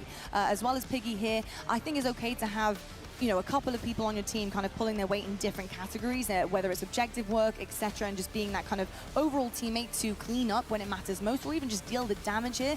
Jackson is really kind of the forefront runner alongside Descendant and Precision to be dealing a ton of damage, and not only that, converting it into kills and room on a map. It just wasn't happening today. On the other side of things, though, Space Station Gaming, they managed to squeak away with things, and looking at their stats, it's looking pretty good. I think the biggest question that I have is not about their gunny, it's about whether or not they can get it together as a team. And Slimedown, how are you feeling about their teamwork in general? Because this team is an unexpected one. I feel like it's strange seeing Foul, Stellar, Suppress, Eco all together and thinking that they're going to be efficient here. Yeah, we did see, the 2 games they lost were 2 objective game types, so it still seems like they have some teamwork that they're still building upon. But winning the 2 Slayers, I mean, those are, like I talked about before, Game 2 and Game 5 are the 2 most important game types, or 2 of the most important game types that you can have. And when you have teammates, Suppress dropping 33,000 damage on his team and the rest of the team all going over a 1.0 KD, that's a pretty good sign that they're at least individually performing the way they need to. And if you start with that, then it's easier to build.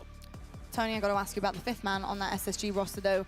Elamite, we heard from him on the main stage there, but he brings so much to the table, and I really do believe in this roster kind of situation and the chemistry and what these guys bring to the table. Communication is going to be key, and he really does bring another element to their gameplay here to push in this series. Yeah, I don't want to take anything away from what Suppressed and Falcated were able to do during that series. 1.2 KD plus was absolutely incredible. But what really stood out to me was the X Factor, and a much different SSG that we've seen in previous LANs was that listening we did with SSG very early in the series. We heard a very involved, a very active Elamite. In the comms, he was shouting call-outs. He was play calling, telling the teams, hey, back down, keep Suppressed alive with the camo. Let's get Suppressed with camo in batteries. You heard very specific direction and a lot of energy, and for a team that lots of times maybe lacks a bit of that energy, I thought Kyle brought out, Elamite brought a lot of that to it. Shout out Elamite, keep doing what you're doing. All right, well, let's take a look at the pools right now and see exactly what has been happening while we've been on the main stage there with MB and SSG. And as you can see, Pool C, we're kind of still waiting to see exactly what happens coming up next with Cloud9 and FaZe Clan. Pool B round things out here for their day. Arctic Gaming 2-0, they'll finish really strong. Majin and Omit going head-to-head, finding out who's going to take that 2nd place spot. Same with Pool A here, Cole or TSM, who will come out on top there. And Pool D, of course, Space Station Gaming. They answered the question that we had right at the beginning of the major. How were they going to fare when it came into this Pool D against Envy, who are looking really, really good heading into the major? But they got the better of them in that incredible Game 5, and Envy, they will be in their 2nd place position, waiting for that open bracket team here as well. So interesting stuff across the board, and I will say our Pool C, which was kind of dubbed our pool of death, just in terms of interesting matchups. We saw FaZe Clan go Game 5 against Luminon Gaming. They did juke that one out and managed to get the dub, but they're going to have to face Cloud9, who also beat Luminon Gaming. And Slimedown, how are you feeling about this next matchup in series for them? I'm incredibly pumped for this. I mean, we kind of, I think, maybe underestimated the Cloud9 roster going into this. I think we all kind of picked the Luminon team to come out second in this pool, and for Cloud9 to 3-1 them means that they're carrying momentum, and we saw how tough that series was with FaZe versus Luminon. So if Cloud9's going to really come out here and cause an upset, this is their time. Very much so, and you know that they would have been watching that very, very closely as well. Speaking of watching closely, you guys at home need to do just that. Get your tabs open. Twitch drops can be coming your way for tuning in all weekend long here at the HCS Major. We're live from Charlotte, and you guys are joining us at home while getting in-game rewards as well. So make sure your tabs are open and catch all of the action this weekend. Well, folks, we're going to head to a quick break. When we come back, we have another one on the cards for you, and this is going to be your hometown team once again going up against Cloud9, who've been looking really sharp as of late. FaZe, they managed to squeak it across the line with a dub against Luminon, but C9 is standing in their way for that top pool spot. Who will come out on top? You know it. We're going to find out right after the break.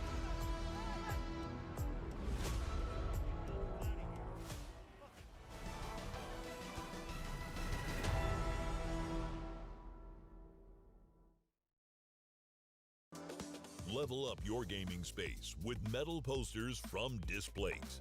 Hang your Displates in seconds. Swap them whenever you like. Get official art from your favorite games on a uniquely designed metal canvas and choose from thousands of posters. Join over 3 million collectors now.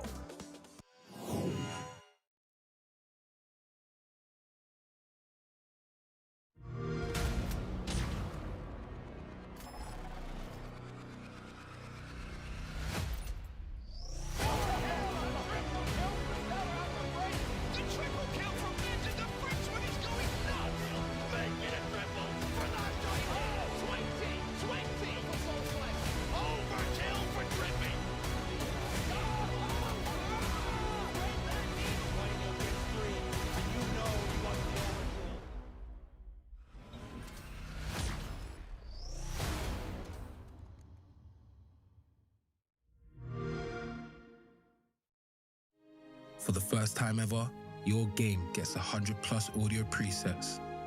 Pick a pro-tuned audio profile for each game and vibe to the soundtrack of you.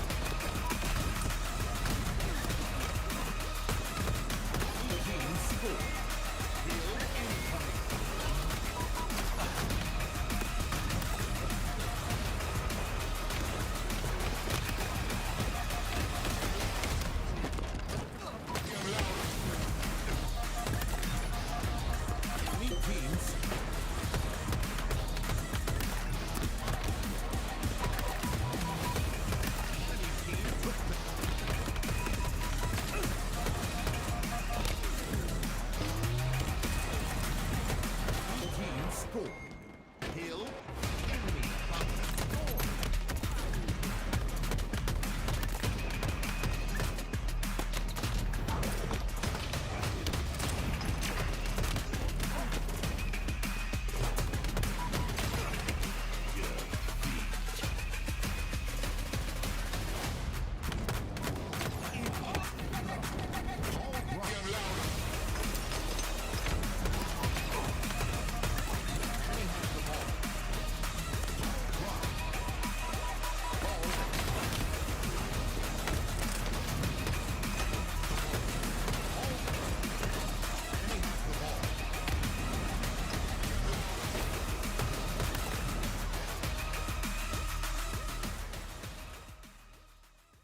HCS Charlotte Major, hosted by FaZe Clan, is brought to you by Steel Series, Displate, and Corduroys.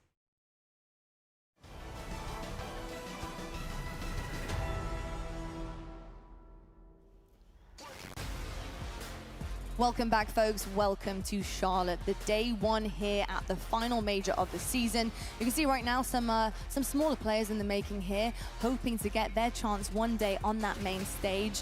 This is exactly where dreams are made of, and honestly realized, I'm sure, having some of these young kids in the building as well, watching the very best Halo players in the world duke it out on the main stage, and reactions from the crowd. It's going to be amazing. So can't wait to see what happens throughout the weekend. But of course, we have one final series coming your way tonight on that main stage, and it's going to be your hometown heroes, FaZe, going up against Cloud9. Now this one is pretty big, some may say. It's to get top of your pool, head on things out into the championship bracket, and make sure that you are really stamping your mark heading into that Saturday. Talking about FaZe though, these guys have the crowd behind them. Hopefully they're going to be cheering super loud. It's the last one of the night. They're going to need all that energy. But in case you don't know who this roster in red is, let's meet your team.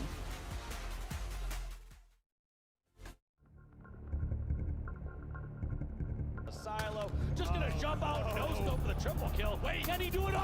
Wait, listen, you madman! An overkill!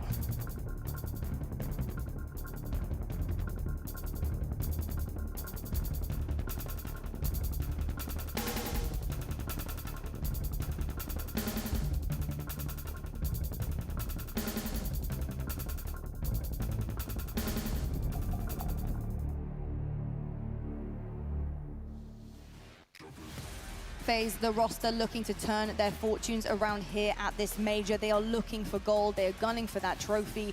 And this is just another team that's in their way. So they need to step over them. They need to perform dominantly and show us exactly what they're made of. I want to see a FaZe that show us how they want to play their game. I want to see a flow state from these guys. I'm yet to see the very top of what they're capable of. And I think right now they could dig deep and show us exactly what they can do on a series. So against Cloud9, how are you feeling about FaZe? And based on what we saw earlier as well with a very close game 5.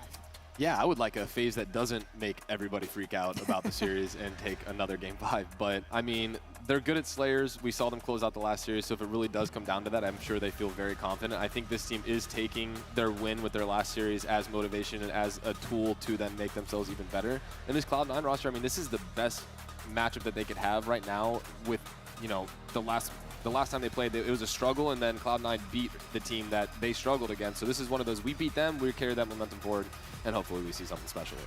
Well, with Cloud9, this team can do it all right now on this main stage. They can head up that pool despite the seeding in this one as well. And FaZe, they need to really dig deep. But Cloud9, have they got what it takes? That is the question. Let's take a look at this roster.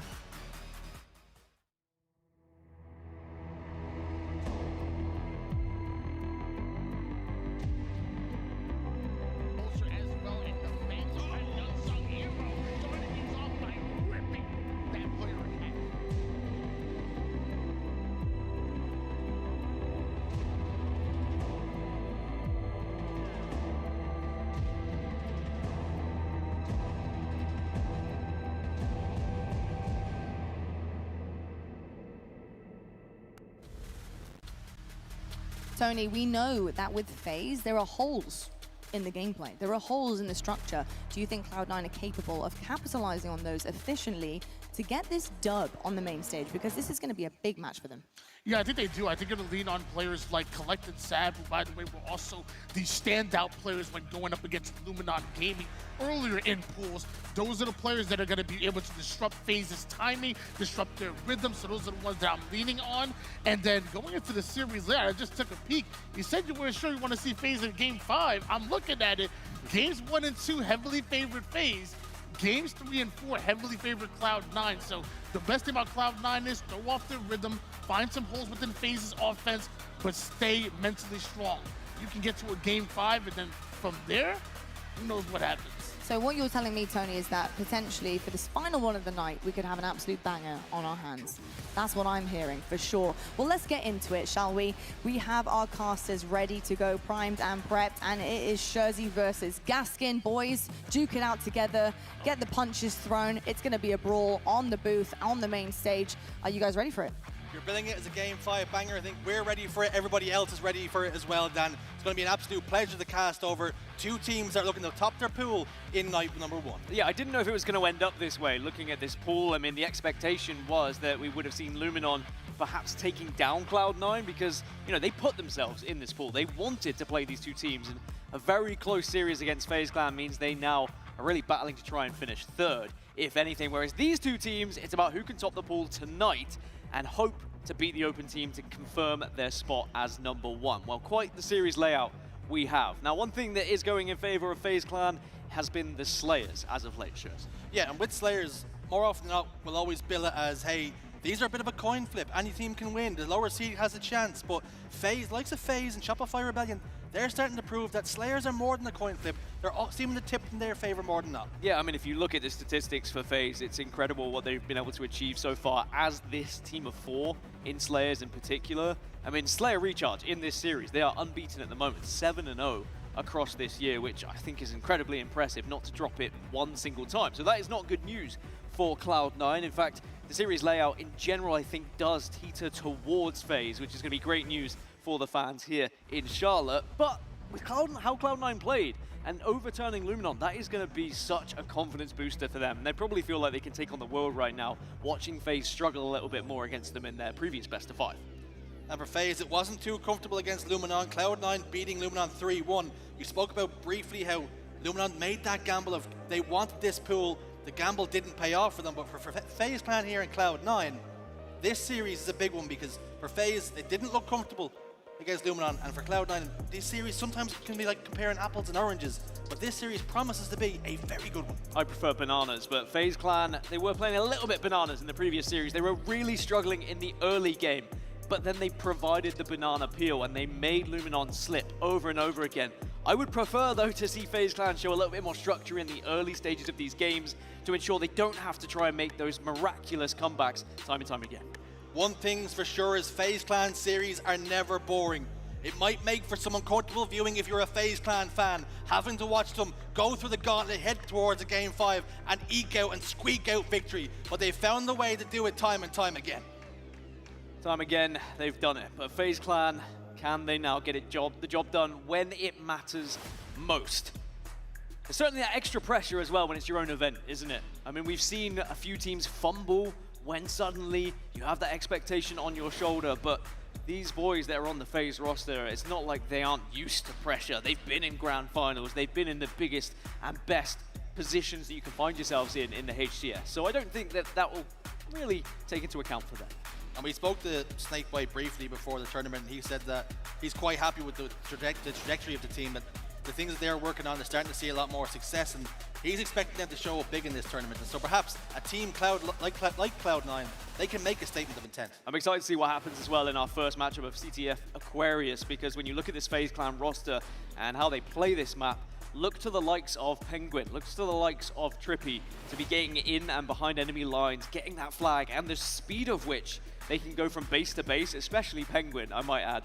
Even when he was on SSG back in the day, he can move so quick with that thing that you think you're comfortable, you think you're just at 0-0, suddenly a flag is gone and been scored in a matter of moments.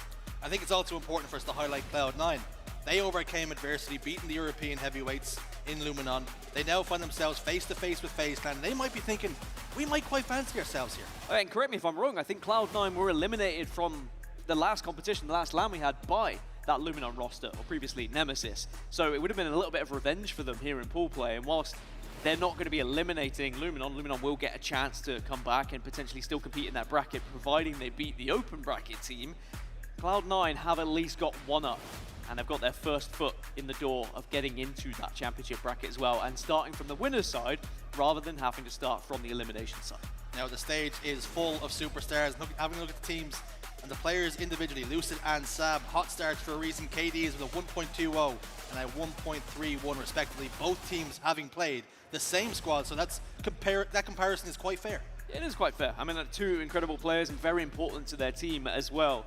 And Lucid, you know, we remember the year he had in the opening of Halo Infinite and how he was the person who pioneered the way to play the game, the way he used the utility, the way he was moving around the map. And it's not like he's slowed down, but I think the game has changed over the years. I think that we've seen things GA'd, we've seen things removed, we've seen people learn how to avoid certain things, and I do think that Lucid lost a little bit of flair when that happened, but the fact that he has still been able to stabilize and maintain his position on these top teams also says what an incredible player he is to do that as well. He was typically one of those players that was a bully with the sandbox when it came to things like the Stalker rifle and even some of the movement he used to do on the likes of Recharge, using the repulse to change trajectory and change angles. It was impressive to say the very least. And for Lucid, maybe adapting his game just a touch because some of those things are no longer available to him, but now starting to find his feet on this FaZe Clan roster. No, it would be quite the upset if we were to see Cloud9 win this one and be #1 in the pool going into tomorrow, only having to beat the open bracket team to then be qualifying through. And the implications of that would be quite something going into the bracket as well, because suddenly then FaZe Clan wouldn't have that 3rd seed. Suddenly FaZe Clan would be dropping down to what, 6th, 7th seed? And that then changes again the bracket and who they'd be playing against. And we might then see a FaZe versus Optic or something along the lines. So yeah, it starts to get pretty scary when you think about that. So FaZe will want to make sure they lock this one down and don't allow this pool to slip through their fingers. And for C9, sometimes you can talk about the stresses and the strains and the pressures, but they might think that the one series that they really needed to win today, they already have in the bag. And now they're starting to play on house money, Dan, because everybody expects FaZe Clan to win this one, but it doesn't really look like it could be as comfortable as maybe some might think. No, and maybe they needed that close game 5. Maybe that is just going to build them up a little bit and give them a kick up the backside and say, all right, we can't afford to just coast our way through this pool. We need to be playing at our very best. When we watched Shopify Rebellion earlier, it didn't matter who they were going up against. They were locked in, they were playing incredible, and we'll have to see whether they can do it again here. Great graphic on the screen as well. Map set records for this series. Aquarius CTF 3 and 4 for FaZe and 0 and 3. So neither record really looking that strong, but we're still giving it to FaZe because of course they've already registered for some victories on the map then. Yeah, we will have to see whether those records translate over into how they play this series, excuse me, but you know, for Cloud9, I think they just need to ignore any previous records on any map, not worry about it, instead just focus on the task at hand, and it's trying to get in the heads, I think, a little bit of FaZe Clan. FaZe Clan were a little bit shaken at times against Luminon, and maybe if you can capitalize on that as well, you might be able to just get through. Can they prove to be shaken, not stirred, is going to be the question. I think a player that really impressed me in the previous series against Luminon in that game 5 Slayer was the general in Snakebite. 23 kills, Dan. He really pulled that team forward. There's Booby Doo Boo. Things have gone a little bit different ever since he tried to use the Force. Would you say it's gone up or down? It's been an interesting roller coaster for him, really, hasn't it? That series went badly. The immediate aftermath of using the Force did not go so well, but he's really taken it in his stride, and it's sort of become a character quality of his. It's an interesting lineup, Cloud9 as well. When you look at these names, they've been through a lot of trials and tribulations within the scene. Booby Doo Boo is specifically one of them. He's been up there on some of the greatest teams in the world at times in Halo history, but then had to kind of build himself back up.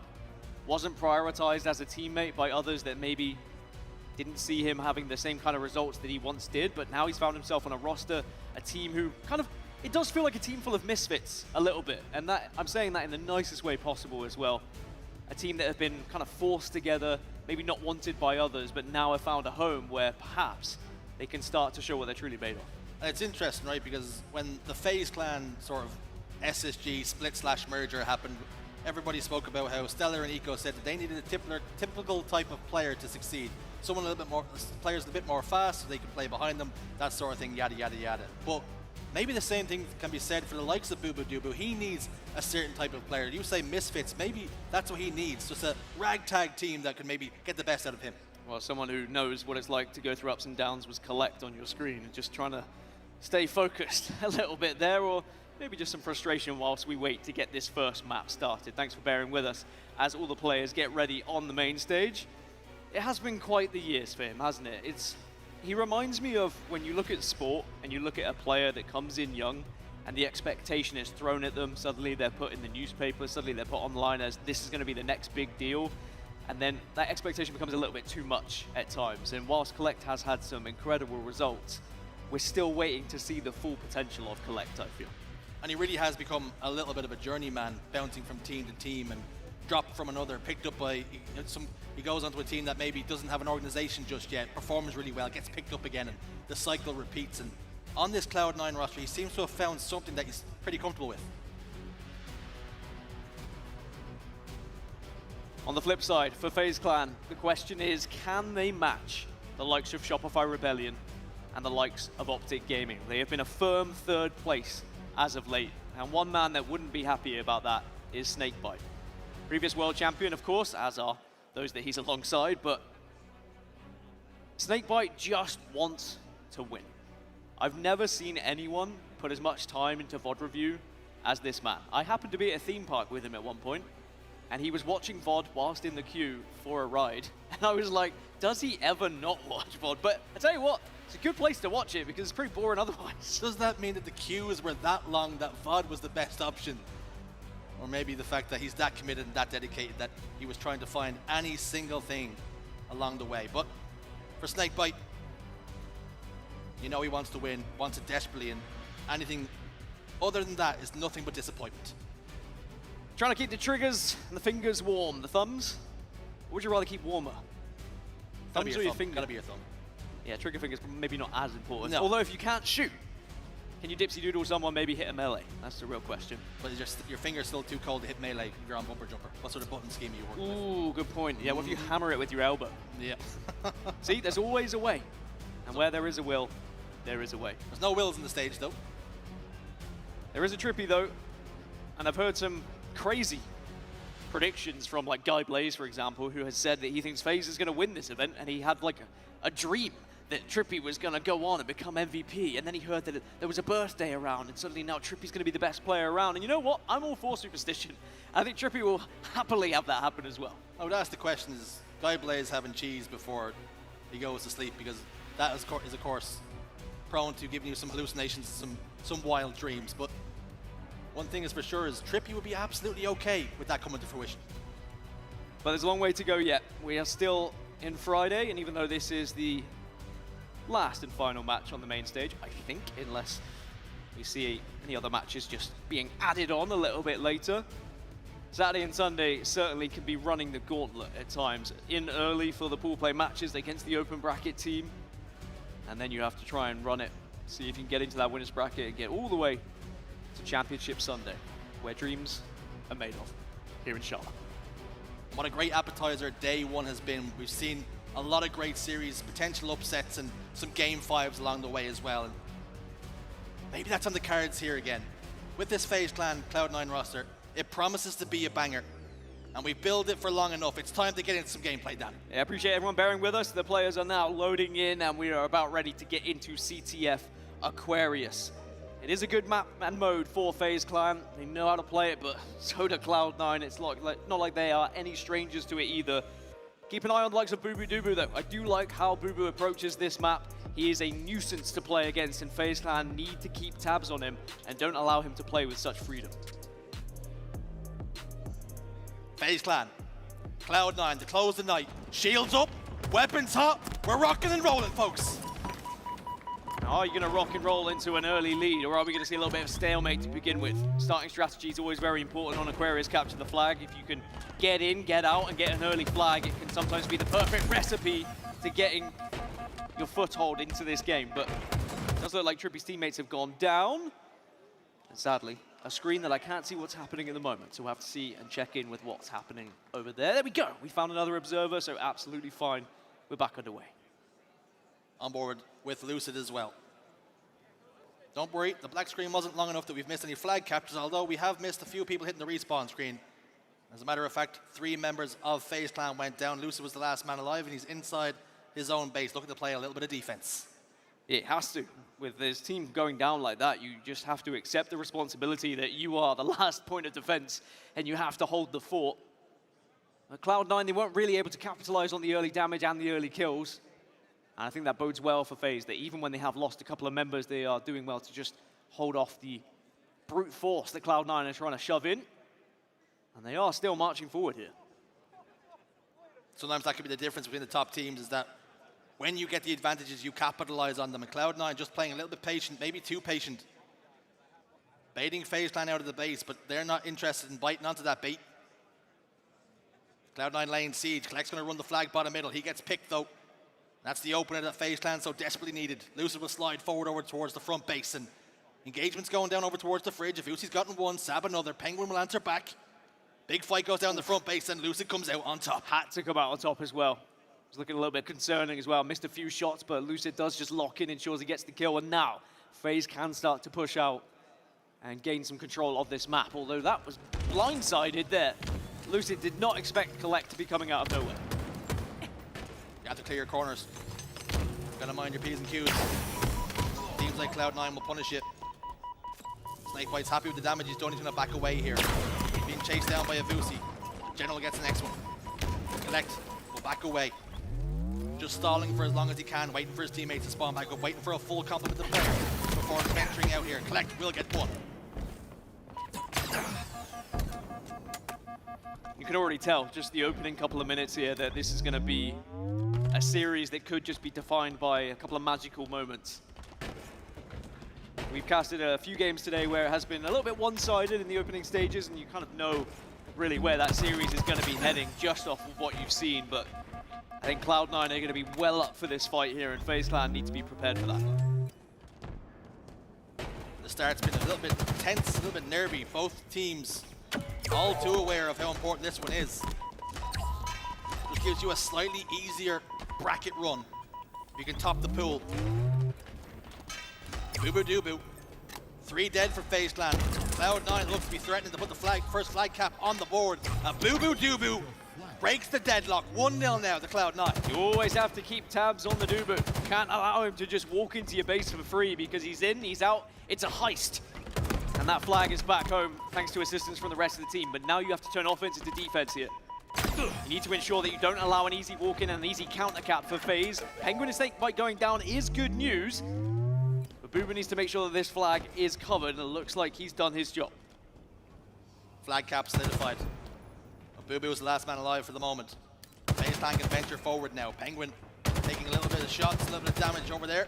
Enemy flag as he used the thruster pack just to back away and prioritize surviving. FaZe Clan pushing from the fridge side. Lucid and Snakebite then. Trying to push out of the closet. Trippy laying siege now, throwing down some grenades, trying to get some opening damage. Something that FaZe Clan can build on. Penguin enters the base, bait and switch there. Penguin and Trippy combine once more. The use of the thruster pack comes in clutch. Penguin gets yet another pick. Can't get a melee onto a HaloWC. Snakebite trying to get close here, but it looks like FaZe Clan are forced to give this one up. 3 dead again. Lucid, the last remaining player, again as well, just trying to hold off the attack from Cloud9, but with him getting shut down, they can now begin to move up yet again. Lucid is doing well at delaying when he's the last player, I will say. If he had gone down like a few seconds earlier, you lose a lot of map control, and Cloud9 would be able to capitalize potentially with another flag run. Cloud9 are being patient, but one thing we learned from this series earlier, FaZe Clan versus Luminon, is that it didn't matter if they went behind. They always did find a way back in, and maybe that's something that Cloud9 have to be aware of. FaZe Clan are not dead until they're dead, right? Very slender advantage. Lucid just tried to evade. Double kill for Snakebite though. That could be huge. Opening the door now. As he drives the flag forward, we spoke about how quickly some people can run flags, likes of Penguin. Snakebite too. Collect gets a big kill though to trade out. And That could mean that this flag capture's not going to go in quite as easy as he would like. Lucid gets 2. Collecting Boo in the respawn screen. And Lucid now taking it upon himself to pick up the flag. Pushing it forward, driving it in. No more damage coming his way. 1-1 the score. Yeah, that's much better from FaZe Clan as well. It wasn't necessarily the cleanest of flag runs, but they don't have to be. As long as you've got a plan in action and you're prepared to train it in. We start to see Lucid heat up alongside Snakebite. Remember, Snakebite had one heck of a series against Luminon earlier. And really did almost drag them through that series at times. And that's what you need from your players. You need someone to be able to step up, even if you're not playing particularly well as a team. And every member on FaZe Clan is capable of doing that. Just grinding out results, grinding out scores. Even when it looks, for all the world, like they're out. You know they rely and they bank on their Slayers. But if they can win this objective, it really puts them in good stead. 5 minutes and 30 seconds on the clock. You can't help but feel this next flag capture is massive for this game. I feel like if Cloud9 go ahead, then who knows what will happen, but I feel like if FaZe Clan were to take the lead, we might just see this one slip out of Cloud9's hands. FaZe are very good at holding on to a lead when they have one. Lucid and Trippy have just found 2. Thankfully for Cloud9, Sab was able to shut down Penguin, otherwise that might have got a little bit ugly. As you can see, they're on the back foot, they're having to retreat into their base. Just turtle up a little bit here. There's 2 members in the closet. Lucid got 1. Sab takes some damage, backs away, tries to live, collects, soars out, gets 1. That will relieve some pressure. Snakebite, grenade might just do the damage and does. A trade is what they have to settle for. And it's now Cloud9. They can get map control. Camouflage about to pop up. This one's going to be huge. 4 minutes 30 left on the clock. Camo coming up. Let's jump into a listen-in with FaZe Clan and see how they stop Cloud9 with this camo. Weak. Yeah, we never killed P1, boys. Yeah. Hold on. Dead. That's 2 dead. Camo car 3. Camo car 3. There's our spawn there, Jen. Our jump bridge is gonna come in. Up car, okay. Our jump bridge. Stay down, stay down. Watching you. Camo guy might kill me. Yeah. Yo, our vent. Half shields car 3. 2 shot car 3. One shot car 3. Sab. One shot circle 1. There's circle 1. Yo, Camo's P2. There's another one there. Camo is our wall. Our wall. There's another one there, P street. Front of the gen, bro. Front of the gen. Yeah. Only one here, Max. Guy. That's one spawner. I'm trying to be Collect this camo. Collect this camo. We're still missing camo. We're still missing camo, guys. I mean, I'm trying to go right, man. Hitting it. Yep. Car last guys. Watching low car. I need a car. One guy going back to the door. Never killed car 1. Sab behind us maybe. Flex still has camo. I know. That was out there, car guys. 2 there, window 2 low gen and car 2. 2 shot shrooms. 3 here. Car 1. Yeah, just keep running. 2 jump bridge. Brick weak. Brick to bottom mid. Bottom mid weak, Tommy. Going to you. Bottom mid weak. They're Gen and P2 as well. P1. P1 now. Thrust probably. Going our side pink right now. Our fridge. Yeah. Dude, we coming back flags in? Yeah, there's a guy fridge as well. What's our fridge? Absolutely. Somewhere our flags, really? Still our flag. Our fridge, I mean. Still our fridge. He's our P2. He's our P2. P3. He's P2 wall. I got him one hit. Yep, our street. Tommy weak. Watch out car 3. No, there was P2. Our car 2. And there was a guy P2 earlier. He's our shrooms. Our shrooms at the thrust going up. And our gen. Our gen with combo. 2 our gen, guys. 2 our gen. Look at that. Come back. I'm back. We got top streams. I'm leaving that guy now. I'm looking at BJ. Back pillar weak. Yeah, they're gen bridge. Shrooms weak. Is he weak, Tommy, or no? He has a shot. BR, look at Mayjoy. Amigas. Pushing their gen. He's probably took car probably. Got one. Car 3. Yeah, front base. RP door.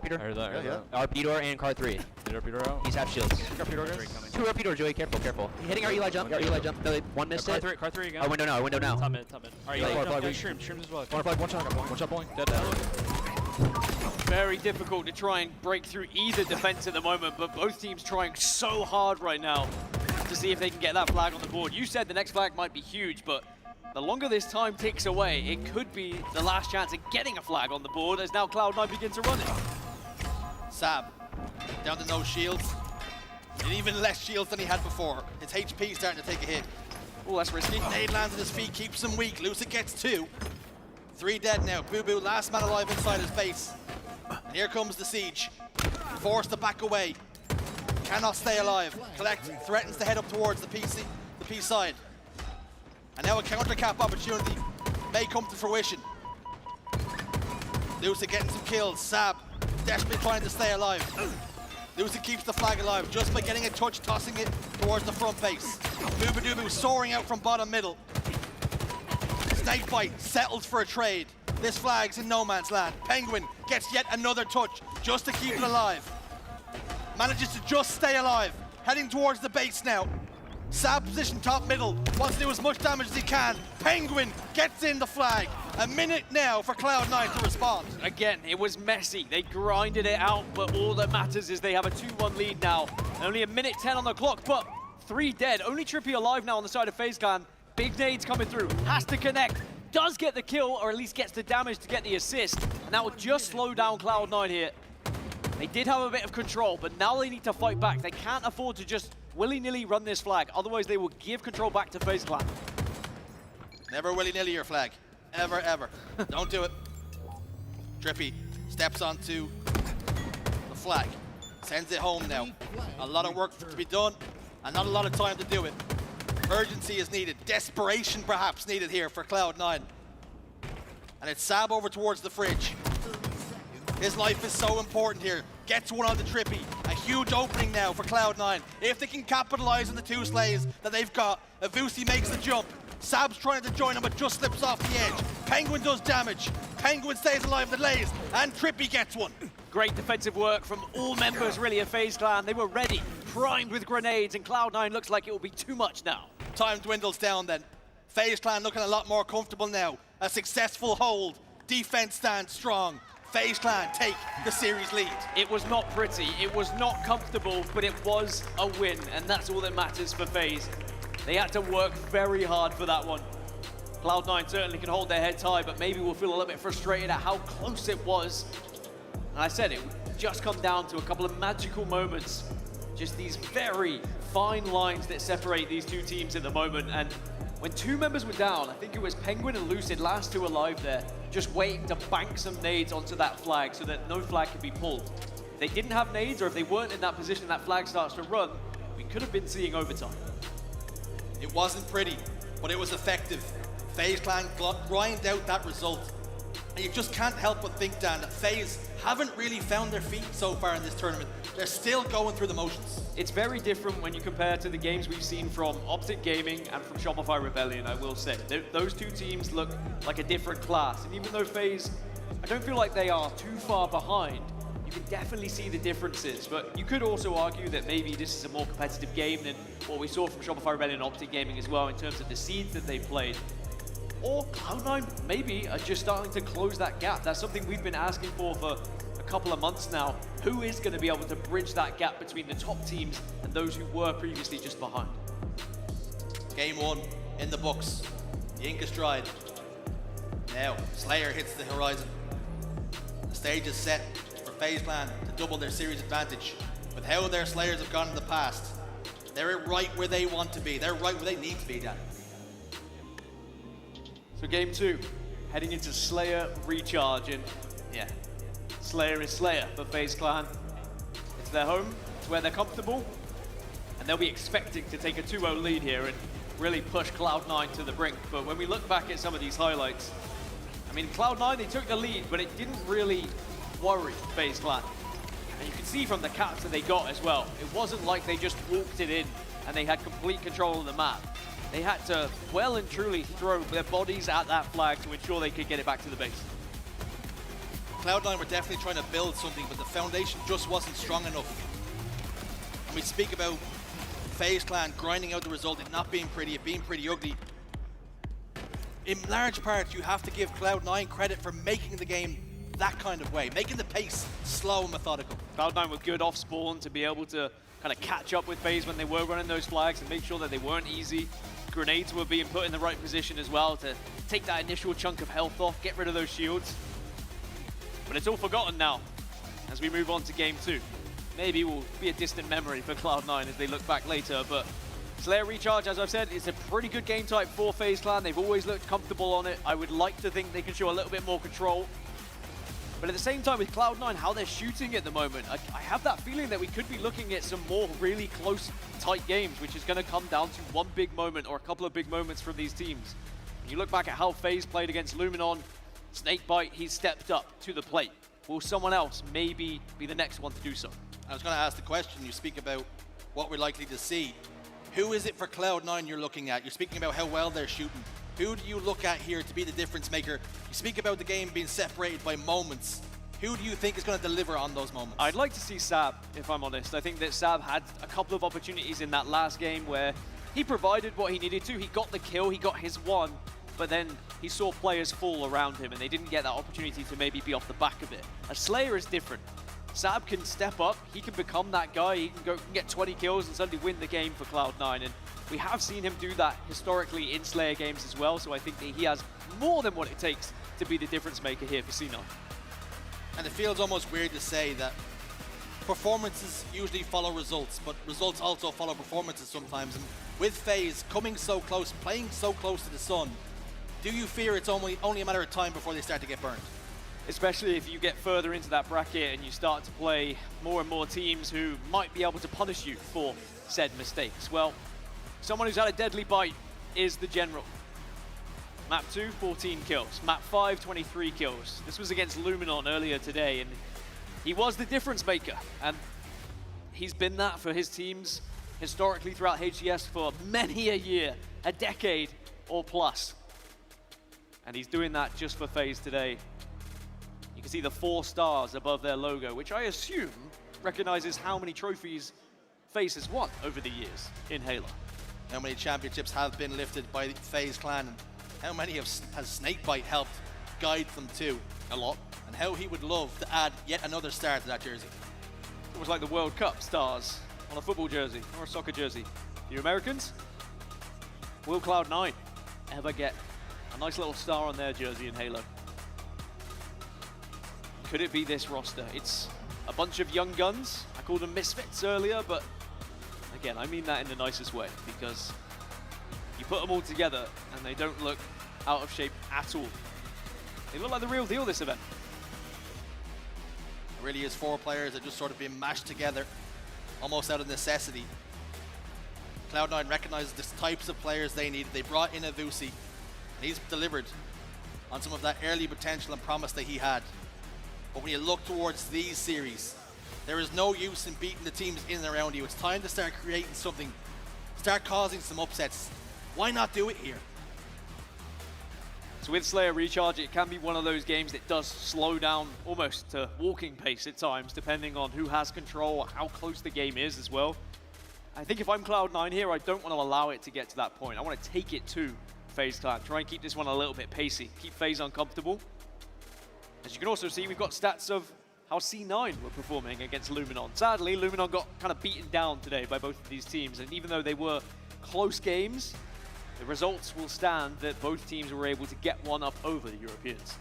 Now you might be thinking to yourself, we showed you Snakebite and how good he was. I mean, now we're showing you 2 Cloud9 players. We are not suggesting that 2 Cloud9 players equals 1 Snakebite. Kind of are. Although on the Game 5 Slayer, he got 23 kills. That's enough kills for 2 players in itself. It's enough kill for 3 players sometimes, depending on who your teammates are. But it really does show just how impressive Snakebite series was against Luminon earlier. What do you make of this young man? Certainly a new name on the block, has been on the rise and doesn't look out of place on the main stage. A very talented young man. And perhaps a bright, bright Halo future ahead of him. Already made it onto a pro roster, playing with players like Boobadooboo across the stage from world champions, and he doesn't look out of place one bit. So FaZe Clan limbering up, making sure they're ready for game 2. And this pause might hurt them a little bit, I will say, after you win game 1 like that, especially a very closely contested game. You're going to be filled with adrenaline. Just, you got over that line, you get it done in those final moments.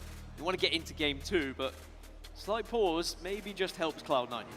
That little bit of ice, that adrenaline dump, you start to maybe get a little bit low. But having said that, it wasn't like they flew out the blocks and now this icing, if you like, is benefiting Cloud9 all too much. Because the game was so close, so ugly, does this really benefit either one of them? Maybe it benefits Cloud9 a little bit more because they can talk about strategy a bit more. They can start to talk about their opening strats, the things that they need to prioritize that maybe they didn't do in map 1. Of course, with us playing Slayer Recharge, there's the camouflage to deal with, so something that FaZe Clan didn't particularly do a very good job of before against Luminon was getting those sniper rifles and those camouflages.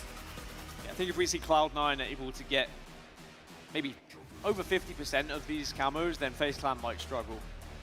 Especially with how Cloud9 play, and we saw Boo Boo earlier just kind of sneaking into the base, grabbing a flag, getting around the corner. And whilst there is going to be no flag here, but if you allow Boo Boo to go untouched, unchecked here in recharge, he might just be able to nip behind you and suddenly there's double kill. And then suddenly map control is in their favor. So I think it is something FaZe Clan need to be aware of. You obviously can't watch every single angle. There is going to be someone slipping through the cracks at times, but you just have to keep your head on a swivel here. Otherwise, you might get surprised. And with us being in year 4 of Halo Infinite now, there's very little room for invention and for someone to be playing off a little bit of intuition. Everybody's sort of seeing everything that has been done. And sometimes, like you say before, it can just come down to moments, one play, one death that you shouldn't have done. The pro players like to say that X player is scamming. And sometimes that's what it is. You make a mistake, you overplay your hand a little bit, and you get punished for it. And with FaZe up against Cloud9 here, this is actually a very good test for both teams. They can get the reps that they need. FaZe Clan playing against a team that's been very competitive, and for Cloud9 getting those reps against a team that's perceived above them. It'll put both teams in good stead come tomorrow. I think this is a more important series than just this pool, especially for FaZe Clan. If FaZe Clan were to lose here against Cloud9, I worry a little bit for their mental state going into that bracket and who they may have to face, and kind of beating themselves up a little bit as, you know, we should have been able to comfortably get through this pool. However, you know, if you swat away Cloud9 here, suddenly you breeze through Friday and you say, look, we beat both teams regardless of how difficult it was at times. Let's focus on why that was difficult, how we can improve. And you never know, sometimes I have seen some of the top teams in the top 3, for example, struggle against like 6 to 8 because they do things a little bit differently. You speak about trying to be innovative and come up with something new. The normal way, in air quotations, to play sometimes is gone against the grain by some of these lower seeded teams, where they are just a little bit off the hinges. Well, we're ready to get right back into things. This series will send shockwaves and ripples throughout this tournament. If this one result goes the way, it probably shouldn't. If Cloud9 can get themselves on the board. You speak about planting the seeds of doubt. If Cloud9 can take the Slayer here, all of a sudden we have a real series on our hands. Yeah, we really do, especially with Lattice coming up, and we've already seen FaZe struggle on that map. And whilst that was Strongholds rather than King of the Hill, it's definitely not something that they seem to be particularly comfortable with at the moment, as we see an early lead now. And you speak about moments, you speak about magic. Well, collect camouflage plus shock rifle. This is your time to shine. Finds one. They haven't spotted out the second player in Penguin down there. Collects, Spidey senses were tingling, he doubles back. Desperately trying to find help from his teammates. It's not going to come on time. As a matter of fact, he's actually passed over the shock rifle here. And Cloud9 forced to back away to pipes. In terms of managing some plays, Dan, Penguin being able to survive there has done FaZe Clan the world of good. You don't expect 2 players to be there, really. I mean, you get the one and you think, okay, there was one rat trying to hide away, but 2 of them is always going to be a surprise. And I almost wonder if the play call was, with Snakebite, with the way he was standing there, was it almost shoot me and keep going? Was there an element of, if I can just keep my teammate alive? It's all theory craft. It probably wasn't that case. Snakebite probably angry Penguin didn't help him. Waving the white flames. He's like, why didn't you peek with me? We could have killed that guy. But now Penguin's the last one laughing. He has the shock rifle in hand, but FaZe Clan still down 6-5 here, but things have slowed down. As I mentioned earlier, it can get to this point because you, especially going up against a shock rifle, you're hesitant to poke out. Penguin put down a lot of really good damage. Good enough for the kill against Collect. Lucy's forced to back away. Lucy's lost his shield, so Cloud9 almost thinking about pushing forward there. The information was passed along that Penguin was also in the fight. There's 2 members of FaZe Clan in full retreat here. Both players down to no shield. The collapse comes. Collect gets one. Sab another. Penguin and Trippy at the respawn screen. Avusi puts Lucid away as well. Snakebite down to no shield. Beautiful movement, and Avusi gets one more. Such a brilliant play from Cloud9 right from the get-go. Penguin had Turbine, was controlling so much space, and wasn't allowing anyone from Cloud9 to push up. So Cloud9 took 3 different angles to focus on Turbine and force Penguin to retreat. And then as soon as they got him out of Turbine, they were able to collapse onto FaZe Clan and force them back into Elevator. and now find themselves with a 4-kill lead and another camo, and it's in the hands of Boobadooboo. He's a sneaky one. Time to play with. Reconnaissance work underway. Boo will just reveal himself by shooting that battle rifle. Penguin will get the audio cue that he knows exactly where that player's positioned now. And as he steps up, he overstays his welcome here, perhaps down to no shield. Gets taken care of. A misplay from Boo. 3 go down for Cloud9. And they've really let FaZe Clan away with one there. I will say I don't really like the play from Boo. Whilst he's giving a lot of information, he perhaps could have done a little bit more with the camouflage, but sometimes trigger discipline isn't the easiest thing. You feel like those couple of shots might just be able to help your teammates push up. Regardless, they are still 4 kills ahead, Cloud9, so it's not the biggest detriment that he went down. New shock rifles up though, that's why we're seeing a big fight happen in the moment as both teams trying to take control. 2 members of C9 positioned towards the tower. HaloWC in blue. Collect's gonna spawn up there as well, so all 4 players in this corner of the map, and they're trying to take space here by keeping control of white. Grippy goes down, as does Boobadooboo, so trades all the way. Penguin's quite a while away from this fight here. Collect gets one with the snake bite, but answer back with a stick. The shock rifle just not been able to have the influence that perhaps Penguin would want right now. Cloud9 are able to just keep a 4-kill lead at the moment. It's a nice amount to be ahead by because it requires a full squad wipe if you are going to get back into this game, and Cloud9 have done very well at trading out. Even when FaZe look like they're in the ascendancy and have a lot of control, Cloud9 just seem to be able to pick off a couple of them. And that might frustrate FaZe a little bit because they'll want to be controlling this game. They want to be ahead so that they can dictate the pace, not allow Cloud9 to do so. Damage towards elevator. Boobadooboo gets taken care of. HaloWC's looking to seek refuge and sanctuary over towards the tower. Penguin hasn't cleared him. Good reason, because Snakebite already got him. Boo and Pipes. Camouflage scooped up by Lucid.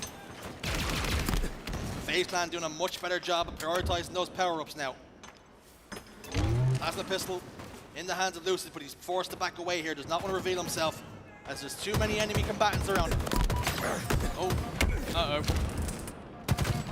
Not an easy watch, that one. And Collect's gonna take full advantage of it, not being taken down by Lucid. Eventually gets shut down by Penguin, but Cloud9 getting maybe a couple of kills that they shouldn't have. And again, it's just those fine margins. There's those little moments, a couple of shots missed here or there. Shots that maybe wouldn't be missed typically, but in this series, it seems like anything can happen at the moment. We didn't like Boobadooboo's camo play. We didn't like Lucid's all that much either. Snakebite gets one, steps out for a second. Did the plasma grenade stick? It did not. Boobadooboo, triple kill now for the general. He's moving, he's marching forward, trying to rally the troops. Brings FaZe Clan within 1. Still 5 minutes 45 on the clock, so plenty of time, but there is a real chance that this game could come down to time. Unless it suddenly picks up the pace and one team really gains control and starts pushing spawns, but with the back and forth trades that we've seen at the moment, it is going to continue to be at a much slower pace. Shock rifle is in the hands though of Collect. Sadly doesn't connect with that one, but thankfully his bandit will still do the damage. With good reason. His name is Collect, not Connect. So we'll give him a pass. Like you rightfully said, it is tick-tock on the clock and the party might stop. The FaZe Clan don't put Cloud9 to bed. They've now got that lead, 2 kills to be exact, 5 minutes now. Just tick under. And now you start to worry because FaZe Clan are very good once they get into a lead. Yeah, I'm curious how FaZe play this now. You can see that we've had far more kills in like the last minute than we did in the previous 3, for example. Because as FaZe took the lead, they tried to take it to Cloud9 a little bit and push those players who were on a bit of a split spawn. Still have that 2-kill lead. It is cut down now by Collect, who has really been the player to watch for Cloud9. I said that Sab can step up, but don't forget, we've seen Collect take Slayer games by the scruff of the neck and dominate against various different teams. He really does thrive in these kind of environments. And you spoke about how the reputation that Collect had, and we were waiting for him to have his moment, have his big series on LAN. He's trying to provide that here and now in this game 2 Slayer against FaZe. And Trippy has another camouflage. FaZe Clan doing a much better job at managing the camouflage. But can they now start to turn that into points on the board? Good damage initially from Trippy here. And remember, there was a 4-kill lead for Cloud9 earlier, but now FaZe Clan have ripped it away from them, and at the perfect time to do so as well, in the business end of this game. 9 more kills required for FaZe, and look at the difference. The play that Trippy's making with the camouflage compared to what we saw earlier from Boo. Waited for his moment, didn't give up his position, dipped in, took a couple of shots, realized he's not going to connect and get any kills, backs away and waits for the rest of the team. And now the likes of Snakebite capitalizes on said damage and gets a kill. Is the fire in Cloud9 just starting to burn out? Is it settling down to ash, or can they start to stoke the flames? A 3-kill game it remains. But we know how quickly this can turn on its head. Trippy dives in, settled for 1, and maybe 1's good enough. I don't love it, but at the same time, when you get in the call that damage is being done, there is a world you come out with 2. And they are trying to pin Cloud9 in now. They are trying to force the narrative in their favor. 4 more kills are left. Penguin probably dies here and will. So Cloud9 are doing well to respond. This one's not guaranteed. Not out of it just yet. Shock's up. FaZe in gold. Backing away, you know damage has been done. You can hear it being fired from across the map from Trippy, bottom tower. And our FaZe Clan happy just to bait this shock rifle. Imagine how different it could have been if Trippy hadn't have just barreled his way into there. Maybe had bided his time a little bit, then grappled that shock rifle and backed away. Would have been a very different game, but alas, hindsight is 2020. Lucid's gonna go down, 47-46, make it 48-47 as Collect connects. This one's getting dicey. All tied up now. Here we are Camouflage on the horizon. We may not even need it here. Sab thinks the better of taking any more engagements, does not want any more damage on his shields, backs away, puts it in reverse. And now Penguin looks at that camouflage and it stares at him like the Precious does. The ring. 49-49 now. 1 kill comes the way of FaZe Clan. 50-49 victory. They do it again. And they close out a Slayer, Jan. That was dicey. Penguin was on a slither of health and literally did the age-old strong side, head down, run in a straight line, hope you don't die, and trust your teammates can do the job. And sadly, Cloud9 are going to be on the receiving end of yet another FaZe Clan close call Slayer game that is won by just a single kill. And it is the General again who is at the forefront of the kills, but 17 deaths means that he didn't quite go positive, but those 15 kills, all very important. The Slayers we have seen so far from FaZe Clan, 50-46, 50-48, 50-49. And they're getting worse. And they've always been on the winning side of it. Incredible. I mean, you said earlier, you know, sometimes these Slayers, they feel like a coin flip. And when you look at 50-49s, you might think, well, you know, they got a little bit lucky on this occasion. But they keep doing it. They keep getting that job. They keep icing up, as the kids would say. And sadly, it is the most brutal way to lose. And for Cloud9, it's so difficult to come back from that. As a mental game, you know full well how close you were to being back in this series, and now you have to try and reverse sweep FaZe. It's almost like you flip a coin and 3 times it's hit heads, and the 4th time you go, there's no way it hits heads again. Is the coin rigged? Have FaZe Clan figured out something that perhaps some of the other teams haven't? They always seem to ice up at these big moments, even when this play from Trippy looked like a blunder. They made it work.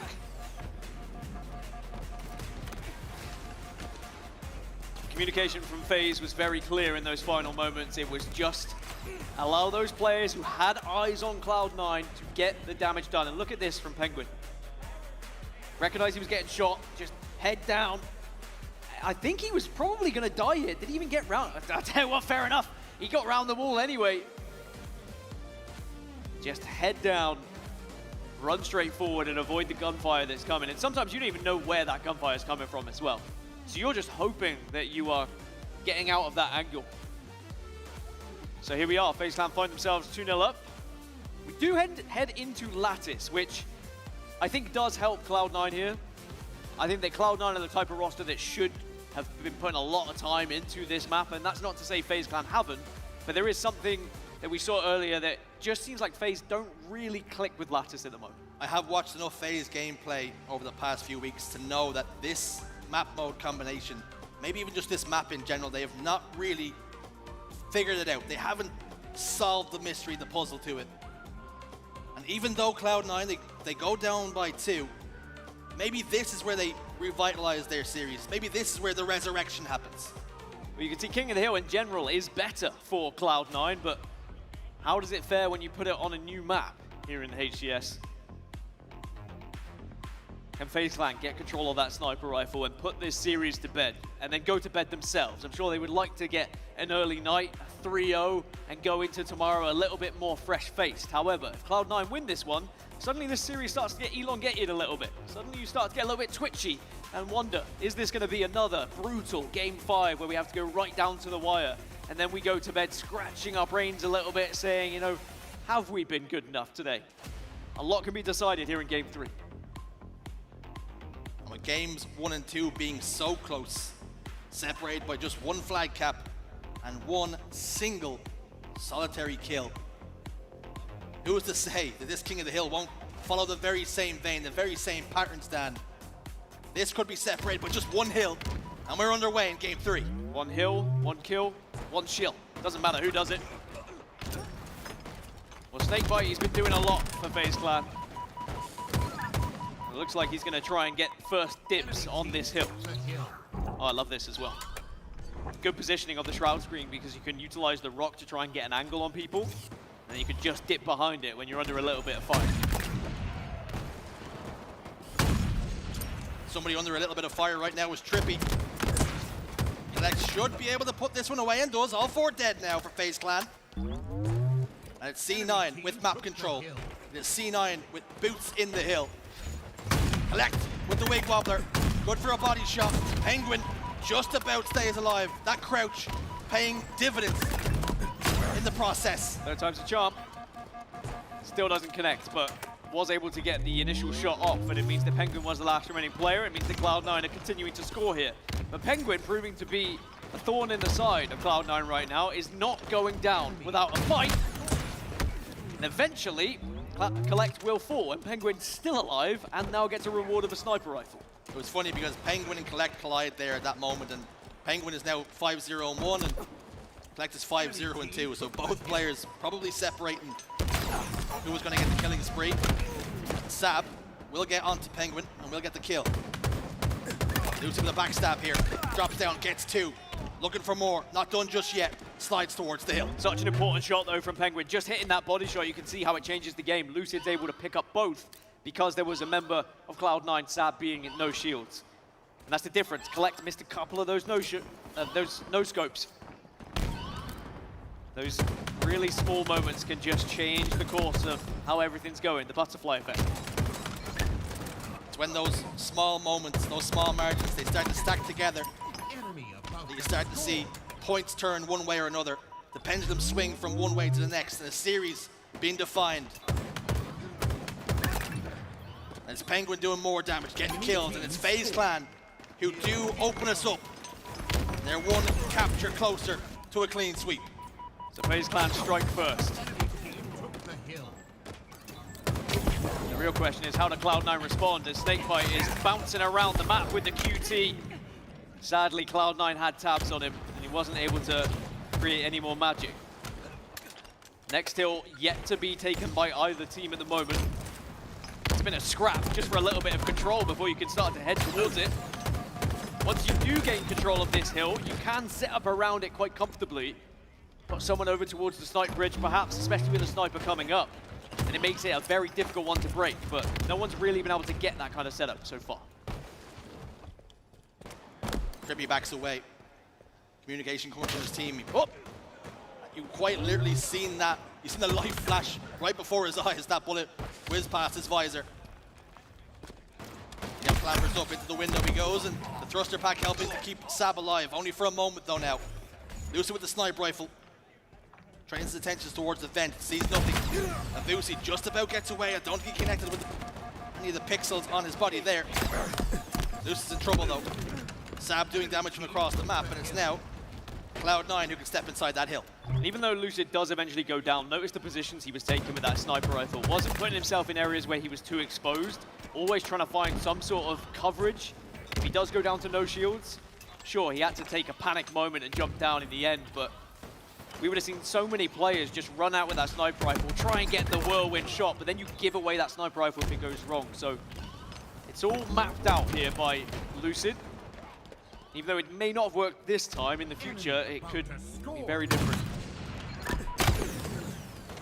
I've just seen Sab drift over to the same place a couple of times now. With difficult as this series has been so far, we get a brief look at the POV of HaloWC. Looking at the stat line there, at the moment he has a donut, 0, 4, and 8. Been involved in those 4 gunfights, maybe some gunfights along the way that maybe haven't resulted in some kills, but he has got to start to perform now, or this series is going to get out of hand.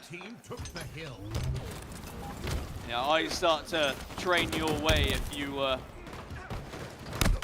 killless. With only 2 minutes left in this game. 5 assists is still worth something though, I will be saying that. Penguin gets a perfect just to keep Cloud9 out of that hill. Very important for FaZe Clan to try and have a chance of winning this hill and making it 2-0. Enemy team took the hill. And for HaloWC, you don't want to keep highlighting it. 0, 5, and 10 now. And you know, the reason why I bring it up is not to bring any great shame to him, is because you know he's going to be influenced by that stat line. He's going to start to play a little bit differently. He finally breaks that duck and gets that kill. He's on the board now. It's going to help a lot. He can start to worry about different things, start to play his game. Because this one is still close, it's still in the balance. And it's actually Cloud9 who hold the advantage in the hill. Yeah, this is a big hill. FaZe Clan have done well to wrestle it back, and a lot of it's been down to Penguin. He's just been kind of marching around this space and forcing any member of Cloud9 away from him. Finally is shut down, but he has allowed his teammates now to take that space as well and start to take some hill time here. If FaZe Clan win this hill and they go 2-0 up, the majority of it is going to be down to Penguin. I love how patient FaZe Clan are here. They have control of the map, they have control of the hill. They're quite happy to just get a point or two, or a tick or two here and there. Step out, prioritize getting your shields back. FaZe Clan now double their lead. 2 up in the series, 2 up in the game. And for Cloud9, it is what was a long road is even longer now. It's a difficult road to come back from now. Enemy team took the hill. 1 minute 25 on the clock, a 2-0 lead, sniper rifle in the hands. You have to take it off of Penguin here. But Penguin, who has been consistently getting in the way, being a nuisance to Cloud9, is still alive. Again, right from the start of the game, when Penguin was surviving against Collect, shuts him down, gets that sniper rifle, he has been so annoying to play against. And this is something, if you've ever played against Penguin, you know full well this is what he's capable of. Pubudubu staying crouched. Perhaps predicting Penguin was waiting for him just to step up and maneuver that headshot, that hitbox up a little bit. But time dwindling away now, and the call has been put through. We are no longer playing for hills. We're playing keep them out of it. Let's play Slayer from here on out. Hold the line, and Penguin is going to be the anchor of this with a sniper rifle. A body shot or 2 here would do wonders for FaZe, but that's great grenades and a fantastic push from Cloud9. Their last-ditch attempt to try and get hold of this hill. 3 dead for FaZe Clan now. You need a perfect hold here to give you a chance. 30-odd seconds to try and get that next one to tie it up. The long road back. This next hill isn't much easier. A lot of work to be done. The old cliche rings out again. Gotta play perfect. No more mistakes, no more issues, no more errors. Every kill that goes the way of FaZe Clan is closer to victory now. 3 dead for Cloud9. And time starts to tick away once more. One last push for Cloud9 for this hill, but then it's about setting up to try and get ready for next at the same time. And it's difficult when FaZe Clan have got this much control and they are just watching spawns. They know the ice spawns happened, and now they're not allowing Cloud9 to even get close to this hill. Into the final knockings. 10 seconds. Shroud screens go down. Trying to distort vision. But it doesn't matter. Sab desperately tries to go in. Lucid holds the line. FaZe Clan hold the line. Victory here. Clean sweep against C9. And that is a far better performance from FaZe Clan. Maybe a much needed one in the grand scheme of things. If they're to go on, if they are to take down the likes of Optic Gaming and Shopify Rebellion, they needed that performance. If not to prove to the fans that they are capable of it, but to prove to themselves that they are not going to be matched up by these teams that they consider, and we consider, a little bit lower on the spectrum. And when you check the scores, nobody will care in the end how pool play went in map 1 and map 2, or series 1 and 2, excuse me. Because this one was a 3-0, that's what it'll read when you check the scores. It'll look dominant from FaZe Clan, and sometimes perception is reality.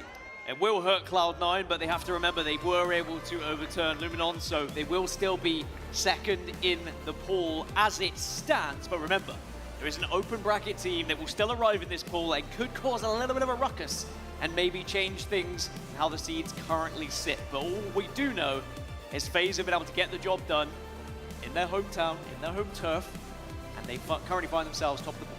All looking good for FaZe Clan, all looking good for all of our top-seeded teams so far in the tournament. Space Station getting the job done.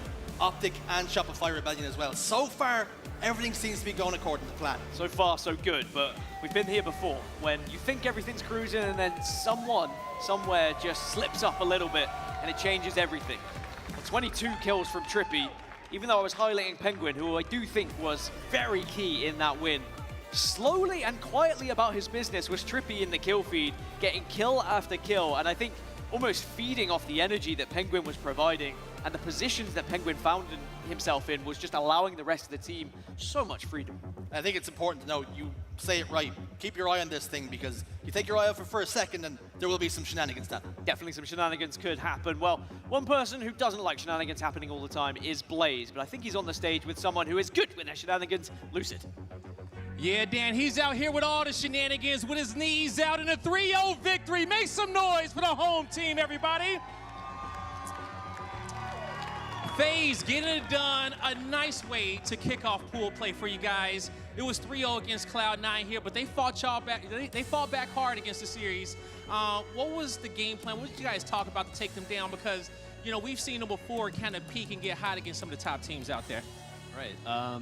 For us, especially after that first series, I don't even think it was really coming in flat. We just talked to ourselves about we just need to get like some power weapons, power ups, and I think we did a pretty good job that series of making sure we maintained most of that. Just kept the game in our control, kept the communications calm, and just kept on moving forward. It wasn't necessarily who we played. Didn't matter. It didn't matter at all, okay? Did it look easy on the main stage, you guys? It definitely did, okay? And I agree with you. You know, from the last series we watched you guys play to this one, the power weapon control looked a lot better, and I definitely equate it to a smoother victory here. Now, we got a few FaZe fans here. We got a bunch at home. You know, you guys got to keep on going, okay? I don't want you to give up all the bags of strats just yet, but what do you want to tell these guys so they can stay hyped as they get ready to come here on Sunday and support you guys? Yeah, just keep on enjoying the show. Keep cheering us on. Thank you all so much. Love you all. See you tomorrow. You heard it here from Lucid. We'll see y'all tomorrow, but we got to close the show out first, and we got a lot to do that. Thank you so much, Blaze. Love having you on the mic, as always, this season. I will say FaZe, though, they are looking really, really good as they end their day #1 here in Charlotte, 3-0 across the board. It was a great sweep from them. And I think, you know, based on what Lucid even said in the interview, he put it perfectly. I don't even need to be here if we're having explanations like that from our players. But, you know, they are pretty happy with kind of what they needed to work on after that first series against Luminon. And it's getting those power-ups, those power weapons, getting all the tools, being able to use them, rather than trailing behind and having to play catch-up at so many crucial times. I think that was definitely a big difference maker in the first series we saw FaZe in versus the one we've just seen literally on that main stage, and coming out with a pretty good 3-0 dominant kind of win here. Snipedown, how are you feeling about the roster? The way that they kind of pushed through, made sure their objective work was also on the board, because their slays are great, don't get me wrong. The objective efficiency is something that needed to be worked on. How do you think they're faring right now? Yeah, I think the biggest thing I noticed this series was just that they didn't have to fight their way back into the games. They actually held the control for most of the time and were able to continue the games through that. And the biggest thing, again, is just closing out that game 3. These reverse sweeps that have consistently happened for them. And honestly, on one of their weaker game types makes that even better for them to then follow through going into the next day and think, I thought that first series, that's how it should have looked for them. That's really how I thought they were going to carry themselves through the pool play. And it was a little surprising, but obviously they went back to the drawing board. You know, Tommy Lucid was saying that their comms were a lot more clean. They looked a lot less hectic and a lot more organized as a team in general, which is why we saw their teamwork kind of flourish this series. You're completely right. I mean, also a double whammy on that map 3, like you said. I mean, the fact that not only map 3s have really been the crux and a big kind of turning point for this team of where it falls apart, but also it's on a map that has made them previously very uncomfortable. I think the fact that they were able to push that one forward where it wasn't even really close until the very end where it was like, you know, Cloud9 had to play perfectly, it says a lot about FaZe. And Tony, I'm going to come to you here because how much confidence do you think these boys are going to take away from this series, ending it on Lattice, knowing that it's their weakest here and doing it in such a good fashion? I feel like they really had kind of hold on this map and mode this time around. Yeah, I mean, there's a lot of confidence building that's going to go into tomorrow. Obviously, Cloud9 came in, and they were formidable. They beat Luminon Gaming earlier today, which obviously gave FaZe a little bit of trouble. Then FaZe come out with that clean sweep. And like you said, specifically on King of the Hill Lattice, that's a very bad game type for them on a very bad map. But how many times have we seen that with rosters like FaZe, where they continue to work on a weakness, and eventually they turn it to a strength? Yeah, they certainly did indeed. On the side of Cloud9, though, we haven't really talked much about these guys right here. I mean, they were really challenging all sorts of teams previous to this. Luminon Gaming, they really struggled against Cloud9, but it was a completely different level when they met FaZe here. How are you feeling that they matched up in this series against FaZe, Snipedown? I mean, what were they producing that kind of gives you a little bit more hope for them heading into day number 2? Yeah, I think the biggest thing is just the difference in play styles between the two teams that Cloud9 had to play. I think Luminon is a little more hectic and FaZe Clan is way more just organized, and I think that caught them off guard. I don't know how often this happens. It's like a 2-0 finish on Luminon King of the Hill. That seems like a really low-scoring final right there, but we saw how well FaZe was holding down that second hill setup and honestly held them off of it until they ended up capping themselves for what felt like 3 minutes. So that alone, to be able to hold a hill in a game to end 2-0, that means that their control and their teamwork and everything that they're doing, they're getting the picks, they're holding the angles, everything they're doing is great. So for Cloud9, it obviously is just figuring out how to pull their teamwork more together heading into tomorrow. Love to hear that. I will say I actually really enjoyed their kind of play style in that CTF to begin things off. They were so scrappy, but also just every opportunity that they got to have like a whiff at the flag in FaZe's base, they were pulling it. They were making a structured team very uncomfortable. I actually really liked the way that they were dealing with it, and it really did produce a lot of pressure for FaZe to have to kind of regain and re-come together and stop the push and the journey up to their base to pull, despite getting kills. It was impressive stuff. I want to see that convert a little bit more, and I think maybe, like you said, with the teamwork, also with Slay Power, when they have everybody shooting straight as possible, I think we're going to start seeing some conversions based on playstyle clashes as well. But really exciting stuff. I want to ask you a little bit about the comms, though, Tony, for FaZe, because it has been a massive, massive pinpoint for this team and their growth and how they're feeling about one another in all of these majors. So how are you feeling about the way that they're now transitioning into a new leaf with their communication? Yeah, I found it very interesting that now it's now twice in a row in interviews with Lucid specifically that he mentioned communication. I got the chance to interview him at the Pro League LAN, and then even Guy earlier interviewed him, and he mentioned the communication. He went into a little bit more in depth back in LA, and he talked about the fact that they were working on the small talk. They were working on responding to each other, getting their timing down. The reason why you see a FaZe that looks so coordinated right now is because they're on the same page, and it really starts with their comms, not only actively talking, but always actively listening. Well, things are looking very good right now for your hometown team. So if you are a FaZe fan, you can take a lot of happiness out of this day number 1 in pool play for them. But we can't quite close the show yet, folks, because we do have one match that is going on right now on our Bravo station, and we need to wait to find out what happens before we do head into tomorrow. So we're going to head on over right now and do a bit of red zoning with our 2 wonderful casters that are on the Bravo station. And it's Omit versus Majin. For this new hill, what's going to take place here down in the blue pipes? It's going to be Chick grabbing some of the first time. And I don't see anyone really from Omit having a good angle. I mean, they're going to have to push all the way on through. There looks like they're going through pipes, and that's going to be difficult to actually really get anything done here because at this point, Majin Club, they're going to be able to rotate, they're going to be able to answer this. And before they know it, this hill's already half over. Yeah, Huss can't move off the batteries. Chick doing a great job of getting info, not just on Huss, but on the player that was going top glass as well. So a good rotation for Majin Club to be able to deny some of the push from Omit right now. They are going to lose 2 members. It's a 2-on-2 situation. Sparty, Weethel versus Septic and Chick. But Chick in the hill already with about 80% of progression. This is beautiful for Majin Club to get right back in this game. But here comes Sparty and Weethel. They win the 2v2, so they're going to have map control for now. But they have a lot of work to do if they want to hold down this hill and go up 2-0. Yeah, it's tough. I mean, on one hand, you don't want to panic and just charge straight for the hill. On the other hand, you can't take your time and go all the way across the map. You can't give the opposing team 70% of the hill just to get that one stop on it. Big play by Mighty's there. He's hiding behind the boxes. It's the one place that Sparty does not check, and because of it, he pays for it with his life.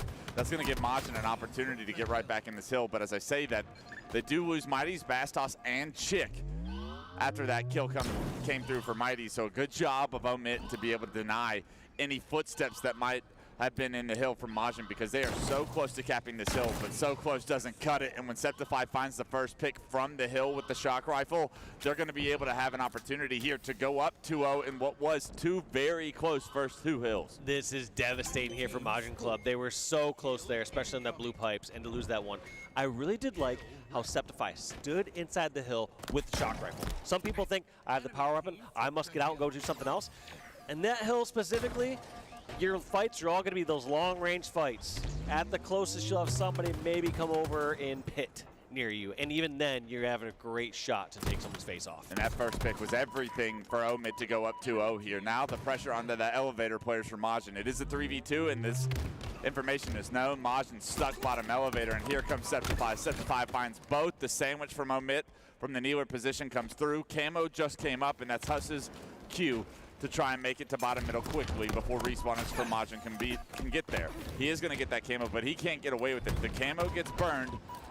Still, Omit with the elevator control, that's predominantly what you want in this situation. They're going to have an opportunity here to defend this third hill for Majin pushing across the kneeler right now, but it does look like they flipped. The player did get out, and now all of Majin's stuck at elevator. Let's see if they can fight their way out in the 2-on-2 situation. Yeah, I mean, the score looks a little rough here for Majin, but they still have plenty of time on the board. You got 2.5 minutes.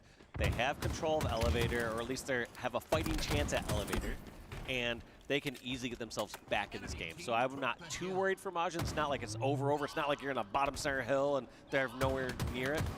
They can bring this one back. Septic actually transitioning to mouse and keyboard throughout his career. Let's see if it pays off here. 6-3 and 10, not the start he wanted, but such close hills for the first and second one. He's going to be in charge of denying that time from dropping and progressing this hill in Majin's favor, trying to make it a one-cap game. But here come Omit. Lethal in your face. Can you take him down? Can't quite hit the headshot until now. It was an ugly fight, but he gets the job done. Stays alive at elevator, even gets his shield back. More members of Omit eating multiple grenades, and that's exactly what Majin Club needed to do in order to potentially cap this hill, making it a one-cap game. Yeah, they're giving themselves all the opportunities that they need to get themselves back inside this one. Leaving plenty of time here for hill number 4, which is exactly what they're looking for. They don't want to put themselves in a do-or-die situation this early in the game. 2 minutes and 16 on the clock. The hill moves to blue plat right now. So we're going to see if Majin have the opportunity to rotate before Omit can get there. There is a player in pipe. Mighty's knows it, hits him with a combo, forces him out towards the grapple position. Mighty's going to push all the way across top gold into the glass area, and that kill does get cleaned up. So now, with numbers advantage, you have to think Omit may be where you want to be on this map, but not with the numbers in order to defend it. Sparty's able to get a kill, and actually a second kill from Septify denies the rest of Majin. The timing a little bit off with that push. Look at this oscillation back and forth. You saw Mighty's and Bastos pushing in towards long haul. They realized they lost numbers. Omit had numbers. They wisely back up and then re-engage once they have full force again. Yeah, they do a great job of not staggering their deaths and denying a lot more time going in the favor of Omit. Omit is going to have this hill about halfway, but Majin seemed to have an opportunity to break it. Chick can't hit the shock rifle shot until now. He's able to finally get that kill, but I believe camo gets dropped. 3 go down for Majin, and this is Omit's map to play around. Lethal, camo, shock, and he is the player to watch right now, as a minute 40 on the clock might not seem like a lot of time, or might seem like a lot of time to us now, But if Omit can get this hill and go up 2 hills, that clock is going to be a problem for Majin Club. 2025 lethal with camo and shock rifle and doing the OBJ right here. Gotta do it all, I guess, at some point. Yeah. I'll do it myself, he says. Let's see if he can hit the no-scope on the player right in front of him. Unfortunately, because he's in the hill, Camo's easily spotted out there. He gets taken down by Mighties, but the rest of Omit do a good job to trade some kills out. The last man alive standing, I believe, is Huss, and he's going to be in that hill and caps that hill in Omit's favor. It's going to be a 2-point lead now for Omit. A minute 30 on the clock, and this bottom mid hill is one of those hills, Dave, where you can really buy a lot of time and flush players out, and that clock all of a sudden becomes a win condition for Omit. Yeah, whereas clock was not win condition not too long ago, all of a sudden you are correct, Wes. They're just gonna slay here. Omit doesn't have any requirement to force down here. It's such a vulnerable position, and they're gonna let Majin go in 1 by 1, pick them off, and drain this clock down slowly but surely. Huss does a great job to deny some hill time with some perfect shots on the chick right there, getting his team even further in the win condition department right now. You feel the pressure on these members from Majin. Even though you don't have really complete control, they have to get in the hill and stop that clock. Yeah, they gotta go through, but one thing that's really interesting here is Majin's doing a great job focusing on other spots across the map. Nobody there from Omit. We're just desperating into the hill. People are a little bit wiser. They're taking some smarter routes, stronger positions, and Majin were in the correct positions to stop that. Just when it comes down to winning a gunfight, it's not the easiest thing to do. You're going against some of the best players in the world. Okay, 3 go down. This is the moment of truth for Majin Club here in game 1. They get 3 down. They should have complete map control. That's going to be a complete team wipe now for Omit. They're coming off respawn. Should be spawning in the pipes and glass area right now. Majin have the exact setup they want. How efficient can they be here? They need to have almost a perfect hill to leave 38 seconds on the clock and make sure that they buy themselves enough time for a potential 6th hill. Yeah, it's not just the 1 hill. It's got to be kind of back-to-back and 2 back-to-back, very vulnerable location hills. But they're doing it so far. I mean, they're getting the time on, and that's going to be hill number 1. That was the toughest part. Now, can they do this with the protection of the batteries? Yeah, Camo's going to be an awesome tool to have in your back pocket right now as you try to advance towards the batteries and stop this clock. 24 seconds, but look, Omit are playing in the sneaky and inside pipe, so they're going to have positions above the members of Majin in this hill. It's a double kill for Bastos. That's massive as he's 22 and 20 right now, trying to play his life. Still that camo becoming a factor. Can they spot him in the hill? Huss is going to drop without being able to spot him. That's a free kill. That's going to stagger the respawners. This is a doable situation if you're Majin Club, but you have to find success continuously here in order to make it happen. Chick able to find a kill, trying to grenade anybody potentially dropping down. It actually rocks lethal, and because of that, 2 kills from a hill guy has got to be enough for Majin Club right now. Over 80% of this hill almost tied up. 20 seconds on the clock. Seems like it's not even going to become a factor as Chick has done it for Majin Club once again. We're seeing so much panic there from Omit. They just need 1 round of slays, and then they could pick off anyone run towards batteries. But heroic effort after heroic effort from players inside batteries, getting all the kills they needed, and Majin Club back in this game somehow. Yeah, you never want to catch yourself dropping down into batteries without knowing where that player is, especially if it's a camo player, but a great job by the members of Majin Club to tie this one up. Time was not a factor, and now it's 1st to 1 hill. The hill currently controlled by Majin Club, and a kill on the lethal, staggering the opportunity once again for Omit as another player's coming off respawn momentarily. This is going to be such a difficult push for them because the pressure is on the hill over 50%. Yeah, and this is tough when you're Omit, kind of just crumbling in this position. Last time, they were able to revert the 2nd hill, if you recall. So, not unwinnable. You remember at the very beginning of this game, Majin Club got this around 70%. Omit got control and took off to a strong 2-0 lead. Can they do it one more time? Don't know. I mean, Majin Club just playing so strong. They're winning all their individual battles. It feels like Omit are panicking. You can see it in their decisions. You can see it in which way they're facing when they go into some battles. Lethal's got players in front and behind him, and they're fighting from the hill at this point. Last player alive is Septic. He's bottom white, taking shots. He's going to end up grenading himself, and because he can't create any space, he's actually a staggered respawner himself. Although Majin Club are moments away from stealing this game 1, there's still work to do. You have to break this setup. Septify not going to let them in white for free. He's going to find the 1st kill. He does take a stick. That's a big trade for Majin Club. The hill player is surrounded from bottom middle players right now, but 2 assists come through. Lethal picks up a massive double on not just 2 players, but a Camo player gets taken down, and that's going to do it. Omit find a way to once again come back in that final hill, and they win game 1 outright. Omit finding a way to somehow make a 3-1 game, which seemed like it's pretty sealed up. All right, so we're going to be tuning back into that one when the next map is up. But I will say, wow, what a crazy first one in that series. Just happened? I know. Like, literally, we blinked and suddenly Margin were back in the game. And to be perfectly honest, I wasn't surprised because you do kind of see momentum shifts happen like that. And if you have control of the map entirely and you're split spawning a team, it's really difficult to get back in. As long as somebody's got a foot, a toe in that hill, that's exactly what's going to happen. I will say the regain, though.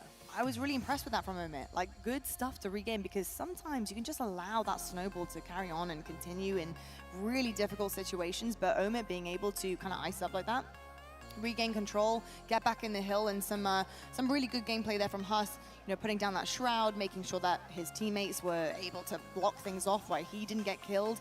It was impressive. What did you make of that first map of Bravo?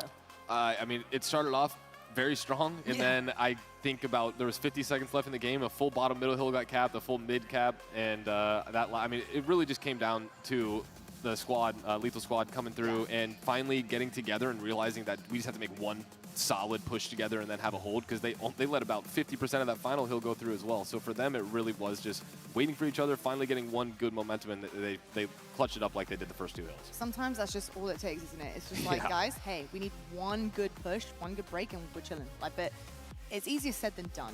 In those high-pressure situations, it's super fast-paced. You're up against the clock. You're up against everybody. It's difficult with the pressure, but great stuff there from Omit. You mentioned him, Lethal.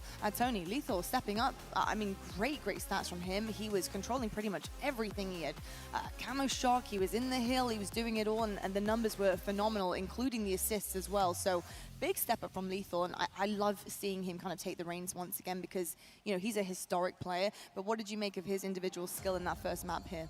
Yeah, I mean, throughout the entire game, we were watching the kills and assists from Lethal, and they were extremely impressive. And I think everybody really had to step up in order to win that one, because on the other side of things, Majin Club, think about how hard it is for you to have to cap a middle hill bottom mid, and then from a centralized position, go to another central position in batteries. Those back-to-back hills are like so tough, and for them to somehow do it in like, what, 40 or so seconds is actually crazy. So I will say, Omit did win that, but Majin Club, if you come in with that same sense of urgency that you did in those last 2 hills, hey, bring that all game and maybe you come back.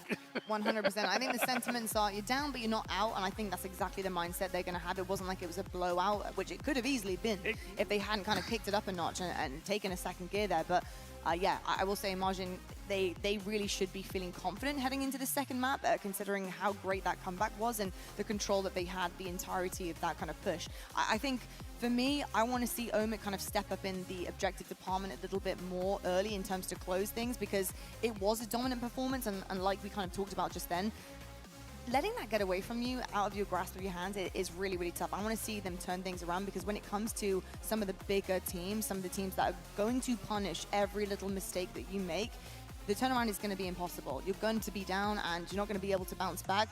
Is there anything that you want to say about Omit in particular that you need to see them step up on, especially as they push through the series? Because Majin is no joke. They're coming out to play here too. Yeah, I mean, I think the last thing you want to do in your Omit is give a team like Majin even any bit of momentum whatsoever. So letting them get those 2 caps can, you know, give them the hype. They could be focusing on that, like, hey, we really closed that game out well. We started poor. Let's just go into game 2 and think to ourselves, let's just, you know, I want to know what the comms were like when they were capping those 2 hills. I guarantee they started becoming way more clear, way more focused on exactly what they needed to accomplish. And I think that because they gave them a little bit of space, they may have come into form, and we'll see what happens in this game too. Indeed. I will say, I've got to agree with you, Tony, in terms of the rotation back to make sure they hit those back-to-back hills so perfectly and so evenly with that time crunch against them. The kills were epic. But how more epic is it when you have a power-up and you have the power weapons in your hands? Those are so key, and it's time and time again, we're going to be saying this on the desk all weekend long. They are literally king. Those items, picking up those items and prioritizing them and strategizing around them, especially at the beginning of a map and mode, it is so imperative. It is so important to have a leg up on a series. You never want to be trailing behind. So out of the 2 teams here, who would you say is better at prioritizing those? Because I think, personally, that's how the series is going to lean. Yeah, I like the way Majin Club played to set up early for power weapons, but when it comes to like actually grabbing them and holding them, getting max value, that's what I lean to omit. Like if you put a sniper in the hands of Sparty, he's gonna go off. Put a sniper in the hands of Septify, same thing. And of course, get Lethal with camouflage, and he's gonna be able to really dominate the map. I think Majin Club always attack a power weapon early, but I'm talking about max value with extracting every last bit of value. That's why I lean to omit, because they really have some showstoppers on their squad. While we are waiting for this second map to get in here, rather than sounding like a broken record, we do have a legend on our side here. I've got to ask you, what is it about a player in particular, when you are watching the game, that you value the most? Is it the gunny? Is it the smarts? Is it the way that they move around a map? Like, what is it that you look for thinking, yeah, they're really good? I mean, it's just going to be the positioning. I think that was my number one thing when I used to play, is just how well you listen to your teammates communicate and where you put yourself on the map based on the information that you're given. You have a lot of teams that you have a lot of communicators. You have people who don't need to communicate as much, and if you're able to focus on that, that's where the strength lies. Love to hear it. We'll see those focuses hopefully coming to fruition in just a moment. Let's head into map number 2 here and see who can duke this one out. Early on doing so, but now Omit a little bit more spread out, and Sparty catching a player off guard, able to find a second kill as well, is big time for Omit right now, as they not only take the lead, but they get it by 2 kills right now. Sparty doing a great job to try and do as much damage as possible before going down. He gets information, players will be spawning over at red. So this is Septify's job to just hold pink and wait for reinforcements to be able to push. Yep, just laying down shots, giving some info, realizing, hey, the push isn't coming just yet, and now he has some teammate help. But damage on both of them. They have to decide, are they retreating or are they holding their ground? Yeah, they try to hold that ground, but those grenades from the respawners are so strong. Chick makes his way to top guard, gets a nice angle on those 2 players. That's the opening. First 2 picks, no one's able to trade any of the damage out on the side of Omit, and Majin Club regain the lead 10-8. And let's see what Majin Club do with this. Can they get Omit stuck in one quadrant of the map? But nope, Omit a little too smart for that. They're already pushing out towards the util, still holding down their base, just keeping a couple different angles. Doesn't even matter if it's a lower spot across the map, just not being in the exact same location just eliminates so many options from the attacking team. Right. They no longer can hide in your front courtyard in front of your base, whereas if you were all stuck on the flag, those spots now become power positions.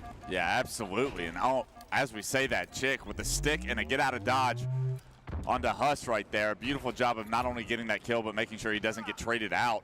Because of it, now he's part of the push for the rest of Majin Club. They find a couple of assists. The last 2 players are going to be stuck on the flag. Huss trying to predict Chick with a grenade, but Chick too wise to the occasion, able to dodge the grenade, and those kills get cleaned up. It's a 4-0 sweep, 17-9 now. Majin Club starting to get a massive lead here. These can start to spiral out of control. I mean, on a map like this, yes, you can get a lead and roll those advantages and get some extra slays, but it's not quite the same as other maps where you have a sniper rifle or an overshield, which kind of have some more strong guarantees towards kills and no answering returns. Right, the power weapons, there's not really any power weapons. This is all teamwork trading out, and you have to think Majin Club have put themselves in such a fine position to tie this series up now. 21-10, a lot of game left, but 11 kill lead now for Majin Club is exactly what European fans wanted to see from this team. The pressure stays on. Mighty's able to get that first pick, able to stay alive, and we're continuously seeing how strong this Majin Club team is at finding that first pick, but making sure they don't trade it out. Yeah, and just like that, Josh, his sense is quick when he's whipping back and forth with that mouse and keyboard. On board with Chick now, spots a player across the map that knows he has to worry about his own side right now. Weethel going to be trying to pressure him from the generator, but he's got a teammate that spawned right with him, so Weethel's going to have to back down, realizing that it's a 1v2, and unfortunately caught with his tail between his legs. Chick able to take down Weethel there. The rest of the team for Omit is going to be pink side, trying to push into red, but they're a little bit too late on this push, not able to capitalize on the focus that was once on Weethel. And let's see what they try to do now. They try to go back to pink. Lethal's able to respawn, able to at least trade a kill out, but trades are not going to get the job done. Down 19-30, make it 16-30, I'm sorry. Yeah, they have too much work cut out for them. I mean, once again, I almost called out Omit at the end of last game saying, all right, they kind of blew this one's over, but you know, nothing's impossible. The biggest difference, though, in these Slayers is the opposing team that has a large lead has the option just to slow it down, play different, go for trades. You don't have that same luxury afforded to you in something like Objective. A bunch of unanswered kills go in Omit's favor here. Not just a 10-kill game. What was once a 14-kill game gets reduced to 11. As Omit flipped the map right now, it's very important that they find kills without trading, and unfortunately it looks like that's not going to be the case. A good job by Majin, like you said, Dave, to slow the game down and find kills where they're given the opportunity to, just to make sure there's some sort of trades going in their favor. Yeah, before there's a lot of times where it's, hey, back down, play your life a little bit more. Whereas Majin now in these situations is, if I'm close to you, they're pushing right up for that melee trade. Yeah. They're trying to put a 3-shot melee. Comfortable lead here, still at 10. Camo is up, but nobody quite in the position to go for it. It's a 3-on-3 on the map right now as two players are respawning on each side. Lethal's going to be top pink, but he didn't expect Septic to jump up here. Septic trying to focus on several different players, but unfortunately, I think that's going to cost him his life there as Lethal enters the fight. Pink 1, he's able to get that kill, but immediately traded out. A great job by Majin to find opportunity where they can and continue the lead still at 11. Yeah, this is the same position they're kind of at before. It was 11-kill lead, but now it's at the 38 mark. They will happily climb closer and closer to that 50 number by just trading or keeping the lead that they have. So Majin doesn't have to do anything spectacular. They already did that earlier in this game. That's the thing you have to keep in mind is at certain points when you have two even or strongly contested teams, somebody's going to have to get the edge at one point. They did that in the first half of the game. The rest they get to ride out. Now it's up to Omit to pull off something miraculous. And if we're looking at anybody, it's Spartan with this camo needs to find a lot of success. A double kill is a good start. 9 kills separate the two, make it 8. Spartan still with good time on this camo right now, needs to get back involved in the combat loop. The camo does run out actually, as he had to have it for the last 45 seconds. A little bit of the deficit made up, but you still have so much work to do, and unfortunately Husk goes down, and a split spawner over at blue is going to make this even more difficult as they have angles from both windows now. Yeah, and I think that player at blue kind of really threw a wrench into Omit's plans. They thought they had them trapped over at yellow and over at yellow util. Instead, they have somebody back on their side getting that opening kill, and even here we didn't really get to find that player just yet. Spartan did a whole lap around the base, realized they bailed out towards Fridge, and it was over.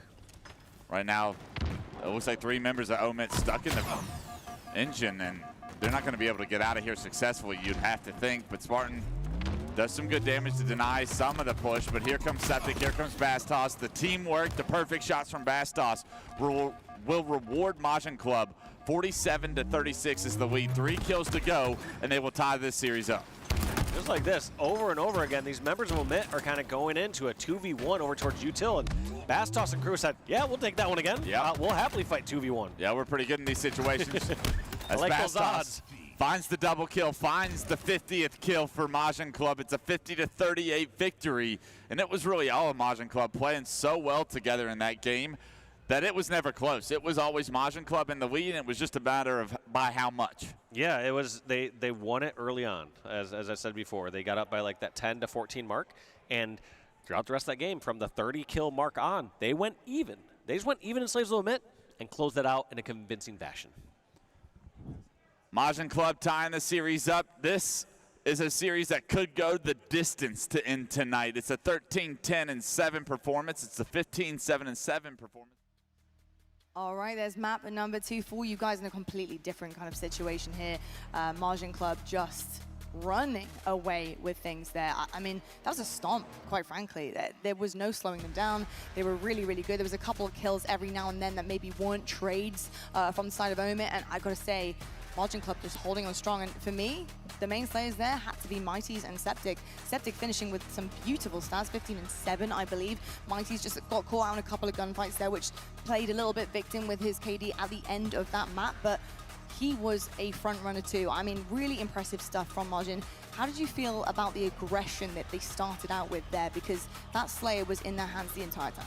I would love to know how much the way they finished the last game affected their momentum going into this one, because they were playing with a ton of confidence. Septic came out absolutely popping, and I want to give him a shout out. I didn't realize, and Blazer, we learned. I'm so sorry, Tony. Tony was talking about how Septic switched to mouse and keyboard, which is just one of the coolest things, because I did not realize we had another pro player here on mouse and keyboard. Also so did it's not. really cool to see him and Wutom together from the EU side. Completely news to me. When did this even happen? Brain's Like, lost.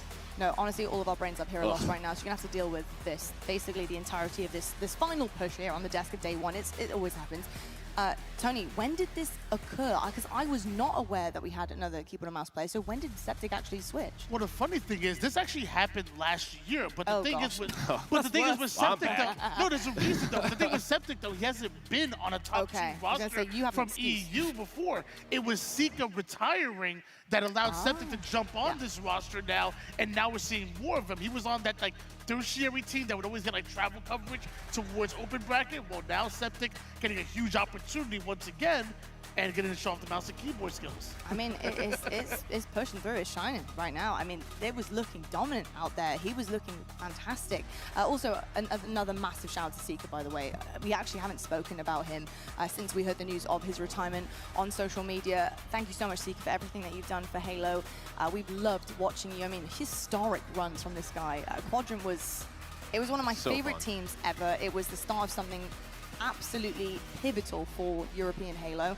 And yeah, Sika, we love you. We miss you very much, and I hope you're doing well. And I actually did see a tweet from him earlier that he was watching, and he's watching his boys, and he's rooting on for them. And I love that. I think I love the bromance that occurs here in the HCS. So it's great to see him rooting for, you know, his boys as well, even though he's home, kind of just like chilling out. He's kicking back. He's got his feet up. He's chilling. He's not feeling that pressure right now with LAN.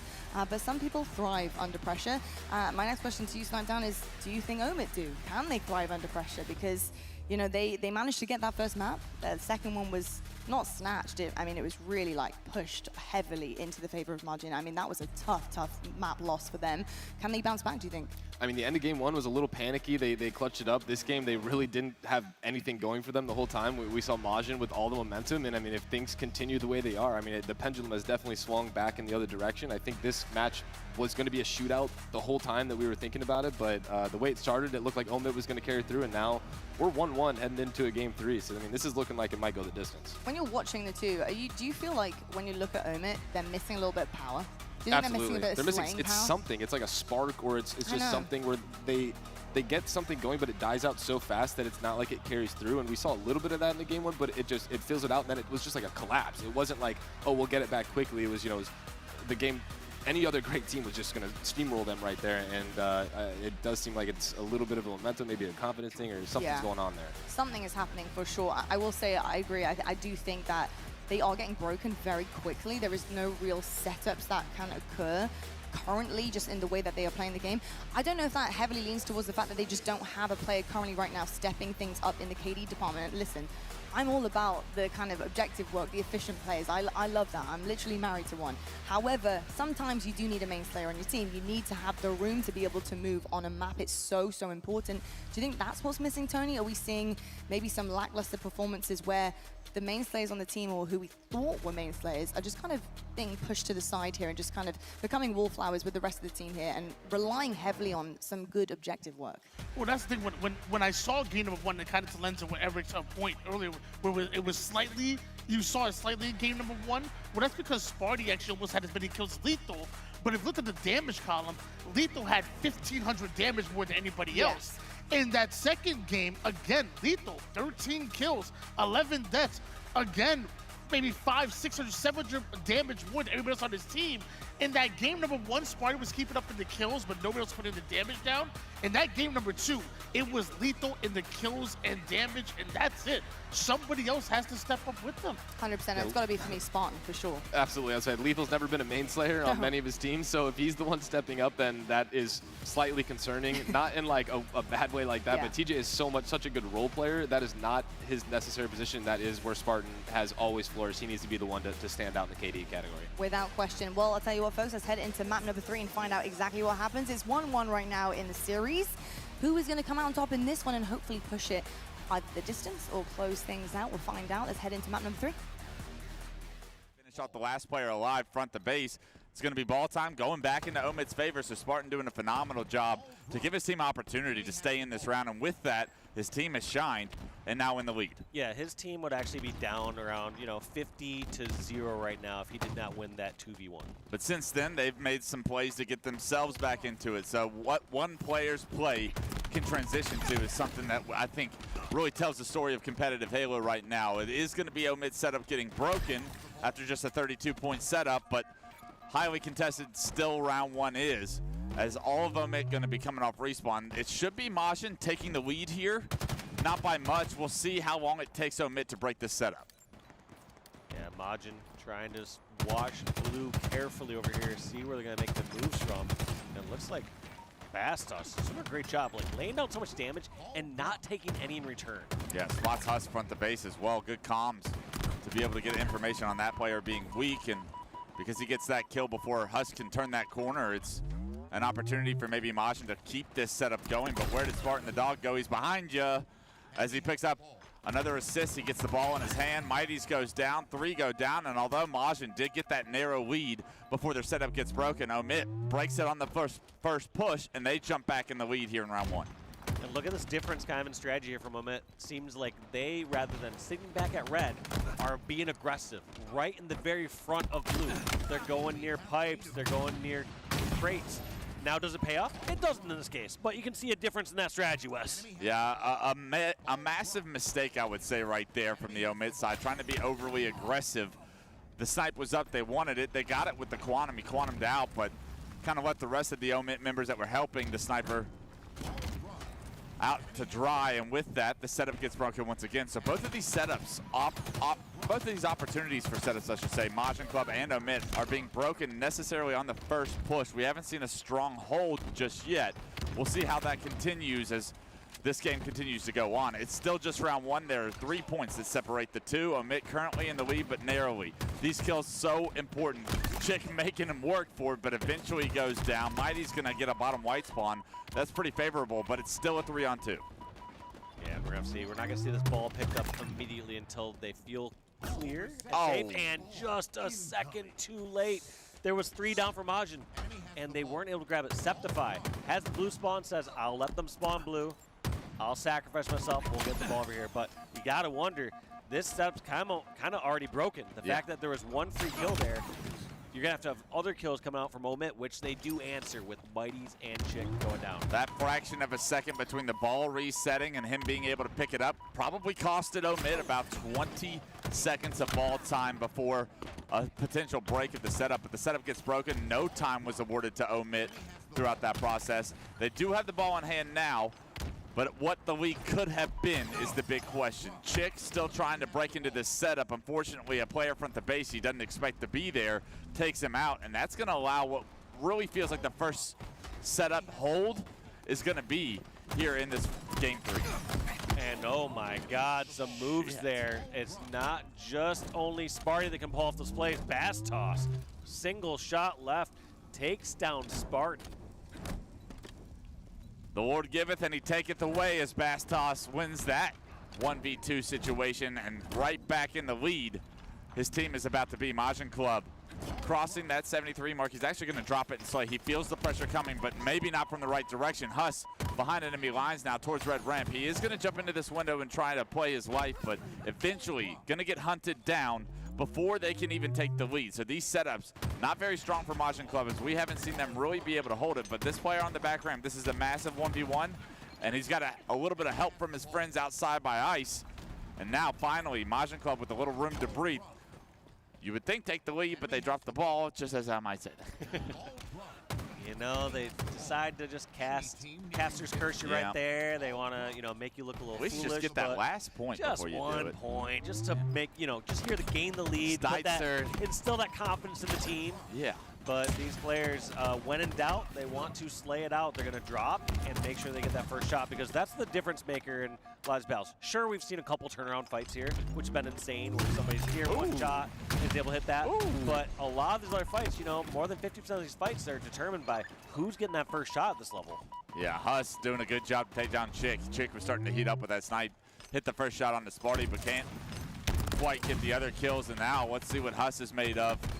Spots Bastos out in the open. That ball in a very neutralized location, so it's going to take a round of slays before anyone able to pick it up. It actually resets top middle. So once again, the ball resetting. Who's it going to benefit? 2 go down for Omit. You got to think Majin are going to be able to pick up this ball. And with only 13 points to win the round, your ticket to go right now for Omit has already been punched. 3 go down for Omit. It's up to Sparty the dog. He's in no man's land, getting caught out from all sorts of angles, and it will be Majin Club taking the first round here in Game 3. Yeah, there's no one from Omit that's going to be in position to stop that one. Like you said, round 1 going in their favor. But a lot of back and forth, and you're right there, Wes. I don't feel like we're really seeing either of these teams hold a elongated full setup.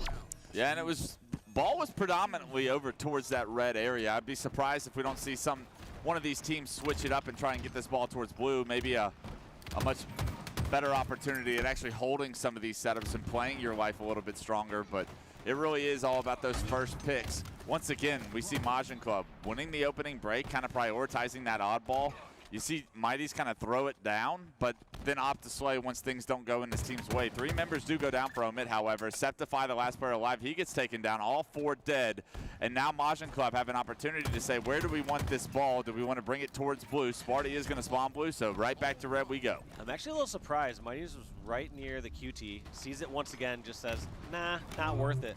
I feel like I've heard differing opinions on this. I remember, listening to LVC broadcast, and Eli was saying he thinks that this is the best map out of all of them for QT and its use. I kind of tend to agree with that.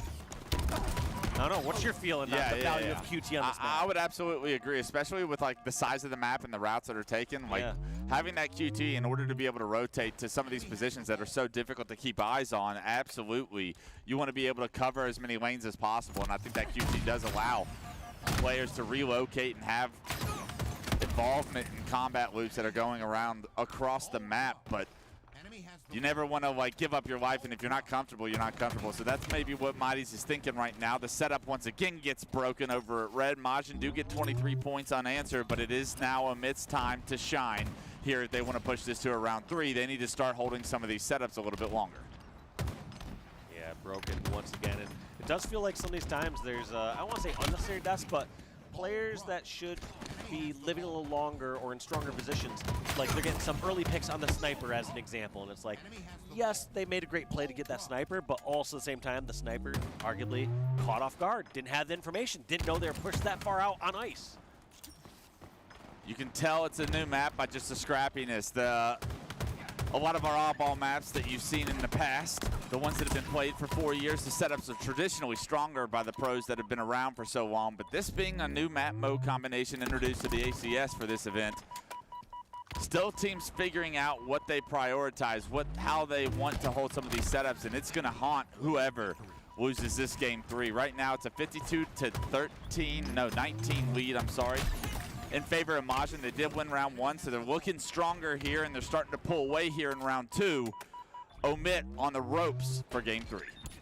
Yeah, we're going to have to see what they can do here, because Majin, they're seemingly slowly eking away with this, but Omit, I wouldn't say they're out yet, but we're also not really seeing the life out of them that we need to see. We saw some bark from Spartan early on. We saw some life. We saw Lethal putting up big numbers, but it hasn't really transpired into much else. Yeah, it can't be 1v2s that keep you in this game, because that's not going to happen often. That's a once-in-a-while thing that you're like, all right, saved us that time. Yeah, we won't play in that position again, my guy. Relying on the Spartan 1v2s is not a recipe for success, but right now, they're able to get around the slays. They have the ball into red, maybe get some information that Septify is using to maybe questionably rotate this ball across top middle back towards blue. The red setup has obviously been favoring Majin Club, having won round 1 predominantly with the red setups.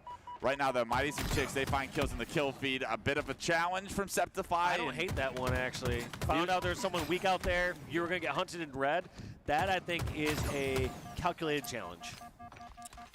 Wanted the double kill, but unfortunately left the player no shield. And that ball gets right back into red, where it appears Majin prefer it to be. And with that, Septic starting to push out on some of the first initial pushers. Finds Lethal as well, and beautiful rotation and heads up swivel here from Septify, finding the double kill. The last 2 players are going to be towards the ball, however. The ball carrier does take him down, but look at this, Dave, 93-31.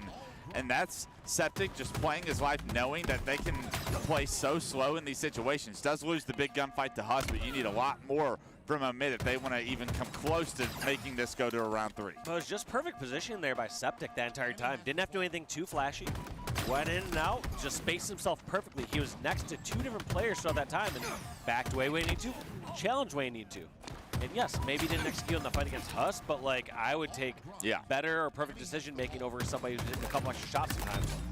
Fish in a barrel for Huss as he finds a double kill bottom river right there. And is that what the doctor ordered to maybe get Omit back into this round? 95. You got to play perfect from here. No time can be awarded to Majin if you want to win this round. And I like this aggressive play by Huss. He's going to push towards the boxes, and it rewards not just 1, but 2 kills. You got to come back towards your ball carrier now because overextenders on the other side have been the problem. Chick finds a kill, Sparty finds a kill. All 4 down for Majin. A Quantum in your hands, and now all of a sudden this is a very doable round. One more rotation, one more set of kills here from Omit, and they have round 2. Can it strike twice? You are just there. I feel like you can't pull the same trick 2 times in a row like that. Huss was like, hey, this worked out great last time. You're getting hard cleared the second time, I promise you that. You've been called out. And because of it, he loses his life. A great attempt from Lethal to get not just 1 kill or an assist there, but Lethal able to pick up both of those kills. I'm sorry, Septify goes down, but great distraction, great way to buy time for Lethal to find that double, but still more work to do. The ball still on red ramp, but here comes Omit. Finding kills, making it difficult for these last 5 points. 92 and climbing now. Omit right back in this round. A couple of kills will make this round go in their favor. In fact, the ball in no man's land right now. The ball carrier does get taken down. Majin Club make it to the ball. 3 go down. Huss in no position to stop this ball from being captured right now. 7, 8, 9, and that's going to do it. Majin Club will win this round miraculously. You thought Omit climbed all the way back, but just like the Hill game, the team that was in the lead finds a way to close the door at the last second. Yeah, that desperation at the end from both sides, killing the ball carrier, killing the return ball carrier, and just was not able to work out in the end there for Omit. But man, was it scary. They somehow pulled that back, but I think the bigger problem is that we're just seeing Omit put themselves in some very difficult positions that they have to work out of. Yeah, that ball being where it was at the end, I was very surprised that that was going to be like the idea of a rotation for Omit. Obviously, it doesn't work out for him. As we take a look at the stats, it's really Bastos that popped off, 31 and 19. One of the newcomers over from Europe, and man, is he shining as bright as ever in a big series for these teams, because the winner of this puts themselves in a great position to potentially go into winner's bracket early when champ bracket does appear tomorrow afternoon. And on the other side, Lethal, 26 and 26. That's the best we got over on the Omit side, so you need everybody else to kind of pick it up, because you know you saw glimpses. Well, there you go. Map 3 goes the way of Majin, and I've got to say, like, Omit, they were really struggling to find their feet in that one. I don't know what to say, man. I really do think that what we were talking about on the desk about the lack of power and the lack of kind of having that ability to hold down certain angles, certain placements on a map, especially like a new one with Lattice 2. It's really, really difficult, and especially in an oddball, which is all about structure, rotation, getting great holds and making sure your defense is absolutely perfect while also having a brilliant balance of offense to keep them back and keep split spawning them. It's really, really tough. I just haven't seen that from Omit yet. I just don't think that teamwork is there. But on the side of Majin, which, by the way, I'm going to say that a million different ways for some reason. I don't know why. I can't decide on how I want to say this team's name. I have no idea, but we're just going to go with it. Majin. That's the only way I can read it. Majin. Yeah, okay. that's the only way I can read it. I'm going to try and stick to that. It's really difficult for me for some reason, especially at this point at time in the broadcast and night. But yeah, incredibly impressed with what I saw there. And in terms of numbers, they do have the power. I think that's exactly what's happening. Snipe down on the side of Omit. Lethal still kind of paving the way there and doing that role and pretty much everything else. And we're just not seeing that department from anybody else.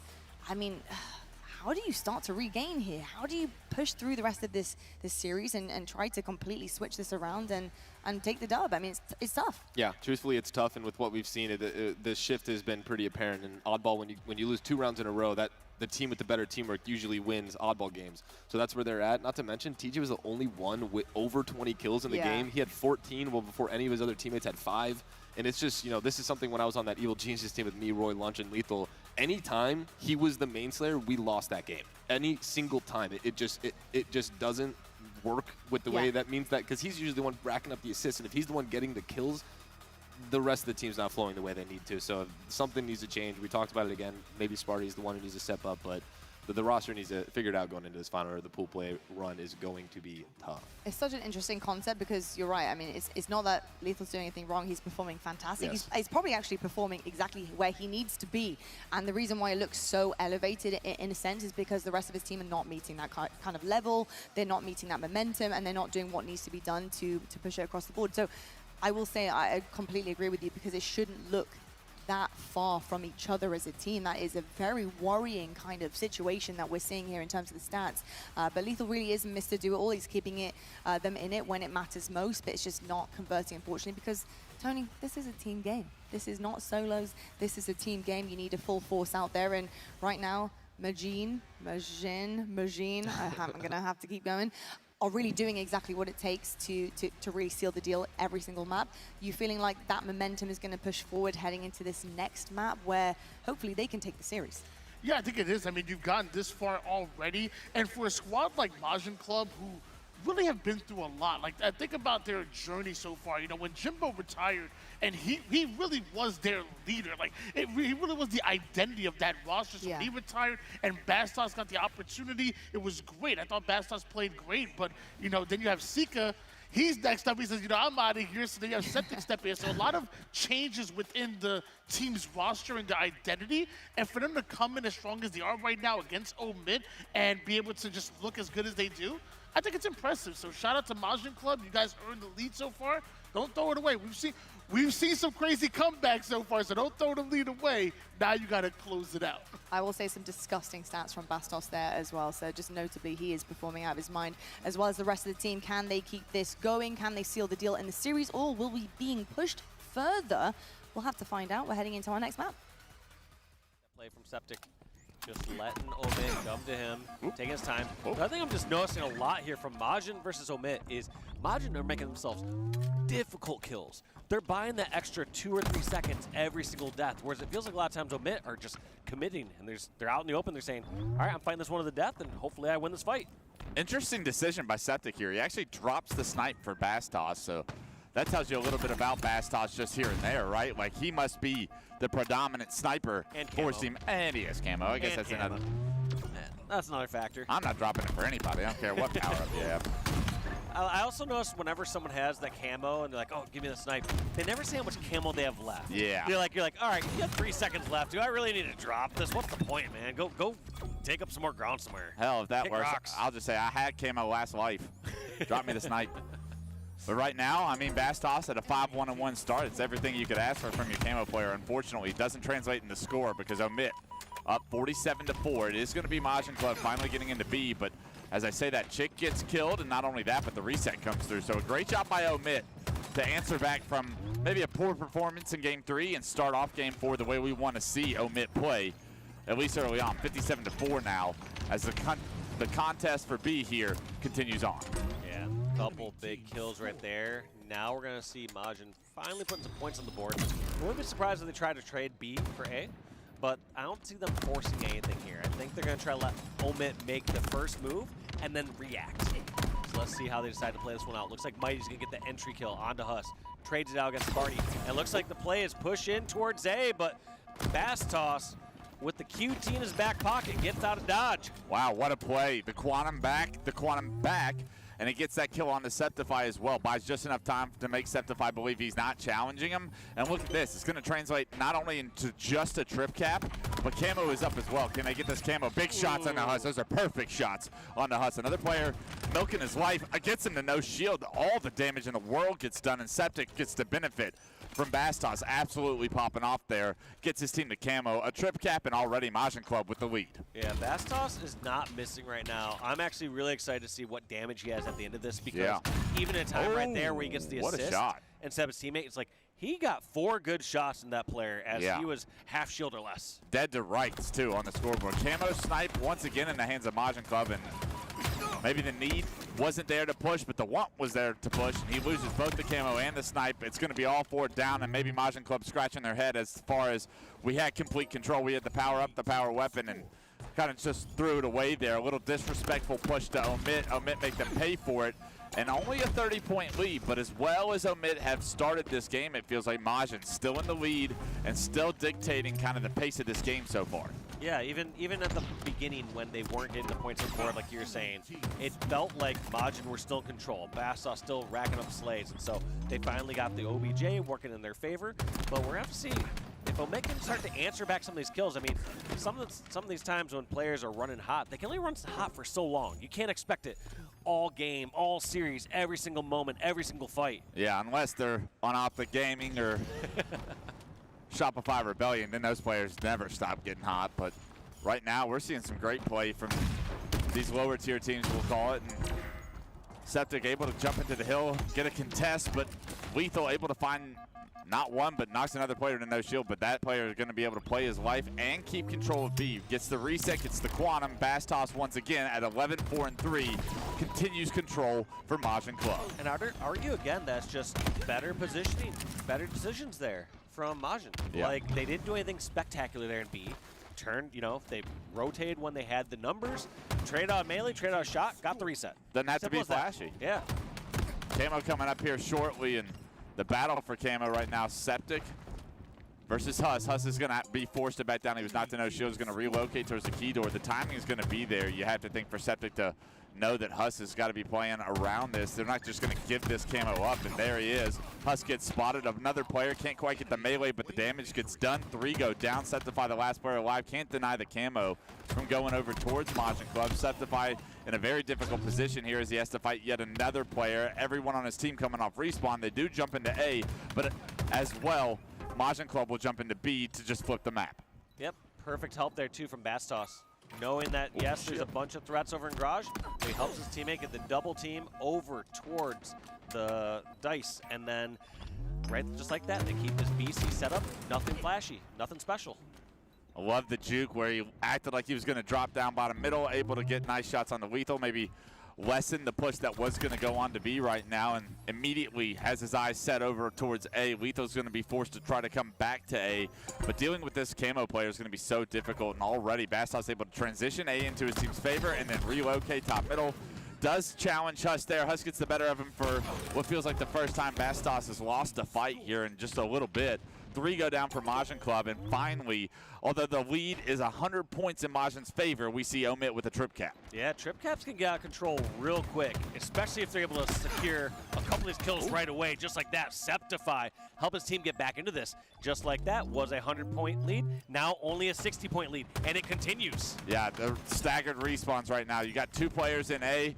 They're going to choose to back up. An interesting decision. I like to be able to push the gas, in all honesty, but if they don't have the numbers or the shield, then I do like that call, and let's see if it pays off. Chick gonna get caught with his pants down bottom middle. Septify able to take advantage of spotting him from the hole, able to drop down, but somehow they lose B without losing really the numbers right now. You don't want that transition because these points are so crucial, every single one of them. They do jump right back into B after getting a couple of kills, so good job by Omit to retain B. It's a BC hold for now. Camo not up for a few more seconds. Let's see if they can transition this into Camo control, which would really benefit Omit to get back in. Yeah, and I agree with you that entire time. It felt like it's okay to pump on the brakes. You lost somebody. You don't need to throw away your trip cap and just give them the free kills. But losing B, which felt like kind of, hey, you're playing defense at this point. Yeah. You should be defending the areas At that you still have. some point, you got to defend something. Yeah, you can't just run away until one person's gone. Oh, that's tough. Huss trying to maybe potentially dictate some of the Camo play, but not only does Mighty's get away with Camo, but he gets flanked and therefore gives Majin Club A control as well. So it's an AC hold. Untraditional, but it can work, especially when you have Camo and Mighty's. There'll be a temporary hold. They'll eventually give up one of these strongholds, whether it's A or C, in order to capture B. But one thing we have to give credit to is Omit closing that gap. They were down by 100, now it's only down by 30 because they did a strong 3-cap and 2-cap hold. Damage is done. That's exactly what you're looking for when you get control like that. It's okay to go on a 70 or 80-point run. That's perfect. Spartan shooting a ghost, and Casper, the friendly, gives you a stick on his way out. A double kill was massive from Septic. You could tell Spartan knew he was there, but he couldn't land any of the shots onto the Camo player, and because of it, 2 kills go in favor of Majin, and all of a sudden now the time is ticking, Dave. They're over 200 points. You're down 50 plus, and these lives are going to be the last lives you have tonight, and potentially gets into the elimination bracket if you can't make a play from here.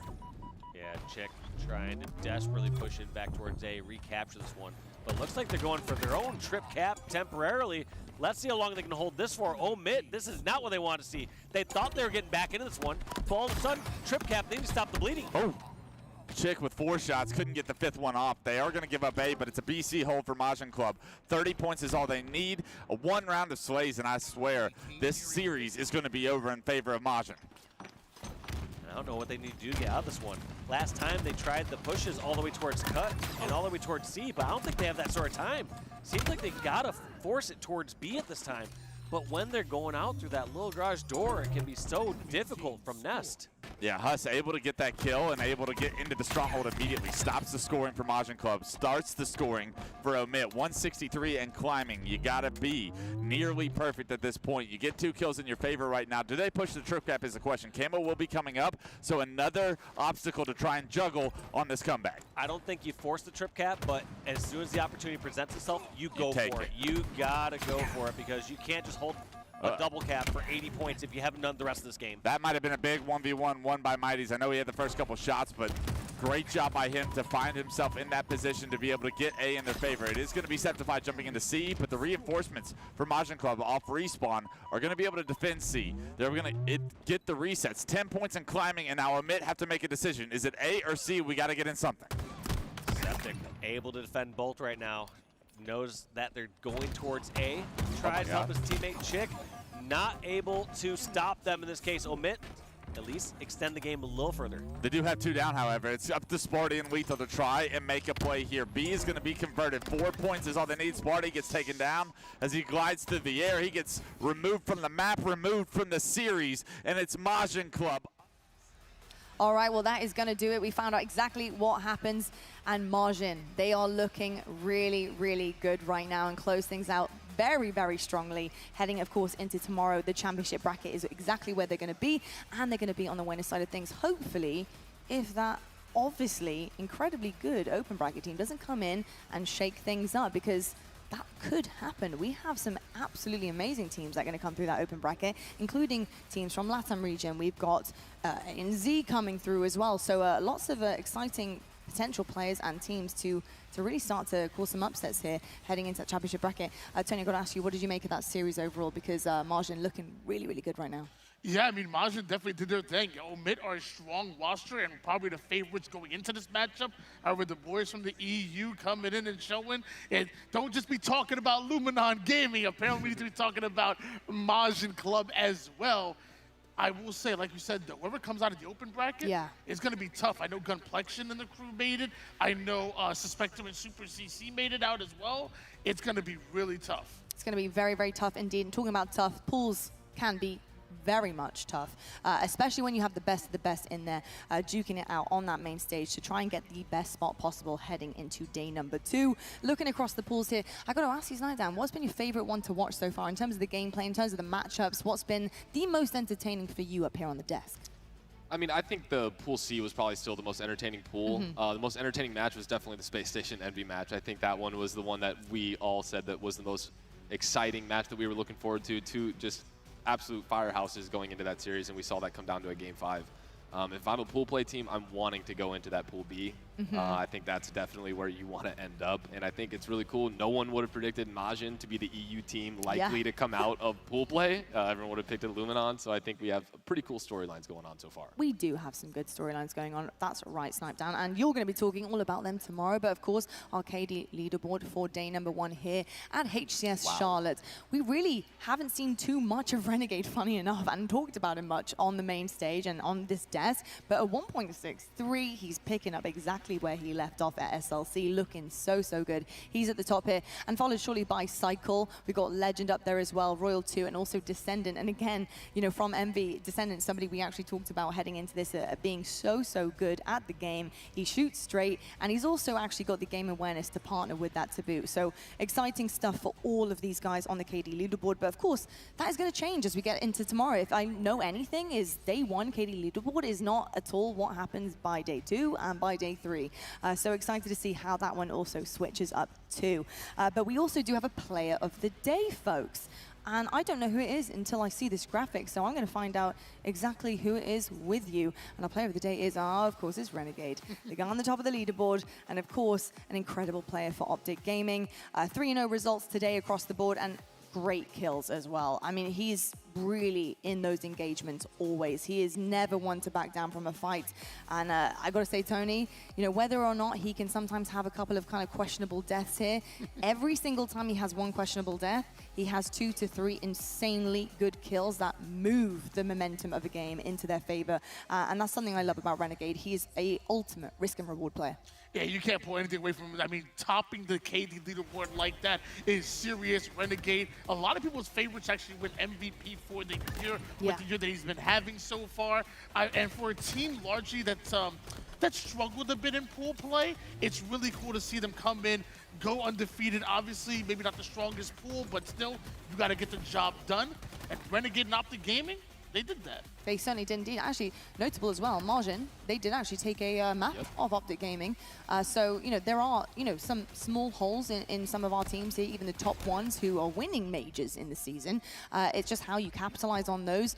Margin unable to get that one across the line, but, you know, Optic Gaming, they remain strong, they remain true, and I do think a big piece to their puzzle and how good they look and how well they do are some of the superstar players, and Renegade certainly is probably, for me, right at the top of that list. He's at the top of that rung. What do you make of Renegade as a player? He's still a youngster, really, to all of us, but he's got a lot of experience under his belt now. He absolutely does, and he's earned the title of being one of the best players in the game. And you know, he's got an ego. He's one of the most confident players you can imagine. And I mean, when you are that talented, you need to be, and it carries over into your team's gameplay. It makes your team more confident in what you're doing, and it is why he challenges and has those deaths. Sometimes you're like, what the heck are you doing? It's because he thinks he will piv anybody at any point in time. So it is impressive to watch that stuff. When it comes down to this Optic roster, the fact that they even lost another Slayer, that's the same concern and the same reason they lost the last event. So losing those early on to teams that are not of the caliber that they will be facing later, it is, you know, it does raise questions, you know, not 3-0ing both the teams in their weaker pool.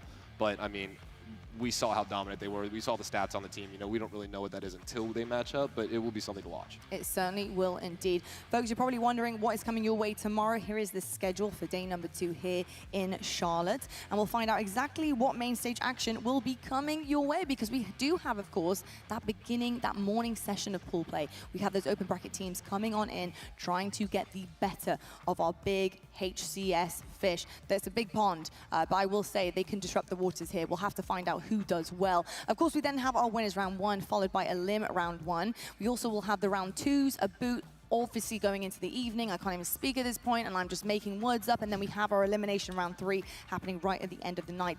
And as we get into day number 2 and those gaps are filled, we'll make sure that that schedule is up to date. You'll know exactly what teams are going to be performing on the main stage and where you can watch your favorite players. Well, folks, that certainly will do it from the desk. We are very tired. We're ready to go home. I'm sure you guys are ready to get some rest, and you're going to need it, because day number 2 is going to be epic. It's going to be an absolute battle. We head into the championship bracket after, of course, our open bracket teams duke it out in pool play, and we'll find out who comes out on top in the winner's side of things and who is left waiting for that elimination run, that Cinderella story. Day 2 coming your way tomorrow. Good night. Hope you've enjoyed, and we'll see you very soon.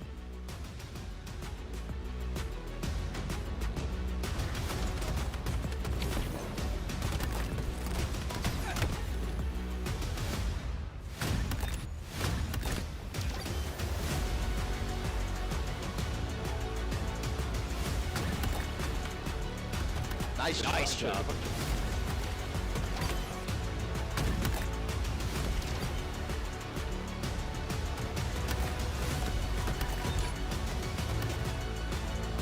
Nice job, boys. My God.